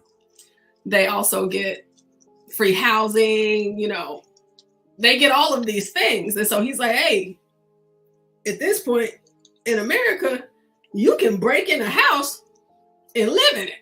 And they're not going to do anything about it. They're not going to do anything about it. So, you know, don't worry about it. Don't, you know. But think about this. That's what a lot of them are doing. Can I add this as well? Like, you think about the time frame. You have a massive influx when so many this is, you know, what they're saying in the news, that they're gonna, you know, they're complaining they're gonna start taking our jobs, they're taking our jobs, whatever. But if this is their path, is through the benefit, and he's teaching them, hey, you can live for free here. What happens when the government shifts and those plans get cut? And then is that when the job taking starts, or is that when major alternative methods of surviving become more prevalent? Whenever the government stops? Like, so are Yeah, what are you talking about? Can you simplify what you said? Well, I'm saying that that handouts like this, they don't last forever. I mean, during Obama, when I was unemployed, I think he bumped it. It was like $450 a week. And honestly, even looking for a job, that was more than I was making when I had a job. But eventually, a year later, it ran out, and it was like, well, I'm sorry, shit, give me 1 second. I'll do I'm anything. sorry to have to cut you off for just a moment. We want to give a great thank you to Universal, because he's always coming through, no matter what.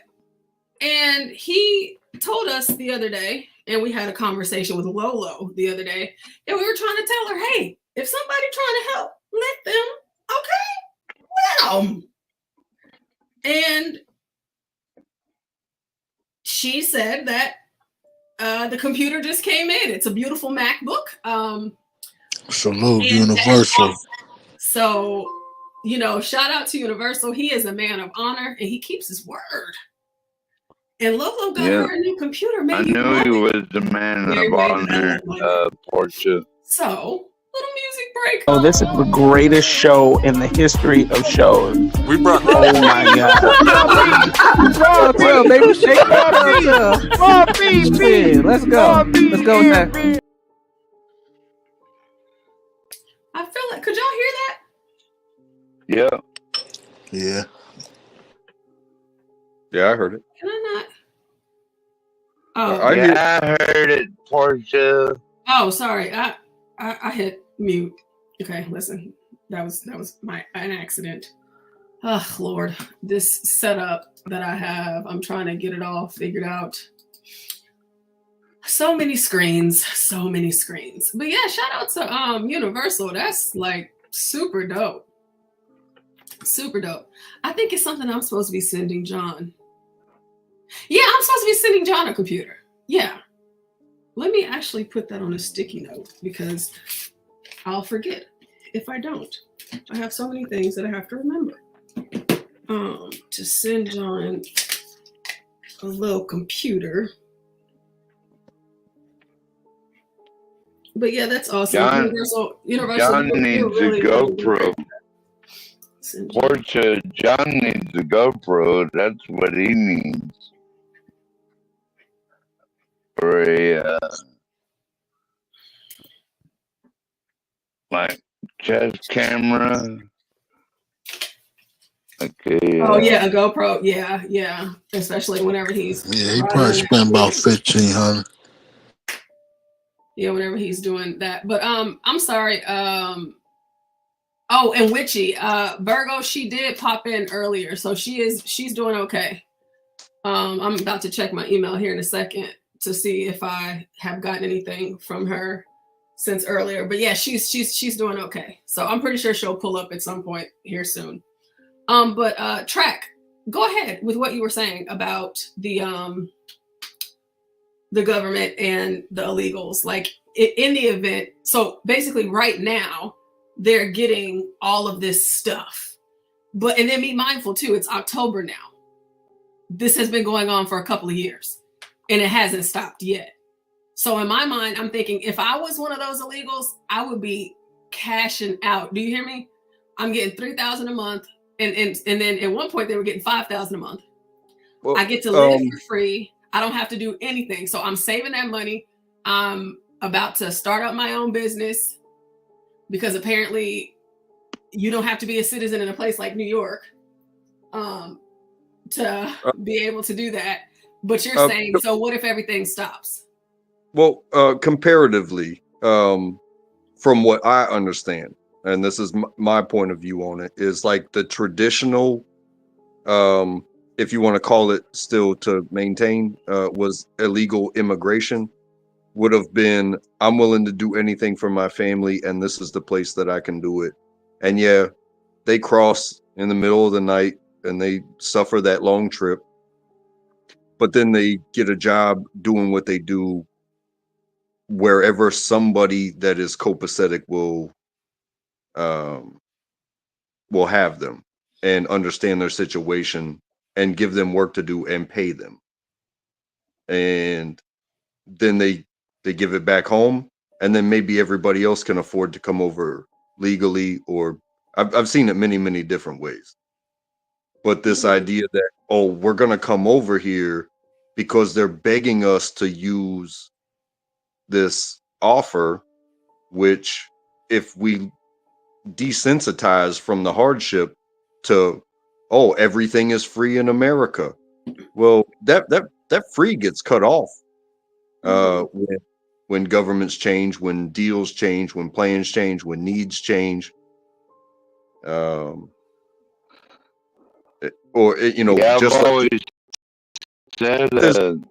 Just as quick as they could put tanks on the border, that's how long it would take. And if you've ever been to Texas, there's a lot of tanks in Texas. Mm-hmm. They can put, and when it becomes zombie apocalypse, everybody's rushing the gate because you made a sweet deal that now you're cutting off. That's when it becomes, just fire at the gates. That's where they all are. They're all at the gates. You don't have to find somebody. You just shoot the damn gates and keep shooting. Cut the benefits. They'll deport themselves, a lot of them. And that would be a horrible scene. And that's why this like TikTok spreading, hey, come here and get the benefits. But when this time of open borders and refugeeism based off of the numbers, they're gonna re-budget. They re-budget all the time. But yo, what do you think about the people that say, like, if you in the army and the government tell you to kill 100 babies and they tell you they zombie you, and y'all gotta do it. That's basically what you signed up for. So it's like, are you? But like, because your benefits, are those worth being a guinea pig for the government, or what they doing worse because they not really contributing to this society, I guess, in a way. What you got to pay taxes, you know what I mean? So, but you were, for your benefits, or people who are in the army and the government tell you got to go kill somebody because they want their shit. Yes, you signed up for. You got to do your job. So, what do you say about people that say that? Like, is it better? Who's better in that evil, or which one is worse in that situation? I could put up another scenario. There are plenty of United States citizens, got all the paperwork, born and raised. Which one you gonna pick first, though, bro? Pick a side. Like, is this better? Sides, because those people tend to, within this group that I'm talking about, they work, but they stay out of the system because they've already been in the system and maybe they owe somebody. And we got that, and you contribute, and they don't at all. So they're more worse to the system and society than the person that the government is paying to go to another country, kill a bunch of babies for whatever reason. So who is like for their benefits? Because you get benefits just like they might even be getting more benefits than the motherfuckers who doing that. So it's like this shit don't it'll make it make sense. Like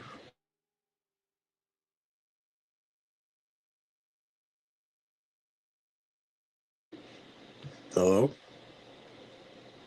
Is So the government, the motherfuckers that's coming over here is getting more benefits than the motherfucker that went and killed people, blew up shit. Now it's gonna be with Android, fucking flying shits now. So it's gonna be that. But you understand when you work for your benefits, statistically, you're probably going to hang on to them longevity wise. But when something's handed to you, like, it's a thing with lottery winners. They win, $2 million and they go nuts. I'm rich. But they stopped working. They didn't invest. They bought everything they ever wanted as a fucking retarded kid. And then they're broke. And somebody gave you got $2 million. And you fucked it up within a couple of years.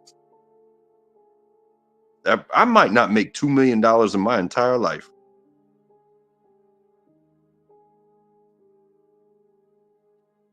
And I'm doing okay.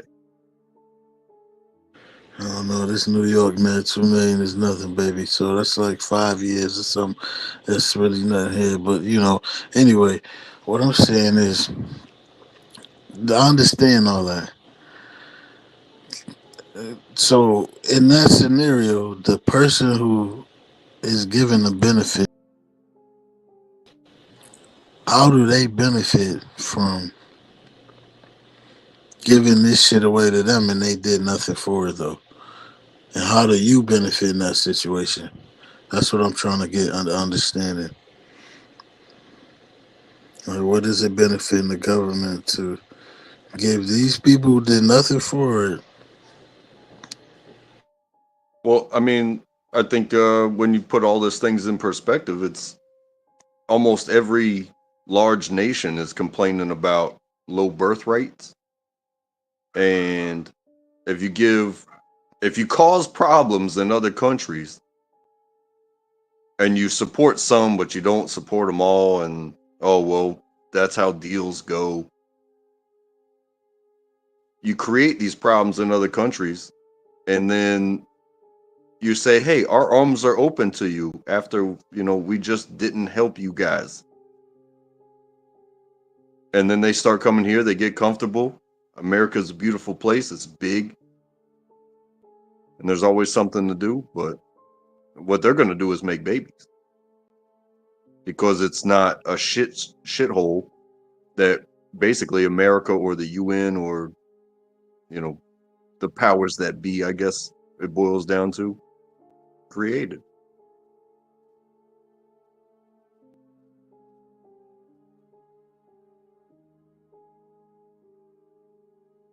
And just like China's got more people than America, but they treat them different. So they fight for it different. And you got to have people to fight wars.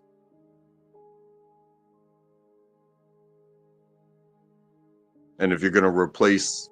You got to have children to dig all those mines and minerals. Yeah, and if you're going to green cars, if you're going to replace foreign deals for resources and concentrate on your own, I mean, you're adding jobs and you're going to need people out there doing shitty things for regulated pay, which is better than they would get where they are. They're going to have protections while they work. I'm not saying OSHA's perfect, but it puts the boss in his place sometimes, because it's like, hey, we go any faster, we're either going to destroy the equipment and get fired, or somebody's going to die and the other person's going to get fired.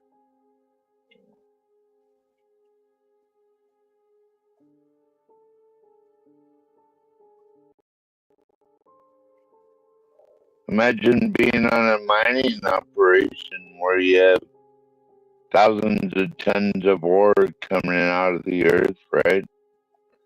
And it's constantly being smashed and transported. And we do it logistically in 5 men up here in Alaska. But right over there in Asia, they do it with little kids. And then down in Africa, they're mining all the cobalt and everything with little kids. It's disgusting what they're doing. But that's a Green New Deal for you. More child labor. It's really ugly business.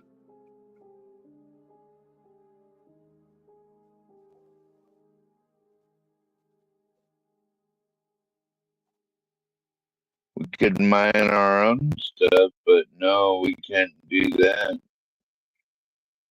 The environmental nut jobs go off the Looney Tunes about that.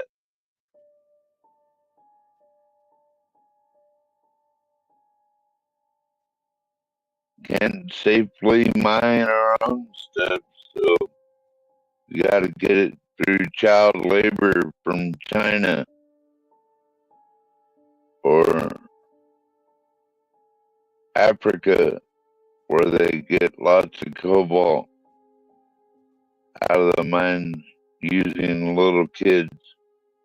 Yeah, let's make it out of that. It's much cheaper, says the greenie environmentalist. Those people are sick, man. Anyway, that's my diatribe. At least for now. And y'all still there?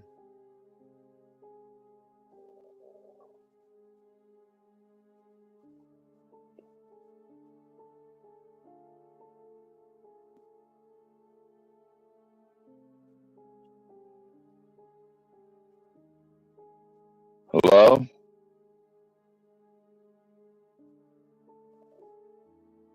We're still here, 12th man. What's up? What's up, homie? Not much, man. How you doing? Pretty good. Did you hear what I said? I heard a little bit. I haven't been able to settle in until now. What did you say something specific? Well, it was about mining and all this green new energy deal, and oh yeah, I just kind of went on a diatribe about how we can't mine our own stuff, but we can use little kids in foreign countries to mine it for us. Right. Ain't that crazy? And that's the duality of the world, man. Where, unfortunately for us to have our privileges, somebody else has to suffer it. Sometimes I wish it wasn't like that, but that is one of the trade-offs of life, unfortunately. Doesn't have to be in all circumstances, but it does end up happening. We have our own clean ways of mining. Right. All over America. They'd rather do it their own dirty, very unenvironmental and slavery way. That's the way they do it. Right. Cool. It looks like it's a slow day today. What's happening? Where everybody at? I see some folks in the chat.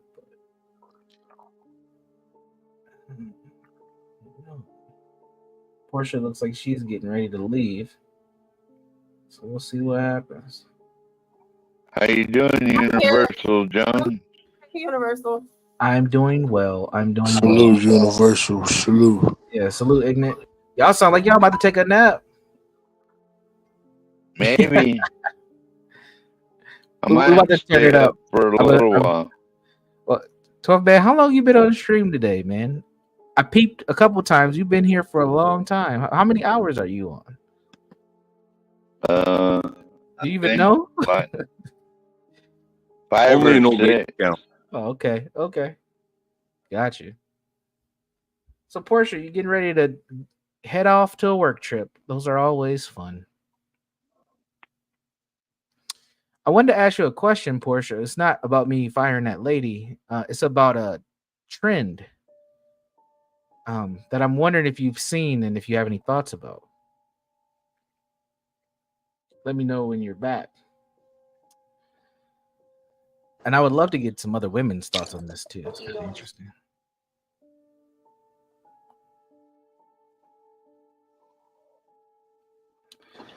What's it, the lady trend? It is a lady trend. I'll wait till Portia comes back before I unveil it, because I have a feeling how some of the guys may respond to it. But it'd be interesting to see what the ladies think. And it might be an old trend, but it's new to me. It's new to me. I'm just now coming across it. So we'll unveil that at some point tonight, I'm sure. Looks like we're talking about migrants and this guy who got deported but can't return back to Venezuela. I did hear about this story.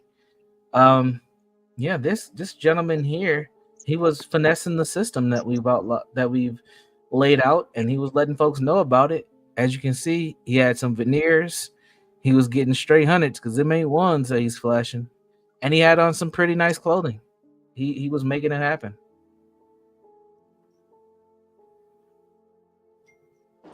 What does that say about our government?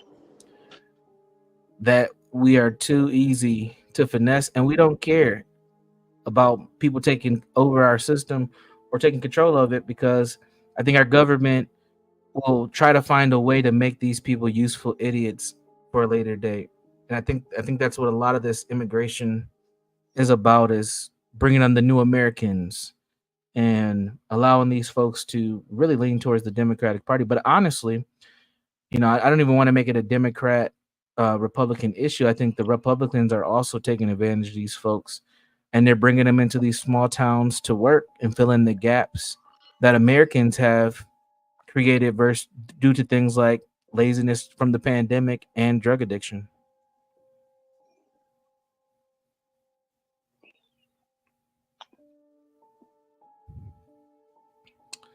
So I don't know what folks think about that, but yeah. Yeah, man. It's the Democrats. That's who we blaming. The Democrats, the Democrats. And Ignit, you got a channel, right? What's your channel? Ignit TV 315. 315. All right. Cash App. DL HAL 123. You know what I'm saying? All donations go there.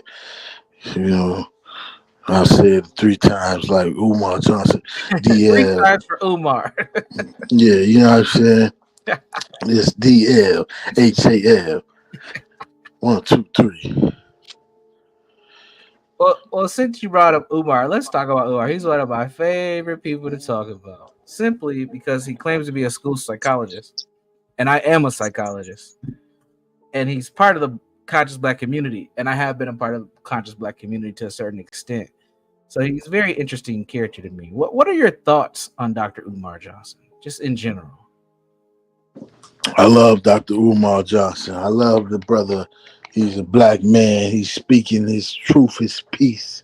Anybody got a problem with Umar is a player hater. I'm a you hater. know what I'm saying? I'm definitely a player hater. Well, I mean, it's okay, man. It's a player hater born every day, babe. But tell me what the brother did to you. Yeah, I can answer. So Dr. Umar has never personally done anything to me. I've actually met him. I'm in the state of Minnesota. He's come here several times for lectures, and I was a part of one of the times that he came up years ago. My concern and issue with Dr. Umar Johnson is that he doesn't show any results for the things that he claims or the things that he plans to do. And this is even beyond the school for me. The school's a big thing, but I think that for all the lectures that he's done, that at some point he would build something to show. We haven't seen an after school program. I've never seen him talk to a kid ever outside of shaking a hand and taking a photo. And I think that speaks volumes if you don't have any work to display for all this talk that you have for what you actually do. I don't think that's beneficial to any community to just have a talking head. And even if he was associated with maybe a group that does the work and he's informing them or leading them or instructing them, that would be even more beneficial from my standpoint. But I have never seen any show and prove from him. That's my concern. Oh, okay. Respectfully, and this is respectfully as a Brooklynite, I gotta give you my take on this. Please do. First of all, who the fuck are we as a people? 'Cause I'm gonna keep it on the eye, so because we ain't gonna make it. Who the fuck am I to think somebody got to stand up to where my standard is for me to think he who I need him to be? He ain't Jesus Christ, and you ain't God. So we are grown men, and that to me is, I'm from Brooklyn, and niggas. I even hear niggas next to me talking like that.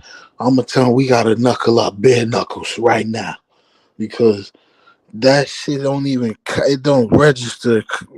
I'm trying to spit it out because I'm hold on, let me breathe. Woosah. Listen. Anyway, brother, this is how people commit deletion of selves, because they think somebody got to be on a standard, or they got to be on a certain standard because he's looking at me to be there. No, that's weak shit, homie. That man doing what he's in a building. How much did you pay for that building? You can look up the deed. You can see how much the building costs. So like you want certain things, and I feel like, to me, nobody is Jesus Christ, and he will never make you happy. He will never. It's nothing he can get a school right now. Tomorrow he can get a program. He can sign autographs. He can come to your school, your house, your city. It don't matter. People like you will never be. There's nothing he can do. You don't have a gripe with him. You have a gripe with yourself, and you need to look inward, brother. It has nothing to do with that man. That man is doing what he's doing. And for some reason, you got a problem with that. But he's not the problem, and you need to realize that. So, and this is respectfully, like, I ain't saying I'm not taking it bad as to you. disrespect. And this how I hear. This how I hear what I'm being. When I hear something, I hear the science of the math of what's being said to me. I don't just hear what you're saying. I hear what you're feeling, because words are coming out from what you thought. You have to think. Without you knowing it, you thought before you spoke what you said. So I understood that. That's what people don't.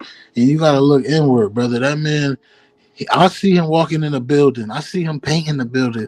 I see him cleaning up shit on the outside of the building. So I'm not going to sit here and say I don't see this man really in a building, really doing what he said he was doing, talking to people in different states, in different cities and countries. So that's it. This get off his Bozak. That's it. That's respectfully. And I don't even know the man. I never met him.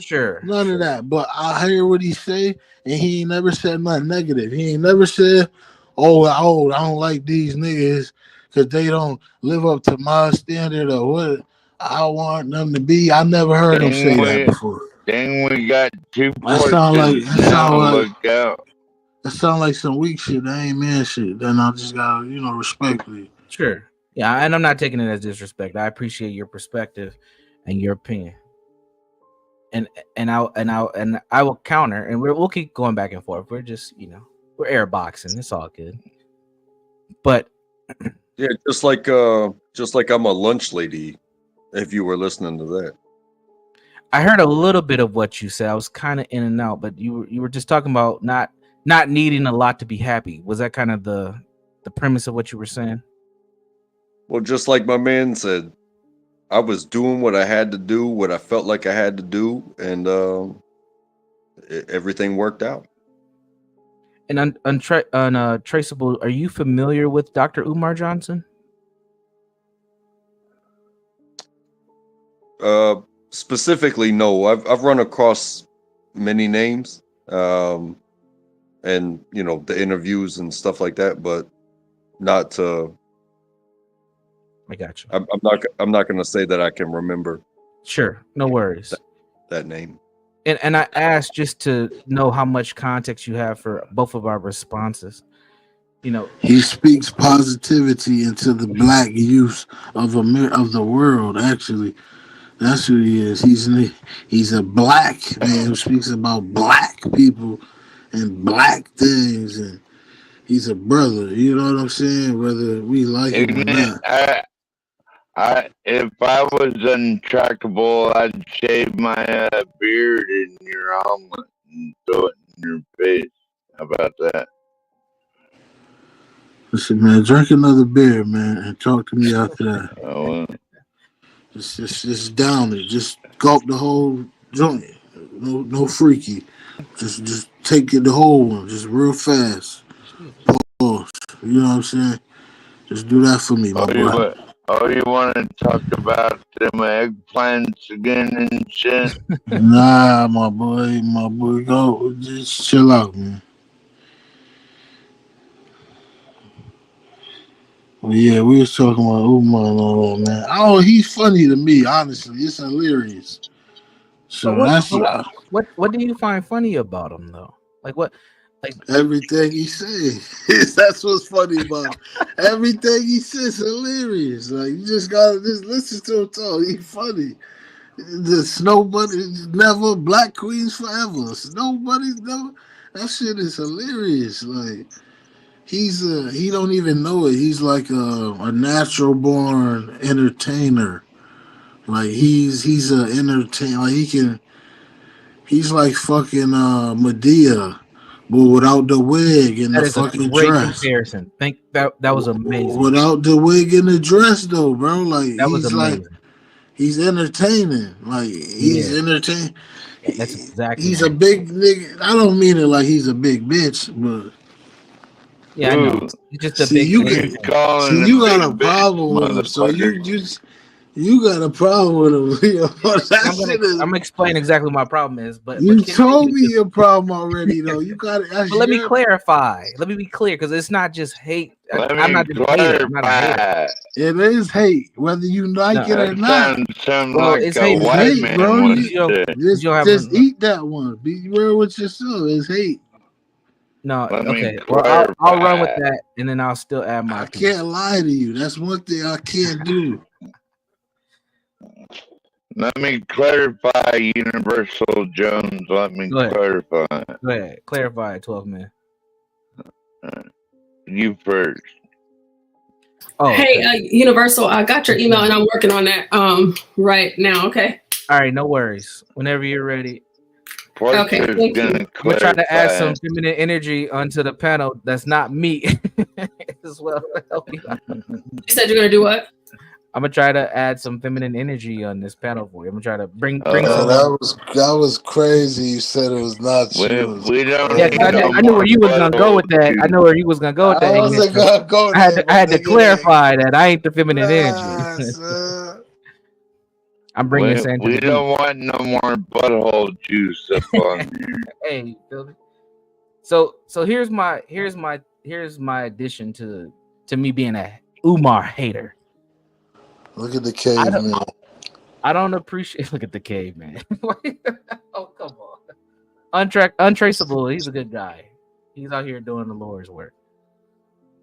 So what I'll say is this: Dr. Umar Johnson is. I love your analogy. He is like the Medea of the community. He's pure entertainment, and entertainment gets us barely anywhere. It's short term. It makes you feel good in the moment. But when you go home, you still got reality to deal with. And he can hop around from city to city He can do this. He can inspire you like you're in church every day. But if he doesn't give you something tangible to apply, or if he doesn't build something, what's the point? That's what I'm trying to say. Dr. Umar Johnson is one of the biggest hypocrites that we have in the Black community. And for him to be a voice, somebody who wants to stand out and consider himself a leader, he should have something more to show for it than a building that he struggles to keep up. Sand to the beach, what I say. So for me, Oh, look at all of you. what I tell you, Welcome to the panel. Bring them on up. Lolo. Shout out to you again, Universal. Shout out to You know, you doing the Lord's Universal. work. Shout out to him. I'm sorry it's loud. I'm right by a dryer. I got a belt in there. you about to tie yourself up?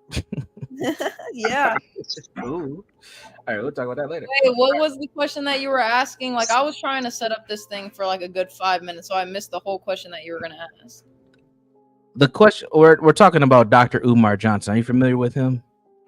I've heard of him, and like a lot of people talk shit about him, but I don't think I've ever like watched one of his videos or anything. Got it. CKJ, what's up, sir? What's going on? How you doing, man? Are you familiar with Dr. Umar Johnson? Yeah, I met him in when I was when I was stationed in Virginia, down there in Norfolk. That's my first time ever seen him. I seen him. It was like a black cafe down there. I go and support, and he had did one of his little lectures. This was like 2014, I think. Sure, absolutely. Yep. Yeah. P Black. P Black. P Black. P Black. Yo, it's P Black. Yo, the P is for Universal Jones. Pronounce your name, yo. Is it supposed to be Universal or Versal? I'm black, so. Yeah, you did miss your S name. Yeah, you can't spell. Your name. All right, come on with it. There you go. Umar Evangelist, let's go. So let's go, P Black. What's your thoughts on Umar?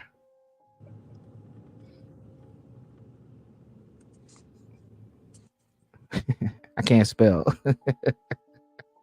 No, man. Are you guys gonna guess pulling up a clip of him? Because I have not. He's a comedian to me, man. Ooh. Because once you pull up like a video, I'm pretty sure like I have probably seen him. I just like if he's like one of those people like Yeah, I'll pull something up for you, Lolo. Yeah, I was about to say if he's Oh, like you've one of definitely those seen people like Andrew Tate or any of them, I hate those type of people. No offense, but No, he's not like an Andrew Tate. No. No, I he's wouldn't not like an Andrew Tate. Yeah, I wouldn't put him on that level. One thing I would give him though, that he will not mess with a snow bunny. You would not catch him. You would not catch him in the act of messing with a snow bunny. Now he's been caught on camera. No, he's been caught getting his flirting with phone the fixed. snow bunny. I seen the video. Getting his I know. phone fixed. Oh, he was getting his phone fixed. Yeah, 'cause the that's how I fix my phone too. No, So, no, Lo, no, when I no. see you, I'm gonna fix my phone. No, the same lady way. actually she vouched for him. Oh, okay, I'm just. Yeah. It's the video. She vouched for him. She was like, no. They tried to catch him, but hey, 12th man, how are you? that's one thing he stayed 10 toes. Better now that I heard your voice. I hope you're staying, somewhat sober. Yes, ma'am. Always. That is not the response you want after you say something like that. Oh, that is hilarious. So, all right. So as Portia's searching for Dr. Umar clip, I was expressing my issues or concerns. As Ignit was saying, I'm being ignorant and I'm just a hater. I'm hating on Dr. Umar Johnson. And what I was saying is, I don't think he is a good quote unquote leader as he calls himself in the community, because he's very hypocritical and he hasn't produced any results at all.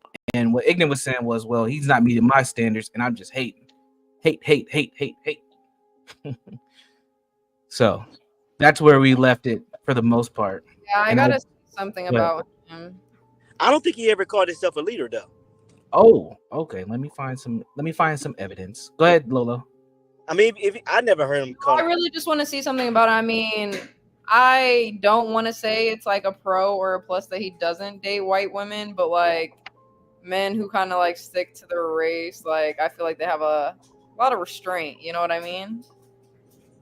That is a very interesting comment coming from you. Interesting.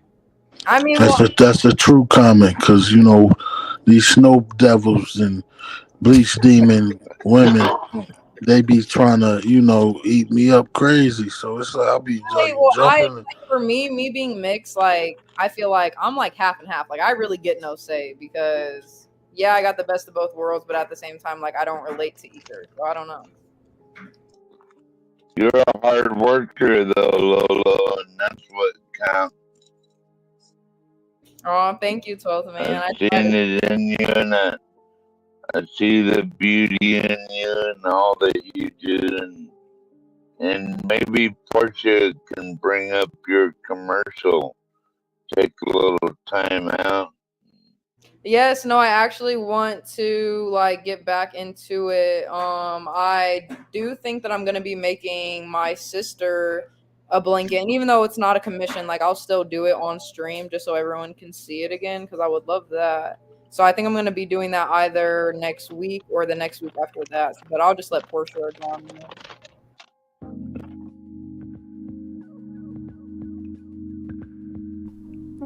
Fall is here and winter is coming, and you need to shop Lowe's Customs.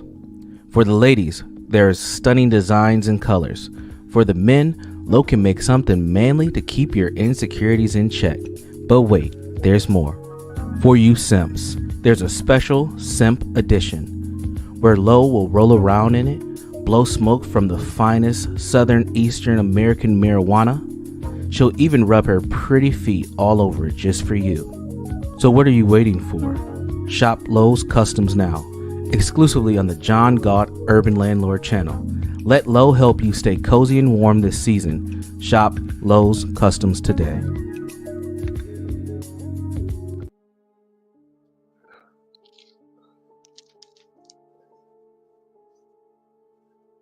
I love you guys so much. Universal, you're the realest. You're the best. Thank you. I want to put the mic on, but it's literally so loud. Like, not even just the dryer, but like I'm in the garage because my stepdad is watching whatever game he's watching. And when I don't know if all men scream at the TV the way he does, but it's real loud. It's really loud. Yo, Universal, how much you pay for that laptop, my boy? What's up, John? It's priceless, man. It's priceless. It ain't nothing. Hey, John. Priceless. It ain't coochie. Oh, we can't hear you, John. You boys better learn how to play the long game. Stop playing. Coochie is priceless. you bought a laptop. Look, I'm glad you made that connection. That could break. Like a laptop can break. You can't break a coochie unless you're working with what I got. You know what I mean? Oh Lord. Like, Something wrong with the black man mind. Something wrong with the black man mind. Can't think farther than his dick, but it's okay. Johnny, what's up, baby? How you doing? You brought a cannoli? John, you're on mute if you're talking to us. Yeah, you sure is. I know you probably got about 2 of them rolled up already. There you go, Ignit. That shot's for you, Ignit, right there. All right, I'm gonna stop fucking with you because I actually like you. Yeah, no freaky. Yeah, no Diddy. Yeah, no Diddy. No, guys, did you guys see? It's just like it was like a little update, or I think you guys were talking about it that they were putting like roofie, or Diddy was putting like roofie or whatever in his baby oil. Yeah, we did cover that. Yeah, he had the crazy. Just 'cause it's like, yeah, like I understand why the feds or whoever, the police, like, what is it called? Just took all the baby oil away, like brought it into evidence in custody. But like, how many bottles did they say he had? Like, you didn't need to bring that many bottles unless there was an actual like substance within that. Like, you know what I mean? I don't know. That's weird. Hey, Portia. Hey, John. Hello. Hey, Portia. Yes. Hello. Can anyone hear me? Yeah, we can hear you. Hear you, John. Hold on, Tori. you. Yeah, he can't hear us. I don't hear him speaking. Let me make sure I'm on. Let me. My mic is working. My mic. Hello? Yep, we can hear you, John. Got a new setup here. Shit, fuck that. Let's see. I don't know what the hell I did here. Gotta get my mic set up to her. Audio. He said, "How much you pay for that laptop?" Okay, so I guess they can hear me. Give me one You do second. the math, nigga. I'm pretty sure if he would have had to pay for anything, he wouldn't have sent it to me. He probably just had it sitting. You don't. Hey, Portia, you able to hear me? I bought it at some point. Yes, I can hear you. Oh no, that is I true. can hear you. And what condition is it in? Fucking A++ top Yeah, tier. pretty much brand new. So don't try to play me. Hey. Yo, was the price tag on it? How much? Was the price tag on it? Did I get it off the back of a truck? I know you looked it Did I up. get it from the pawn shop? I thought you were saying like you bought it specifically. No. Hey, she knows where her bread can be. hear you. You just She knows where her bread can be buttered. I'm saying you looked it up. How much it cost? Whoa, I can slice. So we can see you and we can hear you. Now we can't hear you. Slice the pizza. John literally Oh, got. you can only hear the music. on the Well, background. maybe you need to refresh because now we can't hear you. He probably needs to log out of StreamYard and log back in. So maybe if you log out and log back in and get all of your You gotta put the weed down, John. Put the weed down. I got 3 grams and 12 pack Hold on, for John, the John, day. that's Definitely the Oh man, weed. you got a 3.5. Hey, y'all, we got an interview right quick. All right. I gotta patch my way in. I'm on my road due. All right. Around town. It's very low. I'm very good friends with someone who works in the Democrat. That's not coming through his mic. That's through Portia's phone.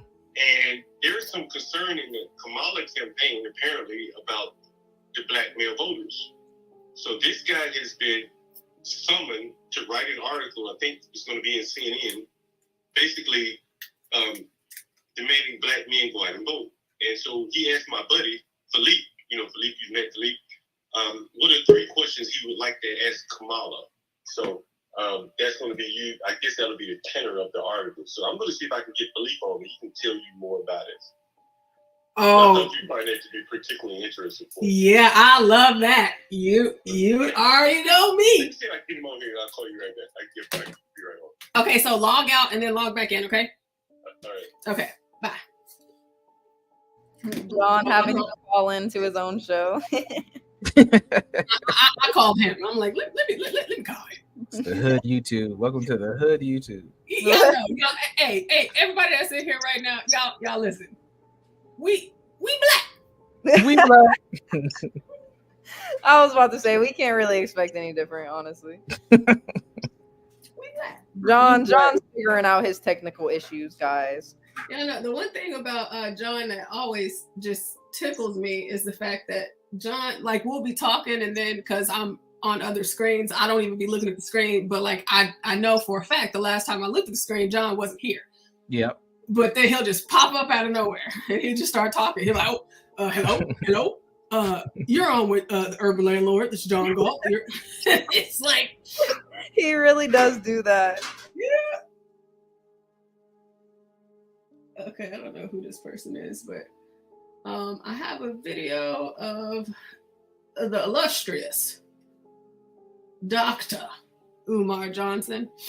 I'm trying to figure. Okay, I'm ready. Cause I'm not gonna lie, like I hear about him like a decent amount, like at least like once every 3 weeks, but I just like ignore it because I'm like, who the hell is this Dr. Umar? Oh, hey, Clue. Hey, Jewel. So I what are my thoughts? Apparently he said something about like Jay-Z being wrong and that Lil Wayne should perform at the Super Bowl. But I'm trying to find a different clip of that. But because the only one is from DJ Vlad, and we can't play it. We can't What does he mean that Jay-Z's wrong for what? Yeah, I don't know. Jay-Z, I can answer that. Jay-Z is a part of selecting the music for the Super Bowl halftime show, and he selected Kendrick Lamar to be a part of it this year. So it's in the Super Bowl's in New Orleans this year, and they're saying that he should have selected Lil Wayne instead. Are you serious? But I feel like, Yeah. I mean, if we're going off like Kendrick Lamar over Lil Wayne in Louisiana.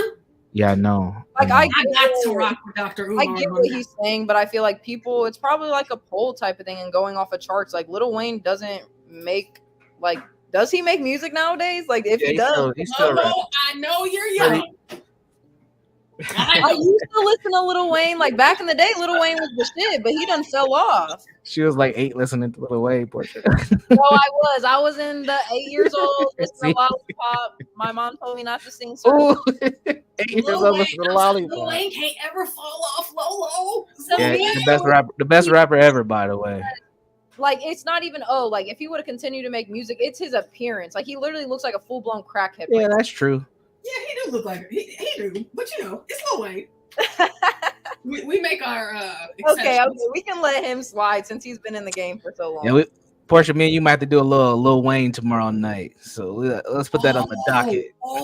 Yeah, I was about to say, Portia, you cannot miss another Friday because last Friday was not it. Okay. I don't even know what happened last Friday. I don't even know. Sick. Yeah, because I was sick. Yeah, and I'm not all the way back, but we will have karaoke night tomorrow. Do not worry. Thank you. Yes. Yes, I've heard. I've gotten all the emails. University. You call the games before it starts up. University. There you go. Talking about. Yeah, you want to do the Thursday game tonight? It's about to start in a minute. Give me 1 second. Yeah. Let's make it happen. Like I know we all love Lil Wayne, but come on now, guys. Like, it's not even that I like Kendrick Lamar that much, but in today's age, you know, he's something. Yeah, Universal. Can you admit though that it's just hate though, because you can't really find a logical fallacy. Coming from my head. No, Yes, so and you, we good, man. We good. Listen, I will admit for you that I have some hate for Dr. Umar, but I have valid reasons. How about that? Okay, peace and love, brother. Keep that hate out y'all. Peace and love. Right. Yeah, Black power.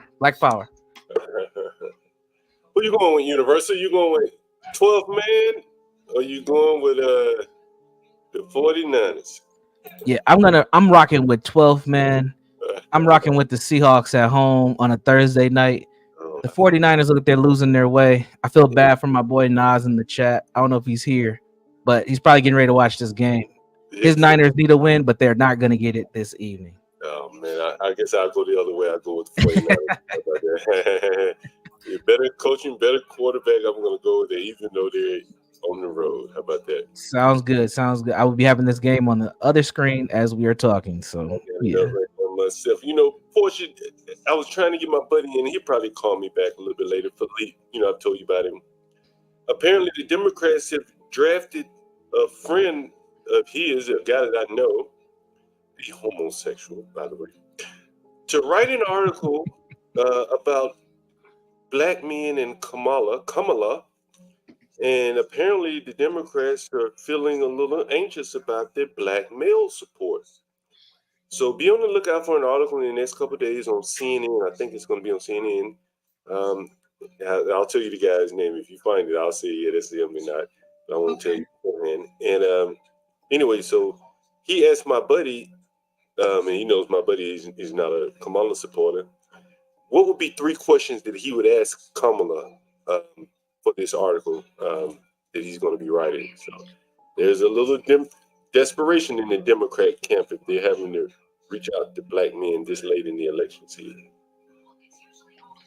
Yeah, that's crazy. You I don't know if you saw that they're gonna do another debate. Oh really? Yeah, Kamala Trump agreed. I don't know why. But I don't know why you did that either. Yeah, it's just like it's done, Trump. We're done. You don't have to do that. Is there any more time to do it before the election? Yeah, that's what I was about to ask. It should be after the election debate. Yeah, I'll pull that up in a moment. But I know that you and Universal are about to do the NFL thing. Oh, we've already done it. Well, we were just doing tonight's game. We'll get to the other games this weekend sometime. Yeah, we'll do it. Oh, okay. So I'll show this Dr. Umar clip.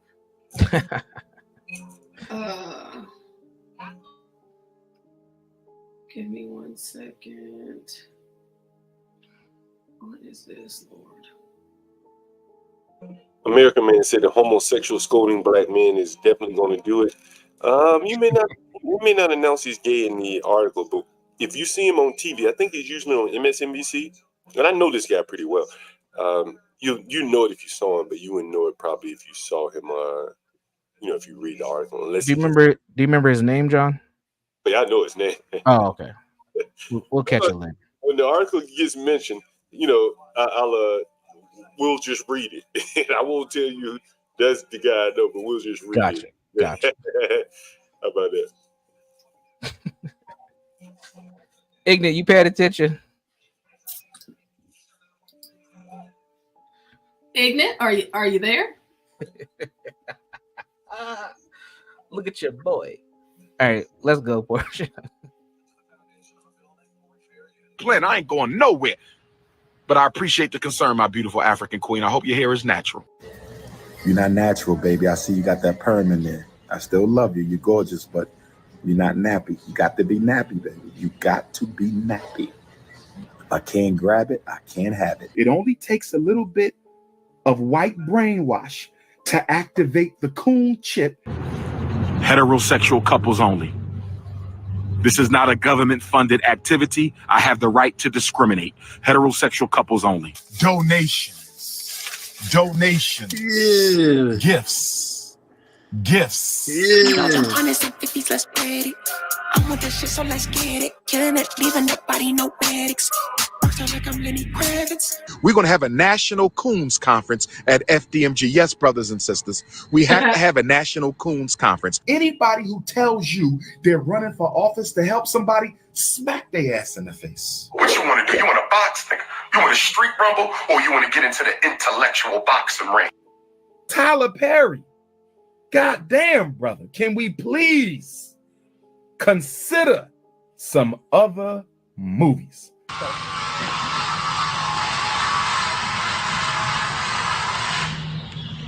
And I know that you probably have actresses that I have a naughty picture from one of the sisters. It's gorgeous, but she's naughty. Cut it out. With all this fake hair, like y'all so beautiful, are you addicted to the weave? Are you addicted to the perm?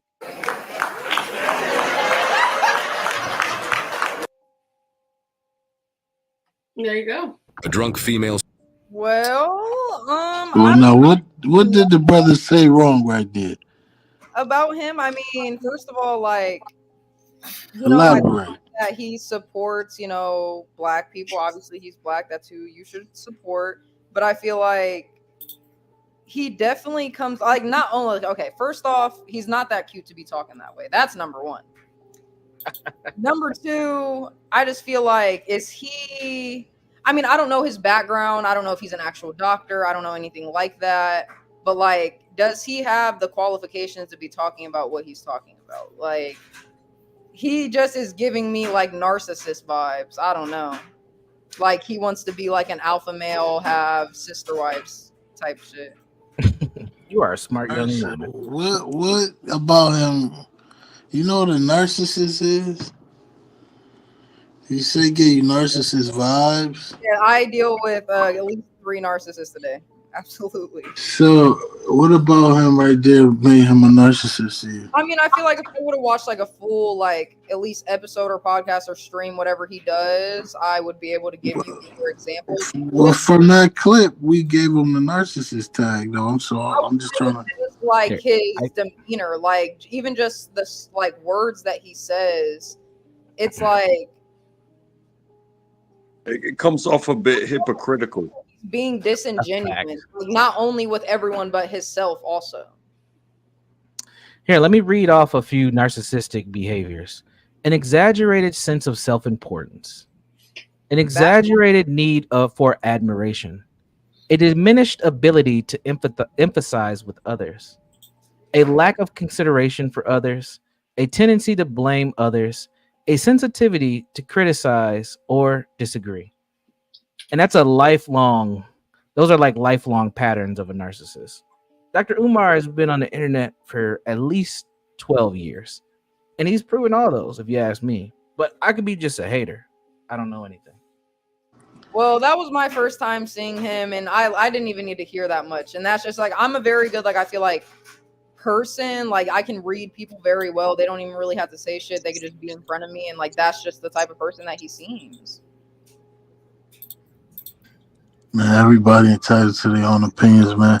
But as human beings, we tend to hear and feel then instead of hearing. You know what I mean? So we're not listening to understand. We listening to feel how we feel about what a motherfucker is saying.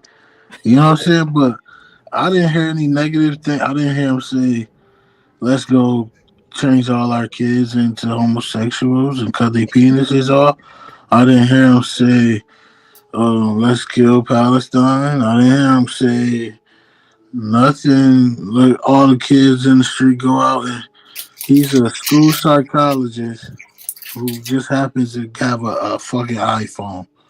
That's it. That's all he is. He's a nigga with a PhD, like you niggas like to say, and he just got an iPhone. That's it. I don't see none. I didn't see a narcissist. Hold on. I'm just giving up.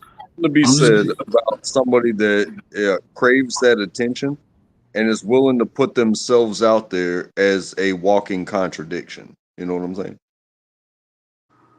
What you know? What did he contradict? Like you got like we use words. I know they sound good, but y'all don't understand. Words have meanings, so it's like we just apply words when they have a meaning. Like where did he contradict himself at?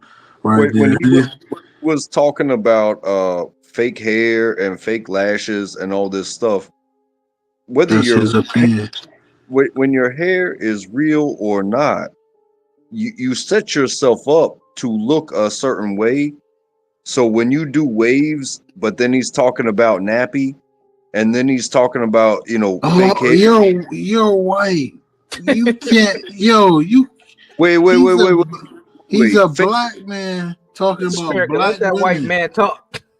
He can't. What can he say? That man was talking about a black man talking about black women. What can he tell me about that? Like respectfully, respectfully. 100%. But I like when it came to what he was saying about like the nappy part, it was just like, yes, you want a girl, you want a black woman with her natural hair and her natural features and whatever else, but like we don't see what really goes on behind scenes and what type of women he's actually dealing with on a day-to-day basis. Like this could just all be for show for the internet. So it's like, yeah, we can take what he says for the truth, but in reality, it's literally like all of us online. We all could be lying. Like, I don't know. She's speaking of a facade. Yeah, anything's possible. A pig could change into a reindeer tomorrow. Like anything, that's anything possible. That's just yeah. But I don't. He's just saying that's what we like as black men. We do. We like natural, straight up. That's all I'm saying. I didn't see the hypocrite where he did the hypocrite thing. Yeah, I mean, I don't really know or somewhat agree with the hypocrisy. That's why I like if we full on like had like a stream one day where we could watch like a blown video of him, maybe I could give you some more points of how like I said, like I'm biased. I'm not biased on it. Like I said, I guess what I heard a little bit as in him just defending and loving the black community as he is, but at the same time, like he just seemed very disingenuous. Like you're just doing it for the internet. That's just the vibe that I got from it. Good pickup. Sidebar, Portia, are you still there? Yes, I'm here. Sam in the chat and myself, we both caught something. We're hoping you caught it as well. Did you see that body cam video that popped up after the Dr. Umar video? Do you still have that tab pulled up by chance? Yeah. You should save that. It was like drunk stripper or something. It looked interesting. A drunk female stripper. I'll add it to the list. Yeah, I'll add it to the list. Oh, he went and watched it. He's already watching it. Come on, Sam. You gotta be a part of the stream, man. Jesus. Yeah, we usually do the body cams late. Yeah. Night. Well, of course, you know, because you be here for some of them, and it is so funny. But yeah, Dr. Umar. So what he said about Kendrick Lamar over Lil Wayne, I understand that Kendrick is like, you know, they not like us, the whole Cali thing, and he's like the black guy right now and all of that.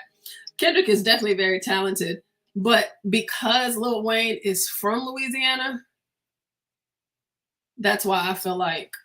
Is there not any other like big artists from Louisiana that they could have chose from? I mean, they need to get the whole Cash Money. Yeah, not Let's Super go for it. Bowl. Yeah, they can bring Juvenile out, but Super Bowl level, Lil Wayne's up there. He's got enough hits from the past to bring up that are radio edited. Lil Wayne and like Kendrick Lamar doesn't like each other, or like he could. No, it's not any of that. It's no beef. Well, it's then let's put both of them up. Like, fuck it. I hope that he like explores it, because like if he did have them, but I mean, because it's like it's Louisiana. It's like, so just like it's Lil Wayne. You got Cash Money. A lot of us have y'all seen Lil Wayne? Our lives on the line. Recent performance. I don't know if it. I have. When he's somewhat sober, he can still perform. Yeah, but he's high and drunk all the time.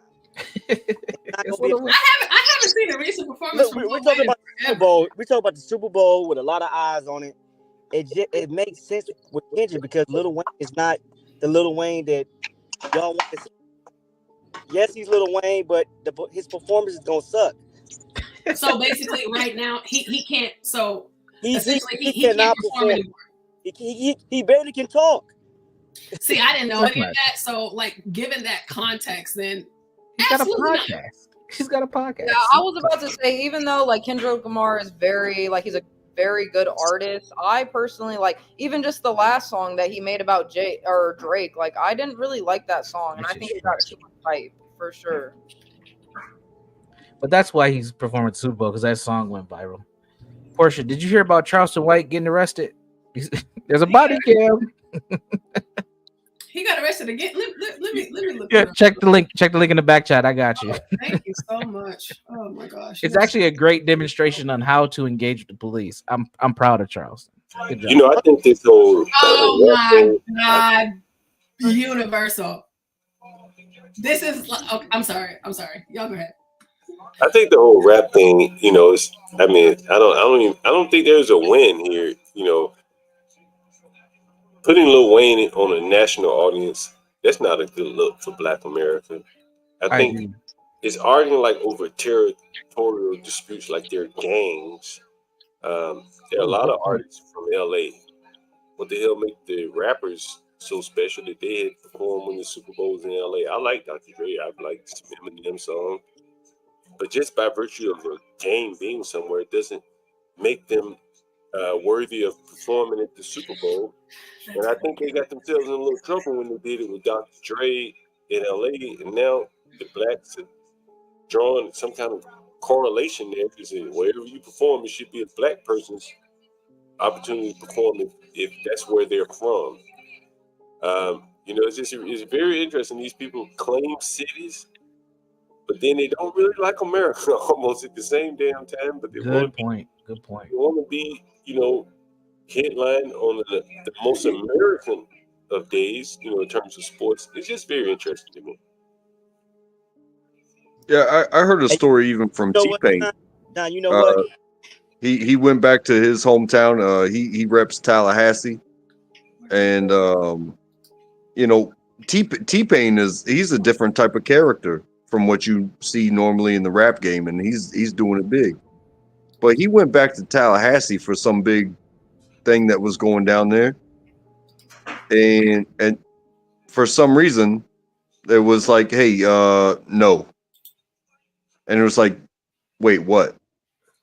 I'm born and raised here, and you know, I am who I am, and the people want to see. And it was like the city shut him down. I was like, all right, you're gonna shit on your hometown hero in this game, and hearing him tell that story out of his own words was Yeah, it was serious. Yeah, man, black woman to do that to you, man. She make you shave your beard. She make you cut your toenail, wash your face. It's Nigga, you ain't amazing. complaining about grooming, are you? That sounds like shit you should be doing. I was about to say, isn't that what you should be doing? Cutting your toenails, washing your face. So you ain't got a beautiful black queen. You're not doing that. Niggas out here musty. But it's not even about the woman at that point. It's just about personal hygiene. You know, we You should. ain't got niggas go to war for pussy. So if you ain't got a woman, you ain't got a reason to. You gotta understand the psychological minds of these savage men. You know, back to the NFL. One last point. You know, I just really don't understand them. Like a couple years ago, all the blacks were in opposition to the NFL. Colin Kaepernick had them saying, "Oh, everyone watch this sport again. We're gonna boycott the NFL." But you give one of these niggas some power to control the entertainment, the shucking and jiving, and he'll change his mind. Like it's like the same thing with Donald Trump. Like these are very untrustworthy people because there's no basis for the way they feel because they're not clearly and they're not thinking, and you know they're very, very fickle. You know, one day they're mad at you. John, I have a question for you. That's that joint over here for me, John. Regarding your statement about Lil Wayne on the national stage. Now, I haven't seen him perform in years. I'm just thinking about the Lil Wayne that I knew growing up, and then you know how many hits he has because he's kind of, you know, like he's crossed over the line of, you know, something like a Beyonce, like he has listeners from all races, backgrounds, whatever. But seeing as CKJ mentioned how he's an avid drug user and his performances suck, then no, we don't want to have him out there embarrassing himself and making a fool. But John, you said he's not good for like the national stage. So based upon the conversation that we had earlier today about rappers, do you think that a rapper is good for the Super Bowl at all? I don't follow enough rap to just 100% say no. Mm-hmm. But the mainstream ones, I mean, they're talking about sex, drugs, and again, I'm not even criticizing. I'm just saying it's not for the Super Bowl. And after party. I agree with you, John, because that was going to be my next question. Like, why did they have to go with a rapper? Like, why couldn't they go with a singer? Like, I mean, I don't really know. I'm biased. Like Alicia Keys or something, or she was at one of the. New Orleans. She was there last year. Who's Solange? Is Solange from New Orleans? Is she from New Orleans? Well, you know, they're from Texas. They're from Texas. But doesn't Lil Wayne have like a PhD in like psychology or something? He ain't got no PhD. These honorary degrees, them shits don't count. Let's just stop it. Well, also, I'd like to point out the fact that, you know, Jay-Z, he's over like the creative production for halftime. And since he has been over it, everybody has been black too. So, and you gotta, I see it also from a music standpoint, and something that was mentioned about like sex, drugs, and rock and roll. If you listen to a lot of music, almost everything involves either sex, drugs, or like some sort of outlaw lifestyle. It's a fantasy in a song. Yeah, so, that's like true. so basically, Jay-Z, everybody has been black. So I mean, I get it because you know he's black, and you know the whole intent was this DEI push to have more black people perform at the Super Bowl. But the Super Bowl is like for everybody. It's football. That's America's sport. So I'm curious to know why he won't include like a member of another group or a different genre. Like, does it just have to be hip hop? Or go ahead. John, or you know, does it have to be about the art? Because if you've never worked with somebody before, and it's like, hey,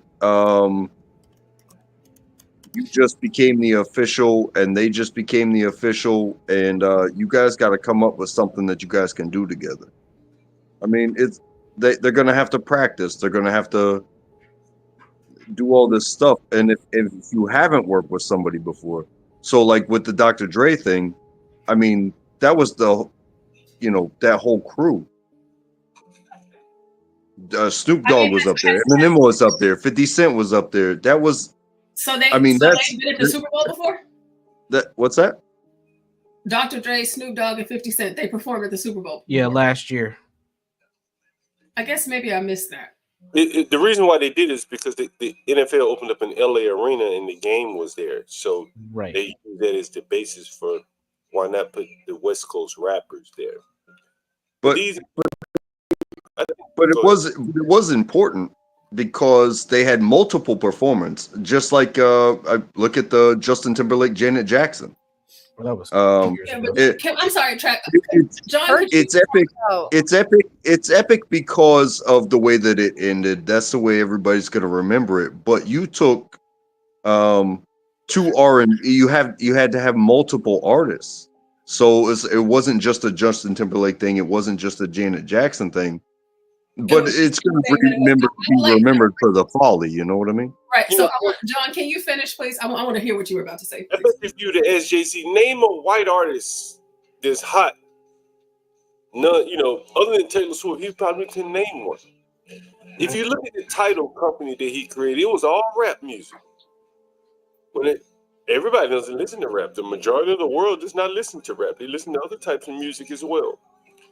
But he launched a record company. The title primarily devoted to rap music. I think it's the myopic point of view where blacks think the music world centers around them. They think they created rock and roll and blues and everything else. And I think it's just a myopic view that he thinks that everybody likes rap and everybody listens to it, and he just doesn't probably, as many blacks did. And I'll include myself. I don't listen to much music and not much outside of the hip hop, R&B type genre. So, but I'm not choosing the Super Bowl artists. And if I were, I would look for outside people to help me find really popular people. And I think he just chose what he knew. He went with what he knew. Okay. Agreed. I mean, Tidal's the same way. If you look at Tidal, when he launched the Tidal, he had that Daft Punk group up there. And they may have had one other white group, but it was a black streaming service, by and large. It was a grievance service for the black rappers and artists. And he ended up taking advantage of them at the end of the day, but nevertheless. It's business. American Man, I just typed in the chat, but American Man says, John, normally you make sense, but this take is terrible. Do you think Jay-Z could name some popular white artists and name their songs? Do you think he could really go out and choose white artists that would appeal that you could put on? I don't think he knows them. There we go. Well, he's here to answer. Yeah, yes, John, he can. This guy, like you, like have you like these guys are like Jay-Z is a little further along than just your average rapper bebopping down the street. Like I don't know if you know that this guy is in the Music Writers Hall of Fame. He wrote rap music. He didn't write. No. He's in the Music Writers Hall of Fame.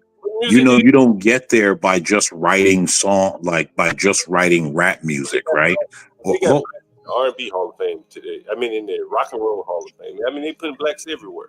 They're just giving them fucking awards, right? I mean, this isn't my just criticism, Black American Man. No. I get it, right? But like I think, first off, right? Fabulous had the right take on this. Fabulous said, it's ironic how blacks just come down on Jay-Z, but we don't factor in Roger Goodell or anyone else. We just assume that Jay-Z's pulling all the strings for the NFL music music division all by himself. You think Roger Goodell, Dr. Dre? Well, hold on, which I think we all know that he's not pulling the strings by himself. Because if it was anyone else, we'd be screaming white supremacy. But this is the fickle thing with black people. Well, at the least, he's feigning like he has. He's not saying, "Yeah, I don't have the approval. I can't say who's who." But look at when he launched Tidal. Look at these black people. It was a black streaming service. He had a couple just token whites, and he immediately he had a few whites, but I don't think he was excluding whites.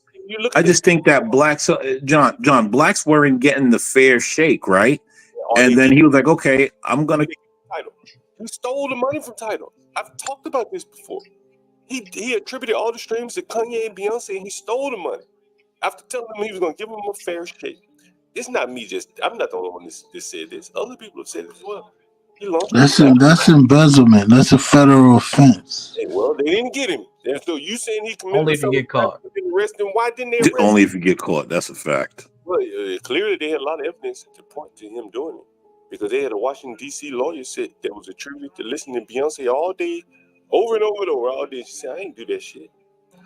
But he stole people money and gave it to Beyonce.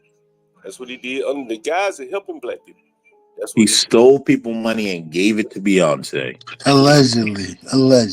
I showed you the stream, the evidence. I showed it to you. If you go back and look it up, or you don't make me pull it up myself. And he gave it to Beyonce and Kanye. I'm just and see, I noticed certain trends, right? And I noticed the trend that as soon as he outsmarted the small hats, there's been this campaign to paint him as someone criminal. How did he outsmart the small hats? What did he do? Oh, see, here's the problem. You people don't know. See, here's the thing. You guys think that he got duped on the Barclay deal. He was already one step ahead of them. That's how he got. See, if you're gonna ask, you got to let me answer it. Nobody mentioned that. Hold on. He was already one step ahead of them when he went and started the Rock Nation. Whatchamacallit, the management group. Hold on, John. When he started the Rock Nation Sports Agency, the sports agency was all small hat business. There was no one else getting in there. And when he started and helped LeBron and them bring Rich Paul in, that's when the entire narrative of Jay-Z the bad guy came on. Go look back to the time. No one had a problem until he did that. Then the narrative started. Bro, if you go back and look at some of the litigation regarding Tidal, again, right? Listen, right? I'm not going to argue that. I'm just telling you it's ironic, right? Right. It's ironic that as soon as he got into the sports management game, getting his foot in the door through the Nets, how all of a sudden everybody started speaking dirty on him. American man. I would say when he bought that title, he got played. And if it wasn't for Jack Dorsey bailing his ass out and basically buying that Negro, he'd be broke as hell today.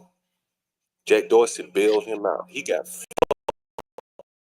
on that title deal. He didn't know what the fuck he was doing. He ain't no business, man. He ain't no software. Listen, Jay-Z is a hustler, man. He flips businesses. He ain't no damn software company on it. Tidal is a software company. And he ain't that. That's a flip. Whatever he invests, he made something. He went in the Tidal and he started stealing just like a nickel. Started stealing. That's what he did, right? Started stealing. He told all the other niggas follow me and then stole from him. Just like a nigga. Then he told them niggas, don't ban the Super Bowl. Don't go to that shit until the white man bought his black ass off. And then he said, hey, niggers, come dance at the Super Bowl. Man, to be honest, John, if we're being honest, guess what? I would have done it too, because the dumb niggas was going to dance for the small hats anyway. So why not get my share?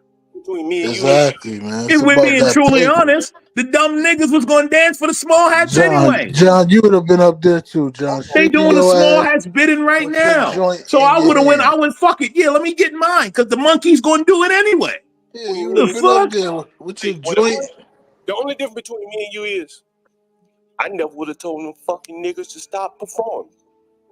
Right? See, that nigga ain't got no morals, no scruples. He'll tell them niggas, stop performing for the white man. And then the white man put him in charge. He said, start back performing for the white man. Niggas, stay true. If you tell the niggas don't dance for the white man, don't you be the one to tell the Stay niggas. true to what? The niggas was gonna dance. The niggas was gonna go back to dancing anyway. Don't tell them not to then. Let them say, hey, niggas, you know you're gonna keep Yeah, dancing. don't dance until somebody black in here get paid and get you niggas in here to dance. Listen, it was gonna happen one way or another. Listen, Like man, all niggas this fake shake their morality that ass. blacks put up kills me. Yeah, niggas shake All this their fake ass like morality that strippers, black man. people put up really kills me. All I'm saying is, This is business. Ain't none of that morals in business. Exactly. Like niggas need to stop pretending with all of that. I'm just look, Do everything. y'all think that y'all are partial because y'all are New Yorkers? I'm not New York. No. Ignit and American Man. Listen, right? Listen. I could be honest. Yes, I am partial, but I also understand business. The niggas were going to go dance anyway. How many times the niggas boycott everything and get back to dancing? Let me stop you for 1 second. And they dance for free. American Man, I'm not gonna get up here and tell people don't do something. And then as soon as I can take advantage of that situation, I tell them, okay, niggas not gonna do it. That's not, man, that's you gotta have some standards about yourself. The nigga took advantage of the niggas in a situation, and that's fine. But it's the lack of morals and scruples that I bet you that he applied to his rap music business. That's why all the niggas around him broke, just like Business is moralist and scrupulous. Like let's not pretend like this. See, again, right? This is what I say about blacks and their fake morality and things, right? There's just a difference in opinion, right? You know, again, if I felt that way, I would have said, "Hey, niggas, don't boycott." They want to tell the blacks to tell Jay-Z, "Oh man, you got to be moral," but to rob you over a nick bag. Come on. In my hometown and all over America, you've had blacks like Al Sharpton that would go and protest businesses, and then the businesses pay them niggas off, and then they go tell the niggas, "Okay, now it's okay to go back to that store because he paid me." Jay-Z did the same shit. It's just a 2024 Al Sharpton hustle. Just admit it for what it is. The niggas were boycotting. They were almost talking about not watching the NFL anymore. Then the white man went and bought back Jay-Z off and said, "Hey, get these niggas in line." And he went and did it. After telling the niggas, don't watch it anymore. Colin Kaepernick, all these niggas. Yeah, he told them don't watch it until I get control, and then whether I rob y'all or not, y'all got to deal with that. Like I'm not. Listen, here's the thing: I'm not debating any of that. Right? To be honest, I'm not debating any of that. What I'm saying is that's how business was done, John. That's how business is done, and niggas were going to go back and tap dance anyway. Interim, bro. Business is done by not. They're just not tap dancing for the small hats. Listen, man, he from Marcy, man. He did the Brooklyn Shuffle, man. Man, that ain't no damn. That's what that was, the Brooklyn Shuffle, and you didn't catch it because the boy was too quick with the hands. That's all They got up out of there. Yo, listen, man, niggas don't understand, bro. That's all it was. Until it benefits him. You get it? It's a Brooklyn Shuffle. It's business. Hey, listen, no one does business that doesn't benefit them. It's like there's a stripper. Fake morality among black people where there's always got to be, oh, you got to be so moral. And none of these motherfuckers is moral. All the moral shit I hear black people talk about, none of you motherfuckers is moral. Stop pretending. So low to the ground because That's the time tag for you, Portia, right there. If you can't trust yourself, if you can't trust others to not take advantage of it, honestly, right, then why would anybody else trust you, black ass niggas that will slander me with racism? That Jay-Z nigga was slandering the same people he now working with a racism claim. Nigga, that ain't business.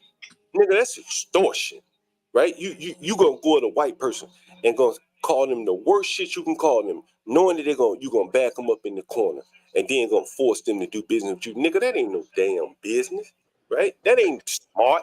That's That just sound like fair business to me, man. okay, it probably is to you, right? And that's why most of you niggas can't really get ahead, right? Because the only way you know is to call a white man a racist and then have your other hand out cupped like a motherfucking saucer. Yeah, John, It don't work like that. John, and the white man, right? Well, I ain't even gonna say, right? Let me keep it to the small hat. The small hat to tell you we brothers in arms and we all good friends and we all this mean person, and at the same time they abusing you like a motherfucker. What did hold on, John. What did Leo Cohen sit up there and say? What did Leo Cohen and let me tell you something. Ultimately, guess what's known? The black. Here's the thing about black people, John. They're gonna stab a black man in the back way quicker than they stab anyone else in the back.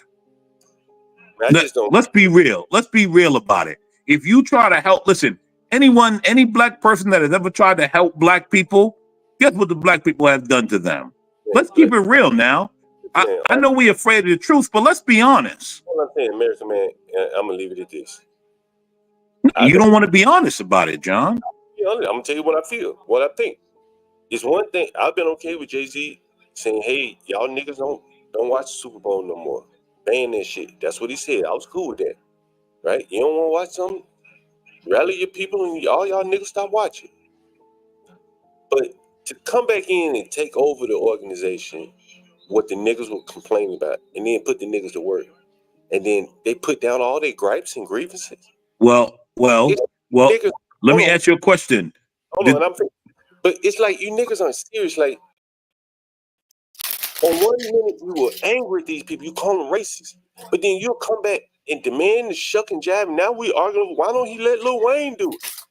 When just 3-4 years ago, the whole fucking organization was racist. I don't understand it. Like, why do these niggas even want to perform for this racist ass organization? Well, I don't disagree with that point. That's all I'm saying, right? I don't disagree with that point. But the point that I'm making, John, is the niggas was gonna go back and dance anyway, because that's what niggas do: dance and show teeth. That's it. Well, okay, and then in that sense, then I'm fine with that. But Jay-Z, right? Other niggas shouldn't be out here talking about we ain't gonna watch that no more, knowing that the niggas work. Oh man, I don't listen to niggas, bro. The fickle ass niggas knew they were gonna go back and watch sports entertainment. What the fuck? Of course, right? So what the fuck else gonna do? Start building a country, clean up their neighborhood on Sundays? Fuck no. They knew they were gonna go back and watch goddamn football. Just admit it, nigga. You gonna watch football? Of course they were. Was out there cracking whips. Look at it. They already measured their dicks. We seen it. Jerry Jones talked about how big that nigga dick was. And you think Jamie Foxx ain't gonna watch the Cowboys on Sunday? These niggas ain't got no fucking scruples and morals. And they show you every day. I don't even know why we even take these people seriously. Right? Why we even take these motherfuckers seriously? I don't understand. And this is why nobody else takes them seriously. They just throw the racism card around just to get their I agree with that, John. And you want to know? Really quick, HB says this is why Diddy in jail now. People are tired of N-words crying racism and then have their hands out. That's why Jay-Z quiet. He knows he's next. Man, Jay-Z not next. I know y'all niggas want him to go down, but it's never gonna happen. Here's the thing, right? Cheat all these niggas. Put him to work free at the Super Bowl. That's the only thing he can fucking do is lure some free dancing and shucking and jabbing for one day. Yeah. Well, listen. That's all niggas do, right? I mean, listen. All the shucking and jiving happens with niggas everywhere. I see it all the time. I'm the one that call it out. All the shucking and jiving from niggas constantly. Calling people racist. Jay-Z should not allow them white people that he now working for to be slandered with the racism term when he knew he didn't agree with that shit, and he knew if they offered him a goddamn job, he'd have been there. Well, maybe he did agree. Hold on. Maybe he did agree with it, and maybe, right? Maybe I don't know, because no one knows the terms, right? I guess in time will tell when people start coming out and saying, "Yeah, Jay-Z screwed me over too."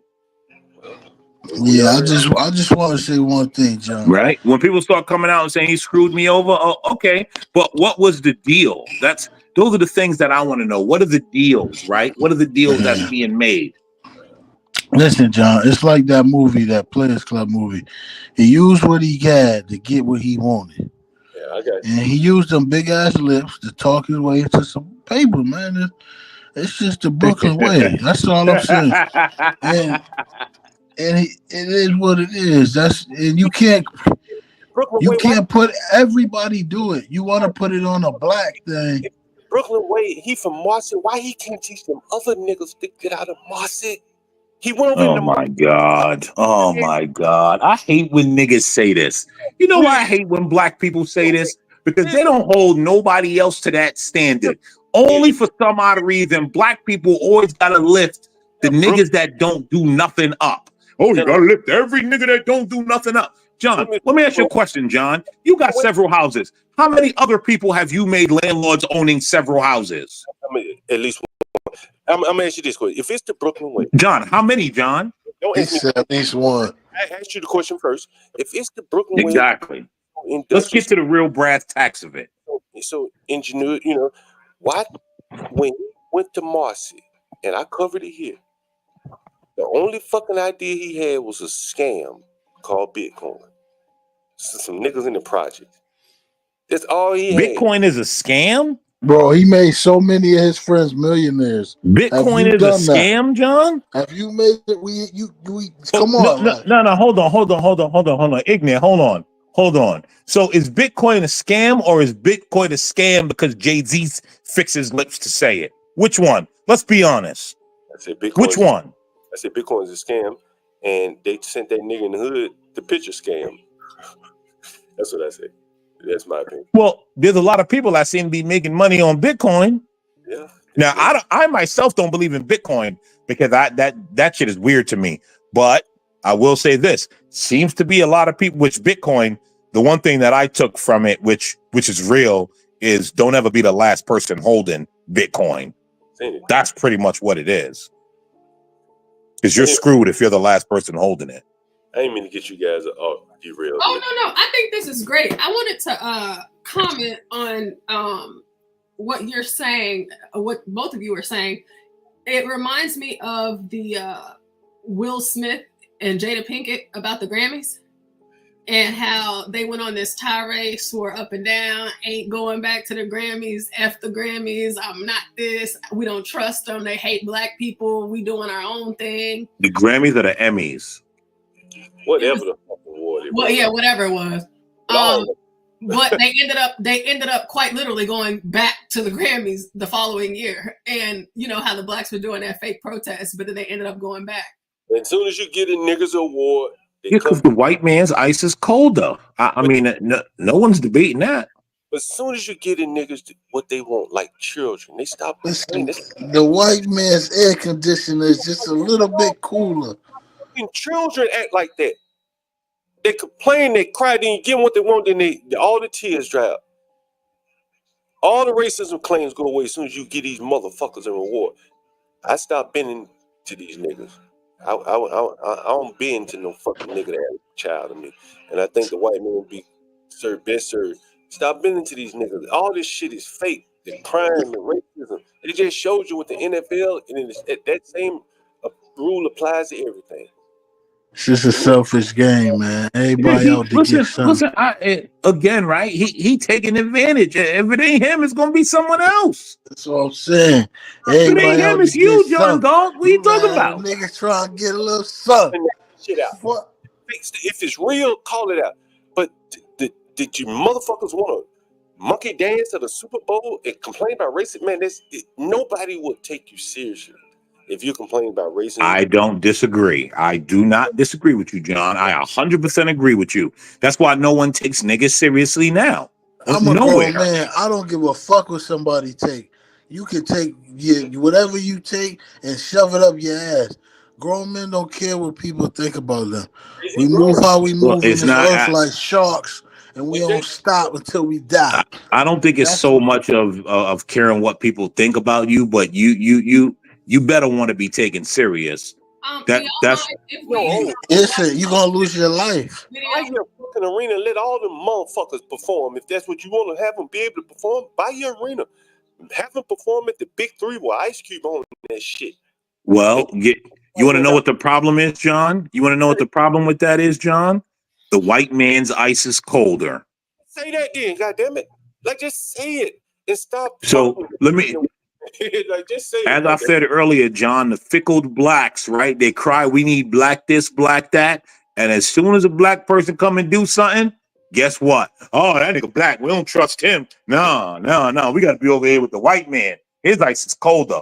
The fickled blacks. That's why, to me, do nothing for blacks. Let them perish. They're fickle. You know what I just thought about American Man? I think I got a picture of this shit in my phone just recently. That fucking nigga Jay-Z, people love to say he's a great businessman. I ain't here criticizing him, nothing like that. But I was right by 550 State Street, not recently. Anyone know what 550 State Street is? Anyone know the significance of it? I think it's 550 State Street. Anyone know what that is? I don't know. I never heard Jay-Z rap about 550 State Street. Anybody ever heard? I think it's 550 State Street. I could be wrong. Blacks, you know, American Man, you know what I'm talking about, right? Yes. Well, Jay-Z said he used to call bricks just right there close to the Barclays and the Atlantic Terminal Station. Am I not? Yes, John. Right around the corner. Downtown. The nigga would have had just a little bit of foresight. He could have turned them bricks. He could have bought all that land before they ever thought about building that Barclays.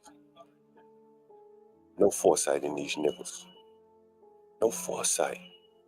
But John, you gotta think about it. Get up with a motherfucking store. He has 30,000 people's retirements. Hold on, you gonna tell me this nigga beat the Jews when he got a store?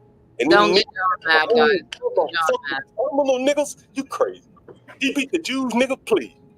The Jew got the whole motherfucking Atlantic. John's music. Let me again, right? You almost kissing the mic. You calm down, John. You almost kissing the mic. John. You in your bag. You in your bag right now. John, here's the thing. You're not listening, right? When he started the sports agency, and he brought, because as quiet as it's kept, he's the one that brought Rich Paul and LeBron and them into that. You notice how everybody started getting in their feelings over it. Go look at the timeline, John. Go pay attention to the timeline, because I did. Go look at the timeline. And then that's when they started telling blacks, because you know blacks, they don't really like other black people, especially not rich black people. They don't like poor black people and thugs. And all of a sudden they started, yeah, Jay-Z, he is scumbag.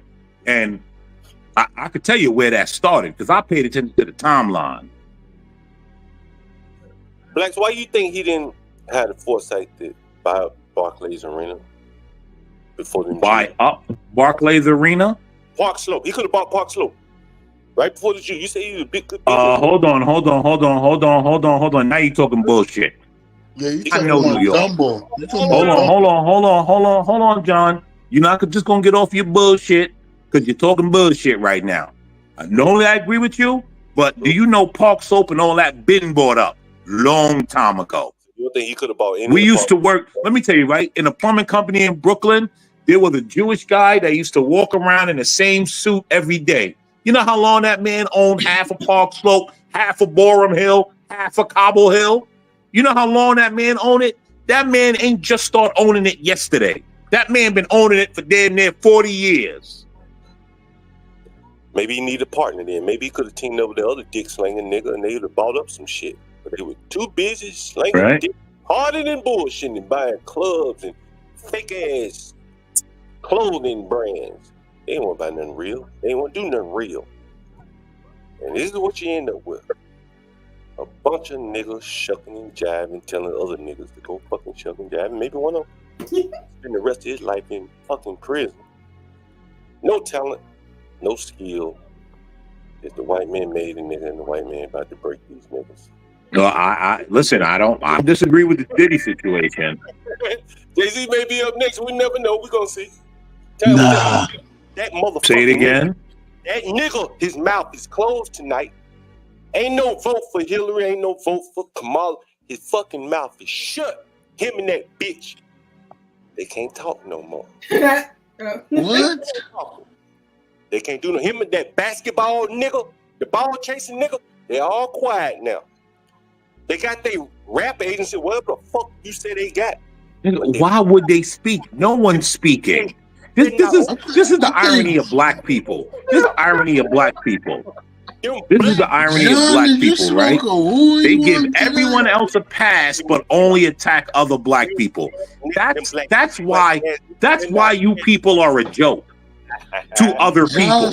Because all the other people that you saw in those pictures constantly and at those parties, you play dumb, deaf, and blind. You play dumb, deaf, and blind. I've seen a long time. Wow. That's the reason why everybody know black people are a joke. We got 2 billionaire niggas in there. Yeah, nigga, play dumb, deaf, and blind to Schneerson. Play dumb, deaf, and blind to all them other people. It's a shakedown. What are we watching, Portia? That's all it is, John. It's a shakedown. Play dumb, deaf, and blind. That's what y'all trained to do. If you don't own shit, you will get shut down. You can own shit and they still shut you down. Black facing is crazy. They're black, Lolo. Them niggas don't know. Black people black facing is even crazier. Yeah. Black. You got Anyway, you got 2 billionaire niggas don't own not one fact. I'll be right back, John. I'll be right back. Printing company. You gotta look it up. Jay-Z owns shit. In fucking restaurants, they can't even keep the motherfucker passing inspection. Justin's closed down in Atlanta. Ain't nobody eating these motherfuckers' restaurants. Ain't nobody wearing their clothes no more. Where the business at? They crying racism. Diageo won't give me a better deal. Gimme. That's all they got. Gimme got shot in the parking lot. Sure did. Why George Clooney ain't crying? He ain't come here to DC. He ain't come here to DC begging the white man, the Congress members, to help him get a better deal. He created this shit. You gotta call it what it is, bro. John High says, how do you feel about 50 Cent? I like 50 Cent. Be honest with you. I think he got some talent. So you like 50 Cent over Jay-Z? Hell yeah. 50 got talent, man. You can't take that away from him. Like 50. He lives in Texas now. You can like them, dislike them, but they sell. They work. And the biggest measure I would say is like other people around him are loyal. They've done well for themselves. They won't go against him the way niggas going against Puffy. You look at what Puffy went to try today. Where all the people that you'd expect a billionaire to have in support for him? Everybody don't flee the ship like rats. And then now they're waiting on Jay-Z because nobody likes them niggas. Because they know how them niggas do business. They know how to get down. And now everybody is waiting on them niggas downfall. You watch how the motherfuckers come out just the same way they did with Puffy. If and when they come in, Jay-Z. These niggas got to be billionaires, you know, not through their hard work effort. Just race hustling almost the same way that they did with the NFL. White man came along, made them up, built them up. It was all fake, clearly. They don't own shit. But houses that they live in. See, what you don't get is even though they billionaires, they still are black.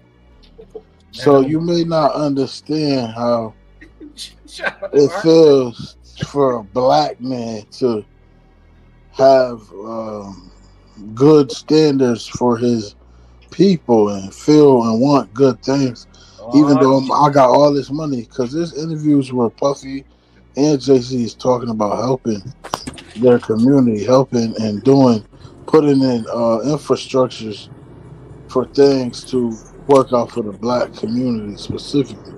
So niggas, and every 4 years they came and did their dance. That was their job. That was their black job, bro. That's how they got rich. Every 4 years they got rich, nigga. Had to vote. That was their black job. That was their black billionaire job. Yep. And when that fucking black nigga Puffy was no longer useful, they took his black job away. Now he going to where the other blacks go to work. You see that comment on the screen, John? I'm a nigga's nigga. now he going to do another black job, right? Well, the other blacks that don't want to work out here in the real world, well, they go to do their black job. Go to prison, right where he belongs. Facts. Tough guy. Pimp. What the pimp, fuck going pimp, on here, man? Pimp. What's good? Pimp, hooray. Wow. Fuck going on, man? What y'all niggas doing? We're talking. You know, tough guy, you crazy. Just coming in, you haven't been listening. We're talking about Jay-Z. I'm sorry. No, you're good. We love it whatever. Well, I do. I love it whenever you are in this mode and you get going. Garion says Jay-Z owns 12% of Uber. John, go. Oh, y'all talking about Jay-Z's ass? Oh shit. That is true. Things are given, they can be taken away. That nigga didn't create no Uber. He had a long time to create Uber. I can't tell you. Right. Go outside Marcy Projects, man. You ain't gotta believe me, man. Right there, these niggas love claiming their hometown from Marcy. He love to say, look around Marcy. He ain't done shit. Niggas still living in Marcy the same way they did when he left there. All he came back to them with what, a Bitcoin scam. Hey, just tell me what it is. Hey, John, do you mind if we see what Fabulous had to say? Yeah, sure, go ahead.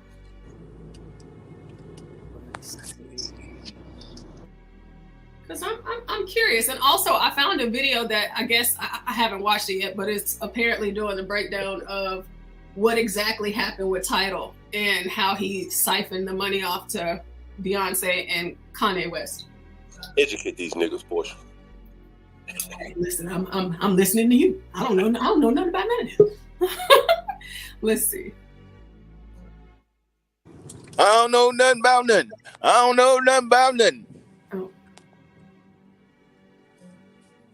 Oh, can't hear it. Give me. Y'all ain't never heard that French Montana song? I ain't worried about nothing.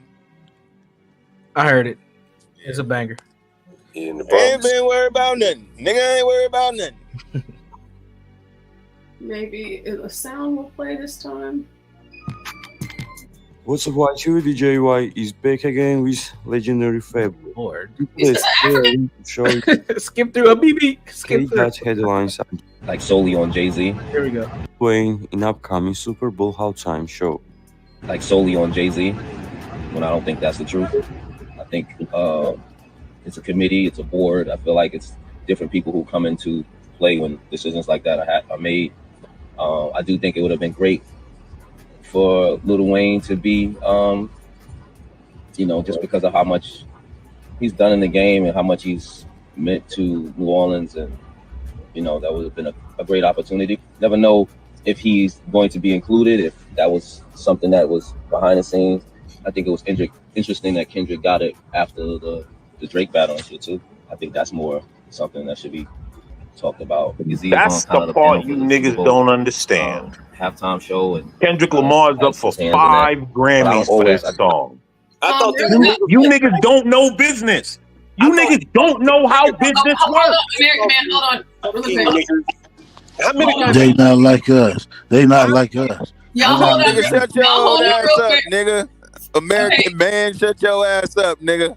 For the people that aren't able to look at the screen, so Funkmaster Flex wrote a tweet, or X. He says, we got to stop blaming Jay-Z for everything. The NFL has never cared about people of color before Jay-Z, before Colin. The NFL has accomplished turning us against each other. This wouldn't have happened in Taylor Swift's hometown. Lil Wayne legacy already written in stone. That's what the tweet says, and that seems like that's what maybe possibly Fabulous is responding to. Man, fuck Funkmaster Flex, that faggot ass nigga. Anyway, that's just my take on that. Criminals. Yeah, I don't like Funkmaster Flex too. Fuck that nigga. Yeah, you're right about that one. Criminals. We agree on rapists. And other talentless niggas. That nigga said criminals, rapists, murderers. John. That nigga John stupid. Again, John. How many? John been drinking. Yeah, John is smacked. How many blacks have you put on, John? They not like I that. mean, John, he put me on. How many? He put me on. I'm black. I'm Oh, black. come on, Portia. You black. Stop it. Stop it, please. Nigga, How many blacks have you put on, John? My buddy Chris called me the other day. He said, man, you know, I really want to thank you for introducing me to Master Kim. We had niggas like CKJ3 come So up you here. sent them to the Chinaman. Good job. Yeah, How many CK blacks have you put on? CKJ3 come up here and he said, man, you know, Mr. Kim, Master Kim, it really helped my cousin, my family member. So the Chinamen helping them. Praise the Chinamen. Nigga, they wouldn't be here. We didn't put it all together, right? Like, shit. Praise the Chinamen. Hey, shit. Thank Praise the Chinaman. CKJ3 and my buddy Chris. Right? That's worth it means something to me. It may not mean much to you to help other people, but it does mean something to me. Right? And I ain't gonna get out here and scream about racism and none of that bullshit. And if I do scream racism, I'm like, damn sure I ain't gonna turn around and fuck with the same people that I scream racism at. I don't want nothing to do with that person for you racism. I don't disagree with that point. Blacks doing it, and I tell you, it makes you not trust them. Instinctively, you like, hey, this motherfucker could pull out the big joker, his racism card on my ass, and there's nothing else I can do but back down and let this son bitch extort me. And that's some disgusting shit to me. Be a nigga, I'm gonna show you that I've told you about the sue people, and now you don't. John, how does that? I don't get it. That's business, though. What do you think politicians do? Hey, the politics ain't business. You don't go out here and extort people with the big joke of racism card. That's what politicians do. Nigga, that all you niggas think about is politics, right? Who you gonna vote for, nigga? What are you gonna do, right? Stop voting all the time. Stop focusing on the voting and focus on what you Who is talking about voting? I'm telling you, what they did was a political. How does a politician become somebody you got to vote for, right?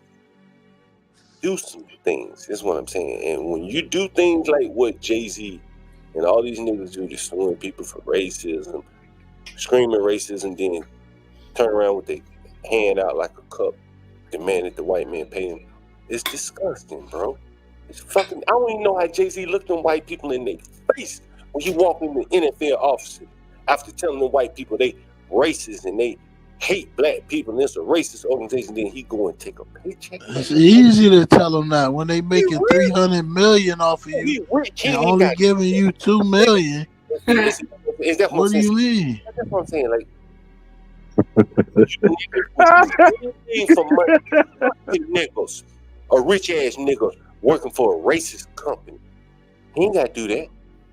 He could go build his own fucking company. Do like Ice Cube, nigga. Build your big three. Work your way up. If you think these motherfuckers is racist, you won't do that. He'll take a paycheck from them instead. That's some sick shit, man. Who the fuck want to deal with some people like that, man? Disgusting, low life ass nigga that'll call you racist. No. Man, that's fucking disgusting.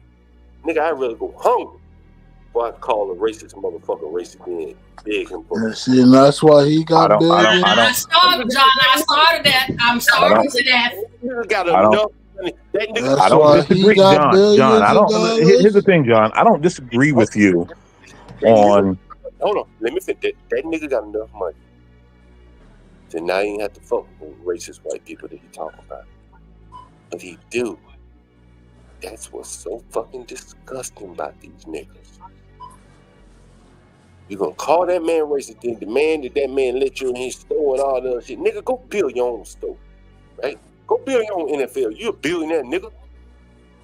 But you know he can't do that shit. The white man made them niggas. Again, how you get to be a billionaire and ain't got one fucking asset that make you money? Look at the white man made that nigga. Puffy ain't got shit but houses that he fucked off of. He ain't got no fucking factories, no buildings. Ain't nobody paying that nigga no rent. He ain't even an urban landlord. Nigga, they put me in jail. I still be able to collect rent out this motherfucker. I still be able to collect rent. I still motherfucker mama. I don't disagree. Like I said, the fact is the fact. Universal Jones, could you please read the comment that's on the screen, sir? play drums. Sure. my Nigard is picking up unusual large traces of niggardly. According to the Jigaboo theorem, we could be approaching dangerous levels of absurdity. Sam, your Nigard is activated, sir. It is activated. The Nigard. That's a good one. You gotta use that. You gotta do something. I'm on the other side of the town. I'm in a nice part of town, Sam. Maybe I have to act over it. It does something to me when I come to a nice part of town. I'm gonna finish playing this. Hey, Media Me. I do want to probably put out there. I don't always think You're really nice. like the decision is one-sided. Like people are just. But I guess if you're the face, if you're the Jay-Z of it, then that's why people can. Now let's talk about the latest buzz in the entertainment world. Charlamagne the God, yes, the one and only from The Breakfast Club, has made quite the statement. He recently thanked Roc Nation and Jay-Z for, get this, blocking Taylor Swift from performing at the 2025 Super Bowl. And he's headlining instead, none other than Kendrick Lamar. Seen anything like this in my life. Ever. Wow. Okay? And all of y'all upset, just remember one thing that we all can collectively be happy about as a culture. What's that? Just be happy we didn't get Taylor Swift. Thank you, Bro, Roc drop a Nation, bomb for that. for Drop a bomb blocking for that. Taylor Shake it Swift off. Don't once again. She's been Once again, every year. It's gonna happen. I normally don't. I normally don't. Listen to this, this mook ass Charlamagne's nigga. comments have sparked quite the conversation. He said, and we quote, "Thank you, Roc Nation, for saving us from a Taylor Swift Super Bowl performance." Now, why would he say that? Is he just stirring the pot, or is there more to the story? As we all know, the Super Bowl halftime show is a massive deal, and Kendrick Lamar is an artist who brings the house down every time. But imagine if Taylor Swift had been the headliner. What would that have looked like? Pop anthems, glitter, and maybe even some surprise guest appearances? Charlamagne's humorous take on the situation has fans divided. Some are laughing along, while others are questioning the validity of his claims. Did Jay-Z really have a hand in this decision, or is Charlamagne just having a bit of fun? One thing's for sure, though, this kind of banter is what keeps the entertainment world spinning. Whether you're Team Kendrick or Team Taylor, you've got to admit Charlamagne knows how to keep things interesting. So grab your popcorn, because this Super Bowl saga is far from over. Stay tuned for more juicy updates, and remember, in the world of hip-hop and entertainment, for more juicy updates. Wait, what does it say? Oh, Nicki Minaj. Hold on, I'm gonna have to go find. I'm gonna go find this on Twitter because I'm pretty invested now. Y'all go ahead. Until I find this Nicki Minaj tweet because I want to see the whole thing. Listen, right, Nicki. It amazes me how Nicki. Well, I get it, but it amazes me how Nicki's sending this tweet out. She from up there too. She from y'all's little neck of the woods. She's from Queens. But I want to say this. So I did see somebody had brought up the stats of like the last Super Bowls in cities and the most popular artists from that city. A lot of them didn't get the Super Bowl. That's neither here nor there. There was a big argument about Drake, and Kendrick, and they said Drake was offered the Super Bowl 2 times and he turned it down. So, I mean, as far as Super Bowl performances, I know Kendrick's gonna put on the show. Taylor Swift, she probably would have put on one too. I mean, it is Taylor Swift. Yeah, I mean, she would have put on one too. So we're not going to pretend like she wouldn't have probably killed it too. So, but yeah, it's one of those things. I mean, right now, I think they said hip hop is the #1 genre in music. I think it became that a couple of years ago. So I mean, it is part of the chorus. And then you have Kendrick, who had that smash hit, and they had that beef. So I mean, it kind of makes sense for him to do it. So yeah. Again, people don't understand business. Everybody just in their feelings. Yeah. Let me ask you the universal question. I'm sorry. Go ahead. My bad. And here's the thing. I expect Nicki to make that statement because Lil Wayne put her on, right? Yep. You want to know why Lil Wayne didn't come out and say anything about Jay-Z? Mentor. Yeah, mentor. He helped him with Well, taxes and well, stuff. hold on. Not just that. You want to know why? Because Jay-Z got that nigga out the bind when Lil Wayne was about to be broke. Yeah. Jay-Z got him out the bind. Where you niggas talking about that? Let's go, John Galt. Get it in, nigga. I say you niggas just be babbling. Yeah, no, that's a fact. I think Wayne was the correct me if I was wrong. $8 million in tax debt or whatnot. What I can speak on is this. It was like 10 million. Did I remember Lil Wayne or something? I don't want to talk about this shit anymore. This kind of silly. But him saying that basically he tried to steal him from Birdman. I do remember Lil Wayne saying that. And again, it just goes to show you the unscrupulous nature of these niggas. That they say they're friends and they steal from each other. Yeah. They steal from me. That's part of the game, man. But John, let's talk about Jay-Z getting Lil Wayne out of tax debt when Birdman robbed him. Let me focus on. Okay. You don't want to talk about that, right? You don't want to talk about that. Now you're dumb, deaf, and blind again. Okay. I'm glad you mentioned it. Another nigga robbed him. A nigga that he said was his son. Robbed him. Well, them niggas is gay anyway. Another nigga that robs people too. The blacks really had nowhere to go, it seemed. A bunch of robbers and thieves. Crooks and killers. And I guess we must add to the list pedophile motherfuckers now. Homosexual, pedophiles, thieves, crooks, and killers. Where are the pedos at? And that's business to these niggas. Can we talk about Lil Wayne kissing Birdman on the lips? Yeah, Can we talk about that? American man. I'm gonna. Or we don't want to talk about that either. That's black music.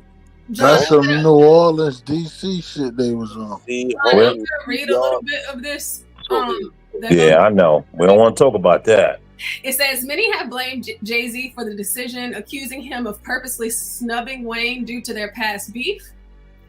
While Jay-Z certainly influences the decision, beef. It's reportedly down to the Super Bowl's hosting city to decide who headlines the halftime show. Wayne and Jay-Z have hit out at each other over the years, although they seemingly squashed their beef in 2015.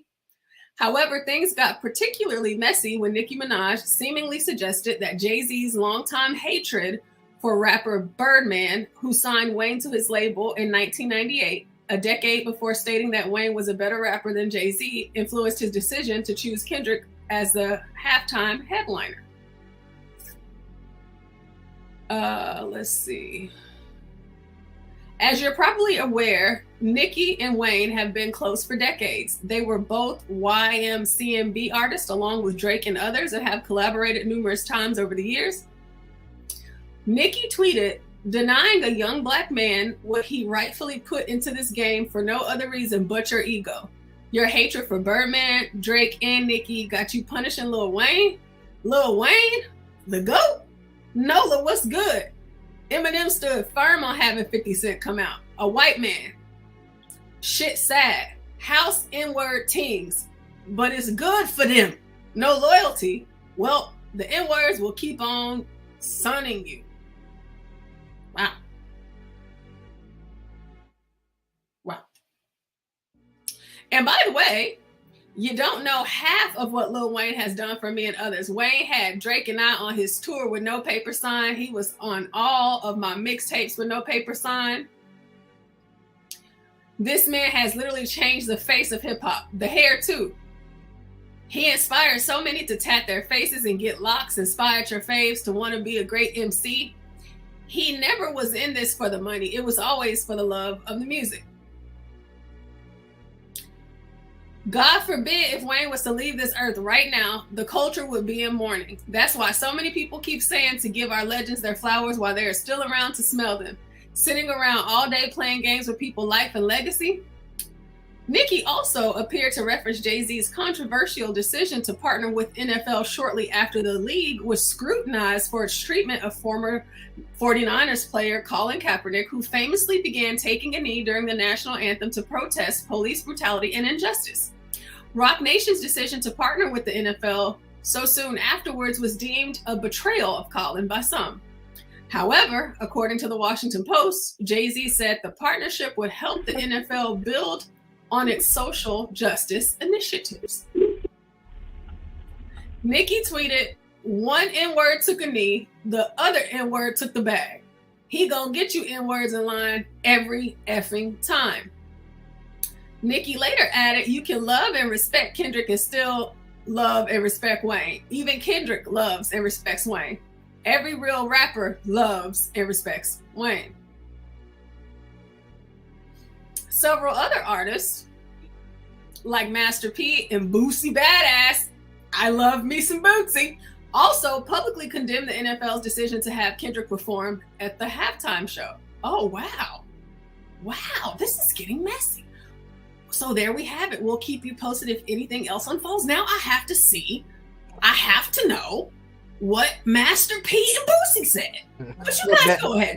Portia, do you remember what Lil Wayne said about that white man that saved his life? Yes, I do. Yes, I do. That white officer. Yeah, he did. Yeah, he tells that story. I forget his name. I used to know it off the top of my head. He disavowed Black Lives Matter with that. Oh yeah, for sure. You think he would have told that story if he was a black cop? Yes. Black cop probably wouldn't know how to do the shit. Oh, what is CPR? What is CPR? Not give a fuck enough to say that, niggas. Oh, shit. Tyree Nichols type cop that showed up. But John, in that video, Lil Wayne actually said the black. I'm gonna pull that video up. See, I'm very interested. I'm invested now. I'm gonna pull it that up, video Portia. up and you gonna see what Lil Wayne said about the black cop. Pull up Portia. That's what we're gonna call you. I Pull it up. wonder if that interview had anything to do with them keeping Lil Wayne out. You know, because Drake and Lil Wayne would have been a bigger hit. Drake is the headliner with Lil Wayne. That would have been big. That would have been much bigger than whoever the hell Kendrick Lamar. Facts. But that Lil Wayne statement just came to my head. I said, damn, like, you don't want that playing during the Super Bowl. He said the black cops just. What did he say? What did he say about the white cop? That's what I'm most interested in. What did he say about the white cop? Here's the thing. I believe the black cops walk right on. Anytime I see a black cop, I fear for my life. What the way these niggas behave, you might ought to keep going. You break a nigga real trying to save his life, that son bitch get up and shoot. Anytime I see a black cop, you right, John. You right. Save your life, and you. I mean, which. Let me make sure y'all can see it. But bro, you got to remember, a lot of black folks, they're tourniquets and stuff like that. Just thinking about pulling off your belt and saving somebody's life, they don't have that. Myself. We don't have that. I was in the house. Police knocked on the door. I was right there. They knocked the door down. Everybody jumped over my body to go get the guns and drugs and whatever they could find. It took one guy to stop right there and just cuss everybody that hopped over me out. Like, what the f are y'all doing? They said, oh, no. We was going to see if it, what the f are y'all doing? We called the ambulance. An ambulance, do you not see this kid on the floor with this hole in his chest? Say, you drive. Pick me up. Brought me to the hospital. He didn't drop me off at the ambulance and say, you take him. He brought me to the hospital room and made two and stood there and waited till the doctor said he's gonna make it. He said, don't worry, my name's Uncle Bob. He was white as snow. Them that hopped over me was blacker than me. Was he a cop? Yeah, he was a cop. My life was saved by a white man. I don't know what racism is. I know And Lil Wayne is telling the truth. Yeah, cops do this every day. He said this several times. He said the this. black man, he said he was blacker than him and he stepped over his body. Portia, he said this several times. There was an interview on, I think, 60 Minutes. It might have been where he was talking about his shows, and he said he don't see racism because when you go to a show, it's like 70% of the people are white. Yeah, it's all white people. Right. So he's Same like, thing hey, All white people. Same thing at Kendrick shows. yeah, exactly. It's like, dang, okay. HB says Lil Wayne endorsed Trump too in his first term, and Trump pardoned Lil Wayne. I think that has a lot to do with it. It's a fact. We're not going to talk about black people and Trump. We've been down that road several times. So now that we did that, there's one more. Okay, here we go. I am going to go ahead and find. Portia, are you going to bring up what Lil Wayne said about Jay-Z helping him out, or we're going to ignore that and we're just going to go to all these people speaking negative because we have a narrative that we want to push? Which one are we going to do? Come on. We're pushing narratives on the Are we going to do both sides, or are we only going to do one side? You got to change your name back to the most hated plumber. I can find something. I got to change my name back to the most hated. I got to change it back. American Man, if you want to, you can. If you find something and you put it in the back chat. Here we go. Oh, this is a good place to start with the niggers. Here we go. No, I'm being for real. Like you have to understand how much work I'm doing right now. So Nigga, we got a lot of ammo, nigga. For We got a Universal lot or of AT&T ammo. or anybody. Here we go. Journalists, Here strap we up, go. We're gonna start off in a good place. A nigga. Now, American Man, you said, what do I need to look up now? No. It's okay, Portia. You do a lot of work, Portia. Thank you very much. I don't want to add anything else to your plate. I don't know what I'm talking about. Let the narratives roll out, baby. Let the narratives I'm about roll to out. find it. I'm about to find it. I posted it in Let chat. the narratives roll out. I'm back, guys. I bet you was Lil Wayne Roll out the narratives. was Lil Wayne on title when Jay-Z was stealing from But I him? might have to go. Actually, I do have to go. Listen, it's actually hilarious. My parents are arguing about Kamala and Trump right now, and I'm trying to. You should record it so we can listen to it later. No, put them on the screen. You should record it so we can listen to it later. No, I'm gonna try. I dead ass. Because they try to. They just called. That's why I was going. They tried to call me in there, trying to ask my opinion on it. I'm That's like, right. listen, guys, like. I'm not into politics. It's real bad. It's real bad. But I will update you guys. Okay, so I'll see you later. Don't get too traumatized. Okay, I won't. Goodbye, guys. Love you. Bye, love He ya. loves us. Portia, hold on. We want to set some table manners here. Alright, sit this aside. Was Lil Wayne on title because that's what Jay-Z was stealing from niggas? Was because if Lil Wayne was on title, that means Jay-Z stole from that nigga. Yes, he did. No. This is before. We talk about 2000. This might be 2012 or something. If Lil Wayne was on title, Jay-Z was stealing. People like Jay-Z. There's no way around, right? So if Lil Wayne was on there, if anybody can confirm, because I will,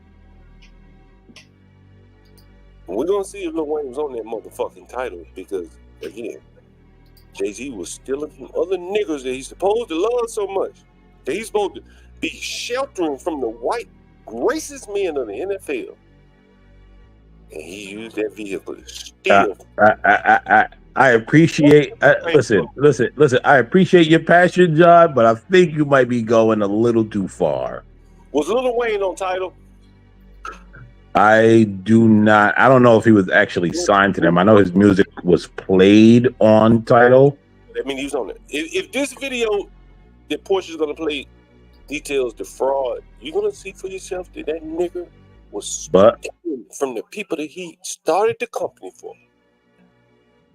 You probably don't know about this, American Man, but I was always fascinated because again, I'm a software developer, and when I said, "Damn, this nigga bought a software company," what? Never made sense to me. So, Medium E, thank you for finding that clip. I found another clip too, and I'll play the one that I found after the title video. So we're going to watch this one, and then we'll hop into the title scandal. There's people like Jay-Z. I mean, he helped me when I was really, really, really down. Really, really, really down. There's people like Swiss Beats that's gonna send me every beat he make and want me to rap on every single one until I got my situation straight. He don't want me to talk about it, don't want me to tell nobody, Jay don't want me to tell nobody. That man helped me with my tax. These are real friends, y'all. Shout out to my nigga Jay. Shout out to my nigga Smith. Shout out to my brother Chance. Music. Y'all know his name? Now, why Lil Wayne lying like that? Why he lying, John? He helped him pay a bill. Why he lying, John? He helped him pay a bill. He helped him pay a bill. He helped him pay a bill, or the nigga about to get out? Nigga about to go to jail because you ain't talking about he owed $10,000 in taxes. I don't know what he owed. He could have You worked talk it about out. millions. I ain't You know taking what I'm away saying? from This is why I don't talk to niggas, because niggas just can't be honest at no point in their life. Money back from the nigga. Let's see where he stole the money back from the nigga. Under the guise of doing something for him, he stole the niggas that he put this fucking. There we go. This is why I don't deal with niggas. That fake morality shit niggas got going on. Hey, I called the nigga the other day on the stream. Is John drunk? No, I ain't drunk. I called the nigga on the Of course he is. I called a nigga on the stream the other day. Y'all gonna stop hating on John. The fake morality bag he is. It's because he's eating his mic. This why niggas don't like me, because I'm too honest for y'all. I don't tap dancing with none of y'all niggas. I tell the truth it says. And this is why the niggas and the whites, my customers, do like me. Because I put that motherfucker on the stream the other night and he said, how long you been my tenant? What's John called like? As long as he pay you. If he stop paying you, you ain't letting him stay there a month free. You ain't helping him out. Does he repair? Does he steal a cheap? Go back. Follow the streams where you said you putting them out, John. Follow the streams. I got keys, nigga. I can go in these people places and steal from them. Yeah, that's right. You putting them out. Soon as the money stop, John Gull, stop being your friend. I can go in there and steal. Stop pretending, nigga. It's okay. I can go in there and steal from him. I'm the only one up here on the stream understand your business and why you do it. I cannot repair things. And he got up here and said, man, you know, I ain't don't repair shit. But he ain't say that. You seen my place and ain't nobody out here saying I'm stealing from them. But people, Courtroom gonna show you, these niggas stole from people under the guise of helping them. This is for the artists, he said. And then that nigga got to steal it. He reverted to the mean. As they were saying, financing. He went back to who he normally was, a street nigga, a hustler. John, Hustlers don't really build teams, man. They He basically is on title. They one-man army. Was there Lil Wayne on there? It says, in June 2015, Lil Wayne became an artist and co-owner of Tidal and released the track Glory exclusively on the service. So he stole from Lil Wayne's albums, The Block is Hot and FWA, are available on Tidal. Other Lil Wayne songs on Tidal include A Milli, Ice, and Ain't Gonna Answer videos. Lil Wayne has several videos on Tidal, including Lil Wayne live session, car test, and a performance on Tidal X in 2018. Features. Lil Wayne is featured on several songs on Tidal, including God Did with Rick Ross, Jay-Z, John Legend, and Friday and Sunshine with Childish Gambino. So he is he's a co-owner and he was on Tidal. So yes. He stole from the nigga. At the end of the day, we all must agree. And Birdman robbed him of everything. So two niggas robbing each other. Okay. Shit. Birdman robbed him of everything. And Jay-Z paid his taxes and got him on Tidal, and you ain't hear Lil Wayne come out yet and say, oh yeah, Jay-Z robbed me. Just a nigga on the internet talking about who Jay-Z robbed. I got a handful of space here. Just a bunch chill. Of take a seat. A bunch of niggas robbing, stealing, and killing. I got a handful of spades over here. Right? Shit. Yeah, you Lil Wayne ain't saying it. You Lil Wayne's attorney all of a sudden. Saying things Lil Wayne ain't said. When we play this title, you're going to hear how he stole from niggas. You're going to hear how he stole from them. Under the I'm about to get banned. They're gonna ban me from this channel. The guys of telling them niggas this is for you. And he immediately got the business. Hustling. As Ignit say, you know, niggas, it's a one-man business, hustling. I'm a hustler. I've never seen a team of hustlers. It's a one-man business. And they usually hustling each other. And Jay-Z hustling them niggas for him and his wife's benefit. So we're gonna let Portia play the tape, and then you don't have to prove, you don't have to take my word. All right, so I'll play it right now. Let's see.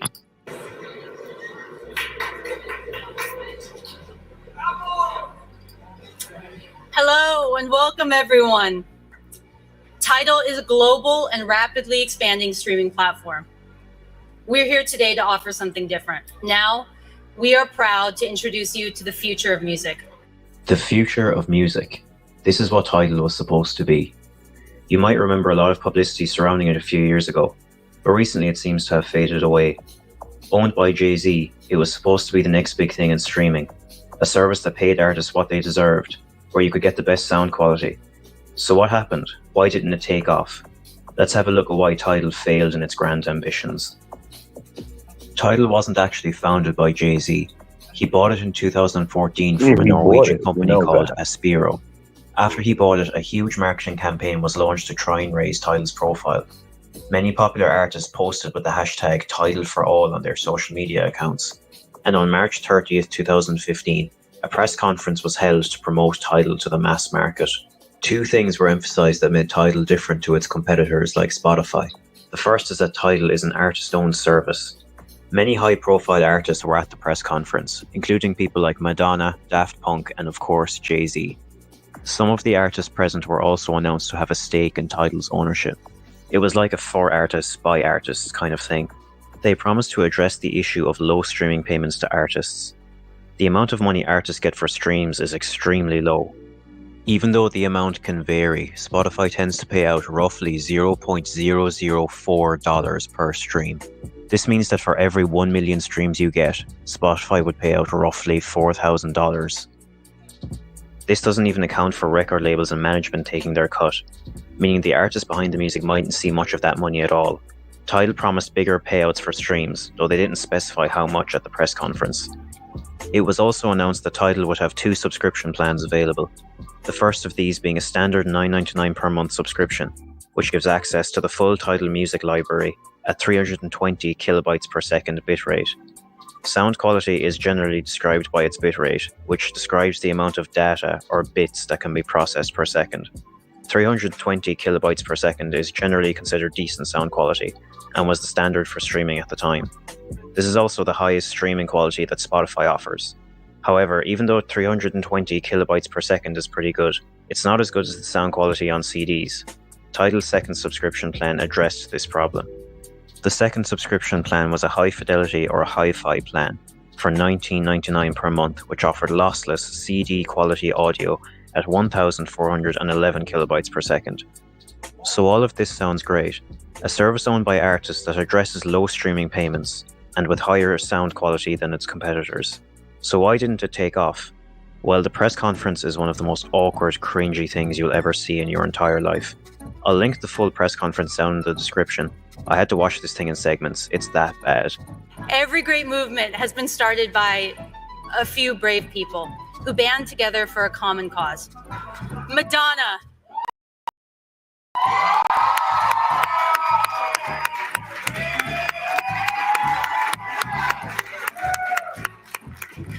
Well, that is feeling like a graduation, a little bit like da da da da da da, right?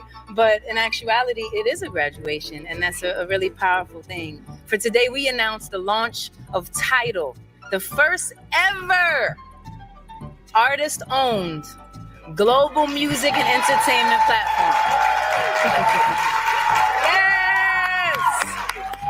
Yes! Tidal is supposed to be this streaming service that pays artists more for their streams, and everyone on stage is arguing they should be paid more for their music. But all of these people are also super successful millionaires, not struggling artists. It just didn't really add up, and it came off as a bunch of super rich people asking for even more money. After the press conference, Ben Gibbard, the lead vocalist for the band Death Cab for Cutie, criticized this approach, saying, "If I had been Jay-Z, I would have brought out 10 artists that were underground or independent and said, these are the people who are struggling to make a living in today's music industry." I think they totally blew it by bringing out a bunch of millionaires and billionaires and propping them up on stage and then having them all complain about not being paid. Jay-Z's approach to this issue did not go down well at all, and contributed to Tidal not being an immediate success. The hi-fi price point of $19.99 was also criticised. Even though Tidal offered a $9.99 per month subscription with standard 320 kilobytes per second quality just like Spotify, the hi-fi tier was emphasised as one of the aspects that made the service different from Spotify. There are a number of problems with Tidal's approach to the more expensive tier. The first being that it overestimates how much the average music listener cares about a really good sound quality. Most people don't have the expensive headphones or speakers required to get the most out of the better sound quality, and even if they did, many people wouldn't notice the difference between 320 kilobytes per second and CD quality audio. There is a niche market of people who will notice the difference and will want the best audio quality possible, but this is a much smaller portion of people and not the mass market.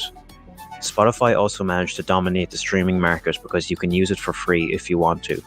The audio quality will be lower and you'll have ads between songs, but the option is still there. This strategy of allowing people to use the service for free and then making the ads just annoying enough to where you don't mind paying $9.99 a month worked really well for Spotify.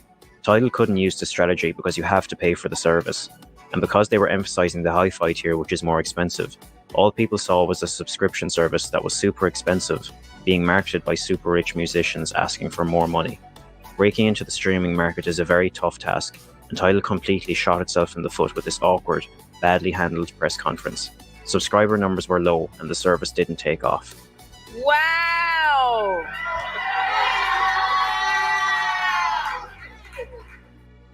Fast forward to 2016. To try and boost subscriber numbers, Tidal's next strategy was to put albums on their service exclusively, that you couldn't stream anywhere else. One of the first and most prominent of these albums was Kanye West's The Life of Pablo, released on Tidal on the 14th of February 2016. Tidal initially didn't report the album's streaming numbers to the public, and this definitely isn't a good sign. If a company ever doesn't report how its product is doing, chances are it's probably doing badly. However, by the end of March 2016, Tidal reported that The Life of Pablo had been streamed 250 million times in its first 10 days of release, and that they now had 3 million subscribers. These numbers seem pretty good, especially for a smaller streaming service that's just started up. But these numbers aren't what they seem, and there's some strange manipulation going on behind the scenes. The Life of Pablo didn't stay a Tidal exclusive forever, despite Kanye claiming that it would never leave Tidal. The album was released on other services on April 1st of 2016, and it was only after its release on other services that Tidal reported its streaming numbers.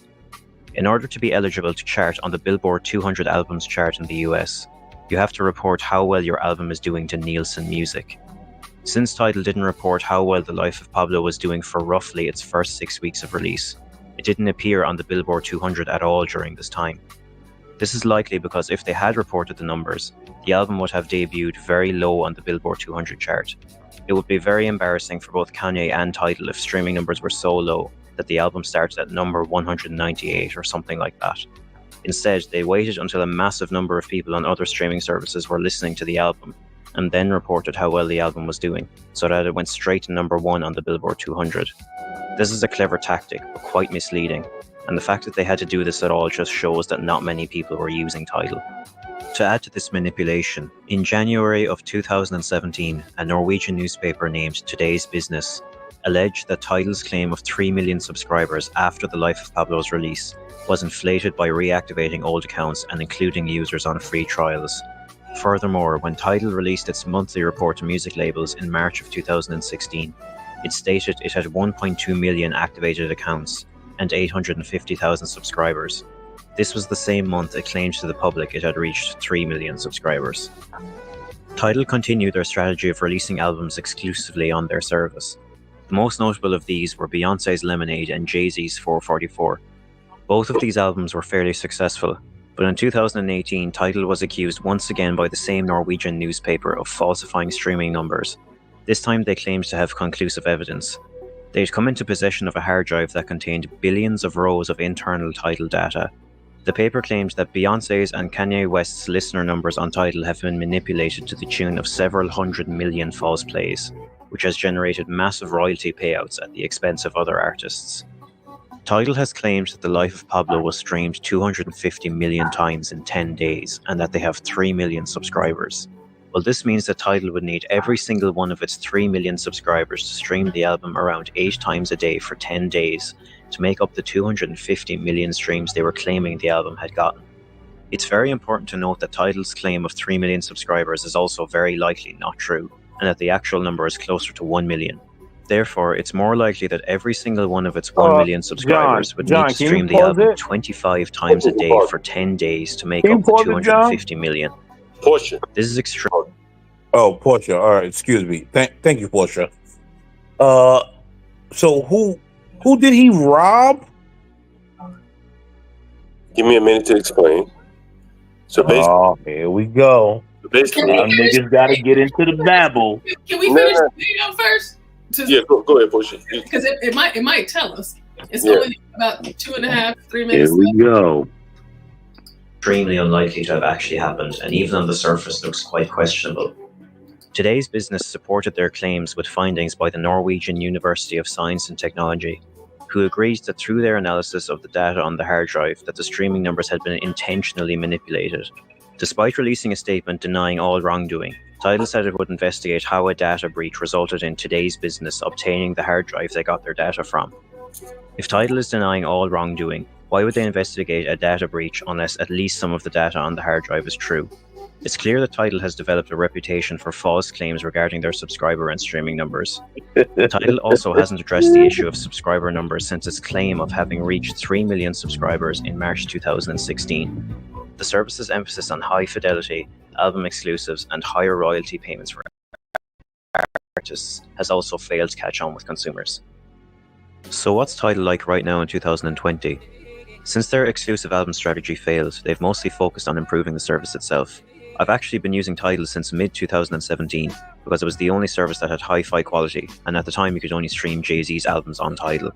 Back in 2017, the user interface for both the mobile app and the desktop app wasn't very good. Both apps were also really buggy, especially on the desktop. I remember sometimes I'd click on the song to play it, and instead of playing it would just load indefinitely, and you'd have to close down the app and open it again to get it to work. Literally the most basic thing you'd expect from a streaming app, playing songs, didn't always work. Back then, the desktop app looked more like something you'd see during the 2000s, back in the Windows 7 days. But since those bad times, the service has improved a lot.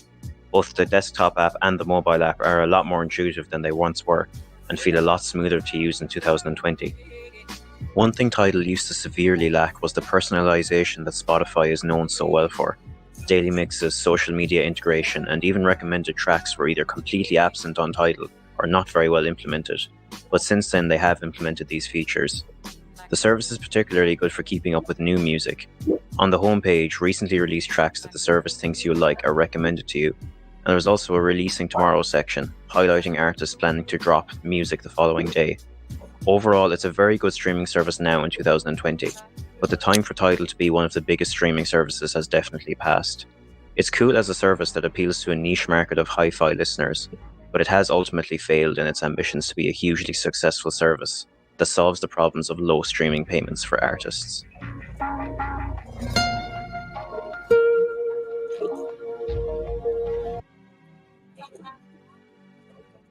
So who did he rob, John? And if we're listening to that, hold on.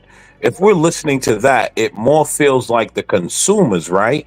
Now, I remember when this came out, and again, right, this is the fickle nigger mind. We want black. We want something black. And as soon as they get something black, what do? The white man's ice is colder. Like all of you niggas do up here. Right? So, I mean, what's the problem? Like, everybody was crying about something black, and the guy just said, black folks didn't even support it. I remember my nephew, right? When I had Tidal, I said to my nephew, I said, yo, you got Tidal? I use Apple Music. Oh, okay, none of you niggas ain't supporting that, but you're all crying for something black, right? He gave you hi-fi music. You heard what the guy said, right? The guy said he was offering you hi-fi music. The average smooth brain did not want hi-fi music. So who did he rob, John? This is what I say, niggas just be babbling. There's a comment on the screen from Jahad Bell. He says Oh my God! Now you go from all the people that study it to Jahad Bell. He infatuated. Now all of a sudden that's your source. He infatuated Kanye, Beyonce, and his own streaming numbers, so the company paid them more at other artists' expense. That's how you steal from others. That's how you steal from others. And again, this is another business failure. Nigga never built anything. He slapped his name on some shit, but he never built anything. He tried, he failed, and Jack Dorsey had to bail that ass out. Because if Jack Dorsey didn't bail him out here, bro, he was gonna be broke. Bro. So now that Jack Dorsey bailed that nigga out, who on who? That nigga on the whipping boy. Jack Dorsey say that nigga's ass. But that stupid nigga went and tried to get in some shit. He don't know what the fuck he was doing. That nigga don't know about no software company. He a hustler. Hey, John, listen to this short really quick. Jay-Z launched Tidal in 2015, positioning it as the first artist-owned streaming service. Kanye, ever the loyal friend, at least at that time, threw his weight behind Tidal, releasing his highly anticipated album, The Life of Pablo, exclusively on the platform. This move brought a lot of attention to Tidal and helped boost its numbers significantly. But here's where things get messy. Despite Kanye's massive contribution to Tidal's success, he started claiming that he was owed $3 million in unpaid dues. According to Kanye, Jay-Z's company had stiffed him on payments related to the streaming of The Life of Pablo. This wasn't just a small oversight.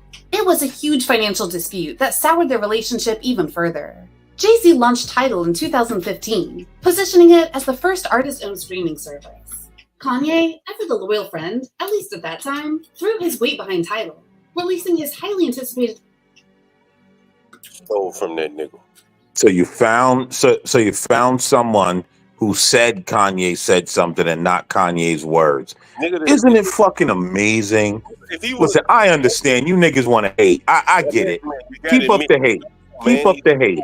Man, he stole. I get it. The white man's ice is colder.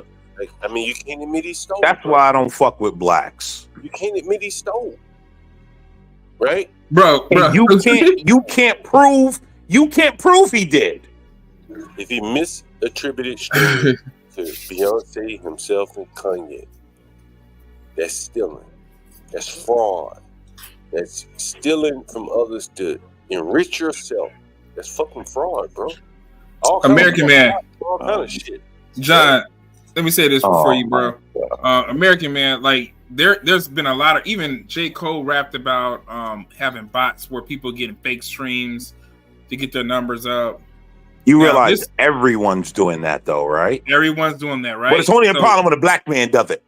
We all pro-black over here, but it's only a problem when a black man does it. Business though. Man, niggas are a joke. Tidal is supposed to be artist-based streaming service. I subscribe to Tidal. That's what I use. So you're thinking that they're gonna get more money. I haven't heard any artists really complain about Tidal other than Kanye, but I haven't heard any of them big it up either. It's just like it's just a regular streaming service. He don't own it anymore. That's why it's working better, as the man said at the last part of the interview. He don't own it anymore. So let me guess.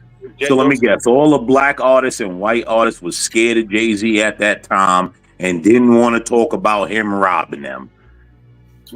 Damn, man. I hate niggas, boy.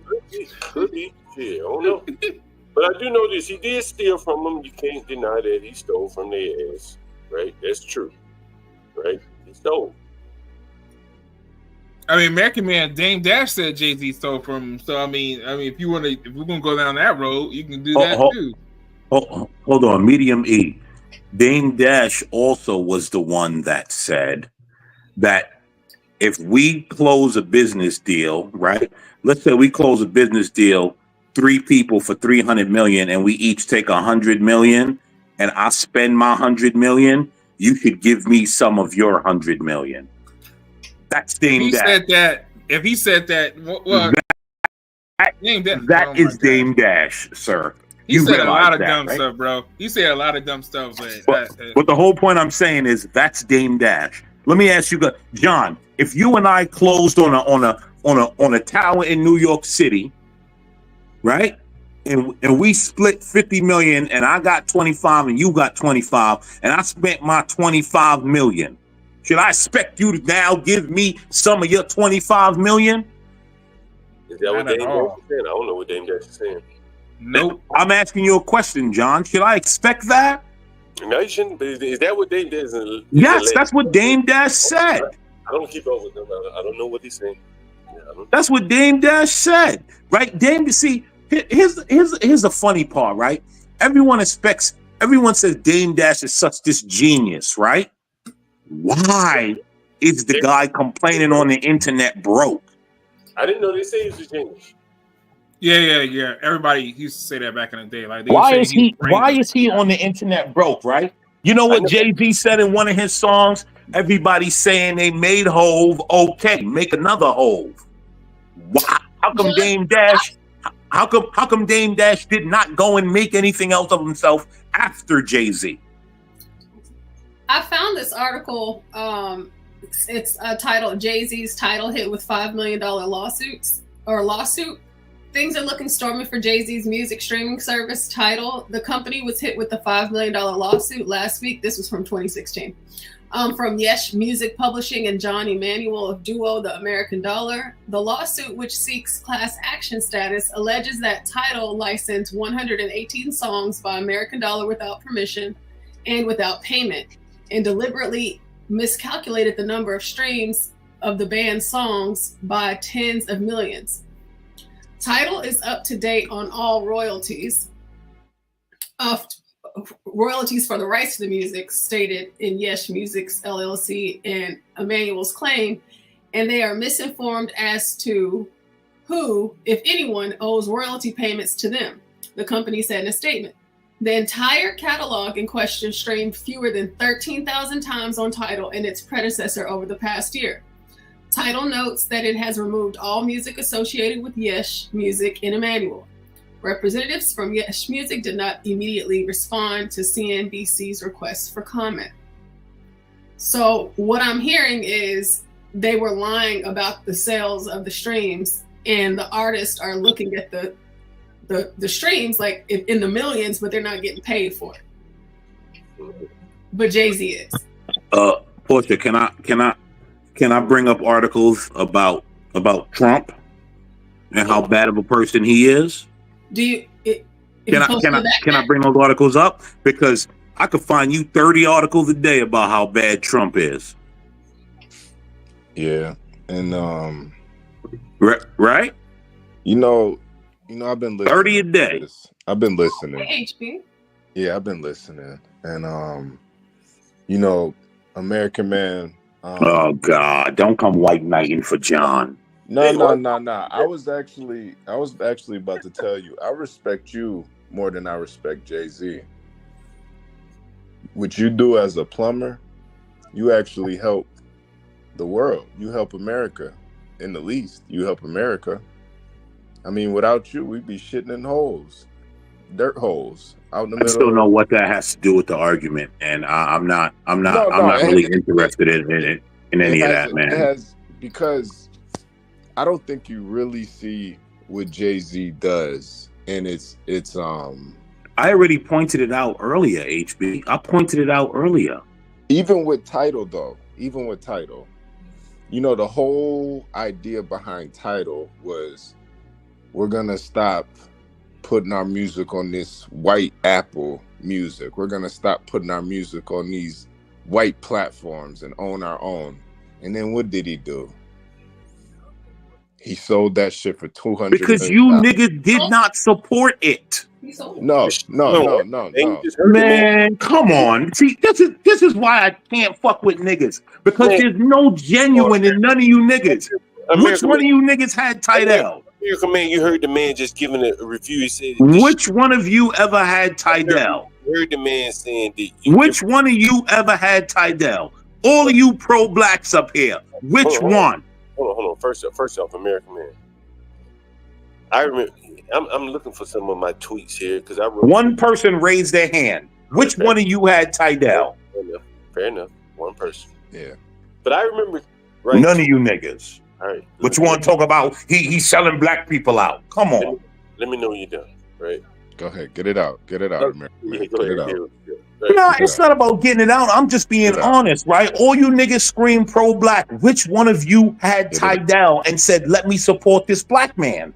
Which one? Get it out. Which one? Go ahead. Somebody answer the question. I think people are asking. Nobody had it. One person had it. Oh, but now, he want to help black people, but he sold it. All right, You niggas wasn't supporting it. Why? I wouldn't keep it either. Let me speak, American man. Like, go ahead. Most of the black people that, out here consuming shit, like, clearly he couldn't make a product that worked as well as the products they already consuming. So that's one thing. And again, I've always said, man, like, and I said it when he bought it. I said, man, what the fuck does he know about a software company? He's a rapper. Like, I'm a software developer. You know how hard it is to corral 75 software developers, keep them on your team, and you're a rapper from out of the country, and you're gonna run that? Okay, I know you're gonna have people to run, but that ain't your lane.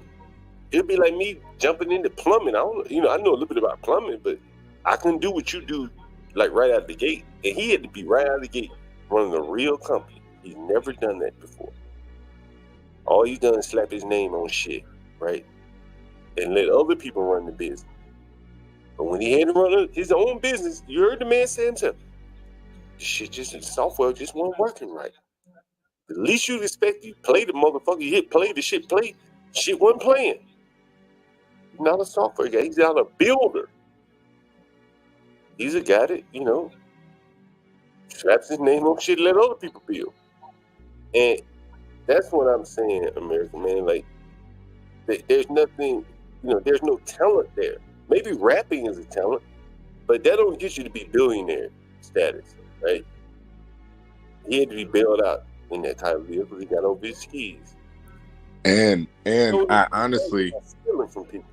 and John, I honestly don't think he would be in the position he's in now if he didn't, suck the Obamas and suck the Hillarys off. Mm-hmm. He had to bend over for him, American man. I tell everybody all the time, the only reason I voted for Obama that first term is because he was giving out free Jay-Z tickets. That nigga was up there shucking and jiving for Obama. You voted for Obama because he was black, nigga. Stop it. Nah. You said it before. I never said that. I always said it was for Jay-Z tickets.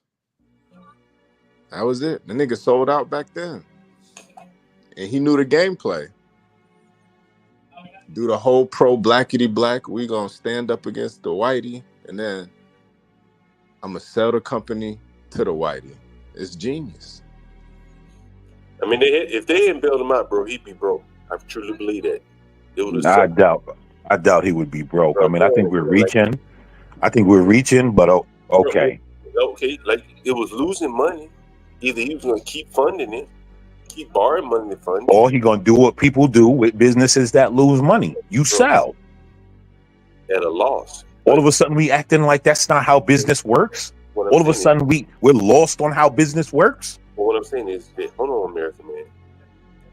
Here was a company that had probably 10% market share. Google and Apple could have bought Tidal for a song. They could have just issued stock for this shit and they call it a night. It wouldn't even matter to them. It would have been around the air. They didn't want that shit. They didn't need it. He was a sucker that came along. And well, and then Jack Dorsey came and said, you know what, we'll bail your dumb ass out. Right? But we're going to own you, nigga. Right? And that nigga owned, just like Jack Dorsey was owned when he owned Twitter. Right? Like, you got to see the lines that connect. Like, they could have let that nigga drown. The fucking business would have gone out of business. All his customers would have flown over to Apple or Google or whoever the fuck they let YouTube. But they saved that nigga so they can use him for a later day. But now it don't seem like he's very useful anymore. So we're gonna see how it all works out. Yeah, we are gonna see how it all works out. My whole thing is there are no factories, there are no buildings. There actually is a factory, John. He owns a factory. Well, I stand correct. I posted it in the back chat. Yeah, I stand. Well, where is he on the factory? I didn't know he owned the factory. So He actually I have it, Gary, and I'll Oh, okay. Thank you, Portia. You're welcome. You guys know that he actually just did distributing for Rock Nation, right? What's that? The clothing line? Is that the clothing line you talking about, or the music? The distribution for Rock. This is why your good friends. Tell me, what is Rock Nation? It's the music, John. Okay, so he's distributing music. Okay. Do you know? Do you understand that for so long Universal was the only entity distributing music? So now You know that, right? So what's he on? What kind of factories is he on? Porch? It says inside Jay-Z's weed lab. Oh, Yeah, he owns the cannabis. All right. He's weed business. All right, I guess.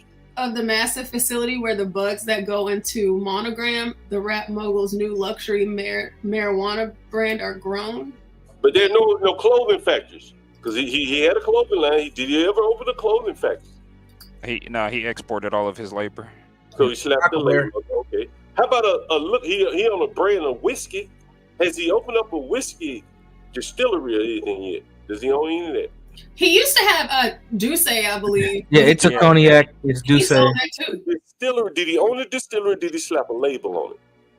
No, that got sold to the Moet company, I believe. But I mean, did he own a distillery? Like, no.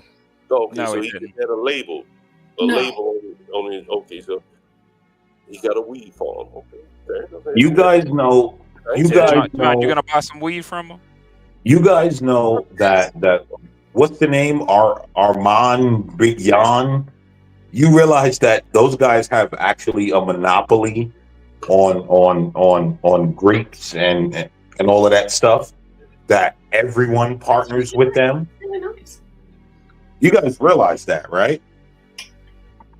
Everyone partners with Armand Brignon or whatever the company is.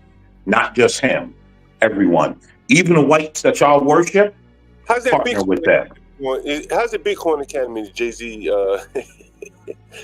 Has he, them niggas done traded their way up out of the Marcy projects trading Bitcoin and niggas they traded their way up out of Now you switching subjects. Let's keep on the Armand Brignon company. The white man that bringing them. All right, let's move it again.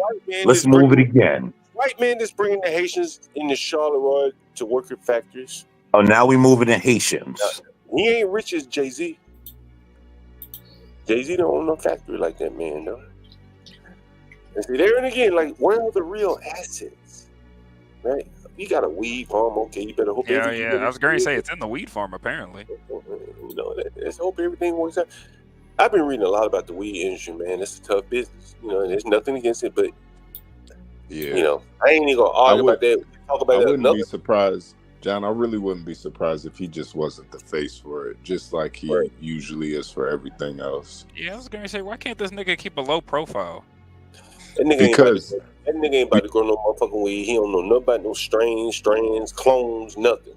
Genetics of weed. He don't know nothing about that shit. Because John, we talk about it. Apparently, he hired some nigga called D to do it. Jay-Z represents the corporate thug. It's very marketable. Very marketable. Good point.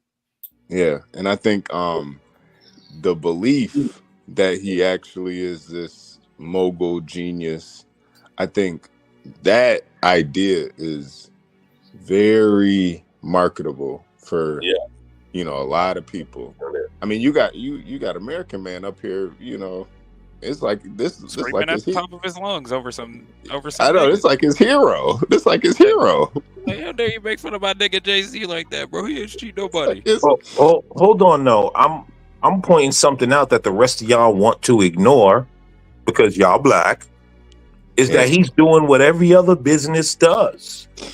We black. No. He's doing what every other business does. No, he's not. I can say almost. Do you know how many companies actually? You know how many companies actually own textiles? No, they don't. They don't. Do you know how many other companies actually own textiles? You know that. Wait, American man. You know the difference between somebody like Jay-Z and Elon Musk? Now we're talking about Elon Musk. No, Oh he's my doing, god! no, he's doing a comparison, man. It's not that big of a deal.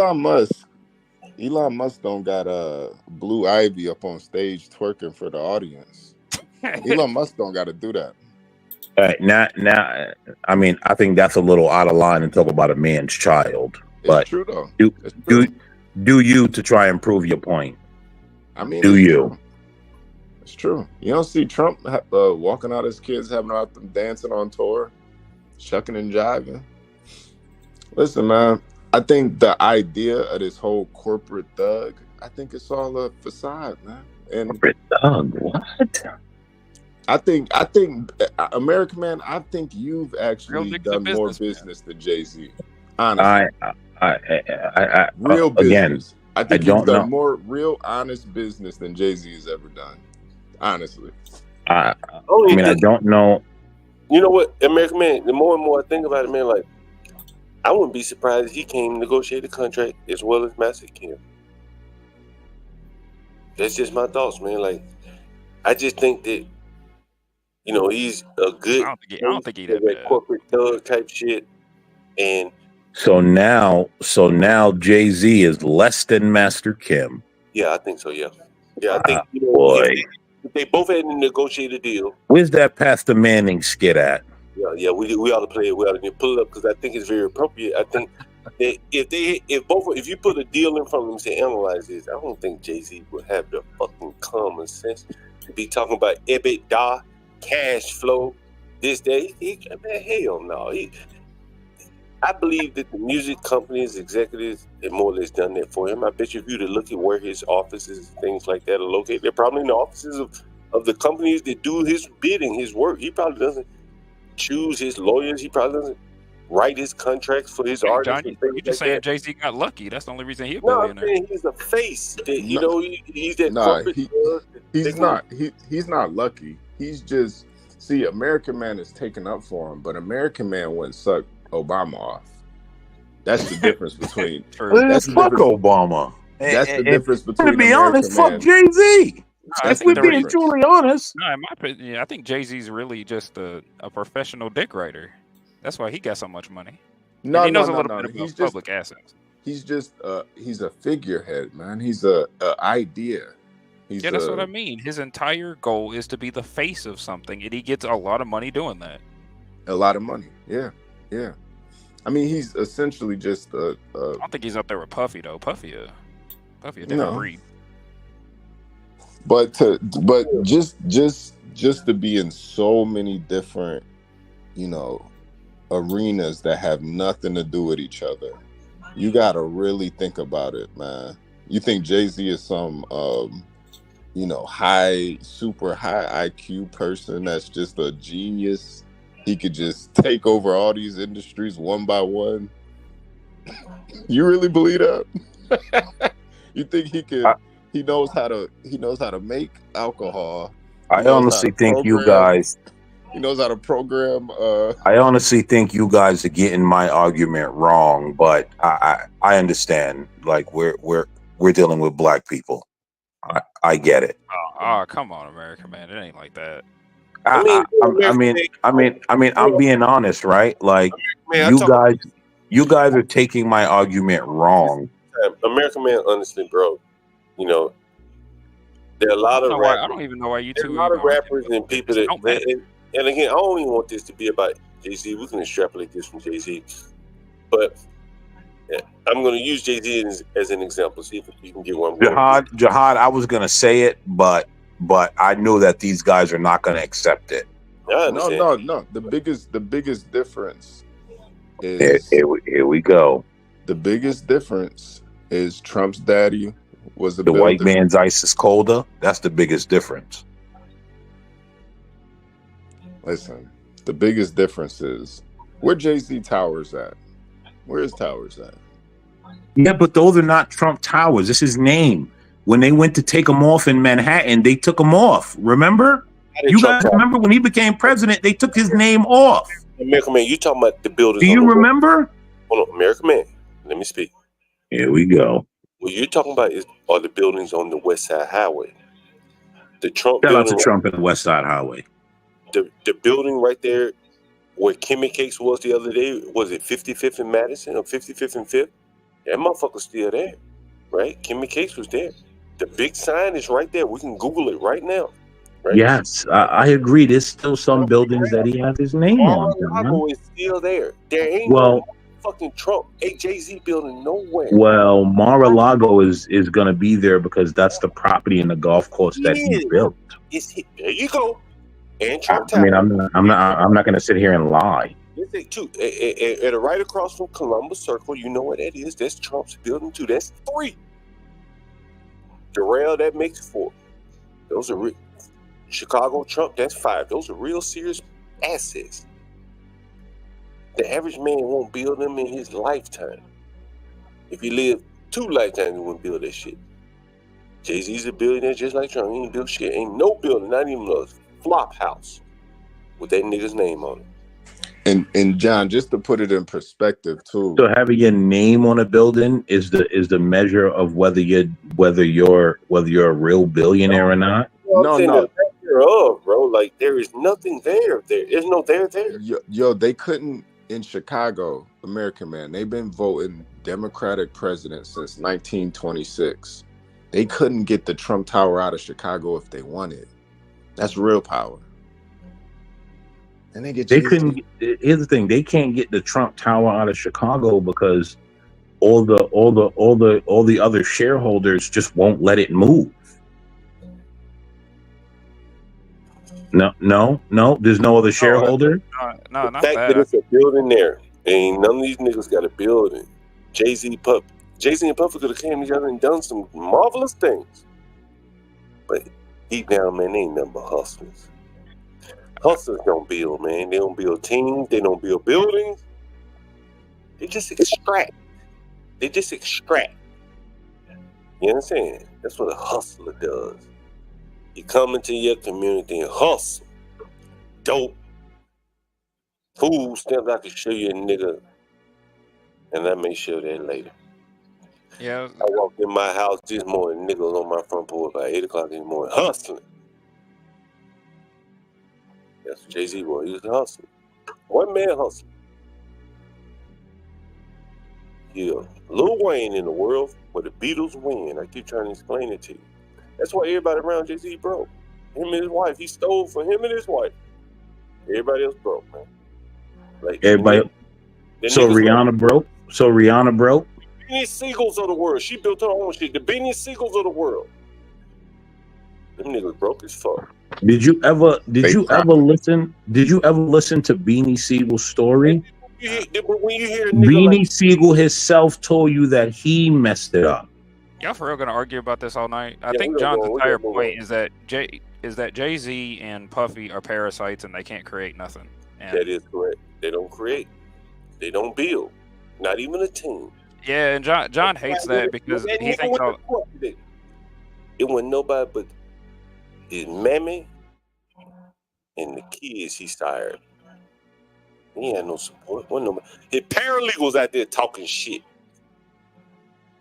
Jay-Z, I guarantee you, if it came down to you hear these bitches sniping at him now. Jaguar Wright talking about he the same as Puffy. Well, Jaguar Wright is actually going at. Jaguar Wright has said many things about many people. She made the same thing Y'all about arguing about nothing. the point is that, like, Gary, calm down, bro. how you get to be a billionaire and there's nobody out here supporting you? How you get to be a billionaire? There's nobody out here supporting you, bro. This nigga a billionaire all on an island by himself. How the fuck he let that happen? I don't understand. Because he, again, right? And yo, there was something I saw on Facebook in a group, but I couldn't share it because I wanted to share it. And it was essentially another small hat guy saying that Puffy, which is basically what I knew, which is what you said earlier, John. It was just a cover up for all the other people wanting to do their dirt. Yeah, I can go along with that. And now it's over for him. That's all it is. Yeah, fair enough. Again, right? Right? Notice He got of away with all that the shit for a long ass time, though. That nigga had notice decades in it. notice of all the pictures we saw of all the people standing next to Puff. Who do we mention? We only mention one person. Mum's the word on everyone else. I think we can move on, guys. Yeah, we probably exhausted this topic. Yeah, can we for real? People getting a little exhausted of it. And again, for me, it's not about Puffy. I think it's the mindset, the selfish, hustler-ass mindset that will get you in trouble ultimately. I was on someone's stream today, and the first question the niggas asked me, did you be getting some pussy from your tenants? Nigga, hell no. Anybody come in my house, do that shit, working for me or whatever, it can't work for me no more. Yeah, you shitting where you eat. Yeah. Don't shit John, where you eat. Yeah, I was going to say, John, that's the difference, man. It's allowed. If this Puffy, I bet Puffy fuck the bitches that were trying to get record deals. Nigga, do you know how many landlords done slayed they bitches, nigga? I was going to say, John, it's only happening because it's allowed. It don't matter. What is I'm gonna call a nigga and let him tell you for yourself. You like, man, John Galt don't fuck with that shit, man. You fuck with his tenants. Exactly. You don't let it happen, but everybody else does. That's why they're getting away with it. I tell you, I sent the nigga back to Alabama. Right? Gotta go. Jay-Z can be a billionaire hustling niggas because it's allowed. Fuck his clients and the people that work with him, and he would dangle. Yep, and he'll be a billionaire. Over him. And that is what I'm saying is parasitic like behavior, which Gary mentioned. And ultimately, you just hustling, and it's just you by yourself. And sooner or later, you stand out there by yourself with no one to defend you. Yep. No one to have a good word for you, man. Yep. Like that's the point. They don't last long like that. And you're smart, John. Don't bend none of them broads over. You're smart. I don't have no problem with that. This whole argument has no real It's not point. even about being. It's not even about being smart though. It's just about having integrity. Yeah. That's what it's about right there. That's what I'm saying. This has no point. The only reason Jay-Z is allowed to do all the parasitic things that he's allowed to do is because he is allowed to do it. If there was somebody stopping him, he'd already be stopped already. No, it's only a matter, because I think a it lot is of only a matter of time because he's burning bridges. It's all gonna catch up to him in the end. That's why I'm wondering why the hell y'all arguing about this shit. Y'all know damn well he's gonna be biting in the bullet one day or another. So you're arguing about nothing. Well, no, I don't think we're arguing. We're not arguing. I just think I think American the amount of yelling both of them were doing says otherwise. John was damn near eating his mic, and American Man couldn't even hear half of his words. These niggas were arguing. That was just I'm probably talking to abstract. HB sound like he just woke up on the side of the road. Nigga. Sensitive, man. Why are you guys so sensitive? Because I'm wondering why y'all arguing about something that's obviously going to happen. You see, HB could say y'all not arguing. John Galt said we not arguing. I said we not arguing, right? That's the difference between niggas that come from someplace that know it ain't about arguing. It's just having a conversation about something. It get a little, the decibels go up a little, but we ain't out about to kill each other. Calm down, Gary, and it's okay. Oh, Maverick G, man, you can't sleep with him, man. I don't do that, man. Like, you can't do that, man. It's too much publicity. That nigga John is faded. Look at John. Hey, do it up close to John. I'm on the good side of town right now. I ain't faded off, man. But I can't do it, man. Honestly, you can't do it, man. You can't do it. You get you in more trouble. There's so many women out here. Why you want to sleep with the ones you got captive, right? Go ahead and find you one that ain't, beholden to you for rent. That's my point of view. I ain't saying it's the right way. It's just the way I. You want to know the one thing about me? Let me ask this question. I stand on what I believe in. I don't bend for nobody. Don't bend, no fold, no break to go along. Men don't operate like that. Where Portia go? She sleep. Well, Jay-Z does, American Man. You defend them. Hey. Nah, Sam. They ain't got nothing to do with me, HB. Sam need to calm his ass down. They weren't arguing. Don't got anything to do with me, HB. If that grown man want to fold, bend, and break, let him fold, bend, and break. I ain't got to do it. He was telling black folks to vote for Hillary, man. Like, come on, bro. Yeah, HB, did you show your whip yet, nigga? Nah, not yet. When I get back to it, I'm chilling. now. I'm at the crib. I mean, HB, you voted for Barack Okay. Oh, you Obama. finally at home. That nigga enjoying that home. That's why you sound like that. That nigga like, I'm at my home. I know you finally like, damn. Hey, how does that feel to be home when you always gone from your house? Man, it's peaceful. You know what? You know what? I got a question. Yo, HB, when you get home, do you actually like sit down or do you want to do stuff? Yeah, man. No, I'm sitting down. I was doing some shit earlier, but I was just kind of like running around and stuff. So, you know, when you get home, you go do shit, go buy stuff. You know, try to enjoy yourself. You know, I got my gun sitting apart. I'm trying to figure out how to clean this bitch. I meant to tell Portia too. I actually saw some Mexicans some illegal Mexicans getting apprehended in the middle of the highway. That was interesting. They doing what in the middle of the highway? Nice. Keep up the good work, boys. They had the paddy wagon out. They had the paddy wagon out. Maybe G says, what did he say? He slept with a few coworkers. Man, you can sleep with your employees, man, but you can't sleep with your house. No, I wouldn't recommend that either. No, sleep bad work. Hey, bro. Yo, see the thing. Hold on. The thing about that shit, man. It might not be a problem now, but even look at Trump with that whole Stormy Daniels thing.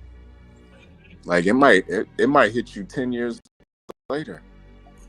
Yeah, and, you know, when you got women too, you know what I'm saying? Like sometimes my women might be with me, and if I was sleeping with, that's why I ain't trying to be famous. Bitch be like, oh, he got money now. I'm definitely going after that nigga now. You know, nigga, because what I want to do, I want to be in the background. I'll make the money, but nigga, I don't want to be seen, nigga. People are fine. You just imagine if Trump was out here fucking bitching like that nigga. You could easily get in touch with him, or find where he is and where his wife is.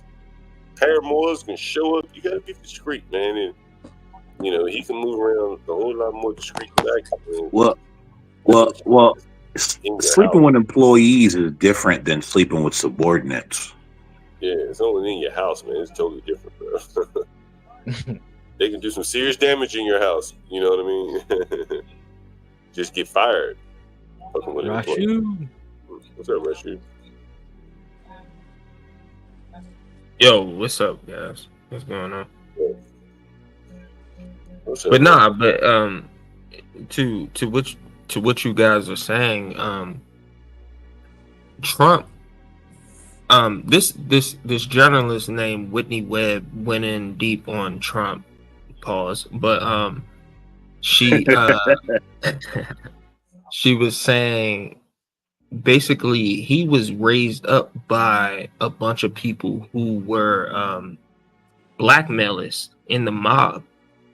So from a young age, he knew not to put himself out there in a certain light, is what I'm saying. So like, he has some sort of foreknowledge of what Hollywood does to people, and Hollywood exploits people for doing certain things. And we can pretty much say that Hollywood in itself is a cult. I mean, there's been plenty of conspiracies around it for years, but now exposing all of these individuals over the past 5 years, obviously, you know, something's going on, right? Guess what? I definitely believe Trump was raised up and his father dealt with mobsters, because in that time, in order for you to have real estate and be able to do business, you had to deal with the mobsters. And that is why the unions will not speak against Donald Trump. That's why the unions will not come out and speak against him. You know who run the unions still to this day? Mob. You hear it in the guy. What's the guy from Jersey that was just in the media a week ago or 2 weeks ago? Not Sean Fain. No, Rashu. I know who you're talking about. The port guy. Yeah. The guy the longshoreman guy. Longshoreman. What up, my nigga Rashu? Hey, what's up, brother? What's going on with you? Yeah, dude. To do business, I can't call it like a blind referee. To do business in New York when Donald Trump's father was doing business, you had to deal with the mob. There was no way. Yeah, especially with the ports, like controlling shipment and stuff. Those guys had it locked down. Even real estate back in that time, you had to deal with the mob. You got the trash and the concrete and all those people in the union. Yeah. Tough guy, you gonna play some Christmas carols for us going into the holiday season? Nigga, I told you I would. What you gonna play? You gonna play that Mariah Carey? We're gonna play the Nutcracker. Oh, God. This boy gonna play Jingle Bells on the drums. Nigga, I play everything, nigga. Little drummer boy. Hey, did y'all know I don't even practice. I only play when I practice. When I play, I'm practicing basically. Oh, that's I haven't practiced in a that's while. bad. I need to actually set my drums up and just Hey practice. man, you need to set a schedule up. You need to practice for real. Hey, Portia, are you there? She's like in and out. Seahawks just scored, by the way. It's 23-17. San Francisco 49. John, you know who We got a bye week, so nigga, we undefeated right now. You know what I'm saying? And the Royals just might beat the Yankees. John, you know who David Stewart is? Royals. I've heard that name. Dave Stewart or David? David Stewart. David No, I Stewart. don't know him. Tell me about it. What about it? Yeah, Kansas City Royals.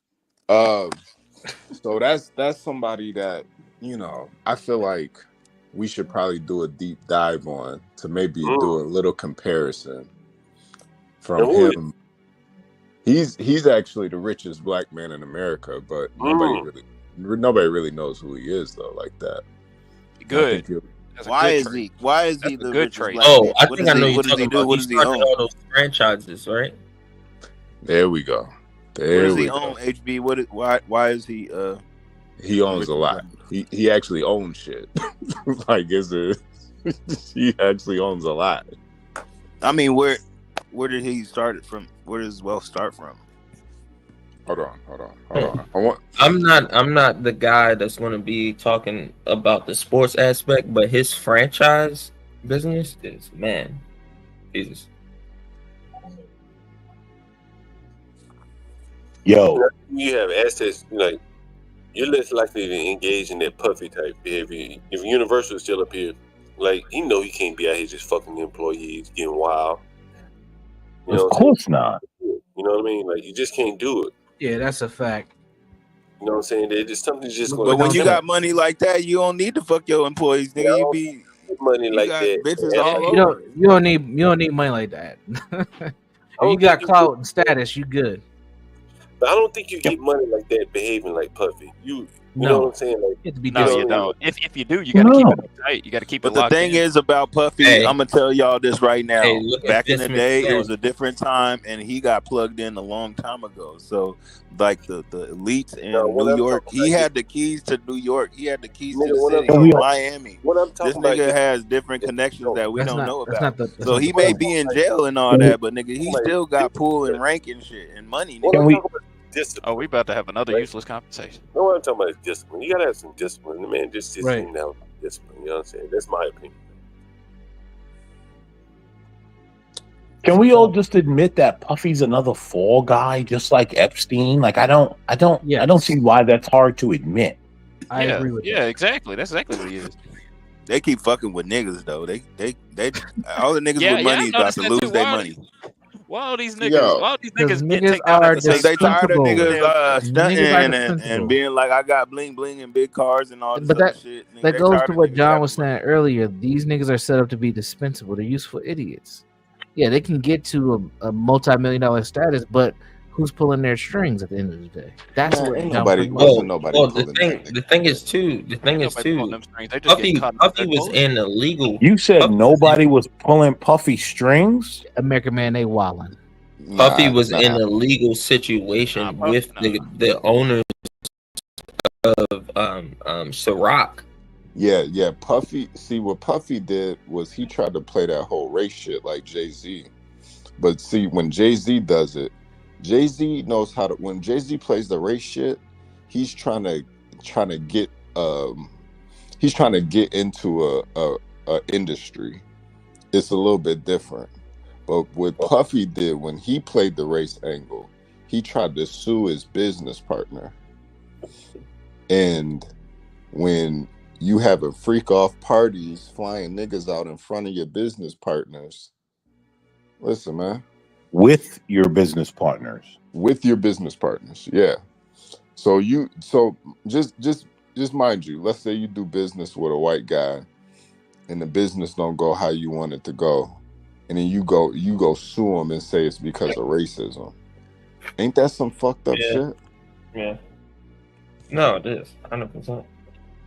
So that's why that's why Diddy's getting what he's getting. That's why, see, a lot of times these niggas don't really realize how much pull these people really have. Yeah, the people with what's that? The Ciroc brand. The people with the Ciroc brand, they have a clause in their contract with him, and basically they have a moral clause, and so he broke the moral clause. I think that they initiated a private investigator because he sued them, and basically he won. So the only thing that could stop them from paying out and like basically that was the clause in there was the morality or whatever the hell you call it. And that's the whole thing is he's known for partying. These bitches was going over there and they was throwing themselves on Puffy. Hey man, goddamn, there ain't no motherfucking party, man. It's some deviant nigga. John, shut up, nigga. You know how many niggas went over there to go fuck on Puffy? You know how many bitches went over there to go fuck on Puffy? They wanted to be around that nigga so bad. Look at Making the Band. Them niggas walked miles and miles for cheesecake. Nigga, you think they wasn't licking his damn boots? Stupid ass nigga would do, right? It was the Cambodian milk. Right? That thing baby oil. Why ain't no white people doing this shit? Diddy was fucking niggas and bitches. Have to do that shit. I don't know, John. There could have been some white people. We just don't know yet. Bro, y'all ain't watch Dave Chappelle? It was the Cambodian milk. Breast milk. 15 miles. It makes my day. Nah, see, John, white folks, they smart enough to go to different countries to do that type of shit. They go to private islands. Diddy did that shit in the U.S., man. Diddy did that shit in Miami and taped it. What I'm saying is that, like, but I think it was literally consensual. I think it was consensual. I think it was bitches trying to get with him. And now that Cash, no, it was 100%. All the bitches it was trying to put their bid in. That's what's going on. Like, look at it was 100% consensual. Look at Tough Guy. Tough Guy doing shows every week, playing drums. Ain't nobody gonna fuck. Tough Guy ain't gonna fuck somebody for a gig. He doing gigs on his own. These are people that can't get a gig. They want to be put on by Puffy. It's the only way they can get into the music business. They don't have any skill. They can't play a fucking drum and go around the road playing the drum. So they gotta fuck and do that shit. These are talents, right? That's a lot of times because they ain't got no talent or they just clout chasing. Like a people, Justin they just Bieber. like the clout. They, people don't even like money no more, man. They just want to be seen. They just want to be seen. That's a fact. People get away from that. It's just I don't want to be seen, nigga. I want to make the money. I ain't tripping. Back in the day, I used to be like that. I used to be out in the clubs, everywhere, here, there. But, I was young then, you know what I mean? But now that I'm older, nigga, I'll be at the house, nigga. Unless I'm making money, nigga, I ain't gonna. Do you I like guys to make money at home too, nigga. So unless it's making money and making, it don't make no damn sense. Do you guys really believe that other people are going down with Puffy? You guys really believe that? I think he gonna beat this case. That's what I think. We're gonna no Puffy's not Did beating you guys this case. see the Elon Tucker Carlson clip where he was talking about Reed Hoffman or something like that? Puff is going down alone. He ain't going down. Hold on, he's going down. Y'all niggas sleeping. That nigga going down. He already lost all of his assets. He has no stock no more. How many people think he's going to trial? How many people think he'll make it to trial? I think he'll make it to trial. I don't think John think he's gonna kill himself, but nah. How many people think he'll make it to trial? Yeah, I don't think. Here's the thing. I don't think. I don't Right. think it's that serious, man. I don't really think they Nah, got a I real don't. case, man. They going I off don't think. Serious. They video. froze his bank account. He has They no money. put Cassie's video out there to motherfucking build this case on him because this the whole thing. The new thing is nowadays, just like R. Kelly got locked up off of public opinion. Once they try to kill your character, then they try to get you in court. That's all it is. R. Kelly deserved it though. He peed on that girl. No. That was a long time ago, and he beat that. He was if you guys aren't paying attention, Puffy had answer the fucking question and stop all this fucking rambling. I can't deal with tonight. You gotta be more concise, tough guy. I don't want to hear about how you walked your dog around the street before you answer the question. What are you talking about, drunk ass nigga? Is the nigga gonna make it to trial? I just said he ain't. I just told you he ain't going down. Okay, if he go down, then yes, there are gonna be other people. I asked him, was he gonna make the trial? That's all I asked. That's all the fuck I asked. Damn. Get the fuck out of here, man. Come on. I think John. I think he's definitely gonna make the trial. I think this is gonna be one of the biggest spectacles, probably since the OJ case. Honestly. Yo, did anyone notice They something? did it to Michael Jackson. Y'all need to watch that shit on Candace Owens on Michael Jackson because that's exactly what they doing to this nigga. Did anyone notice something? You know, Puffy had time to run, right? You know, they gave him time to run, and he didn't run. Yeah. I don't think he had time to run, honestly. John, do you remember when they raided his house in New York? Where was Puffy? Cycling around Miami. He was supposed to be gone. They let him cash out his assets. They let him do all the things that he needed to do to leave, and he did not leave. Can I answer your question? That's why I don't think he's going down. Can I answer your question? No, he is because he danced in their face. Can I answer your question? In the documents that were filed or whatever, he paid off his house in Miami. I think it was $19 million in anticipation of being arrested. I think he did that in December. If I'm not mistaken. I can't remember. He could have done that shit overseas. But I think it was in December. No, listen what I'm saying. He paid it off in anticipation of being arrested on the thought that he would get bail and he'd have a paid off house that he would be able to use for bail. And so what he did was he sunk a lot of money thinking that even though, as his lawyer said, it was a bad investment to spend his cash like that, he did. And now, I don't know if you guys know, his assets are tied up because a prisoner sued him and he didn't show up for court. And I think they put a hold on him selling any of his assets. He may be trying to get lifted. I think he is. But he knew, at least in December, from what I understand, based upon what his lawyer said, him paying his house off in cash, $19 million, that he was going to be arrested, so he couldn't leave. John, Puff had time to leave. They gave him time. As I'm telling you, they probably told him, you better not leave. Nah, they gave him time. As I'm saying, he was arranging himself to get ready to get arrested. And so, he thinks, here's why, John. Puff thought that all the tapes that he had is going to get him off. I don't think he realized, no, the people that you have on those tapes are buying the feds to get you up out of here. We gave you the time to leave. You did not. Once you get locked behind those bars, that means you have time to talk. You're done for. By that logic, he doesn't make it to trial. He was supposed to leave. Listen, let me tell you something. I think it's two extremes. Either he get off or he go to jail and get like fucked all the way. Let me tell you something. Let me tell you guys something. Puffy is not. Okay? One or two things are going to happen here. Either Puffy's going to, quotations, be suicidal, or he's going to get some sort of weird bail, and then we'll never see Puffy in the United States again. Those are his only two options. So why? So he's not If getting Why paid. Puffy did not leave the first time? He had the chance to leave. If Because what he you're thought he saying picked makes that bitch and he thought everything was good because he had a bad Why would relationship he? with the bitch for 10 years. Then they put that video out and that was the narrative that they needed.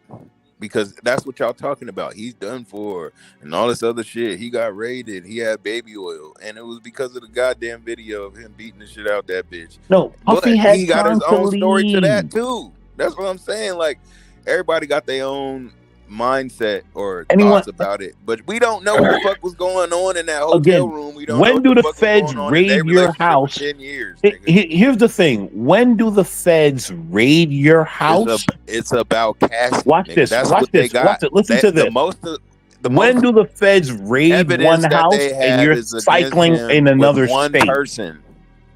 They going off of this shit. They building.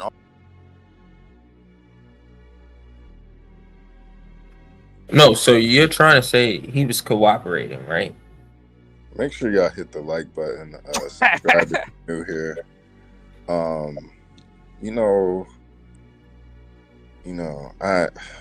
don't even know what niggas is arguing anymore. But make sure you guys hit the like button, subscribe if you're new here. What you mean, HB? They ain't arguing. I don't. Shut up, Gary. No. What I'm is just getting kidding. I'm confusing? messing That's why I was trying to ask a question to see what the hell was going on right now because it got confusing. But Yeah. It's why Diddy didn't run from the federal government. I mean, yeah, it was. Where he gonna go? Where is Diddy gonna go? It's kind of a silly question. He's been famous since like 1993. Where is he gonna go? Where are you gonna hide out at? The feds after you, nigga. What he say? What he say? What's that thing he used to do back in the day? Like that, some shit. Why y'all niggas take me off the board, man? What the fuck, man? Because y'all arguing about nothing. Just yelling over each other, man. I imagine. So what, nigga? We on the panel talking. Y'all niggas talk about nothing all the goddamn time. It was interesting. Would a drug addict run if they knew they were about to get arrested? Fucking drug addict gonna hang around and keep doing drugs. You know what I mean? Like, Nigga, that's the industry, the entertainment industry, period. From TV to music to artistry, all that shit is fucking drugs and fucking partying, nigga. That's what it is. That's what they do. We got you. All right, we got you. All right, we got you. I had to get Tough Guy out of here, man. That ain't even. It ain't even the point John's making, man. Sometimes y'all gotta listen more than you talk. Go ahead, John. No, I ain't got shit. Anyway, can we talk about Obama's speech about That's black HB, men? You taking me off of here, nigga? Who's doing that? You got the floor, Tough Guy. Go ahead, man. Oh man, don't be doing that shit that CTV doing, nigga. I hate when you doing that. Don't be singling me out, nigga. I being Tough Guy, man. God damn, man. Like, you know what I'm saying? Like, you ain't gotta tell us about every. You can't. It ain't my fault that when I speak, nigga, you gonna have to listen. It ain't my fault, nigga. That's just how I am. Oh damn, that's the ego. Okay, here's what it is, man. If we say, hey, man, nigga, Puffy probably just drug it, man. Nigga don't want to leave the drug scene. You ain't got to say that's what they do. Artists, writers, rap. I'm telling you, how the shit goes. So I don't understand why they putting so much shit and saying freak offs and baby oil and all this shit because that's what the fuck goes on. Keep it concise, man. Like, we have a conversation, man. Like, everybody got an idea what goes on. How come you don't know what I'm trying to say? How come what I'm saying is not understood? Everybody does it. Even the white boys, they do it even worse. They be doing MDMA and coke. And everybody, if you say everybody does it, you ain't gotta say even the white boys, because everybody includes white boys. We got it, right? We got it. That's the entertainment industry. But what I'm saying, why are they trying to single him out like he is this monster and this freak off artist or some shit like that when most of them motherfuckers do the same shit? We ain't got time for your run-on sentences tonight. It's not a run-on sentence. Shit, it ain't. It's a fucking run-on sentence. All right. Can we switch topics, guys? Yes. Because I heard Obama. Me the I floor heard again.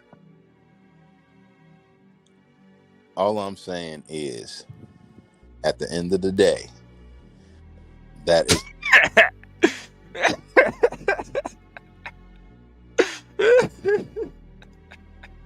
I heard Obama, right? Obama gave some speech about black men and black people voting for Kamala Harris. Did everyone hear? And fuck Obama, nigga. Bitch ass. Did everyone hear what this baboon was saying? I hate Obama. No, sir, I didn't. Yeah, I haven't heard about it yet. Should somebody try to find a clip or?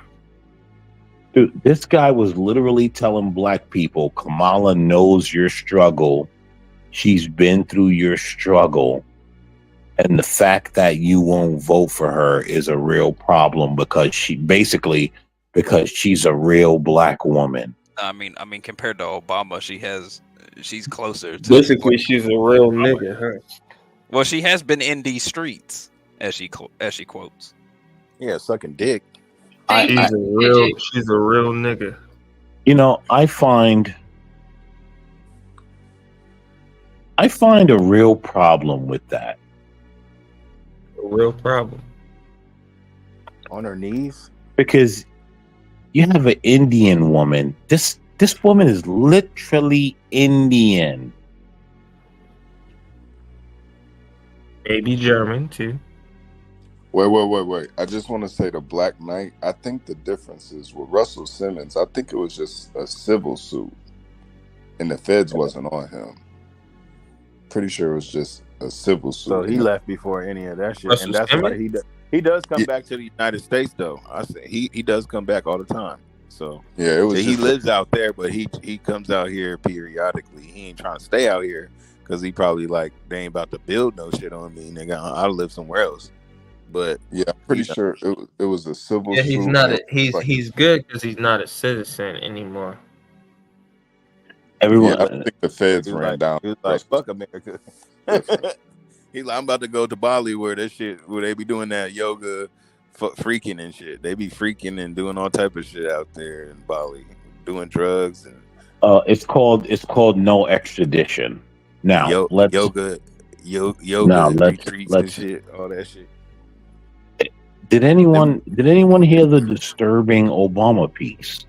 Is what I'm asking. No, nigga, we said Yeah, no. I said no, bro. I said we you all need said to no. bring We up answered the- that already. Damn, American man, you an annoying ass nigga, man. Man, shut your gay ass West Coast ass up, nigga. We have not yet. That nigga mad. I'm not mad, nigga. I just like roasting I'm niggas not just mad, like you. nigga. I'm from New York. We snitch on people all the time. Nigga, shut your gay ass West Coast ass.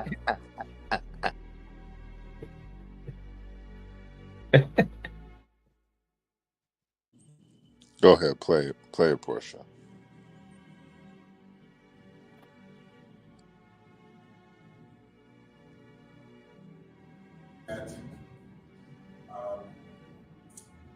We have not yet seen the same kinds of energy and turnout in all quarters of our neighborhoods and communities as we saw when I was running. Now, I also want to say that seems to be more pronounced with the brothers. So if you don't mind, just for a second, I'm going to speak to y'all directly and say that when you have a choice that is this clear, when on the one hand you have somebody who grew up like you, knows you, went to college with you, understands the struggles and pain and joy that comes from those experiences. We said to work harder and do more and overcome and achieves the second highest office in the land. Marxist. Yeah, Obama fell off, man. That nigga not even saying nothing. Yeah, he's a fucking Marxist. He sounds like Kamala Harris. HB, Obama wants you to know that Kamala Harris got the That same nigga sound struggle as confused. you, Fuck bro. that nigga, man. That nigga sound confused, man. Hey, why? Why? I could do a better speech than this nigga, man. What the fuck is going on? I'm proud to say that I didn't vote for Obama. Yeah, man, I could do a better speech than Obama. This nigga over there stuttering, speaking hella slow. Overcome and push through. I grew up just like you, and I went to college right beside you. Like, nigga, shut your dumb ass up, nigga. What type of motherfucking speeches you giving, nigga? Talking about except us. You have one person that, like, nigga, shut your ass up. On Epstein's Island. That nigga, man. That's the only difference. Weirdo, man. I don't even understand why I fucking voted for that bitch ass nigga. He done let all this gay shit in. You did it. Bitch ass nigga, man. Principal Bitch ass sin nigga. right there. Bitch ass nigga, dog. I didn't vote at all that year. Fuck them, nigga. That's when gay marriage came in to play. As soon as this nigga came in. Oh yeah, gay for pay. He ain't do shit for us, nigga. Gay for pay. But bring out gay shit, and Lil then he passed the baton to Biden because he endorsed him, and he brought all these new motherfuckers around here that's taking all our resources. They give money to everything else but niggas. Fuck niggas. And then they trying to take away. Then the niggas that actually made it out the hood, they may not be perfect. You know what I'm saying? But they are individuals that brought a lot to the table as far as our culture, as far as who we, you know, I mean, we grew up to a lot of these songs whenever anybody's done. Like, you can't take away the artistry. Whoever the person is, that's fine. But the artistry is, you know, artists like aren't perfect.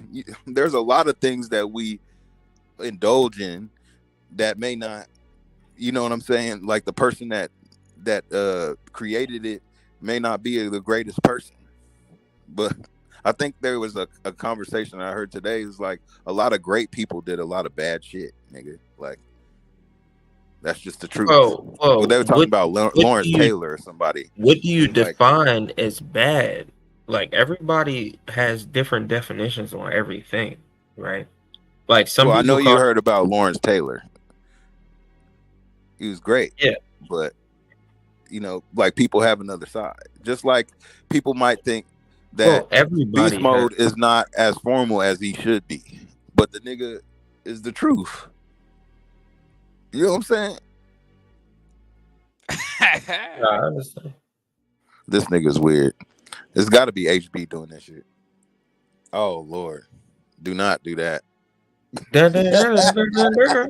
I'm just waiting for the Tough guy. Would you make little Grace African draw on shit. herself if you were her pimp?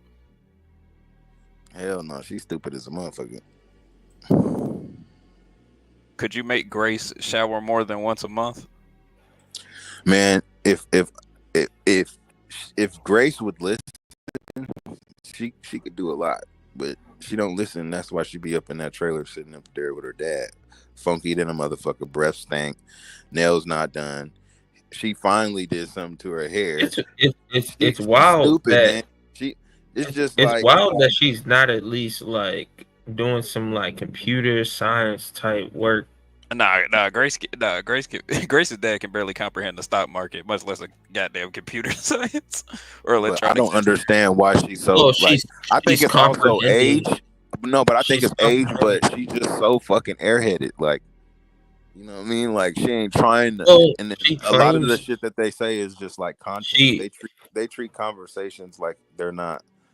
Listen, you know, listen. They're If just you're trying able, to. if you're able to conjugate a following like they are, you're able to start a business, or you're able to sell something. You're able to at least provide a service. Rasher, you see what's on the screen right now? That's where their audience came from, man. That's that right there. That bullshit. Oh wow. It's debauchery. Yeah, stuff like that is where their audience came from. It don't take much to really get their type of audience. So wait a minute. This is what they did to get a buzz? Is they got in the bed together? No, not just this. I said stuff like this. No, they actually have talking points, which is why we're even talking about them, because we're over here with talking points. We're not doing stupid shit like laying in beds and You're trying talking about them because they keep coming over here because they ain't got nothing going on with their channel. That's why. Listen, I'm only talking about them because you guys brought them up. I don't even want to associate myself with these people because I might have. They got a platform. I even know about these motherfuckers is through CT, and then they start coming over here, and I'm just like, why y'all letting these hillbilly redneck suck? That is literally her dad's dick. That shit weird, man. I don't understand what the fuck. Like, I don't know, man. I just grew up differently, man. Niggas is weird, dog. I swear, nigga. And I know I'm not crazy. You know what I'm saying? I know I'm not crazy, nigga, because that shit is just different, nigga. Like, I remember speaking to this girl right one time, and it almost turned my stomach just listening to her talk. It was the most weirdest shit I have ever heard before. But she was like, called herself talking dirty to me, and she was like, yeah, I love to suck dick, and, you know, it's just that, you know, I learned it from my dad. I was like, what?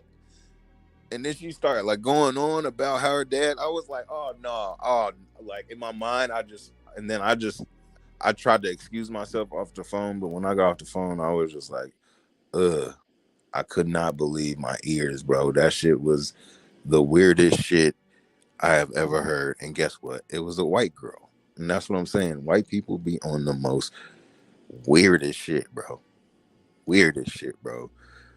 Like, ugh. That's so fucking disgusting, bro. Like, how can you sit there? And then it was hard to even just listen to it. It was just like, I couldn't believe my ears. Like, what the fuck? Your dad? What? Like, what the fuck? So when I see them, that is what I think of. And I'm just like, oh my God. Like, it really is out there. And then they like all public about it. Nigga, like, what the fuck, nigga? Hell no, nigga. Hell to no. Hell no. To the no, no, no. Hell to the no. Yeah, nigga. Fuck that.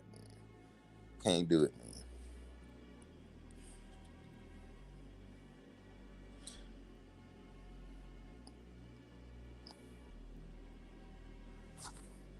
Oh, they got the American flag back there. Oh, y'all just gonna put me up here like that, huh? That's what y'all doing?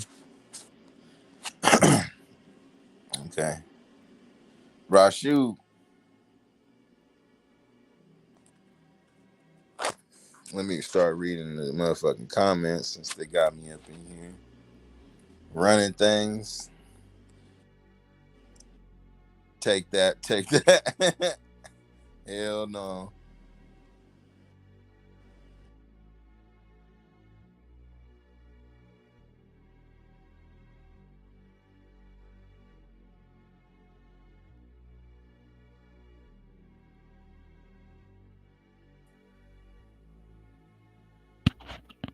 I would just like to let everybody know that we can speak now. There's a democracy going on. We are at the 11:42 mark. We're gonna have to end it soon. It's not over yet though. So if anybody's got any last minute comments or last minute topics, say it now. Where's Tough Guy? He left off on a point. I feel like that nigga ran out of tokens and his time is up. Somebody is, I don't know who's controlling that shit. So. It's HB. Oh yeah, I should have known he'd be doing that shit. You know, he just be bored, you know. It's the inner child in him that wants to come out. So we gotta respect it. Dude, I want you to be as smart as I am. Motherfucker, give me a specific book. Dude, do you know history? Dude, Dude, you motherfucker, give me the book. Let me drive my point home. Dude, nope, motherfucker. You're wrong. I told you. See, he's just a big kid, you know. To be fair, it is funny. him and 777 do shit like that. So you just gotta know their humor.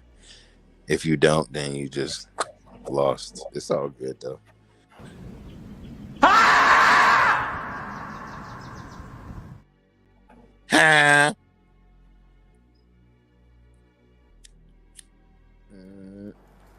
Oh yeah. But talk now. Where the hoes at?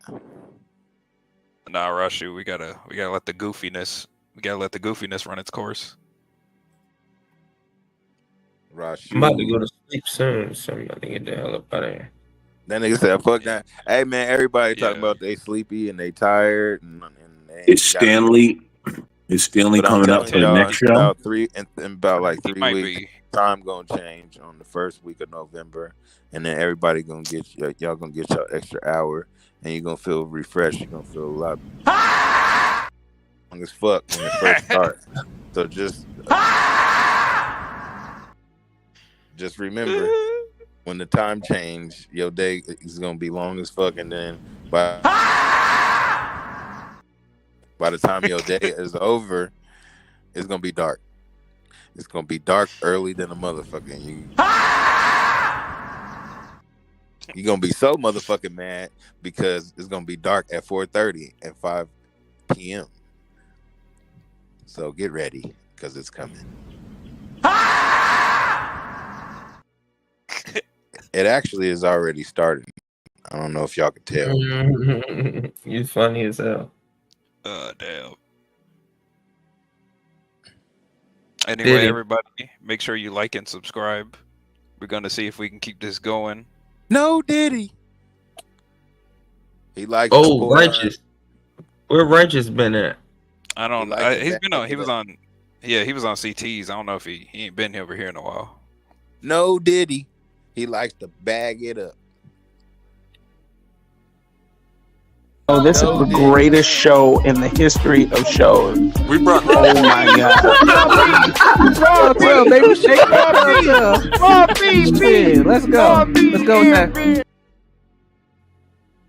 Y'all about to start another stream or something or what? I'm assuming yes. I'm thinking so because it seems like it's a lot of randomness going on. Yeah, the late night stream gonna be packed full of nothing but that. So.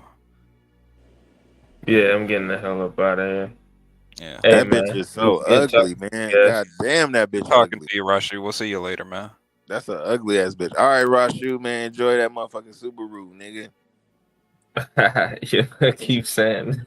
Hey, man, I like Subarus, nigga. Yeah, Subarus are nice cars. I don't know what you're talking about.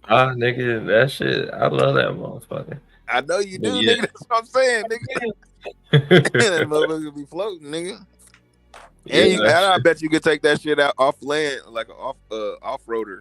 Hey, I was with my boy with the Tesla last weekend, bruh, and we pulled up to a spot, and he was like, "Yo, that bitch fast." I was like, "Yeah, yep. It is quick." Yeah, nigga, you picked a good whip because I know we was talking about it. I finally got my shit out the motherfucking shop, nigga. That shit cost me $44,000. Yeah, I heard about that. And that's a pretty penny right there. Jesus Christ! I should show you the receipts right now, man. I'm like, don't do that. Don't do that. Don't do that. But nah, man. Floating though, nigga. That motherfucker riding. Yeah. You got that 350 wagon, right? The Mercedes. Mm-hmm. Yeah. Them timing chains in there get expensive. I had one of those when I was coming up. I ain't gonna lie. I had the sedan though. Oh, okay. Yeah, I had the sedan too. I had a C230. I think it was a C230, C240, one of those. I had the E320. 2000 and I think it was a 2000. My shit was matte black though, so it wasn't like a regular black. It was like a matte black. My shit was dope. I missed My that. shit was, That's why I got this one though, because I play drums, so I wanted something bigger.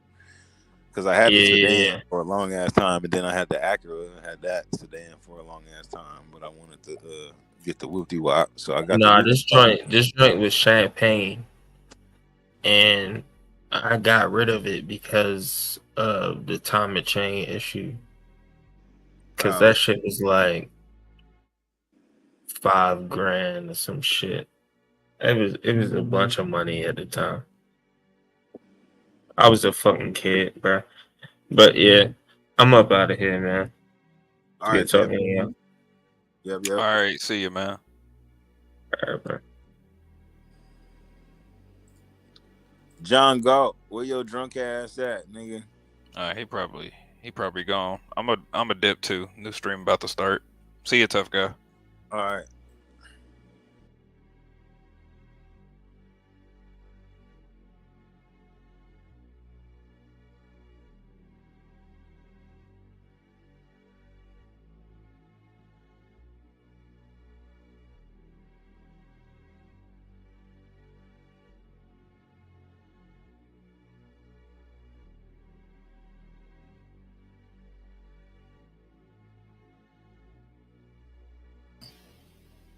All right. Well, it looks like everybody on the panel is gone now. So I am going to start the next stream. 24 hours, got to keep it going. So we will see y'all on the next one. So I'm going to end this, and then we'll get the next one started up for you folks. Thank y'all for being here. And yeah, see y'all on the next one. Bye. Oh, yeah. Oh.